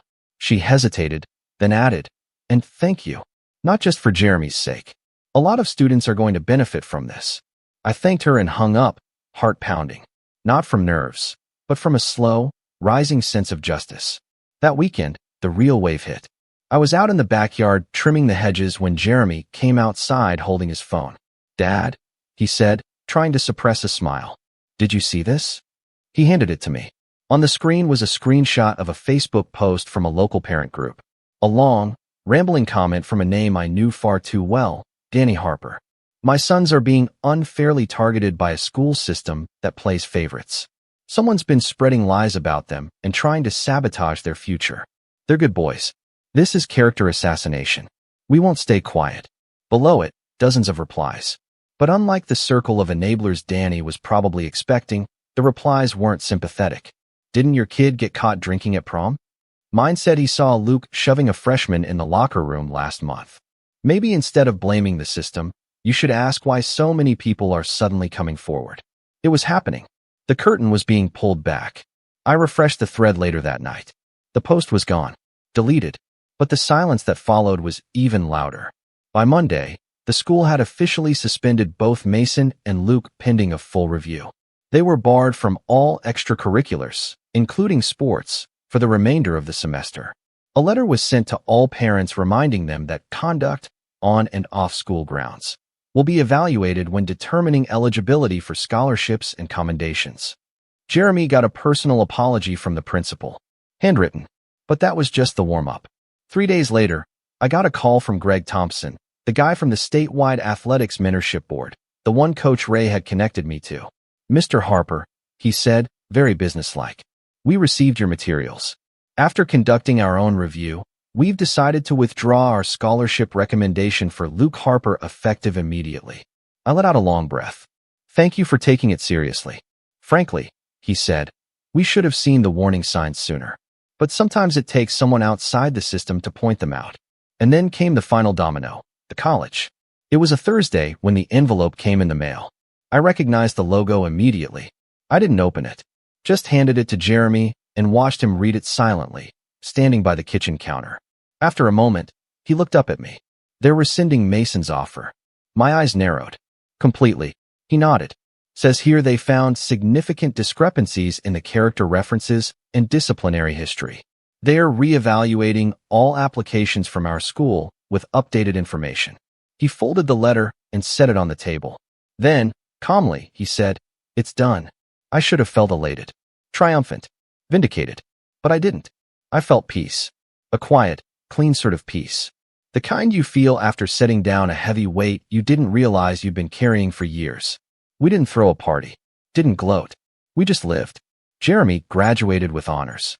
Walked across that stage in a pressed suit, head high, smile wide. I clapped until my hands ached. Brianna cheered from the third row. Even the principal gave him a nod as he handed over the diploma. After the ceremony, we took a photo. Just the two of us, standing in front of the school's brick wall, the summer sun painting everything gold. I framed that photo and hung it in the living room. As for Danny, he tried calling. Once. I let it go to voicemail. His message was slurred. Not drunk, but unbalanced. Like a man grasping for something that had already slipped through his fingers. "You didn't have to go that far, Harry. You didn't have to destroy their futures. They're just kids. Look, I made mistakes. We all did. But you were supposed to be the good one. Funny, isn't it? I was the good one. For years. Until I had to be something else." I deleted the voicemail.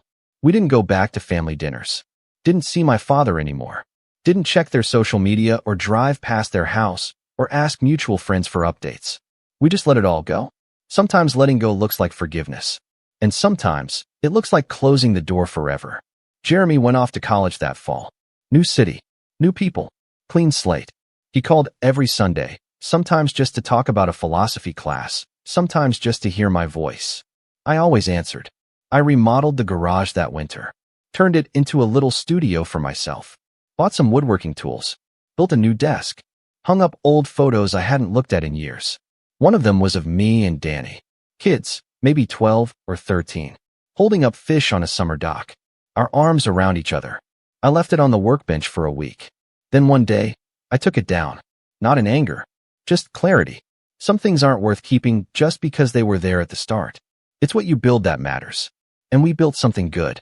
In the end, the best revenge wasn't the suspensions or the lost scholarships or even the silence that followed. The best revenge was this. My son walked away untouched, and they'll have to live with the fact that they couldn't break him. Ever.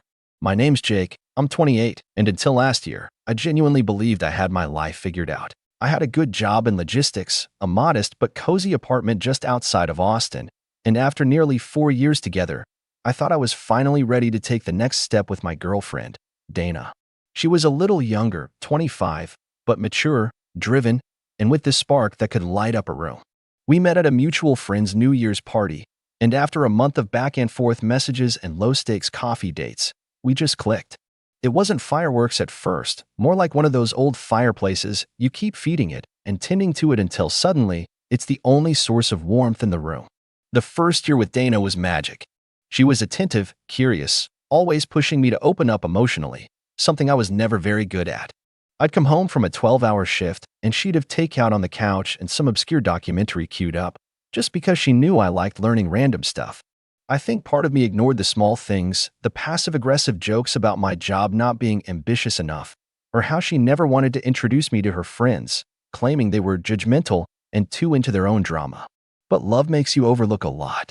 When year two rolled around, Dana lost her job at the architecture firm she'd interned at. Downsizing, they said. She was devastated, and I did what any partner would do. I picked up more shifts, encouraged her to take time, offered to cover her half of the rent until she figured out her next move. She took it hard, said she felt like a failure, like she wasn't contributing. I kept reminding her that it was just a season and we'd get through it together. But then the season dragged into a year, and things shifted. She started spending more time at home, but not in a cozy, domestic way. More like she was slowly withdrawing into herself. Always on her phone, always texting someone with this weird, secretive smile. She'd sleep in until noon, claim she was job hunting, then disappear for hours to clear her head. I tried not to pry again. I trusted her. I really did. I figured people process things differently and maybe she just needed space. Meanwhile, I was working overtime, sometimes back-to-back night shifts, trying to keep us afloat. I had this dream of taking her to Santorini. She'd always talk about how Greece was her dream destination. I even remembered her saying once, while we were watching a travel vlog, I want to swim in those blue waters before I turn 30. So I started saving in secret. Every bonus, every little raise, I put it into a travel fund. I called it Operation Santorini in the Notes app. Now here's where things start to slide into the surreal. One Thursday afternoon, I got sent home early from work. A shipment got delayed, so they told us to pack up and take the rest of the day off.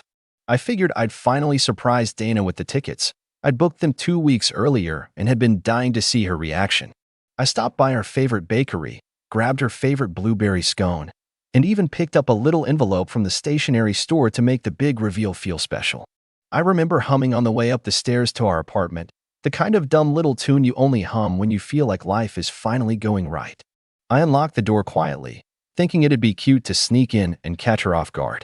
The second I stepped inside, I froze. Her voice was coming from the bedroom, just faint enough that I couldn't make out the words. I thought maybe she was on the phone. I walked toward the hallway, holding the envelope behind my back like a fool. Then I heard it. Her voice. Laughing. He's just a safety net. Once I'm stable, I'm gone.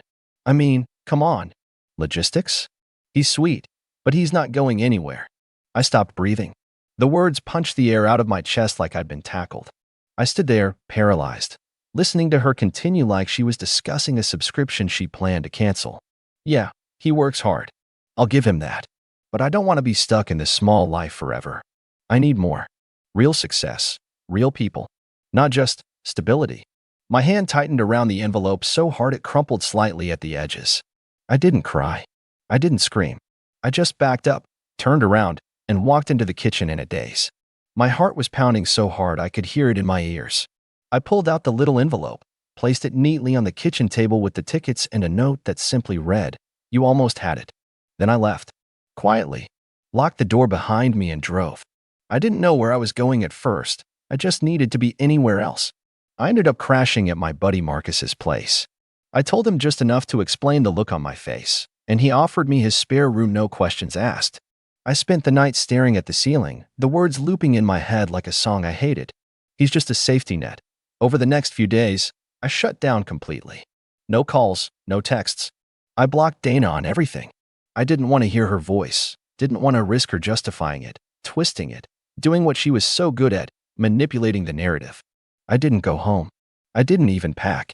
I left everything, our shared furniture, the apartment I'd spent 3 years building a life in. I figured she could have it. For a week, it was silent. Then came the voicemails. First one, Soft, fake confused. Hey, where are you? I just saw the envelope. I'm so confused. Can we talk? Then came the panic. Jake, this isn't funny. What is going on? Why would you leave like that? Then came the tears. Night after night. Please come home. I'm sorry. I was just venting to a friend. You know I didn't mean it like that. 7 weeks. Every night. Like clockwork.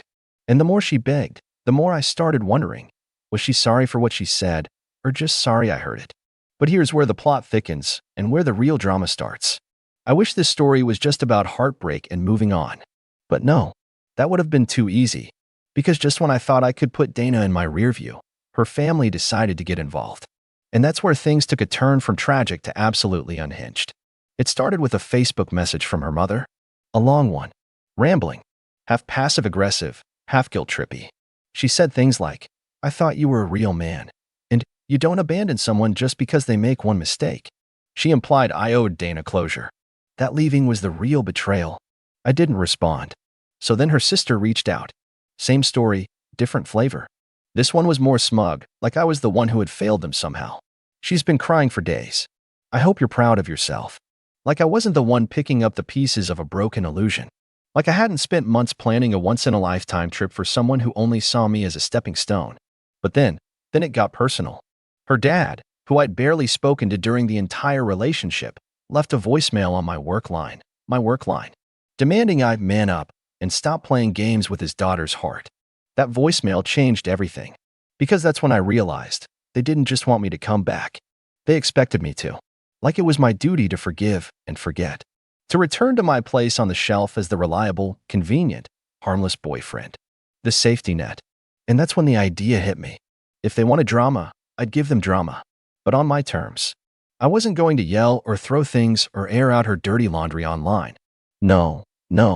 I was going to show them exactly who they underestimated. But before I get to that part, before the wheels of revenge even start turning, something happened that made it personal in a way I never expected. Something involving my younger sister, Emily, who'd always looked up to Dana and had just moved back home after college. And that's where things really start to unravel. Emily was 22, fresh out of college, and still had that wide-eyed optimism that the world hadn't beaten out of her yet. She had just moved back into town that summer and was crashing with our parents while she figured things out. I hadn't told her much about what happened between me and Dana, just that we broke up and that I didn't want to talk about it. Emily was always close to Dana in a weird little sister, cool girl worship sort of way. Dana used to give her makeup tips, helped her write a cover letter once, even took her to get her first cocktail when she turned 21. I think Emily saw her as more than just my girlfriend. She was like the older sister she never had. So you can imagine my surprise when Emily showed up at Marcus's place on a Tuesday evening, looking pale and shaken, holding her phone like it had personally betrayed her. I think you need to see this, she said, barely getting the words out. She handed me her phone, and my stomach turned before I even looked.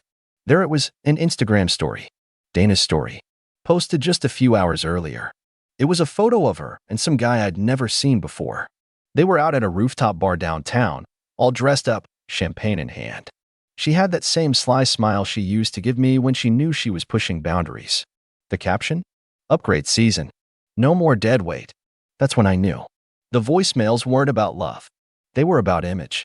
Dana had been keeping up the poor me. He left me routine because she didn't want to be seen as the one who got dumped. She wanted to spin the story, twist the narrative so she was still the protagonist. And now that enough time had passed, she could publicly flaunt her new life, while pretending she'd been the victim all along. Emily sat across from me, waiting for me to say something. I didn't. I was too focused on keeping my hands from shaking. She leaned in a little and said, Jake, there's more. And what she told me next made my skin go cold. Apparently, Dana had reached out to her a week earlier, under the guise of missing the family. She told Emily she was worried about me, said I'd been acting erratic, that I was shutting people out, and that she was concerned I might do something stupid. It wasn't just manipulation. It was a setup. She was planting the seeds to make me look unstable. So if I ever told anyone the truth, if I ever aired what she said that day in the bedroom, she can spin it like I was delusional. That I misunderstood. That I'd heard what I wanted to hear. And that's when the anger settled in. The cold, calculated kind. The kind that sits quietly in your chest, not yelling, not crying, just waiting. Dana didn't want closure.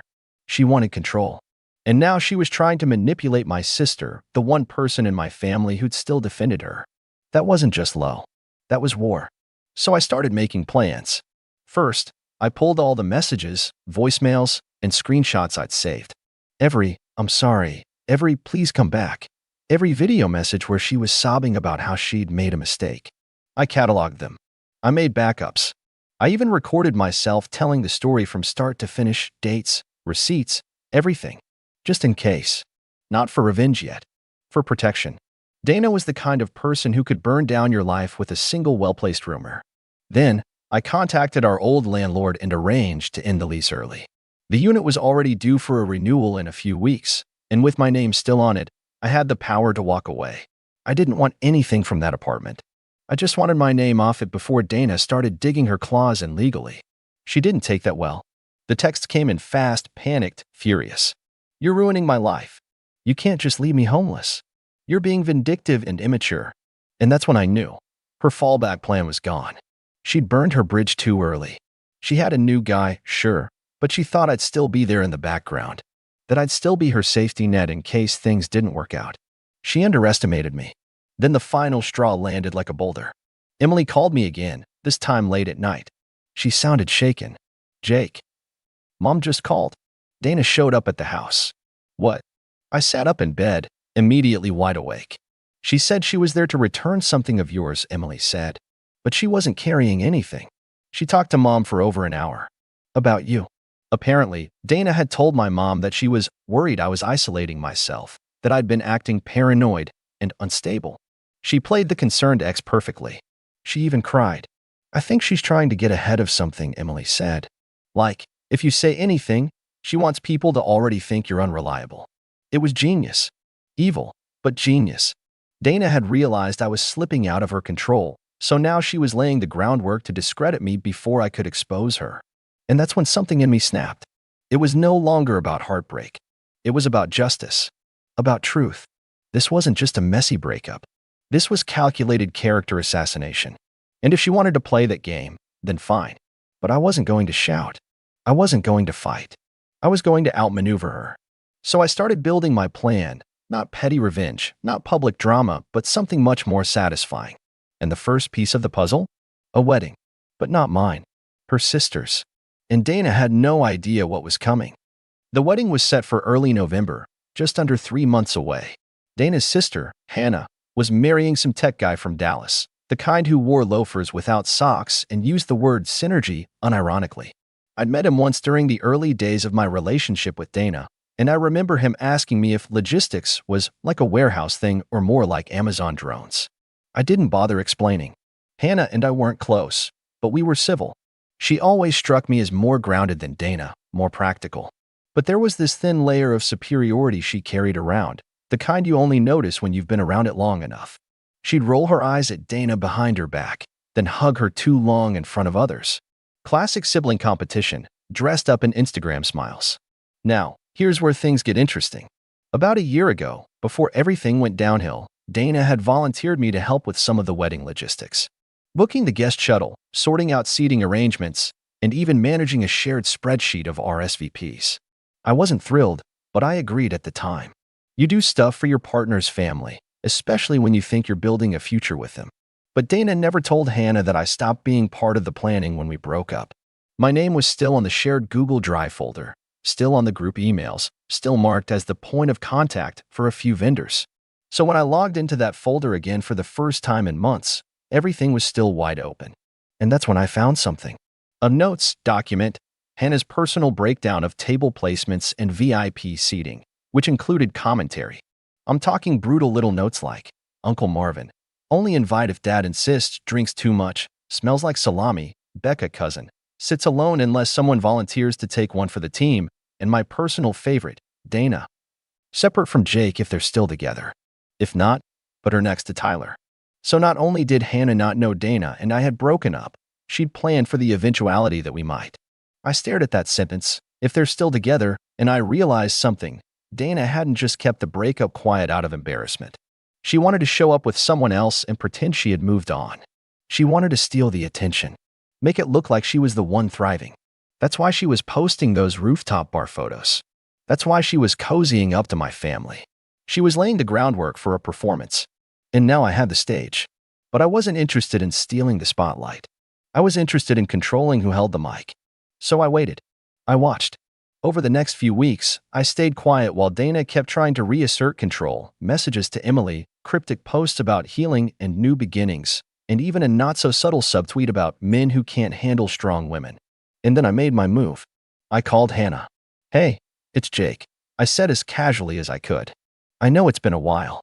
Dana and well, we're not together anymore." Didn't want to cause any confusion for the wedding. There was a pause. "Oh," she said. "Well, she didn't mention that." "I figured," I said. "But I also figured you might want a heads up. Especially since I'm still getting the RSVP emails and a few of the vendors still have my number." She let out an awkward little laugh. "Oh, right. I should probably fix that." Then, I dropped the bait. "By the way, do you know if she's bringing anyone?" Another pause. "I don't think so." "Why?" "No reason. Just didn't want to make things weird for your big day. I won't even show up if you'd rather keep things smooth." She was quiet for a moment. Then she said, "Actually, would you mind coming for a bit? Just for the ceremony? You helped with so much early on. It'd be weird not to see you there." Hook, line, sinker. I agreed. Graciously. Told her I wouldn't make a scene, that I was just there to support. But behind the scenes, I started planning something a little more theatrical, not malicious. Just clarifying. First, I reached out to a friend of mine, Sophie. We dated briefly back in college, but we stayed good friends. She's smart, funny, and the kind of woman who can walk into a room and instantly raise the average IQ by 10 points. I explained everything: Dana, the breakup, the manipulation, the wedding. She didn't even hesitate. "So you want me to play the graceful, new woman in your life," she said, sipping her coffee, "while your ex implodes trying to figure out how she lost the safety net." "Exactly." She smiled. "I'll need a dress." Now, I wasn't planning some petty public showdown. I wasn't going to make a toast or steal the bride's thunder or anything crazy. But I knew Dana. I knew she hated being upstaged, especially by women who made her feel inferior. Sophie, with her easy charm and quiet confidence, was everything Dana pretended to be online. And the best part? She didn't need to say a word. All she had to do was exist. But then something happened that nearly blew the whole thing up. A week before the wedding, I got a message from an unknown number. "I know what you're planning." I stared at it for a long minute. Then another came through. "You think you're clever, but you're not the only one who knows how to play games." There was no name, no photo. But I didn't need one. It was Dana. She'd found out. Somehow. And if I wasn't careful, she could still flip the script. Turn the whole thing into a toxic ex narrative. Tell everyone I was stalking her, harassing her, trying to ruin her sister's big day. That message changed everything. Because now the wedding wasn't just an opportunity. It was a battlefield. The days leading up to the wedding were tight. Every move had to be calculated. I wasn't just playing 4D chess with a woman who had mastered the art of manipulation. I was also walking into a social minefield, where one wrong step could make me look like the bitter ex who couldn't let go. Sophie was all in. She handled everything with this easy grace that made her seem untouchable. She picked a deep emerald green dress that made her look like she'd walked off a Vogue shoot, elegant, not attention-seeking. The perfect mix of classy and effortless. She even suggested we tone down the affection. "You don't want to look like you're trying too hard," she said. "Just let her spiral." I'd never loved to plan more. The wedding day arrived, sunny, annoyingly perfect, the kind of day Instagram lives for. It was held at a renovated vineyard about an hour outside of Austin. Big white tents, fairy lights, champagne towers, the works. I walked in with Sophie right as the pre-ceremony mingling started. Heads turned. A few people recognized me. Some looked confused. Some looked curious. And then I saw her. Dana. She froze when she saw me, like someone had pressed pause on her entire face. Her smile died mid-sentence. Her wine glass tilted slightly in her hand. And when she finally registered Sophie next to me, her eyes narrowed just a bit, just enough for me to catch it. I gave her a small, polite nod. No drama. No smugness. Just acknowledgement. Like she was any other guest. Then I moved on. Sophie and I didn't cling to each other all night. We mingled. We talked to people. We danced once or twice. But I made sure not to hover near Dana. I wanted her to feel my presence, but not be able to touch it. She tried to approach me once, during the cocktail hour. came up with that practiced little smile she always used when she wanted to control the tone of a conversation. "Jake," she said, too brightly. "Wow. You look well." I smiled. "Thanks. You too." "Sophie, this is Dana." Sophie gave a soft, effortless smile. "Nice to meet you." Dana blinked. "You too. How do you two know each other?" "College," Sophie said, sipping her champagne. He was quieter back then. Less impressive jawline. I laughed. Just once. It was subtle, but Dana's jaw twitched. There was a beat of silence, and then Dana tilted her head. "Well, I guess we've both moved on." Sophie raised her glass slightly, hopefully in the right direction. That ended the conversation. The ceremony went smoothly. The bride cried, the groom fumbled the vows, people clapped. I watched from the third row with Sophie beside me, calm as a monk. But the real payoff came later, during the reception. Dana had clearly planned to make her re-entrance in a second dress. It was a sparkly, silver number, flashy, loud, designed for attention. She strutted in with that same rooftop bar energy, expecting the spotlight. But no one cared.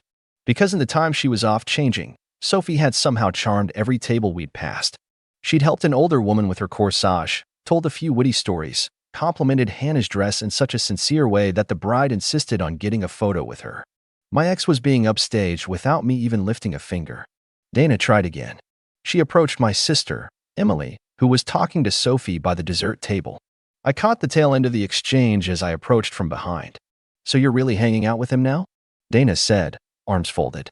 "After everything?" Emily didn't flinch. "After what, Dana?"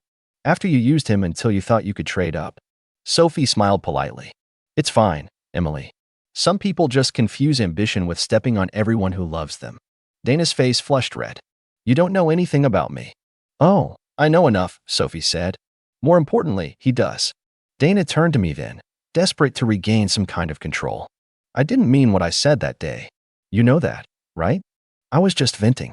I was frustrated." "You were." I held up a hand. "Calm. Quiet. I heard exactly what you meant, Dana. And you're right. I was your safety net. But you should have asked yourself one thing before you cut the rope." She looked confused. I leaned in just slightly.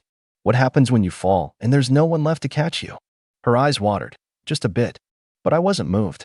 Not anymore. I turned, offered Sophie my arm, and walked away. We didn't look back. The next morning, I woke up to 4 new voicemails from Dana. They went from apologetic to angry to desperate. I deleted them all. Then I blocked her number for good. Emily texted me later that day. She left the wedding early. No one really noticed. That was the final nail. I didn't need to burn Dana's world down. I just needed to let her light the match and step out of the way. And that's exactly what I did.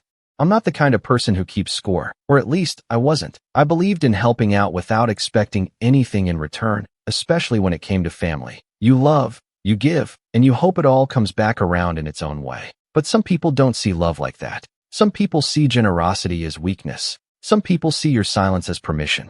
My name's Julian. I'm 33. I've got a 4-year-old son named Oliver, who's the best thing that's ever happened to me. He's got this habit of tapping my shoulder twice before he says something important, like he's giving me a heads up. I don't know where he picked it up, but it gets me every time. His mom and I split a couple of years ago. Amicably, thankfully. She lives a few towns over, and we share custody. Nothing messy. I've worked hard to keep life stable for him, even when mine hasn't always been. My parents live 10 minutes from me. Retired, healthy, plenty of time on their hands. For a while, I thought they were the kind of parents everyone would be lucky to have.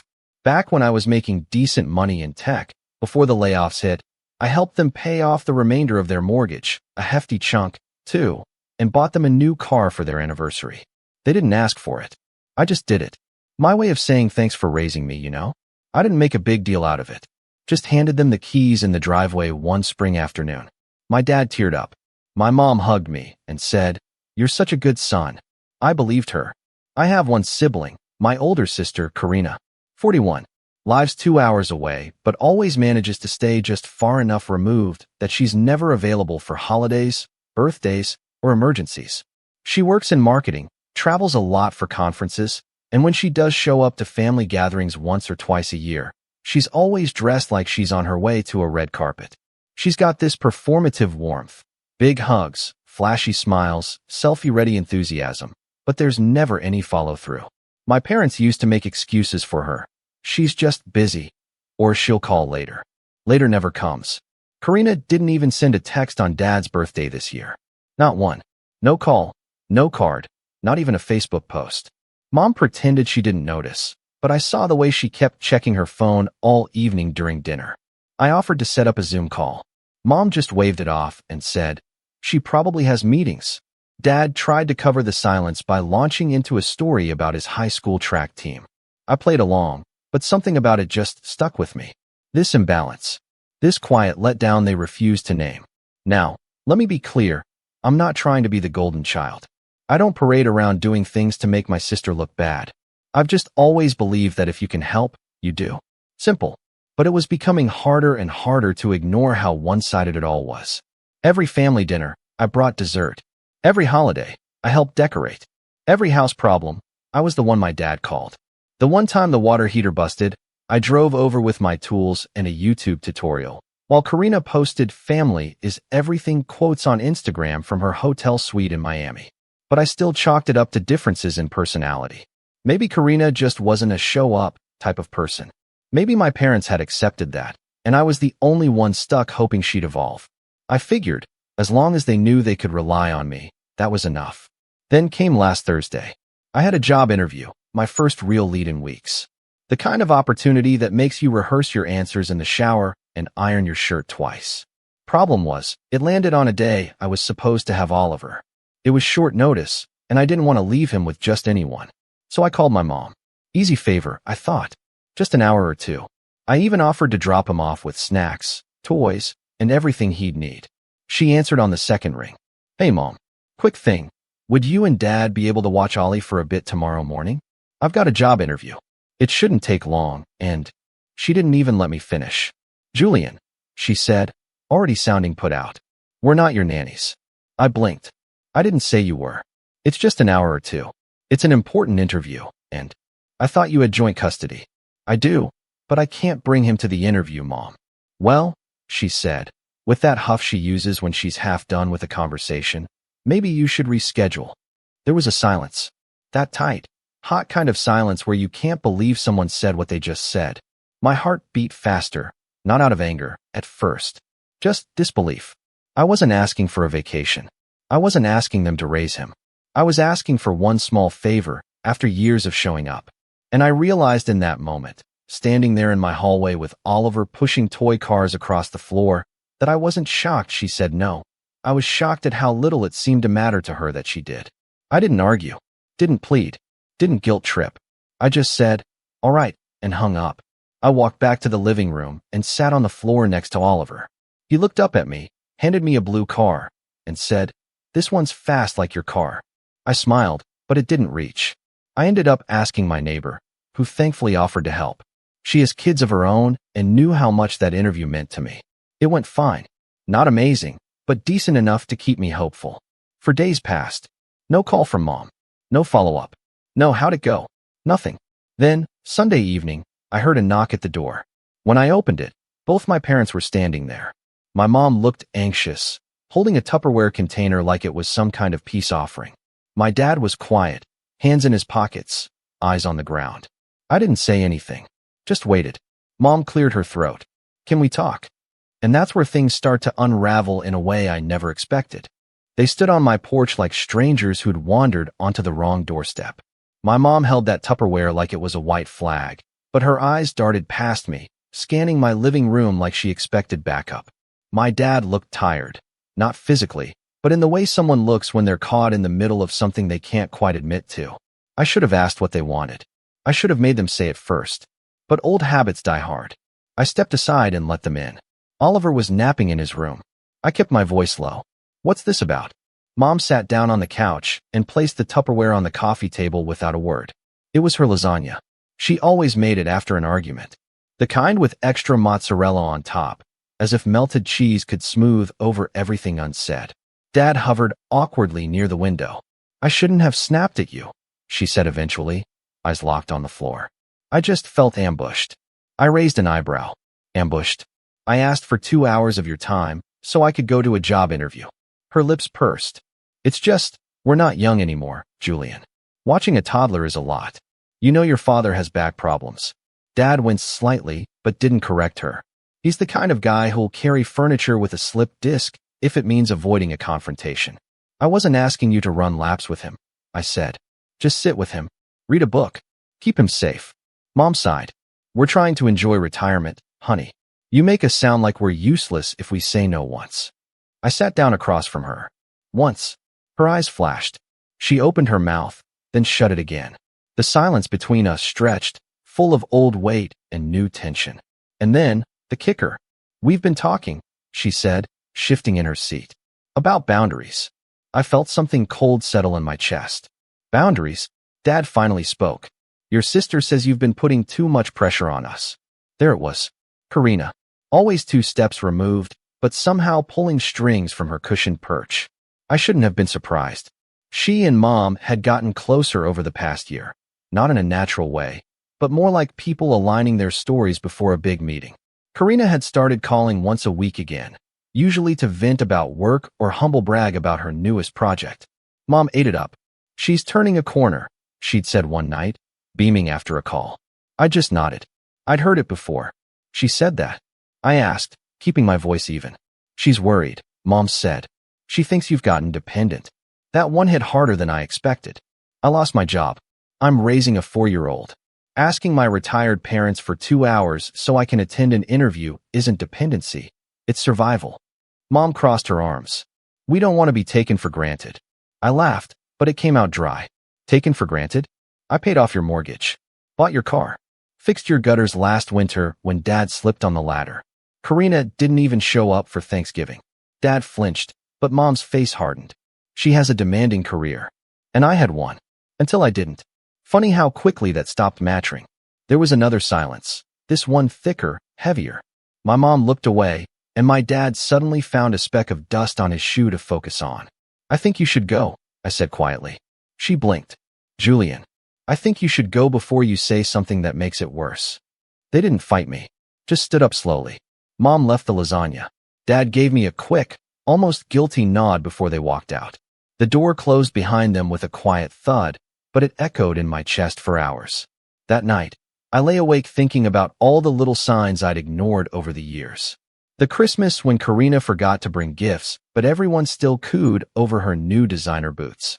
The time she skipped Dad's surgery because she was slammed with meetings, and Mom covered for her, saying it was probably better without the extra stress. The family trip I paid for where she showed up late, demanded the master bedroom, and then left early after a single group photo. I kept brushing it all off, telling myself that family was messy, that some people love differently. But love shouldn't feel like leverage. A few days passed. No calls. No texts. I figured that was it. Maybe they'd circle back eventually. Maybe they wouldn't. Either way, I told myself I was done being the one to chase resolution. Then came the text. From Karina. Can you give Mom a break? She's overwhelmed. You shouldn't have put her on the spot like that. I stared at it for a full minute before responding. She's overwhelmed? I asked for 2 hours of help, not a kidney. She replied almost instantly. You've been pushing too hard lately. They're not your safety net. You made your own choices, Julian. That last line hit a nerve. Because yeah, I did make my own choices. I chose to stay in town when Karina moved away. I chose to raise my son here, near family, hoping it'd mean he'd grow up with grandparents who loved him. I chose to help whenever they needed it. Because that's what family does. I just didn't expect the scoreboard to be erased the minute I needed something back. I didn't reply. A week passed. I focused on Oliver, on applying for more jobs, on figuring things out without leaning on anyone. And honestly, it felt good. Quiet, but good. Until one night, I got a call from a family friend, Mr. Lin, who lived 2 doors down from my parents. Hey, Julian, he said, a little awkwardly. Everything okay with your folks? I paused. As far as I know. What? He hesitated. I saw your sister there the other day. She was hauling some stuff out of the garage with your mom. Looked like they were moving boxes. I thought maybe. Well, your mom said something about cleaning house. My stomach turned. I drove over that night. I didn't announce myself. I just parked a few houses down and walked up the driveway. The garage door was slightly ajar, and the motion light flicked on as I approached. What I saw stopped me cold. My childhood boxes, photos, school trophies, old sketchbooks I thought Mom had saved, were stacked neatly near the trash bins, a few of them already soaked from the sprinklers. A folded-up cardboard sign sat on top. Free. Take what you want. I knelt down and opened one of the boxes. Inside were framed pictures of me holding Oliver in the hospital. A handprint painting he'd made for them last Christmas. My college diploma. All of it. Just tossed out. Like clutter. I stood there for a long time, the sound of distant crickets filling the silence. Eventually, the porch light flicked on. My mom stepped out, saw me, and froze. "Julian," she said. Not angry. Not surprised.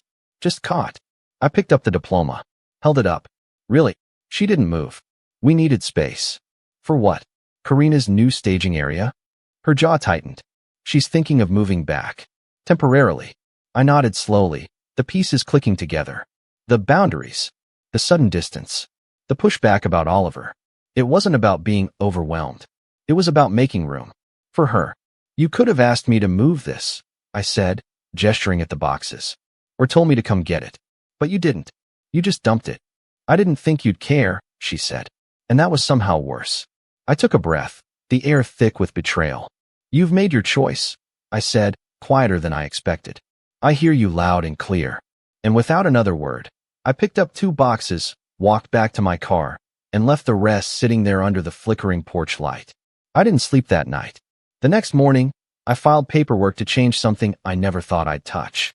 I wish I could say that filing that paperwork felt empowering, that I walked out of the building with a smirk and a spring in my step, like a man finally taking charge of his life. But the truth is, I sat in my car afterward, gripping the steering wheel with both hands and staring blankly out the windshield. My chest was tight, my hands clammy. The air felt heavy with something I couldn't name. Grief, maybe. Grief for the version of family I thought I had. The paperwork wasn't some bold revenge. I wasn't striking back. Not yet. It was quiet, administrative, unremarkable on the surface. But to me, it was the start of a line being drawn. I removed my parents as emergency contacts. Took them off Oliver's daycare pickup list. I changed the address for my medical records. Nothing dramatic, just separation. A signal to myself that I was done clinging to an idea that didn't exist.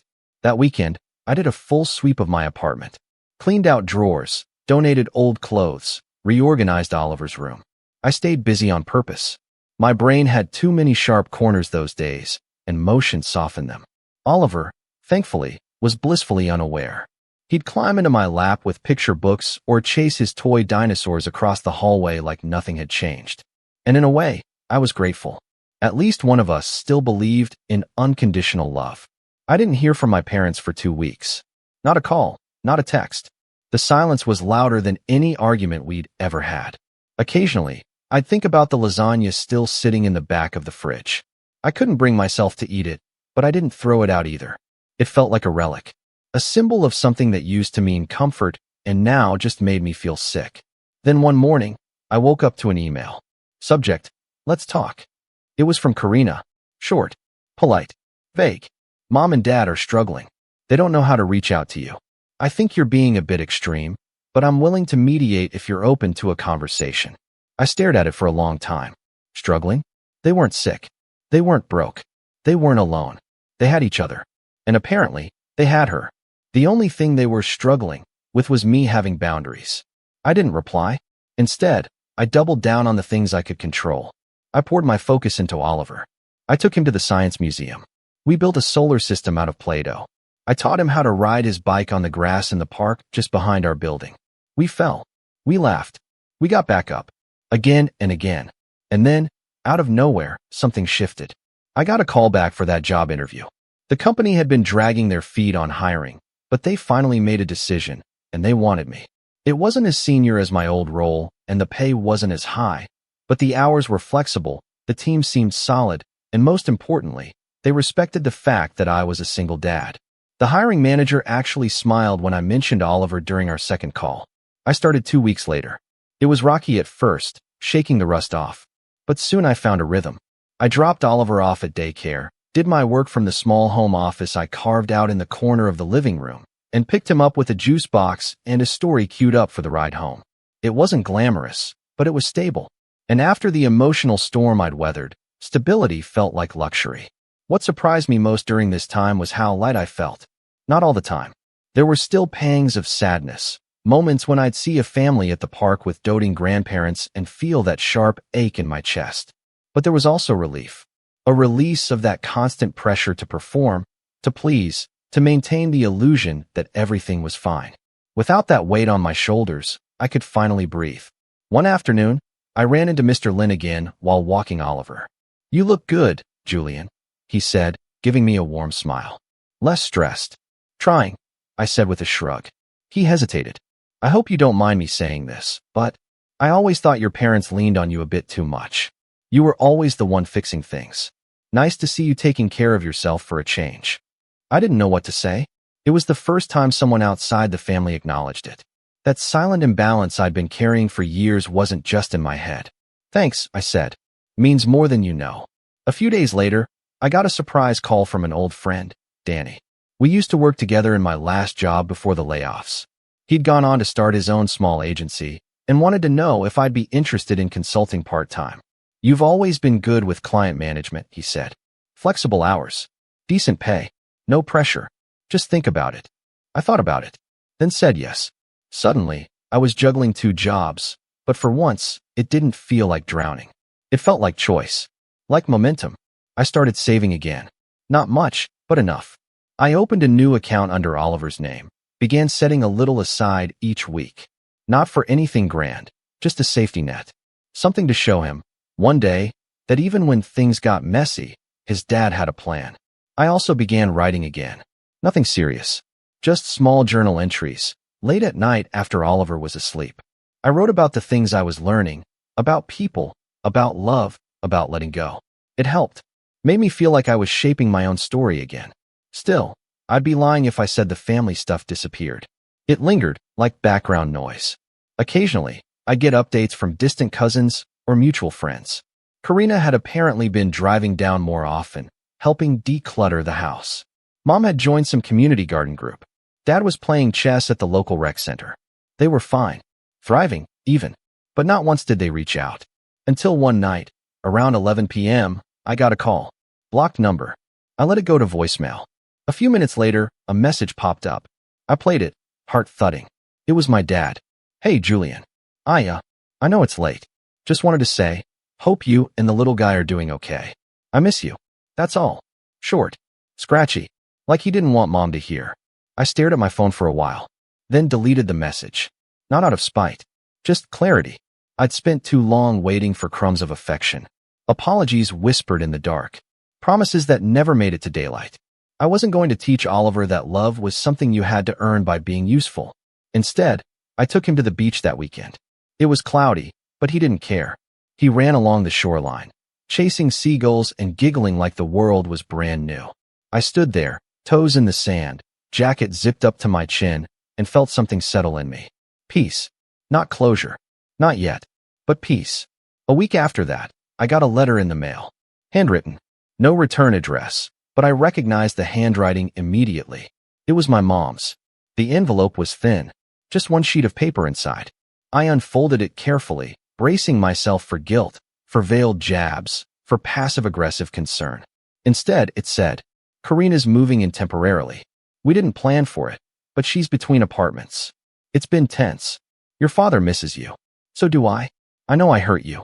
I don't expect you to forget that. I just hope one day we can talk. No expectations. No fixing. Just talk. Love, Mom." I read it 3 times, and then folded it back up and placed it in a drawer. I didn't reply, not because I was angry, but because for the first time in my life, I was choosing when the conversation happened. And this time, it would happen on my terms. What I didn't know then was that something was coming. A shift in their perfect little plan. A mistake they couldn't walk back. And it would all start with a knock on my door, early on a Saturday morning, while Oliver was still eating cereal in his pajamas. It happened on a Saturday morning, just like I said. The knock was loud and uneven, like someone unsure if they wanted to be heard. I was in the kitchen pouring milk into Oliver's cereal when it came, and for a second, I thought it might be my neighbor again. She usually came by to borrow baking ingredients or drop off leftovers. But when I peeked through the peephole, I froze. It was Karina, not dressed in her usual high heels and fitted trench coat, not coiffed and glowing like some influencer posing outside a Manhattan coffee shop. She looked disheveled. Her hair was pulled back in a messy bun. Her oversized hoodie was wrinkled and clung to her like she hadn't changed in a day or two. She clutched her phone in one hand and a half-empty iced coffee in the other, tapping her foot like she was both anxious and annoyed. I didn't open the door. I waited. She knocked again, harder this time. Julian, I know you're in there. No apology. No, hey, can we talk? Just entitlement, like always. Like this was her stage, and she was improvising until the spotlight found her again. I cracked the door, but left the chain on. Oliver peeked around my leg. Can I help you? I asked flatly. She exhaled like I'd just told her flight was delayed. Can I come in? No. A beat passed. Her eyes darted to Oliver, then back to me. I need to talk to you. I raised an eyebrow. About what? She hesitated. That alone told me this wasn't a casual visit. Karina never hesitated. She was always sure, always rehearsed. She lowered her voice. It's Mom. She kicked me out. I blinked. That was the last sentence I ever expected to hear from her. Kicked you out of where? Their house. I've been staying there, remember? She looked around, like someone might be recording this. Her tone softened, almost like she was trying vulnerability on for size. I didn't have anywhere else to go. I told you that in the letter. The letter?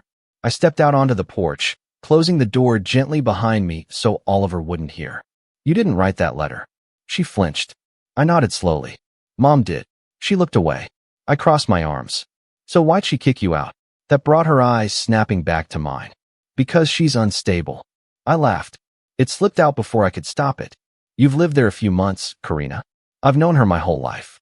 Try again. She scowled. She went through my stuff. My emails.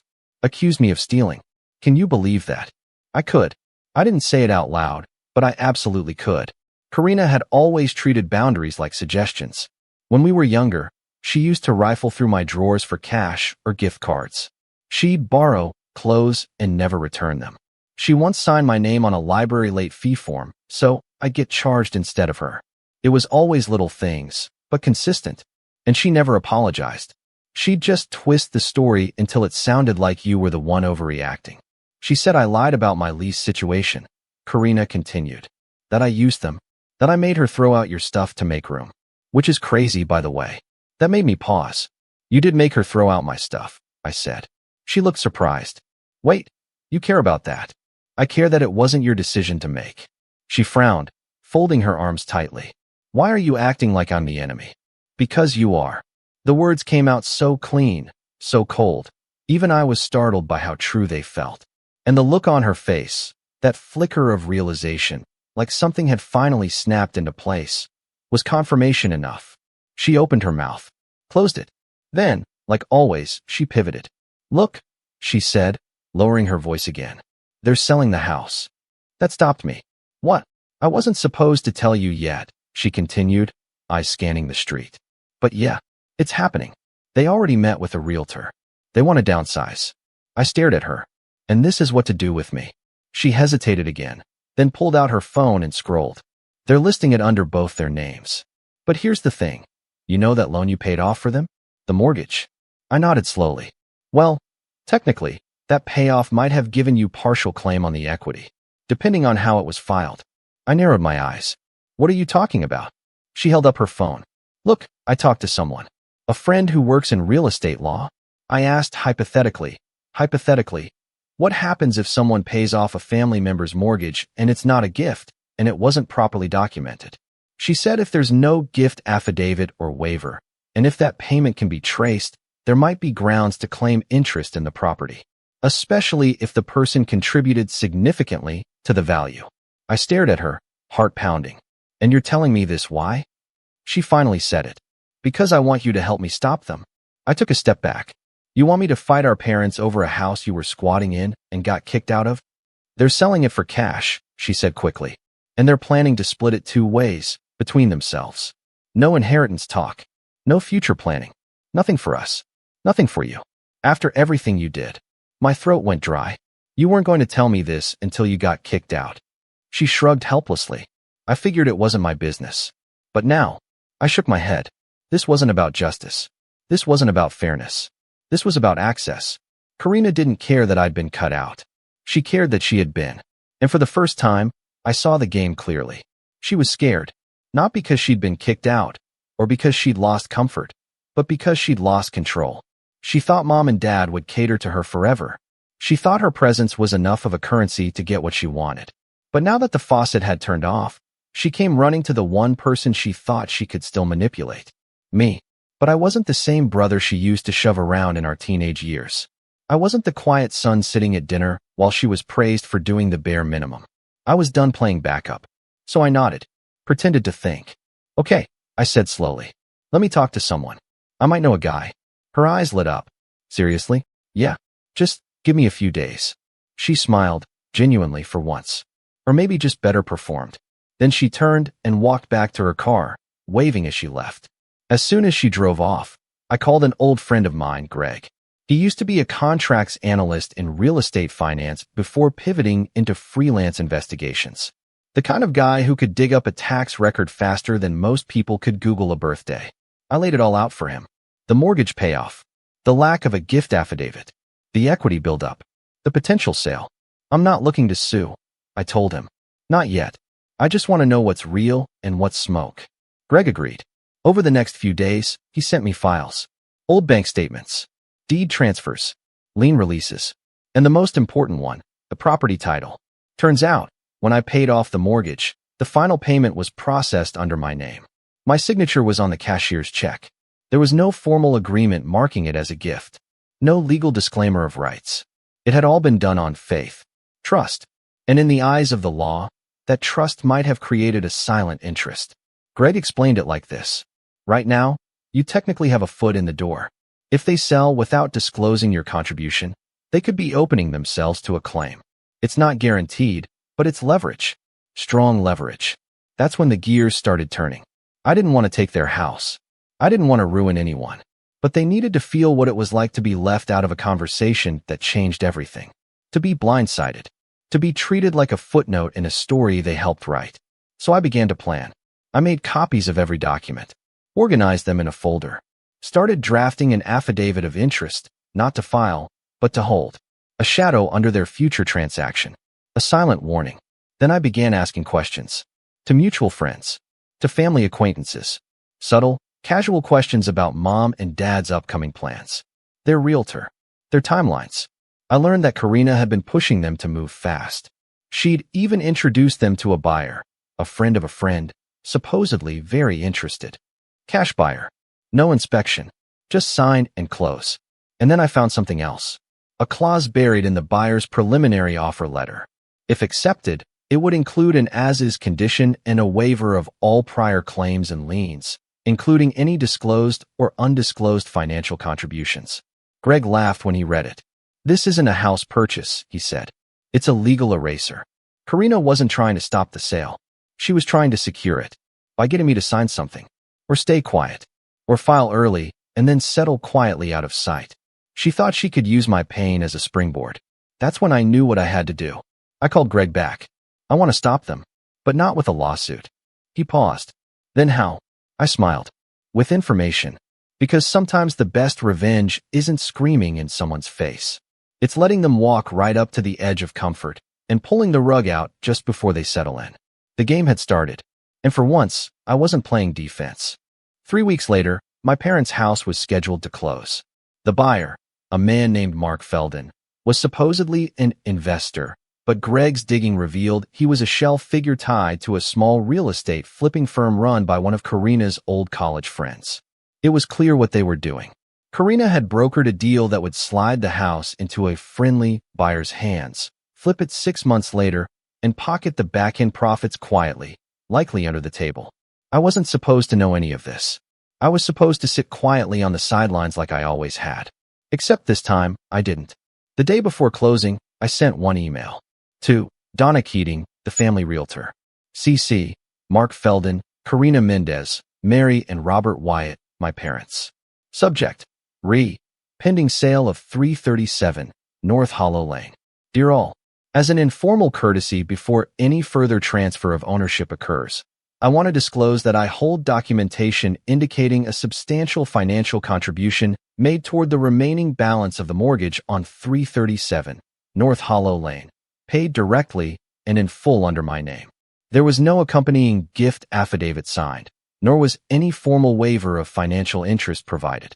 My contribution may therefore constitute a claimable interest in the property under state law. I've attached supporting records for reference. I trust we can address this respectfully and legally prior to finalization. Please let me know how you'd like to proceed. Julian Wyatt. I didn't hear anything that night. Not a single ping. But the next morning, I woke up to 11 missed calls. 3 from Karina, 2 from Mom, 1 from a number I didn't recognize, Mark Felden, I assumed. The rest were all from Donna Keating, who probably hadn't expected the quiet younger son to suddenly throw a wrench into her carefully choreographed transaction. I made coffee, took Oliver to daycare, did some work, and only after lunch did I return Donna's call. Her voice was sharp and strained. Julian, I received your email. I'm a little surprised you'd go this route. I'm surprised no one thought I'd notice, I replied. She cleared her throat. Let's not make this hostile. Your parents assumed. They assumed I wouldn't care. They were wrong. A pause. Well, the buyer is now requesting an extension before closing. Legal review. Good idea. I don't suppose there's a way we can resolve this without jeopardizing the deal? There was. Of course there was. I didn't want the house. I didn't want their money. Not directly. What I wanted was control. I wanted them to look me in the eye and acknowledge what they'd tried to do, what they'd taken, and what it would now cost them. Later that evening, Karina showed up again. No coffee this time. No fake smile. She stormed out of her car in tight jeans and a designer blazer that looked like it had been slept in, holding her phone like it was a weapon. You had to ruin everything, didn't you? I stood in the doorway, arms folded. You came to me. I reminded her. You tried to play me, and you thought I'd be too bitter or too desperate to see it. She laughed bitterly. You're doing all this out of spite. No, I said calmly. I'm doing this because I finally understand what I'm worth. She scoffed and turned to go. Tell them, I called after her. If they want to move forward, they'll need to meet with me. All of them. In person. She didn't turn around. But they got the message. That weekend, we met in a neutral location, a law office downtown that Greg helped arrange through a friend. A glass conference room. Neutral walls. Free coffee. No home turf advantage. Karina was already there when I arrived, perched stiffly in her chair like a sulking cat. My mother sat beside her, lips tight, eyes watery but defiant. My father looked worn down, older than I remembered. He didn't meet my gaze when I entered. I sat opposite them, alone, but I didn't feel alone. A paralegal brought in the folder I'd prepared and handed it to their lawyer. He skimmed it silently. And then I spoke. I'm not suing you. Not unless you force my hand. But if this sale goes through without acknowledging my contribution, I will file a claim with the county recorder's office. It'll delay the transaction indefinitely. The buyer will walk. The sale falls through. We all lose. Silence. Then I leaned in. But if you're willing to sign a revised agreement, I'll waive any claim. Mom blinked. What kind of agreement? I turned to Karina. First, Karina is removed from any profits. All proceeds are split solely between you two. Karina's face turned red. She helped organize this. Mom protested. She also tried to cut me out.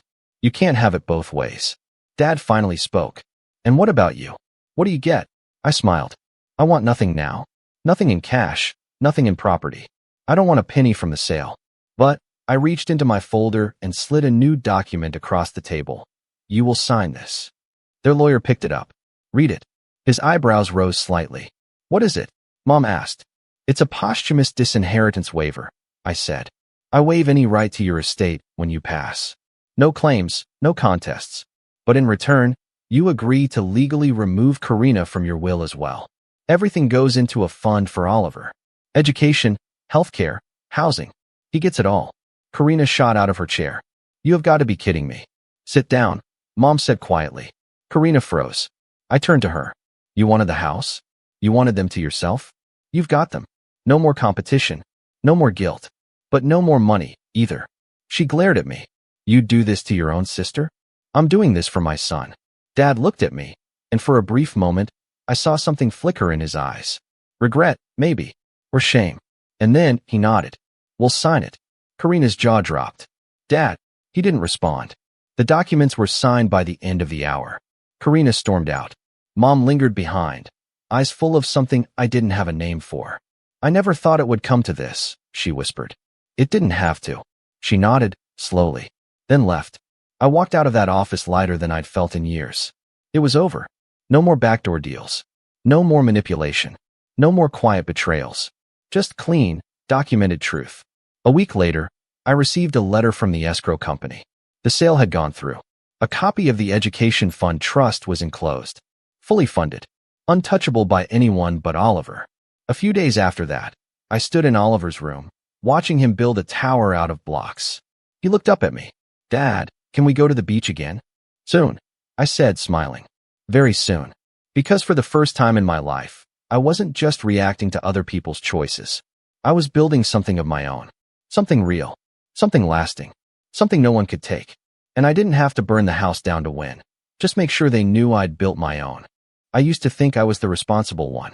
You know, the one who kept everything running while everyone else just lived. My name's Blake. I'm 32, and I've always been the type to handle things quietly. Bills, groceries, surprise vet emergencies, last-minute school projects for my younger siblings. I stepped into that role years ago, partly because I wanted to help, and partly because no one else ever did. I never expected a thank you. But I guess I also didn't expect what happened either. Growing up, my mom had this way of making love feel conditional. Like, if you were useful, you were valued. If you stepped out of line, or worse, demanded something for yourself, you were selfish. I learned early on to keep my head down and just do the work. My dad left when I was 10, and after that, I sort of became the man of the house by default. My younger brother, Trevor, was only 5 then. I helped raise him, practically. Helped with homework, stayed home when he was sick, even taught him how to ride a bike. And then there's my mom, Marcy. She's 61 now, but somehow still finds ways to make everyone feel like they owe her something. She had her moments of warmth, sure, but they always came with a catch. A favor, an unspoken debt. For years, I helped. I paid off the last of her car loan when I was 25. I covered the utilities more times than I can count. She'd call me when the internet wasn't working, when the water heater was making that sound again, or when her TV remote just died. I was always there. Even after I moved out at 28 and bought my own small place across town, I still made the drive over every other weekend. Still helped manage her bills because she didn't trust online banking. Still brought groceries when she said she forgot her debit card. And I didn't really mind. I figured, family, right? It wasn't until last year that things started to shift in a way I couldn't ignore. Trevor, who's 27 now, had just gotten engaged to a girl named Megan. Megan's fine. A little opinionated, a little fake sweet, but I tried to get along. She never really warmed up to me, though. She always made this face when I showed up at family dinners, like I was the backup singer at a concert she only wanted to headline. Still, I didn't want to cause problems, so I kept showing up, kept being the good son, the reliable older brother. I have a son, too. His name's Ethan. He's 7. Smart, a little shy, but endlessly curious. His mom and I split up when he was 3, but we co-parent well enough. Ethan stays with me most weekends, and honestly, he's the best part of my week. Watching him build Lego cities or try to read the newspaper like a grown-up, it's grounding. When things feel messy, he's the one thing that makes sense. Last summer, I decided to do something big. I'd gotten a decent bonus at work, and I wanted to use it to give the family something we hadn't had in years, a real vacation. Not just a weekend trip to the lake or a backyard barbecue. A full-blown, proper family vacation. I spent weeks researching. Found a beautiful rental cabin in the mountains. For bedrooms, a game room for the kids, a hot tub, close to hiking trails, something for everyone. I fronted the cost. Over $4,000, but I figured I could eat it. I didn't ask anyone to pay me back. I just wanted a memory, a moment where we could all be together and actually enjoy each other. I told Mom about it in May. Her response? We'll see. That was it. No excitement, no questions, just a vague non-committal shrug like I'd offered to bring over a new casserole recipe. But I pressed on. Booked the place for late July. Sent out a group message with all the details. Trevor never replied. Megan responded with a thumbs-up emoji. Classic. Still, I was excited. I started planning little things to make it more special. Esmores kits, a movie night schedule, even made laminated itineraries because I'm that guy. Ethan was over the moon. He asked me every weekend how many days were left until the big cabin trip. Then, 2 weeks before we were supposed to leave, I noticed something strange. I was over at Mom's house fixing her leaky kitchen faucet when I overheard her on the phone with Trevor. She was talking about plans for the end of the month and mentioned flights. I thought maybe they were going somewhere before the cabin trip, so I asked her about it when she got off the phone. "Oh," she said casually, wiping her hands on a dish towel. "Trevor and Megan invited me to join them on a trip to Florida. Just a little getaway. Nothing big." "To Florida?" I blinked. "When?" She hesitated. "Well, it overlaps a bit with the cabin trip, so I guess we'll have to miss that." "But you go?" "You and Ethan. You'll still have fun." I remember standing there, holding a wrench in my hand, not really sure what to say. I laughed at first, because I genuinely thought she was joking. "You're bailing on the trip I planned? The one I paid for?" I asked. She gave me that look, the one that says I'm overreacting. "Blake, it's not a big deal. Trevor already had this planned. And honestly, it just seemed simpler this way." Simpler?" I said, stunned. "Simpler without me and Ethan?" "I didn't say that," she replied, too quickly. "You kind of did." She sighed like I was being unreasonable. "I just think it'll be less stressful. Megan's not comfortable traveling with too many people right now. And you know Ethan's a handful." "He's 7, I said, and he was excited for this." "I'm sorry," she said, but there was no sincerity in it. Just a tired script. Things change. I didn't say much after that. I fixed the faucet. I drove home. I told Ethan the trip was canceled. He didn't cry, but he got really quiet. He just sat on the couch and stared at the floor. Later, I found him trying to stuff all his toy dinosaurs into his backpack. "In case we still go," he said. That night, I stared at the ceiling and something in me snapped a little. I wasn't even angry, at least not in the loud, yelling way. It was more like a deep, cold detachment. Like something that had always been holding me to them just quietly dissolved. I didn't text my mom for a while after that. I didn't check in. Didn't answer when she sent me a blurry photo of a palm tree with the caption, "Wish you were here." And I definitely didn't respond when she sent a group message tagging Trevor and Megan in some family bonding beach photo. It wasn't until a month later that she called me. And not to apologize. No, she called because she was confused why the electricity bill hadn't been paid yet. "Blake, I just got a notice from the power company," she said. "They're saying the payment's overdue. You usually take care of this by now." I was sitting at my kitchen table, sorting through some of Ethan's school forms. I let the silence hang just a little too long. "Hello," she said, irritated now. "You should ask the ones you took on vacation," I said calmly. There was a pause on the line. A long one. Then, "What's that supposed to mean?" I didn't explain, because by then, I'd already decided.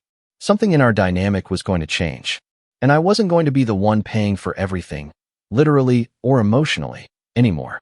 But I hadn't told her the full plan yet. Not even close. And when I did, it was going to hit her like a storm. I didn't hear from her for a few days after that phone call. I figured she was stewing. Maybe she thought I was bluffing, just having a little tantrum because my feelings got hurt. That's the way she always framed things when I stood up for myself. "You're being dramatic," she'd say. Or, "You always take things so personally." She didn't understand that it wasn't about the trip. Not really. It was the culmination of years of quietly being the fallback plan, the built-in babysitter, the unpaid handyman, the human ATM. But this time, I stayed quiet. I didn't reach out. I didn't cave. And that silence must have started getting to her, because a week later, she sent me a text that said, "Hey, can we talk? I think you're misunderstanding everything." I ignored it. Then another one. "Trevor and Megan didn't mean to exclude you. It just happened that way." Still ignored it. The truth is, I was tired of being misunderstood only when it was convenient for her. And I had bigger things to focus on. Like Ethan, who had started asking fewer questions about the trip, but had gotten clingier. I noticed he started double-checking if plans were really going to happen now. Like if we said we'd go to the park, he'd say, "Are you sure it won't get canceled?" The kind of stuff that hits you deeper than you expect. Made me feel like I'd failed him somehow, even though I knew I hadn't been the one to pull the rug out from under him. Around that time, Trevor started showing up in my mom's Facebook posts more and more. There was one of him and Megan standing on a balcony in Miami, holding matching cocktails, with a caption that said, "So proud of my son and daughter-in-law to be." Daughter-in-law to be. Like Megan was already family, more so than me and my actual child. Another one was a picture of the three of them at some beachfront restaurant, laughing over oysters. She tagged it, "Best week ever with my favorite people." Ethan saw one of the photos over my shoulder. "Is that Grandma?" he asked. "Yeah, bud," I said, flipping the screen away. "Just some old pictures. She said we were going to go too," he mumbled. And that's when it hit me that this wasn't just my wound. She didn't just betray me, she betrayed him too. And Ethan, bless his heart, didn't even have the full emotional vocabulary yet to express how that felt. 3 weeks later, I found out they were throwing an engagement party for Trevor and Megan at my mom's house. She didn't invite me. Well, to be fair, she did. Technically, I got a forwarded invite from someone else, a cousin I hadn't seen in months. No personal message, no phone call, no "Hey, I know things have been tense, but I hope you'll come." Just a digital invitation that said, "Join us in celebrating Trevor and Megan's love," and a location pin that led straight to the house I helped pay for the siding on 3 years ago. At first, I wasn't going to go. I didn't want to give them the satisfaction. But something in me twisted, and I thought, no, you show up. You look them in the eye. You show them what they threw away. I didn't bring Ethan. I wasn't about to subject him to that. Instead, I dropped him off at his mom's and drove over alone. I wore a button-up and jeans. Nothing fancy, but presentable. When I pulled up, I realized cars were already lining both sides of the street. Must have been 30 or 40 people there. Laughter spilled out of the backyard, along with the smell of catered food, barbecue, from the smell of it. I walked in through the side gate. No one noticed me at first. I saw Megan surrounded by a group of her friends, giggling as she opened a silver-wrapped gift. Trevor stood nearby with a beer, looking proud of himself. And Mom, she was glowing. Not just smiling, but full-blown glowing. She had on this coral blouse and gold earrings I recognized as the ones I bought her for Mother's Day 2 years ago. The same ones she once said weren't really her style. Guess they were now. When she finally spotted me, her smile faltered for a second. Just a flicker. Then she plastered it back on and came over with a glass of wine in her hand. "Blake," she said, loud and chipper. "You made it." "Yup," I said flatly. "Got the invite. Eventually." "Oh, don't be like that," she said, brushing off the comment. "It's a celebration." "Sure is," I said. "All this for Trevor. Must have cost a fortune." She blinked, then shrugged. "It's worth it. He's getting married. It's a once-in-a-lifetime thing." I gave her a look. "So was that family vacation?" Her jaw tightened. She didn't reply. "Blake," she said eventually, quieter now. "Can we not do this here? Please." "Sure," I said, still smiling. "Let's not.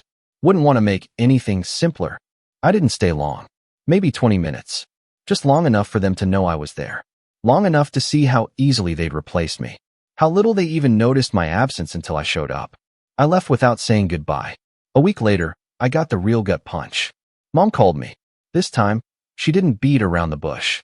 No fake cheer, no subtle guilt tripping. Just pure entitlement. "Blake, I need to ask you something," she said. "What now?" "Well, Megan and Trevor are talking about getting a new place. Something a little bigger, maybe with a yard for when they have kids. I was wondering if you'd be willing to co-sign." I almost laughed. Actually, no, I did laugh. Right into the phone. "You want me to co-sign a mortgage for Trevor?" She cleared her throat. "It would mean a lot to him. You know how hard it is for young couples to qualify these days. And what, exactly, does that have to do with me?" "Blake, come on. You're in a good place financially. You're single. You don't have as many obligations. I have a child." "You know what I mean," she said quickly. "Trevor's your brother. Family helps family." That phrase. That cursed phrase. Family helps family. I'd heard it so many times over the years, usually right before I was asked to give something up. "Funny," I said, because I didn't see much of that family help when I was scraping together money to fix Ethan's school laptop, or when I was covering your heating bill last winter. "That's not fair," she snapped. "Neither is asking me to put my name on a loan for someone who just cut me and my son out of a family trip and threw a party without us." There was silence on the line. Then she said something I'll never forget. "Blake, you always make things about you. You hold on to these little slights and blow them up into something they're not. Trevor isn't perfect, but he's trying. And Megan, well, she's going to be part of this family whether you like it or not. I just wish you could support them the way you say you support me." "I do support you," I said. "I have. For years." "Then act like it." That was the moment. The real breaking point. Not the canceled trip. Not the engagement party. Not even the audacity to ask for a mortgage favor. It was hearing my mother tell me to act like I support her after I'd spent over a decade being the silent scaffolding that held up her life. All while Trevor waltzed through his 20s with barely a care in the world, always shielded, always praised, always the golden boy. And it was in that moment that I realized something painfully simple. I wasn't part of this family. Not in the way they were. I was a tool, a resource, a safety net. And once I stopped serving that function, I became disposable. I didn't say anything else. I hung up, and I didn't call back. But I started planning. Quietly, carefully. Because if they thought I was done, they hadn't been paying attention. They hadn't seen what I'd learned all these years while holding things together. They hadn't seen how much I actually controlled. And they were about to find out. After I hung up on my mom that day, I didn't move for a while. Just sat there on the edge of my bed, staring at the phone in my hand like it might ring again, and she'd magically say something different. Something kind. Something human. But of course, it didn't. She'd said what she meant, and more importantly, she meant what she said. For the first time in my life, I finally let myself believe that. There was no part of me left that wanted to explain myself, or try and make her understand how much it hurt. I realized then that I'd spent my entire adult life trying to earn something that was never going to be given to me freely, basic respect. Not even love. I think I gave up hoping for unconditional love a long time ago. But just simple, decent, mutual respect. And if she couldn't even give me that after everything I'd done, then what was I holding on to? Still, the fallout hit hard. Harder than I thought it would.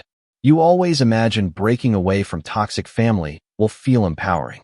Like you'll slam the door and walk off into the sunset, finally free. But it didn't feel like that. Not at first. It felt empty.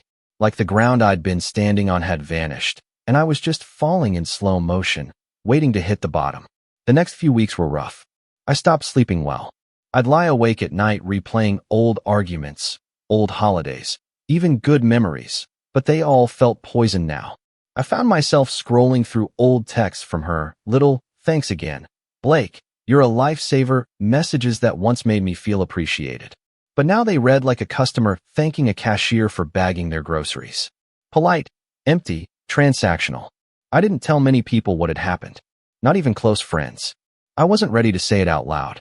Part of me was still embarrassed, like I'd been conned and didn't even see it coming. And worse, like I'd let my son get caught in it too.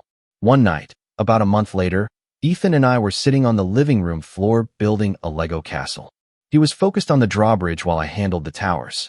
At one point, he looked up and asked, "Daddy, are we still going to Grandma's for Christmas?" The question hit me like a truck. I didn't know what to say. It was October. We hadn't even bought Halloween costumes yet. And here he was, thinking about Christmas. Thinking about whether he'd still be welcome in a house that didn't care if he came at all. I hesitated. "We might do something different this year," I said slowly. "Maybe just us. Maybe something fun." He tilted his head. "Like what?" I paused. "What would you want to do? If it could be anything?" He thought for a second. "Can we go to the snow?" I smiled, even though my heart ached. "Yeah, bud. I think we can do that." That night, after he went to bed, I pulled out my laptop and started researching places to take a father-son trip in December. I didn't have the kind of cash I'd had when I booked the mountain cabin for everyone, but I had enough. I found a cozy Airbnb in Vermont, a little log cabin, not fancy, but perfect for two. Fireplace, sledding hills nearby, even a tiny train-themed Christmas village half an hour away. I booked it that night. That trip became the first brick in what I would later realize was my rebuild. Around the same time, something shifted at work. I'd been with the same company for almost 9 years, project management at a mid-sized tech firm. Steady job, good benefits, nothing glamorous.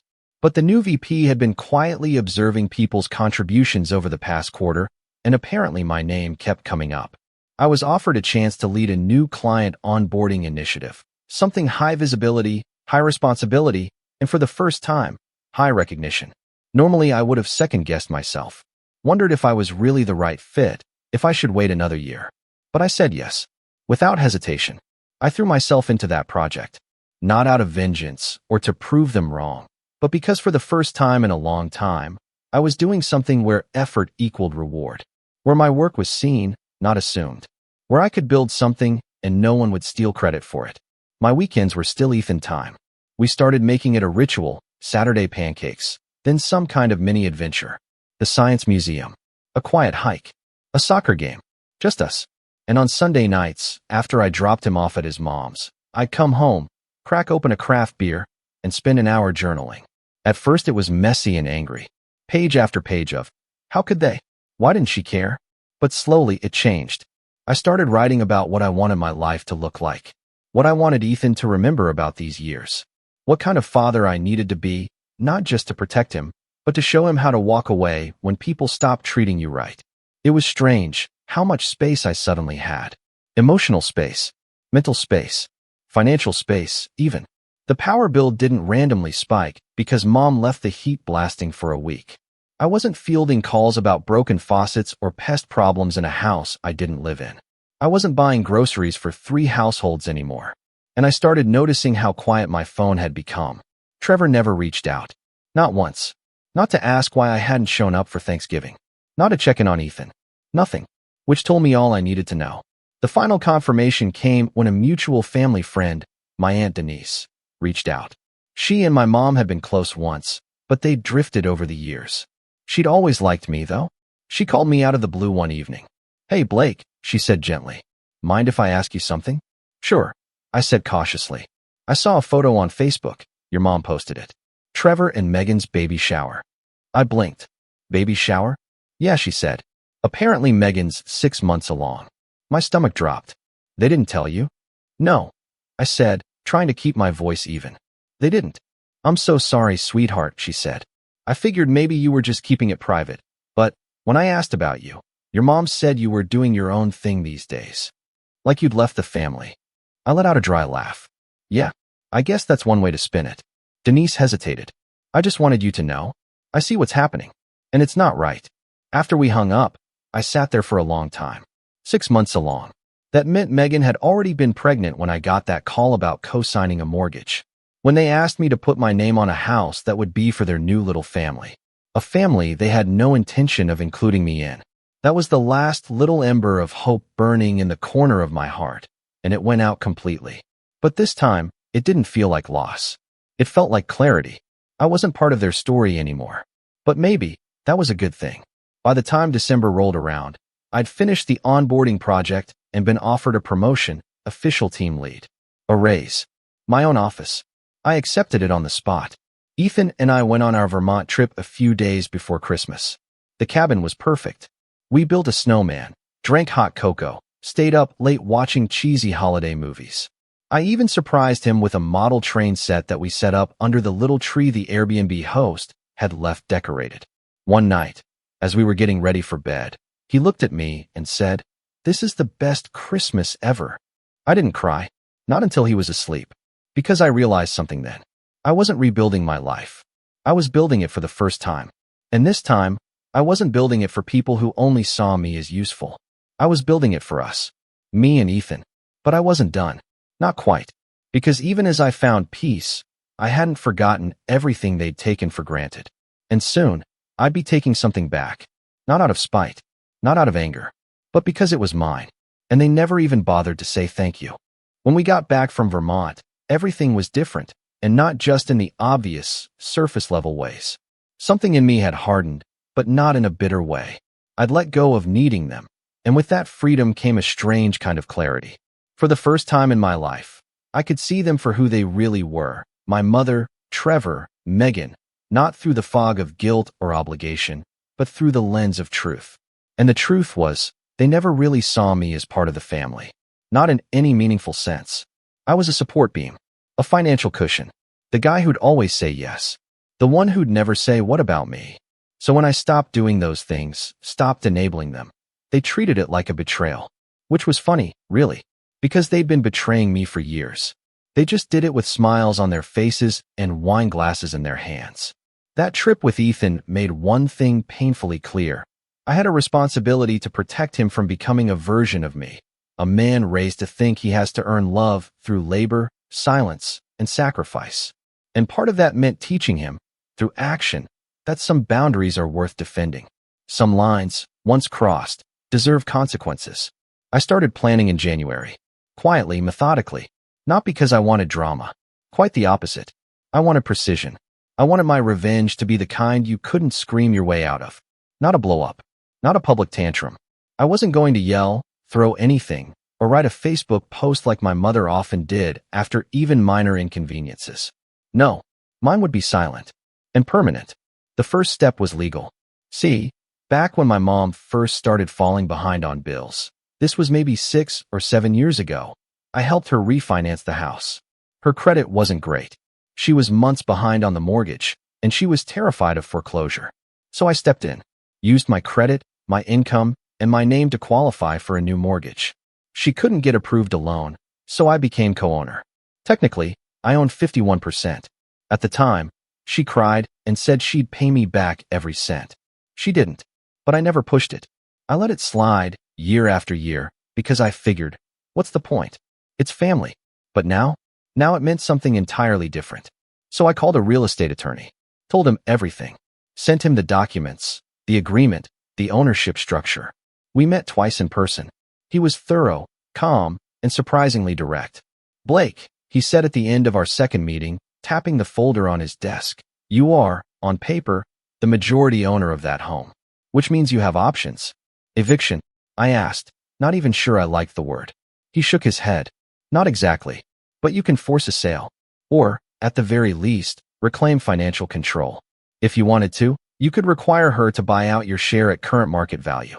And if she can't, you could list the property." It felt surreal, like holding a detonator I didn't know I'd been carrying. "I'm not trying to be cruel," I told him. "I just want my life back." "Then let's get to work," he said. Over the next few weeks, we started building a case. Every payment I'd made, every repair I'd covered, every dime she said she'd get me back for, and never did. He created a paper trail so clean you could eat off it. Every text, every bank transfer, every Venmo receipt from the years before she learned to use Zelle. At the same time, I started calling around to see if I could find out more about Trevor and Megan's living situation. They'd been quiet, which worried me more than if they'd been bragging. My cousin Vanessa, a kind soul who always kind of saw through the family politics, was the one who clued me in. "They've been trying to get a mortgage approved since September," she said. "I think Megan's credit isn't great. Trevor's not much better. I heard your mom was going to co-sign." I almost choked. "My mom?" "Yeah. She told my dad she might put the house up as collateral for a personal loan." It took a full minute for that to register. She was going to risk my house to help them get another house. She wasn't just excluding me. She was planning around me, using an asset tied to my name to make a future for the golden child and his Pinterest wife, while quietly keeping me in the dark. The rage I felt wasn't loud. It was cold. Still, the kind of fury that doesn't make you scream, it makes you plan. My lawyer drafted a formal letter of intent. If my mother couldn't buy out my share of the home within 60 days, I reserved the right to sell. We included an itemized history of my contributions, over $46,000 worth of payments, repairs, upgrades, and property tax coverage. We also included a note clarifying that, legally, any attempt to use the home as collateral without my consent would be considered mortgage fraud. I didn't send it yet. Timing mattered. Instead, I started cleaning up my own financial profile, paid off the last of my car loan, consolidated my student loans under a better rate, created an airtight budget, and started saving aggressively. I wasn't just preparing to reclaim my stake in that house. I was preparing to be completely untouchable. At work, things kept climbing. My team had just closed our biggest client yet, and my name was attached to every stage of the process. My boss mentioned my performance during a department-wide meeting and called me the quiet engine that drives everything forward. It was the first time in my professional life I'd felt truly seen. And still, through all of this, my phone stayed quiet. No word from Trevor. No apology from my mom. Just silence. Until mid-March. That's when it happened. She called me, voice chipper, as if nothing had happened. "Hey, Blake. Long time no talk." "Yeah," I said. "It has been. I wanted to check in about Easter. I was thinking we could do a brunch. Just the family. Maybe a little egg hunt for Ethan." I didn't say anything. She pressed on. "Trevor and Megan are going to bring a big announcement. I can't say anything yet, but let's just say it might involve a gender reveal." I let the silence stretch just a little too long. Then I said, "Actually, I won't be coming." She sounded startled. "What? Why not?" "I think you know why not." "Blake," she said, her voice tightening. This is getting ridiculous. That trip stuff is months behind us. Can't you just let it go? I did, I said. That's the problem. Another silence.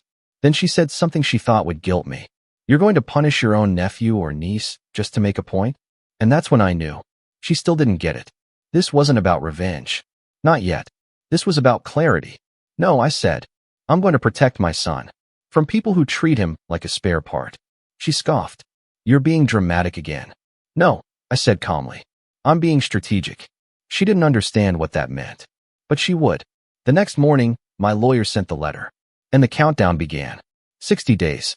60 days to either buy me out or prepare to lose the house. I didn't warn her. I didn't answer when she called, or when she texted 20 minutes later. What is this? Are you serious? Dead serious. And I wasn't bluffing. Because what they'd built, this illusion of a perfect little family, was sitting on a foundation I owned. And they never once thought to ask if I wanted to stay part of it. But that was okay. I had 51%. And that was about to matter more than they ever realized. The fallout began exactly 13 days after the letter was delivered. I remember the date because it was the first time in years my mother showed up at my house unannounced. I heard the knock on the door while Ethan and I were in the middle of a Saturday morning pancake session. He had chocolate smeared across his cheek and was giggling at the shape of a pancake that looked vaguely like a dinosaur. The knock came again, harder this time. Not urgent, just entitled. I opened the door, and there she stood. Marcy, my mother, in all her self-righteous glory. Arms crossed. No hello. No smile. We need to talk, she said flatly. I stepped outside, closed the door behind me, and didn't invite her in. I got your letter, she said. I assume this is some kind of joke. No joke, I said calmly. You're really threatening to sell the house? To throw me out of my own home? Not your home, I corrected. Our home. And I'm not threatening. I'm giving you a legal opportunity to buy me out. If you can't, then yes, I'll initiate a sale. Her mouth opened, then closed again. She wasn't used to this version of me, the one who didn't flinch. Why are you doing this? She finally spat. After everything I've done for you. I blinked. You mean everything I've done for you? She launched into one of her classic guilt monologues. About raising me alone. About the sacrifices she made. About how Trevor needed more because he was sensitive, and how I was always independent. About how Megan brought her joy during a difficult time. Not once did she mention Ethan. Not once did she acknowledge that my son, her grandson, had been casually erased from every family event for the past year. I listened, silently. When she finally finished, I asked one question. Can you afford to buy me out?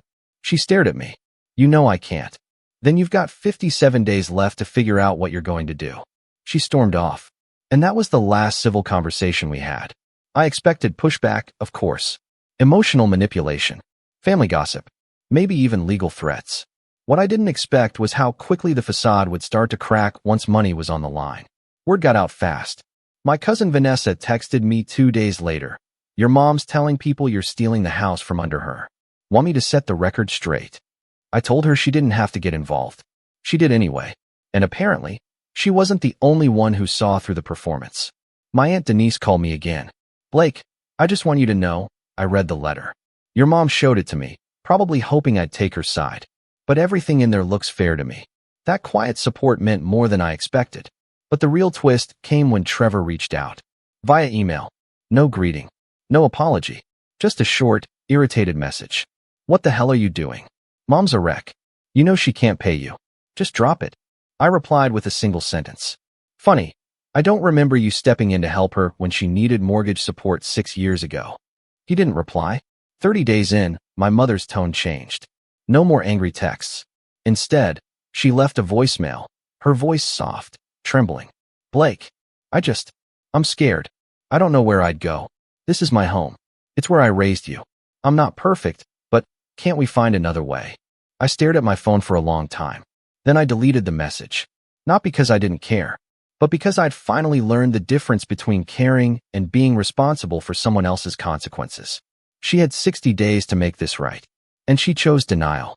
Day 43, the escalation began. I got a call from a bank, a mortgage lender. They wanted to verify a request to use the property as collateral for a personal loan. I froze. Who submitted that request? The agent hesitated. I'm not at liberty to. This is Blake Moran, I interrupted, primary owner of the property in question. If my name is being used without consent, that's fraud. Check your documents again. There was a pause. Then she said, I see. I'm going to escalate this to our legal department. I hung up and called my lawyer immediately. Within 2 hours, he had filed a cease and desist order. It wasn't just desperation anymore. It was recklessness. They were trying to go around me, probably thinking if they pushed hard enough, I'd fold. But I didn't fold. I filed the paperwork to force a sale. When the real estate agent showed up to do an evaluation, my mom refused to let him in. She screamed at him from behind the screen door, accused him of harassment, told him I was mentally unstable. He called me afterward, bewildered. Blake, I've done dozens of these, but I've never been yelled at by a woman in slippers before I even got to the driveway. I apologized. She's complicated. We rescheduled. This time, with a court order allowing property access. By day 54, the house was officially listed for sale. And then it got ugly. Trevor showed up at my office. No warning. No appointment. Just barged into the lobby like he owned the place. I found him arguing with the receptionist. Get your brother down here, he was saying, or I'm not leaving. I walked out and faced him calmly. You have 2 minutes. He launched into his speech. About how I was humiliating the family. About how I'd forced our mother into panic attacks. About how Megan was pregnant and couldn't handle the stress. He tried to make me feel small, selfish, heartless. And I stood there, silent. When he paused for breath, I asked him one question.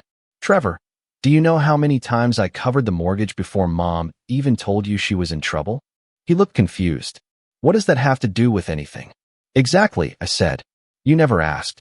I walked back to my office and left him standing there. He never came back. On day 60, the house went into contract. We had 3 offers. I accepted the highest. My mother had no choice but to move out. She didn't call, didn't write, didn't show up to say goodbye. She just vanished into a flurry of packing tape and passive-aggressive Facebook posts. And you know what? I didn't feel triumphant. I felt clean. The proceeds were split, 51% to me, 49% to her. After legal fees and unpaid debts, she walked away with far less than she expected. I used my share to pay off my condo and put the rest into a college fund for Ethan. He never knew the full story. I didn't want him to grow up hating anyone. But he knew that Grandma didn't come around anymore. And he didn't ask why. I think, deep down, he already knew. A few months later, I got a card in the mail. No return address. Inside was a baby photo, Trevor and Megan's newborn. A girl. There was no note. Just the name. Marcy. I stared at it for a long time. The woman who erased me had named a child after herself. Like she was trying to leave behind a legacy. But legacy isn't built on names. It's built on actions. And mine was finally my own. I'm not angry anymore. I don't waste energy wishing things had gone differently. I've learned that you can't build a peaceful life on unstable ground. Sometimes, you have to burn the old foundation to the ground before you can lay new bricks. I don't miss the drama. I don't miss the obligation.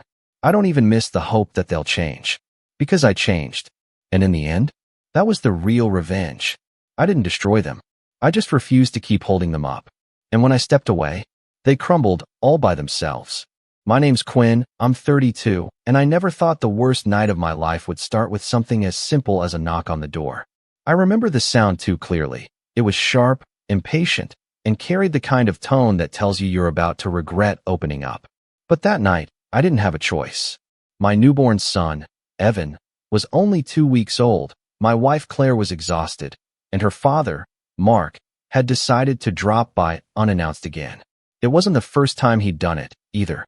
Ever since Evan was born, he acted like our home was his. He'd show up with groceries we didn't ask for, give instructions on how to care for the baby, and make himself comfortable in my living room like he paid the mortgage. At first, I tried to be patient. I knew Claire adored her dad. He'd raised her alone after her mom passed away when she was 16. He wasn't cruel exactly. He just had that brand of old-fashioned arrogance that made him believe every decision he made was automatically the right one. And when it came to raising Evan, he had a lot of opinions. Too many. Every time I tried to make a choice, like whether to use formula or how to swaddle him, Mark would correct me. That's not how a real father does it, he'd say, while smirking at Claire as if expecting her to back him up. And she usually did. That's where the cracks started to show. Before Evan, Claire and I were solid. We met at 26, got married after 3 years, and she used to be fiercely independent, funny, loyal, a little sarcastic. But something changed after the baby came. It was like her father's voice became louder than mine. She'd repeat his words word for word, like a script. Dad says we should. Dad thinks it's better if. It didn't matter if I disagreed. Somehow, I always ended up being the unreasonable one. The night it all started was one of those gray, bone-chilling evenings that stick to your skin. The rain hadn't stopped all day, and by the time it got dark, the house felt heavy with the sound of it hitting the windows. Claire was upstairs feeding Evan, and I was half asleep on the couch, finally catching a break. Then came that knock. Mark didn't even wait for me to answer. He just walked in like it was his own house. "Evening," he said, hanging up his soaked jacket on the coat rack I'd built myself last year. "I brought some things for the baby." His tone made it sound like a favor I should be grateful for. He had a habit of buying random items from the store, baby bottles we didn't need, blankets that reeked of his cigarette smoke, toys that were either too advanced or not safe. "Hey, Mark," I said, forcing a smile. "You could have called first." He looked at me like I'd said something ridiculous. Why would I need to call to visit my daughter and grandson? He brushed past me toward the stairs. "Claire, you up there?" I sighed, running a hand through my hair. "She's feeding Evan. Can you give her a minute?" He turned back halfway up the steps, his eyes narrowing. "You sound tense, Quinn. Everything all right? You getting enough sleep?" It was such a condescending tone, like he was checking if I was competent enough to handle his daughter's life. I bit back a sharp response and said, "Yeah, we're fine. Just tired." He chuckled, that dry, dismissive kind of laugh. New fathers always think they're fine, until they aren't.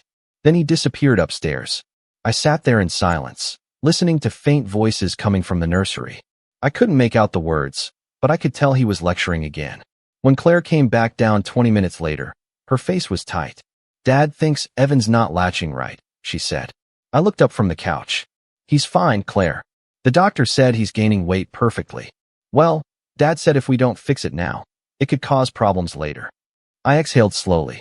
"Claire, with all due respect, your dad raised you 30 years ago. Medicine's changed since then." Her eyes flashed. "So, you think he doesn't know anything?" "That's not what I said. But maybe we should stop treating his advice like gospel." That earned me silence. Cold, sharp silence. The kind that makes you wish you'd just kept your mouth shut. She turned away, picked up her phone, and texted someone, probably him. The next day, things got weirder. Mark started coming by more often, sometimes twice a day. Once, I caught him rearranging the nursery furniture without asking. When I told him to stop, he said, "Just trying to make things more practical, son." "Don't call me that," I muttered under my breath. "What was that?" "Nothing," I said quickly, not wanting to start another fight. He smirked like he'd won something invisible. But the final straw came a week later, after a long day at work. I came home to find the front door locked. I didn't think much of it. Maybe Claire had put Evan down and didn't want any noise. But when I knocked softly, no one answered. I tried the handle again. Still locked. I knocked louder. The rain had picked up again, tapping against the porch roof in steady rhythm. "Claire," I called. "It's me." Nothing. Then I saw movement through the window. Claire was sitting on the couch, holding Evan. And next to her, Mark. They both looked at me like I was an intruder. I gestured toward the door, half laughing in disbelief. "Hey, can you open up?" Claire didn't move. Mark leaned forward, his expression calm, almost smug. "Maybe you should stay out there a while, Quinn," he said through the glass. "You've been bringing too much stress into this house." My heart started racing. "What are you talking about? Let me in." Claire just looked down at Evan, avoiding my eyes. "You're scaring him," she said softly. "I'm not scaring anyone. Claire, please." But she turned away. The next few minutes were a blur of confusion and anger. The rain soaked through my clothes as I pounded on the door, trying not to shout. I could hear Evan crying now, and it tore something inside me. I begged, literally begged, for her to open the door. I told her I just wanted to hold my son, to talk. Mark stood up, walked to the window, and smirked. "You should have listened, Quinn. You've been undermining her. Maybe this'll teach you some respect." And then, they laughed. Not loud, not cackling, but soft, dismissive laughter that cut deeper than any scream could. I stayed out there for almost an hour. By the time they let me back in, the rain had stopped, and I was shivering uncontrollably. Claire handed me a towel without looking at me. Mark didn't say a word. I slept in the guest room that night, staring at the ceiling, wondering what I'd done to deserve being treated like a stranger in my own home. But that night changed something in me. I realized I wasn't just fighting for respect anymore. I was fighting for my place as a father. The next morning, when I looked at myself in the mirror, something inside me clicked. I knew I couldn't let it go this time. And that was the start of everything that came after. The visit, the plan, and the person I brought back to that same porch days later. Because when the door opened that morning and Claire saw who was standing beside me, the color drained from her face. And Mark, for the first time since I'd known him, he didn't have a single word to say. But before I tell you who it was, you need to understand how far things went before I finally snapped. Over the next few weeks, things between me and Claire started to shift in ways I couldn't quite explain. It was subtle at first, a colder tone, shorter replies, that half-second pause before she'd answer my questions. If she used to greet me with a smile when I came home, now it was just a blank stare over Evan's shoulder. And whenever her father was around, which was almost every day now, she seemed like a different person entirely. The woman I married, witty, sharp, and independent, had become someone I barely recognized, someone who nodded along to whatever Mark said like his words were law. I tried to convince myself it was postpartum stress, that she was just exhausted, hormonal, overwhelmed. But deep down, I knew it was more than that. Mark had gotten into her head. He'd been sowing little seeds of doubt about me for months, and now they were starting to take root. It wasn't just the way he'd criticize me, it was how he did it. Always when I wasn't around to defend myself, I'd walk in mid-conversation and catch the tail end of something that made my stomach twist. "He doesn't seem ready for all this responsibility, Claire," he'd say. Or, "You shouldn't have to do everything yourself, sweetheart. If he's not pulling his weight, maybe you need to make some decisions." And Claire would never disagree. One afternoon, I came home early from work. The house was quiet, too quiet, except for the soft hum of the baby monitor. I walked into the kitchen and froze. Mark was sitting at the table, feeding Evan from a bottle, while Claire was nowhere in sight. "Where's Claire?" I asked. He didn't look up. "Resting. She needed a break. You weren't here, so I stepped in." I clenched my jaw. "You don't live here, Mark. You can't just come in and—" He set the bottle down slowly and turned to face me. "I have a key. Claire gave it to me. That stopped me cold." "She what?" He smiled faintly. "You heard me." It was like the air left the room. I couldn't wrap my head around it. I'd specifically told Claire we didn't need anyone else having keys to our home, not even her father. She'd agreed. Or at least, I thought she had. Mark must have seen the look on my face because he leaned back in his chair and said, "You've got a lot to learn about being a husband, Quinn. Family doesn't need permission to care for their own." I took a slow breath, trying not to lose it. "You crossed a line." He shrugged. "Maybe. But at least someone's doing what's best for your wife and kid." When Claire came downstairs a few minutes later, I pulled her aside. "Why did you give him a key?" She looked at me like I was overreacting. "Because he helps, Quinn. He's family. It's not a big deal." "It is a big deal. It's our house.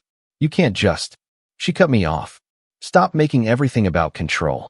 You're acting paranoid." That word, paranoid, hit harder than she realized. Because I wasn't imagining things. I could feel something shifting under the surface, like a quiet, calculated push to make me look like the problem. The next weekend, Mark hosted a family dinner at our place. His idea, of course. He invited a few of Claire's cousins and one of his old friends, people I barely knew. I walked in from the kitchen carrying a bowl of salad, and the conversation at the table went silent. Then one of the cousins, a smug guy named Eric, said, "So you're the one keeping Claire so busy, huh?" I frowned. "What's that supposed to mean?" He smirked. "Uncle Mark said you've been having trouble adjusting to fatherhood." My stomach turned. He said what? Mark waved it off with that fake laugh of his. "Don't take it personally, Quinn. I was just saying you've been stressed, that's all. Everyone knows how tough new dads have it." But there was an undertone there, a mocking one. Everyone at the table could feel it. Claire didn't say a word. The dinner went downhill from there. Every time I tried to talk, someone would interrupt. Every story I told, Mark would correct me, making me look like an idiot in front of everyone. By the time dessert came out, I was sitting there in silence, staring at the floor, my fists clenched under the table. After everyone left, I finally snapped. Do you have any idea how humiliating that was? I asked Claire. She looked at me like I was overreacting again. It was just dinner. You're too sensitive. No, Claire. It wasn't just dinner. He's turning everyone against me. She rolled her eyes. You always think everyone's out to get you. Maybe if you stop taking everything so personally. Claire, I said, cutting her off. He told your entire family that I'm not handling being a father. That's not a misunderstanding. That's manipulation. Her voice went quiet, but sharp. He's trying to help. I just stared at her for a moment. You really believe that? She didn't answer. From that night on, I started noticing more strange things. Little decisions being made without me. Evan's pediatrician appointment, rescheduled without telling me. The bank account we shared suddenly had a new automatic transfer I didn't authorize, paying for supplies that Mark had supposedly bought. He was worming his way into every part of our lives. One morning, I came downstairs to find him sitting at my kitchen table again, this time going through the mail. I nearly lost it. What are you doing? He looked up casually. You've got some bills here that need attention. You're opening my mail now. He didn't even blink. You should be thanking me. I'm trying to keep things running smoothly. Claire's been saying how overwhelmed she feels. Because you keep interfering. I shot back. He stood up slowly, stepping closer. Watch your tone, son. I took a step forward too. Don't call me that. You don't get to walk into my house, go through my mail, and act like you're doing me a favor. We stood there, inches apart, the air thick with tension. Then Claire walked in, holding Evan. What's going on? Ask your husband, Mark said, his voice dripping with calm superiority. He doesn't appreciate a helping hand. Helping hand. I snapped. He's invading our life, Claire. She sighed, shifting Evan in her arms. You're both acting ridiculous. No, I said firmly. I'm done pretending this is normal. That was the first time she didn't defend him immediately. For a moment, her face softened, like she actually saw how exhausted I was. But then Mark said quietly, see? He's angry again. That's not good for the baby. And just like that, she turned cold again. That line would come back to haunt me. A few days later, I woke up to find Claire gone. No note, no text, nothing. Her phone went straight to voicemail. Panic shot through me. I called her father, and he answered on the second ring. She's here, he said simply. I exhaled, trying to steady my voice. Why didn't she tell me she was leaving? She needed space, he said. You were pushing her too hard. I'm her husband, Mark. You can't just. He cut me off. She doesn't want to talk right now. Let her rest. Evan's fine. That last part made my blood boil. Evan's with you? Of course, he said, like it was the most natural thing in the world. I grabbed my keys and drove straight there. When I arrived, Claire met me at the door, looking calm, too calm. You need to leave, Quinn, she said softly. I just need a few days. I'm not leaving my son here, I said. Her father stepped out from behind her. Then you're not leaving at all, because you're not coming in. I stared at him, disbelief turning into rage. You can't do this. He smiled faintly. I already am. That night, I slept in my car outside their house, watching the light in the living room window flicker through the rain. I could see Claire walking back and forth, holding Evan. And Mark, always there, hovering, directing, controlling. It hit me then. This wasn't about helping anymore. This was about control. He'd never approved of me from the start. In his eyes, I was the man who'd taken his daughter away. And now that Evan was here, he saw a chance to rewrite the rules, to push me out completely. I didn't go home for days. I stayed close, just in case, watching from a distance like some kind of ghost haunting his own family. Claire stopped answering my texts. When I finally got her on the phone, her voice was cold, almost rehearsed. Dad says you need to focus on yourself for a while, she said. Maybe you should stay somewhere else until you calm down. Calm down, I repeated, my voice breaking. Claire, he's trying to separate us. She hesitated, and for a moment, I thought I'd reached her. But then she whispered, You're scaring me, Quinn, and hung up. Those words played in my head over and over. I wasn't angry anymore. I was terrified. Because if Mark was willing to go this far, I had no idea what he'd do next. And that's when I realized something chilling. He wasn't just manipulating Claire. He was preparing to erase me from their lives completely. But I wasn't going to let that happen. Not to me. And definitely not to my son. What came next would change everything. The moment where lines got crossed that could never be uncrossed. And that was the point where I stopped trying to be the reasonable one. I'll never forget the morning it happened. The one that took everything I thought I knew about trust, about love, and burned it to the ground. It started quietly, too quietly. Claire had finally agreed to come home after nearly a week at her father's place. I remember feeling this tiny spark of hope as I cleaned up the house before she arrived. I even cooked breakfast, the way I used to when things were good. Blueberry pancakes, her favorite.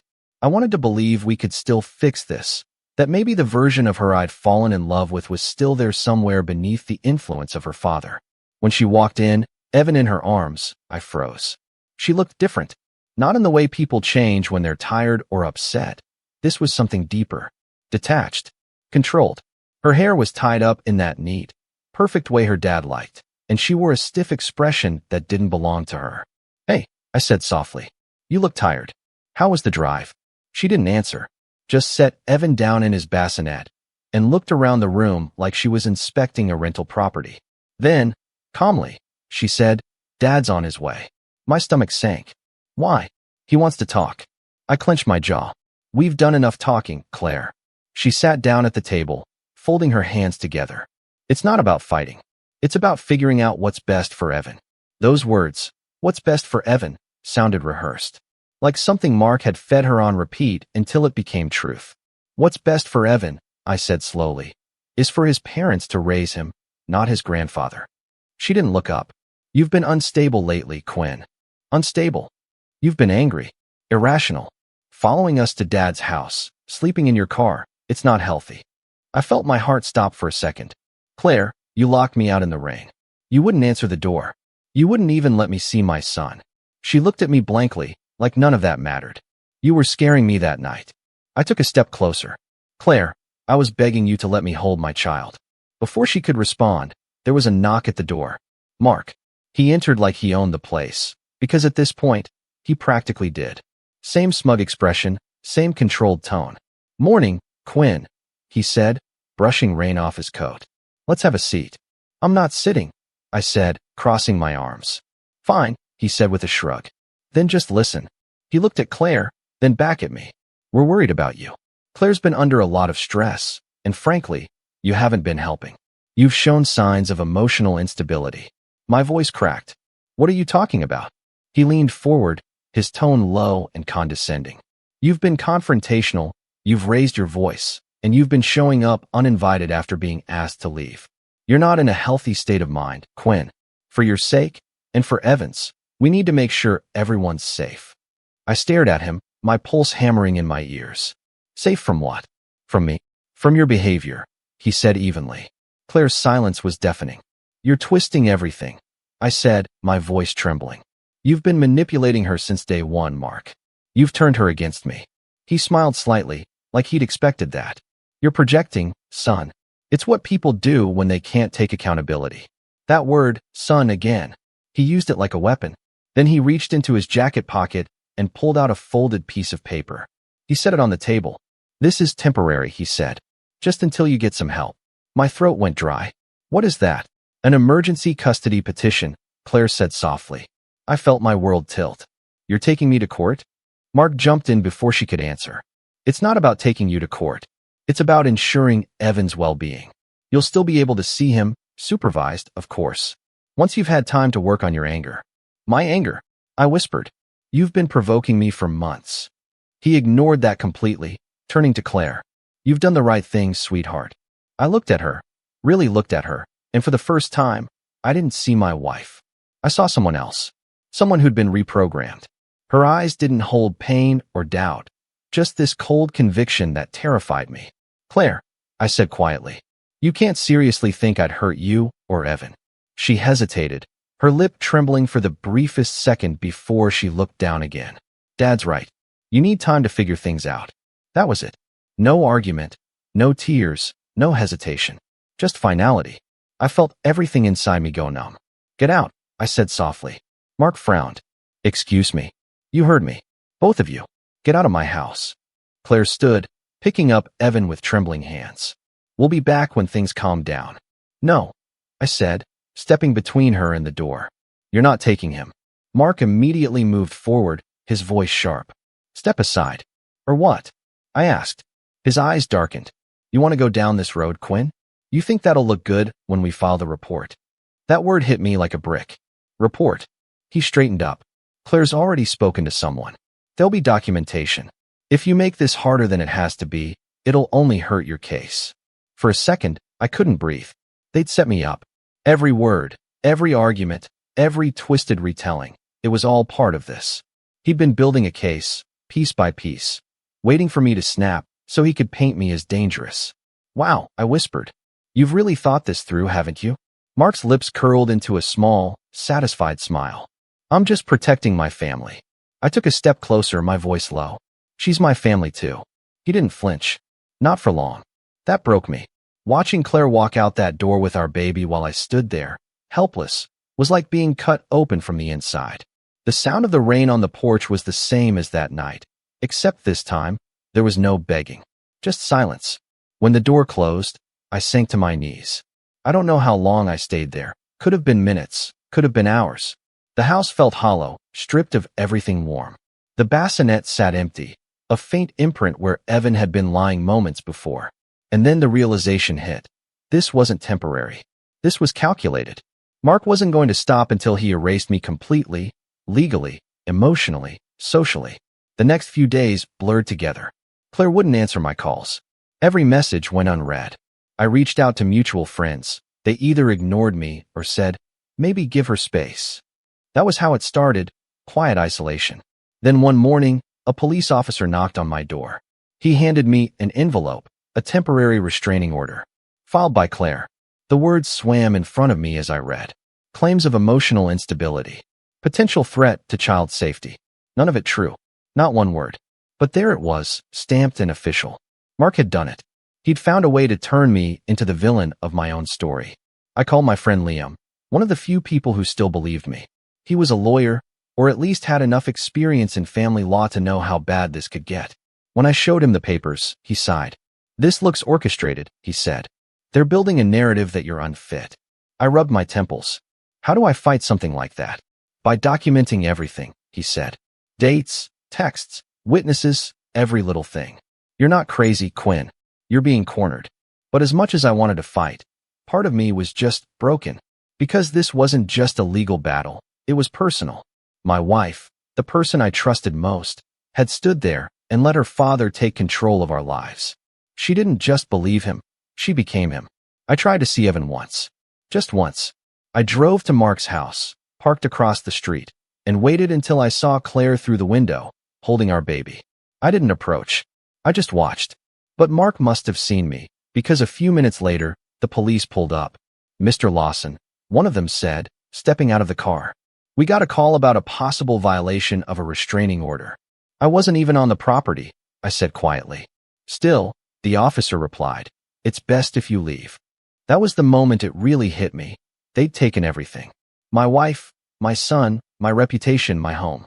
And now they were trying to take my dignity too. That night, I sat in my car again, staring at the house through the rain. And I promised myself something. I wouldn't fight them with anger. I'd fight them with truth. Because the one thing Mark didn't count on was that I wasn't alone anymore. I had someone on my side.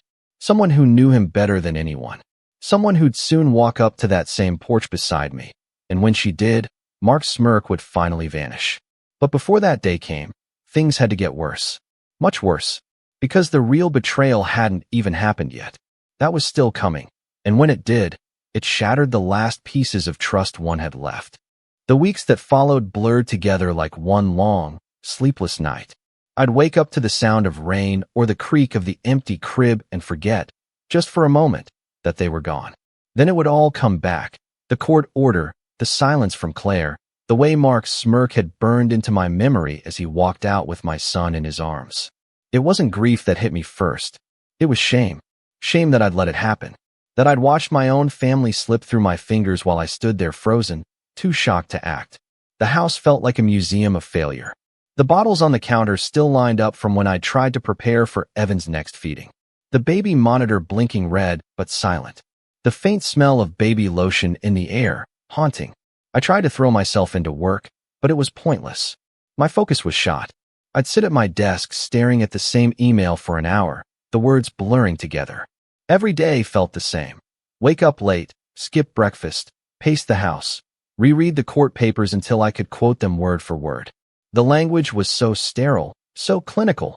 Temporary order of protection, unfit environment, risk of emotional distress. Cold words that turned love and exhaustion into legal evidence. At first, I thought about fighting it immediately. But Liam, my lawyer friend, told me not to rush. They're expecting you to explode, he said over the phone. If you get angry or push too hard right now, you'll feed their narrative. You need to stay quiet, collect everything. Play the long game. The long game. It sounded logical, but living it was torture. Every instinct in me wanted to drive over there, to see Evan, to remind Claire who I was. But I knew what Mark would do. Call the police, twist it into another incident. So I stayed away. I went silent. And that silence, I think, scared them more than any outburst could have. Still, the quiet had its own kind of poison. Nights were the worst. I'd lie awake replaying every moment, every word I could have said differently. The rain became my only company, tapping against the window like a cruel reminder of that night they'd locked me out. Sometimes I'd catch myself talking to the empty crib. I'd whisper things I never got to say. Hey, buddy, you smiled for the first time last week. I missed it, didn't I? Then I'd stop and stare at myself in disgust. I was losing my mind, talking to a ghost of a life that used to be mine. I stopped eating right. The neighbors started to notice. One morning, Mrs. Callahan from next door left a casserole on my porch with a note. You're not alone, Quinn. I didn't have the heart to tell her how wrong she was. Then came the worst part, the online smear campaign. Someone, I didn't have to guess who, had started quietly poisoning my reputation. Mutual friends began to unfollow me. People from work stopped inviting me to things. Then one afternoon, a coworker pulled me aside. Hey man, I heard some stuff about you. Is it true? What stuff? I asked. He hesitated. That you got violent? That you were seeing someone else during the pregnancy? I froze. What? No. Who told you that? He shrugged uncomfortably. I don't know. It's just been going around. People say Claire's been going through a lot. I knew immediately who was behind it. Mark wasn't content with just taking my family. He was trying to erase my character too. Make sure that when the custody hearing came, I'd look like a stranger, not a father. That night, I sat in my car outside the courthouse parking lot, clutching the steering wheel until my hands ached. For a second, I thought about driving off somewhere, anywhere, and never coming back. Just disappearing, starting over. But then I thought of Evan's face. The way he'd grip my fingers so tightly, even in his sleep. No, I couldn't disappear. I had to rebuild. Quietly. That was the moment something in me shifted. I stopped reacting and started observing. Every interaction, every phone call, every text, I logged it. I bought a cheap notebook and began writing everything down in detail. Dates, times, quotes. I saved screenshots. If they were going to turn my life into a story, I'd make sure I had the receipts. Liam helped me draft a plan. You need proof that you're stable, responsible, and consistent, he said. Start building a record. See a therapist, join a parenting group, get letters from coworkers. Show them who you really are. So that's what I did. I started therapy, not because I believed what they said about me, but because I wanted to understand how to stay grounded. My therapist, Dr. Miller, was blunt but kind. You're not broken, Quinn, she told me after our third session. You're grieving something that's still alive. That line stuck with me. Grieving something that's still alive. That was exactly it. Over time, I started piecing together how deep Mark's manipulation went. Claire's social media had turned into a curated shrine of motherhood, photos of her and Evan, always captioned with some vague, inspirational quote. Never a mention of me. But then, in the comments, I noticed something odd. A woman named Margaret would always chime in. Short, sympathetic comments like, "You're doing great, sweetie. Stay strong." I didn't think much of it until one day, I scrolled back through old photos from before the baby was born. There she was again, same woman, different tone. Comments like, "So happy you're building a life with Quinn."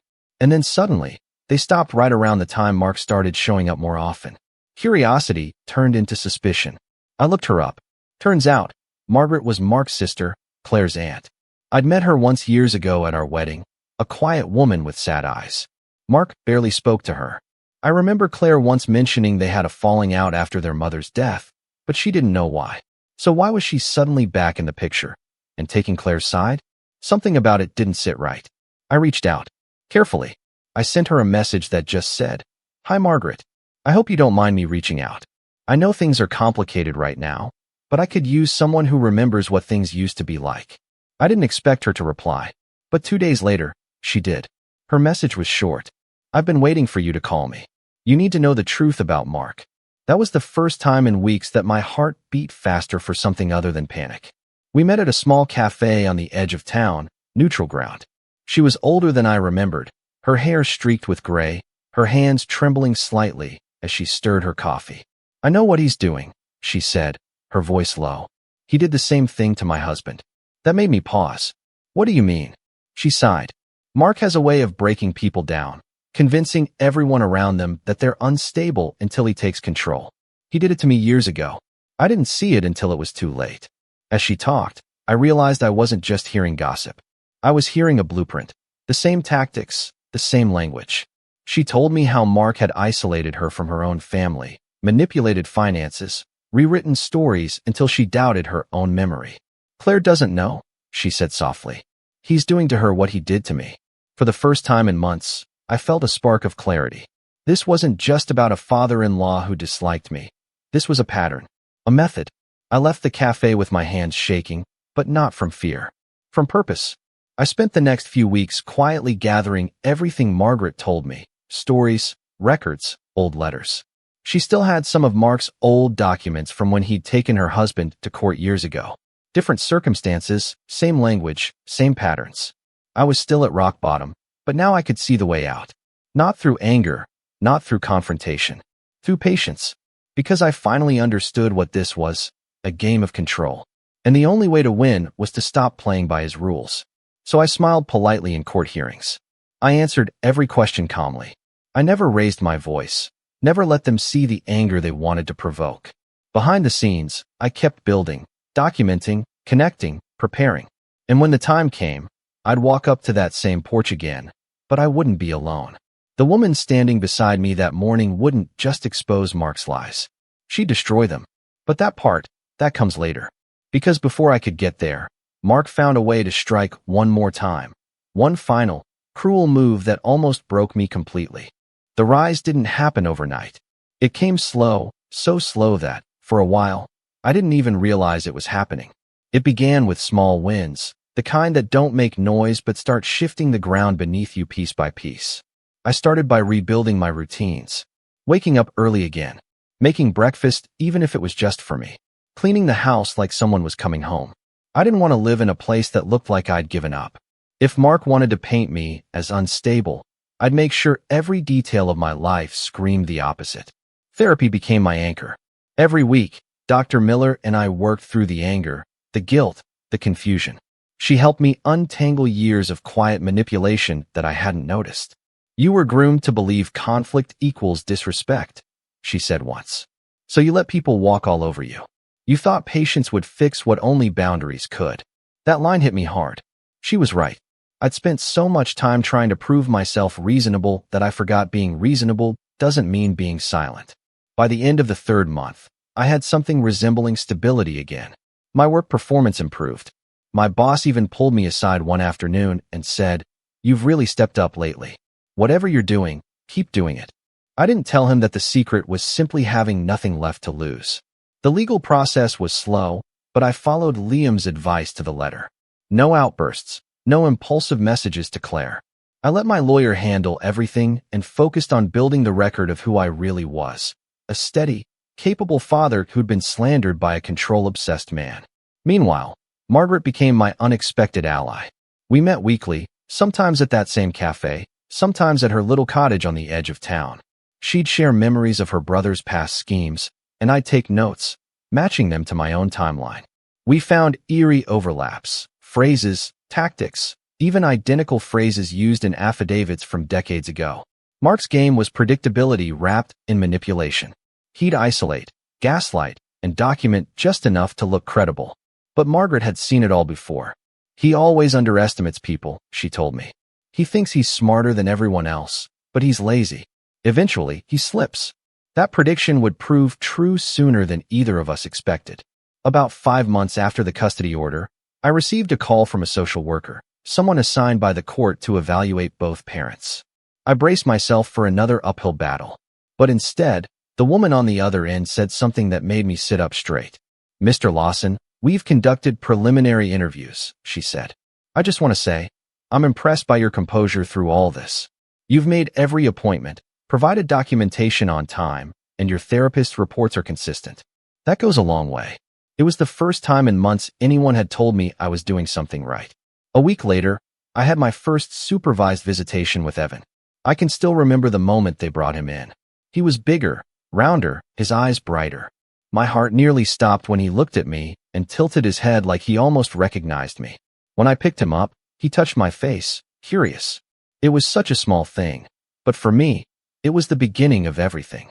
After that visit, I sat in my car for an hour, crying quietly. Not from sadness this time, but from relief. For the first time since it all began, I believed I'd get him back. Maybe not today, maybe not next month, but eventually. Margaret kept feeding me information. Old letters, family court documents, even a few old audio recordings she'd found in a box labeled tax files. In one of them, Mark could be heard berating her husband over the phone, using the same tone, the same phrases he used with me. "You're not stable enough to raise her.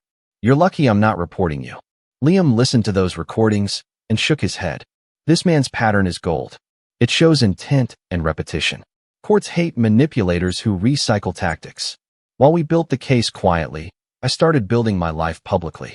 I began volunteering at a local youth center, a place for young dads trying to navigate fatherhood. It gave me purpose again, and it didn't go unnoticed. The center director wrote me a character reference letter that later became part of my custody file. Slowly, my reputation began to shift back. People who'd believed Mark's version started seeing the cracks. I posted a few photos, not defensive ones, just snapshots of my daily life. Cooking, hiking, volunteering. No long captions, no bitterness. Just quiet consistency. Claire's aunt told me once, the best revenge against a liar is stability. And she was right. But the real turning point came the day I ran into Claire unexpectedly. It was in front of the courthouse, right before a case review. She was carrying Evan, bundled in a small blue blanket. For a second, she froze when she saw me. The wind tugged at her hair, and she looked smaller somehow, less sure of herself. I smiled gently. "Hey." She hesitated, then said, "Hi." It was the first word we'd exchanged without lawyers in the room.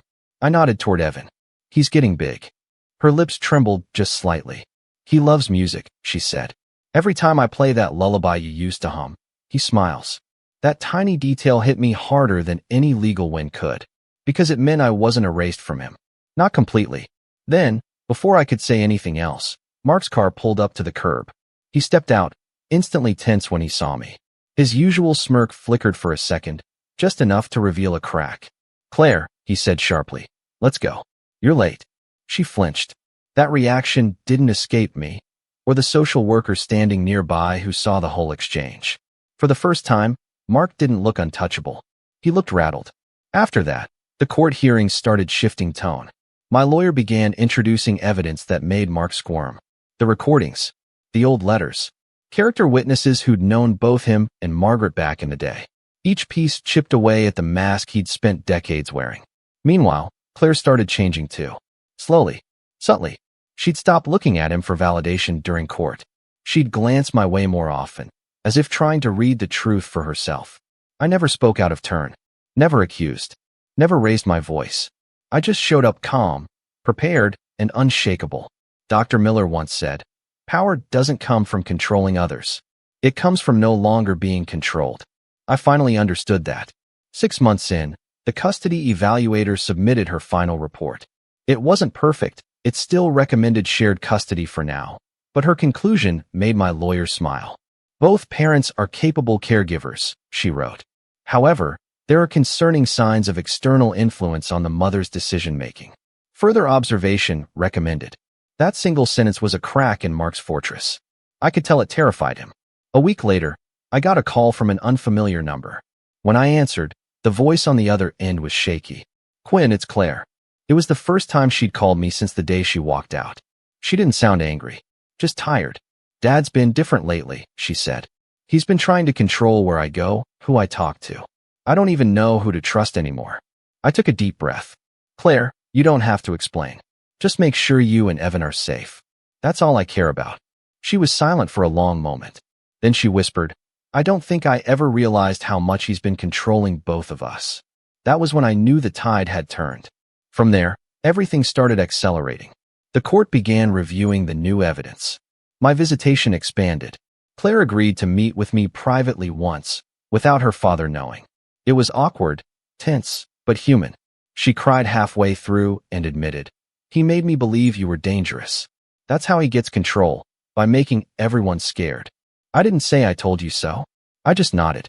"Claire," I said quietly, "the only way this ends is if we stop letting him choose what happens next."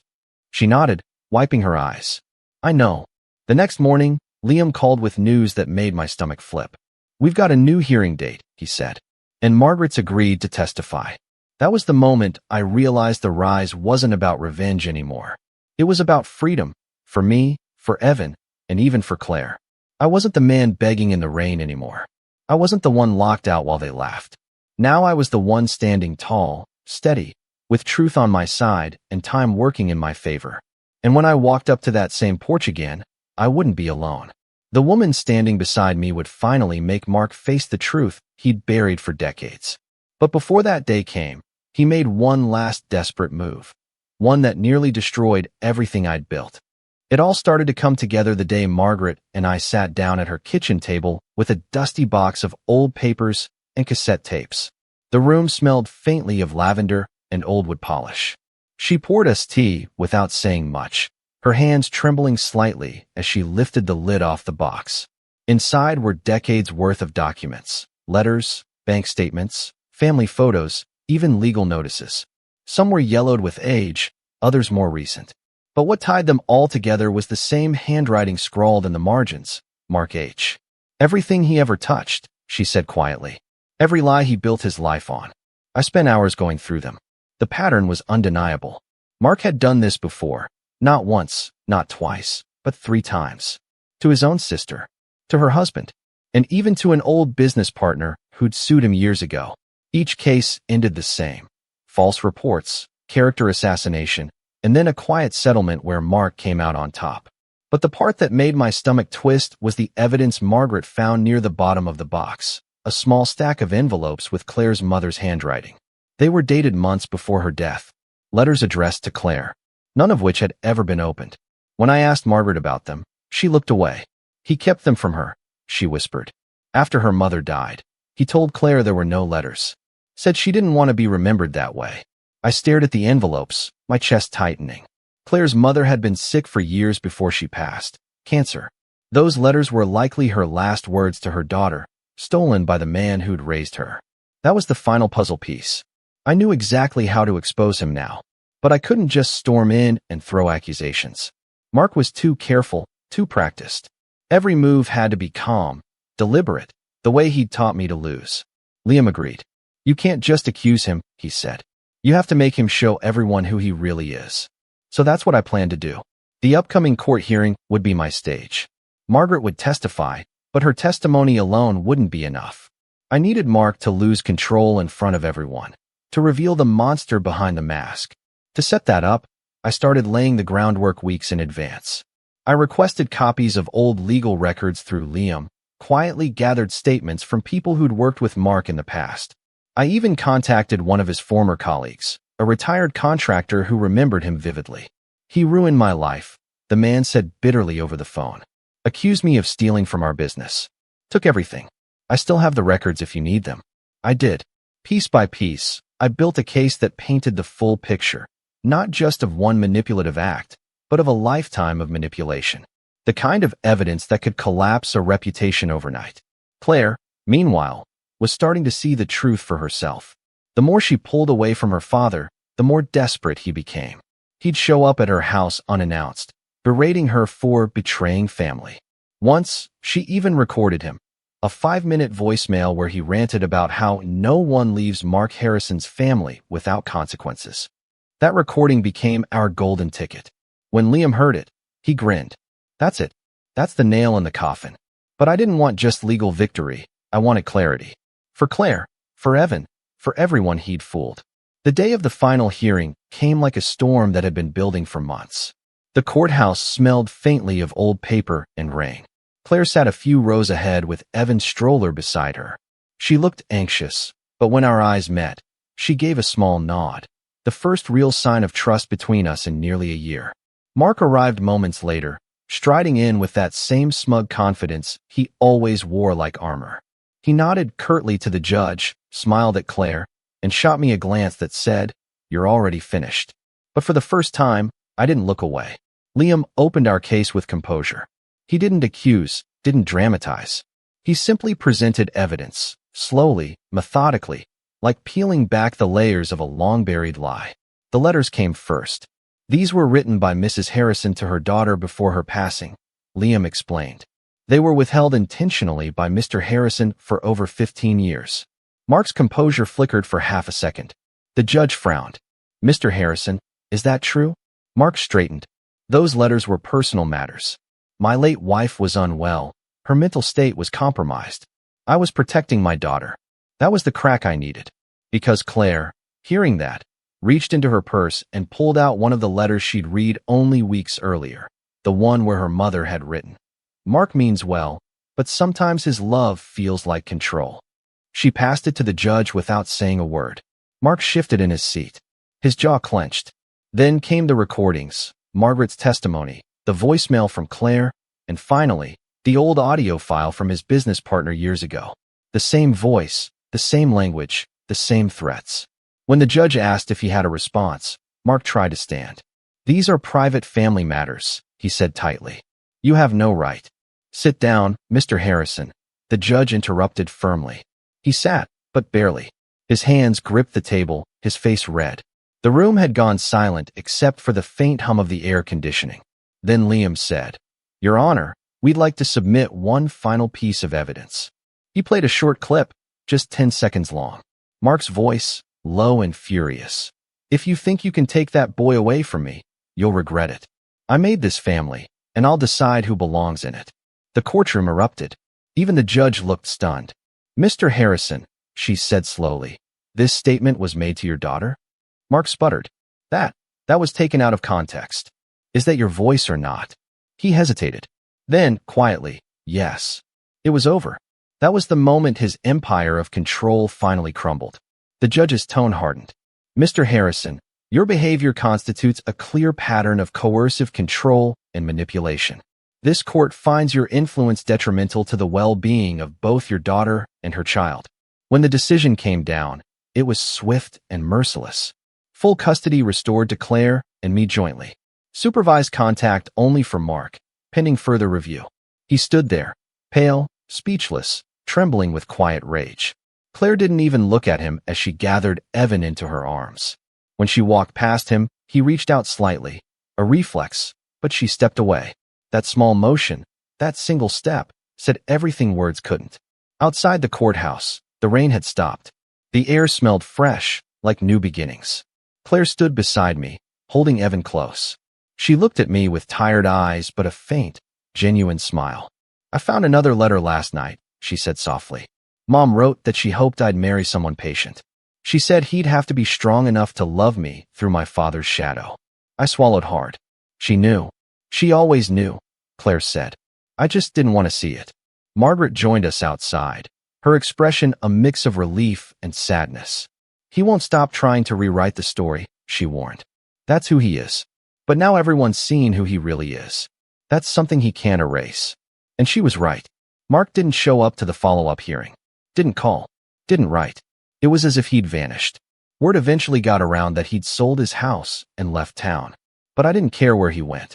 His power was gone, not because he'd been punished, but because no one believed him anymore. The real revenge wasn't the court ruling. It wasn't the evidence, or even the humiliation. It was watching his influence dissolve into nothing. Seeing the man who'd spent his life controlling others end up with no one left to control. Weeks later, I found myself back on that same porch. The same one where I'd once stood in the cold rain, begging to hold my son. But this time, I wasn't alone. Claire stood beside me, Evan asleep in her arms. Margaret was there too, holding a small bundle, the last of her brother's old letters, ready to be burned. As we stood there, Claire whispered, "It's strange being back here." I looked at her. "It's not the same place anymore." She nodded, tears glinting in her eyes. "You're right." And for a long moment, none of us spoke. The wind rustled the trees, the rain clouds cleared, and the morning light broke through, quiet, steady, almost forgiving. That's when I realized revenge wasn't about making them hurt the way you did. It was about reclaiming what they thought they'd taken forever: your peace, your name, your power. Mark had stolen all three once. But now, I had them back. And as I looked down at my son, sleeping peacefully in Claire's arms, I knew one thing for sure. That porch, the one where I'd once been locked out, would never hold that kind of darkness again. But little did I know, the story wasn't over. Because a few months later, a letter arrived in the mail. No return address, just my name scrawled in that familiar, sharp handwriting. And when I opened it, my blood ran cold. The letter was thin, one sheet of paper, folded twice. The handwriting was unmistakable, sharp, deliberate, the kind of penmanship that looked like it had been carved, not written. My chest tightened as I opened it, half expecting another threat, another attempt to reclaim control. But what I found was something else entirely. "Quinn," it began, "you think you've won. But one day, you'll understand why I did what I did. I built a world where Claire would never have to feel weak, where she'd never depend on anyone. You destroyed that. You turned her against me. But remember this. You wouldn't be the man you are if I hadn't made you fight for it. I made you strong. You should thank me. No apology. No remorse. Just delusion, repackaged as legacy." The final words hit harder than I'd expected, not because they hurt, but because they revealed the truth. He'd never change. Mark would die believing he was the hero of his own story. I folded the letter, placed it back in the envelope, and set it down beside the fireplace.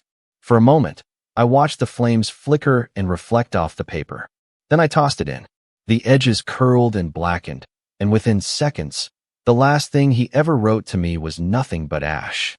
After that day, life didn't immediately become perfect. It just became real again. There were no dramatic closures, no cinematic music swelling in the background.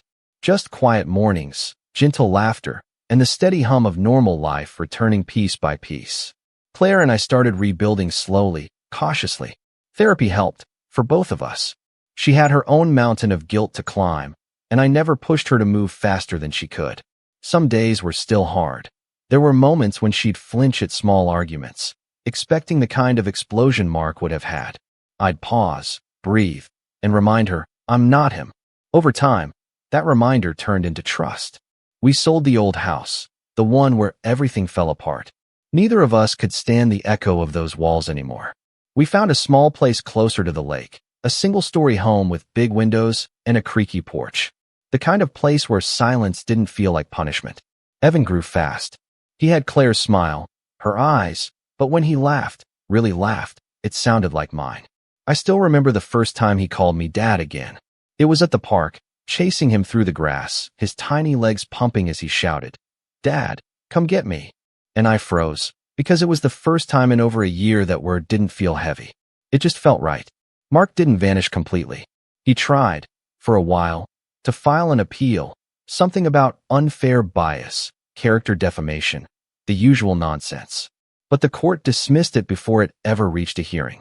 His influence was gone, and so was his credibility. Margaret told me later that he'd moved 2 towns over, into a small apartment above a hardware store. Alone. It's strange how karma works. You spend months dreaming about revenge, imagining them suffering the same pain they gave you.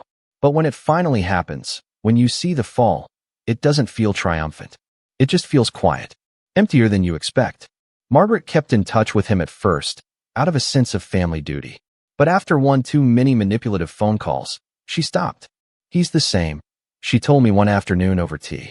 Still rewriting history in his head. He tells people you stole Claire from him. It's almost sad, really. I didn't need to hear more. By then, I'd learned something important. Peace isn't found in making them pay. It's found in walking away when they can't follow. Still, fate has a way of delivering the last act whether you ask for it or not. It was nearly a year after the final hearing when I got the call. Claire was in the kitchen making breakfast, Evan babbling to himself in his high chair. The number was unfamiliar. When I answered, a calm female voice said, "Mr. Lawson?" This is Nurse Campbell from St. Luke's Hospital. I'm calling about a patient, Mark Harrison. For a long moment, I didn't say anything. Just the sound of the rain tapping against the window. Then quietly, what happened? She hesitated. He's been admitted for heart failure. He asked for you. I almost laughed. Not out of cruelty, just disbelief. After everything he'd done, after the lies, the betrayal, the humiliation, now he wanted me there. Claire overheard, her face pale. She didn't say anything, just nodded slowly. Go, she whispered. You need to. The hospital was quiet when I arrived. The smell of antiseptic hung in the air, sharp and cold. When I stepped into his room, I barely recognized him. The man who once filled every room with authority now looked small, frail, a shadow of himself. Tubes ran from his arms, his skin paper thin. His eyes opened when he heard me. For a moment, neither of us spoke. Then he gave a weak chuckle. You came. I wasn't sure I should, I said. You shouldn't have, he muttered. But you did. That's what makes you different. I stood there, unsure what to feel. There was no satisfaction, no closure, just a strange kind of pity. He turned his head slightly, his voice rough. I thought if I controlled everything, no one would leave. But they all do, eventually. Even Claire. I said nothing. He exhaled, a long, shaky breath. You were right about me. You always were. When he reached for my hand, I almost pulled away. But I didn't. Maybe I was just tired. Maybe I wanted to know that this cycle ended with me, not with more hatred. His grip was weak, trembling. Take care of her, he whispered. Better than I did. And then, like someone closing a door gently, he let go. I left the hospital without looking back. Outside, the sky was clearing, sunlight breaking through gray clouds. The rain had stopped. Again. That night, Claire and I sat on the porch. Our new porch, not the old one. She held Evan on her lap while I told her what had happened.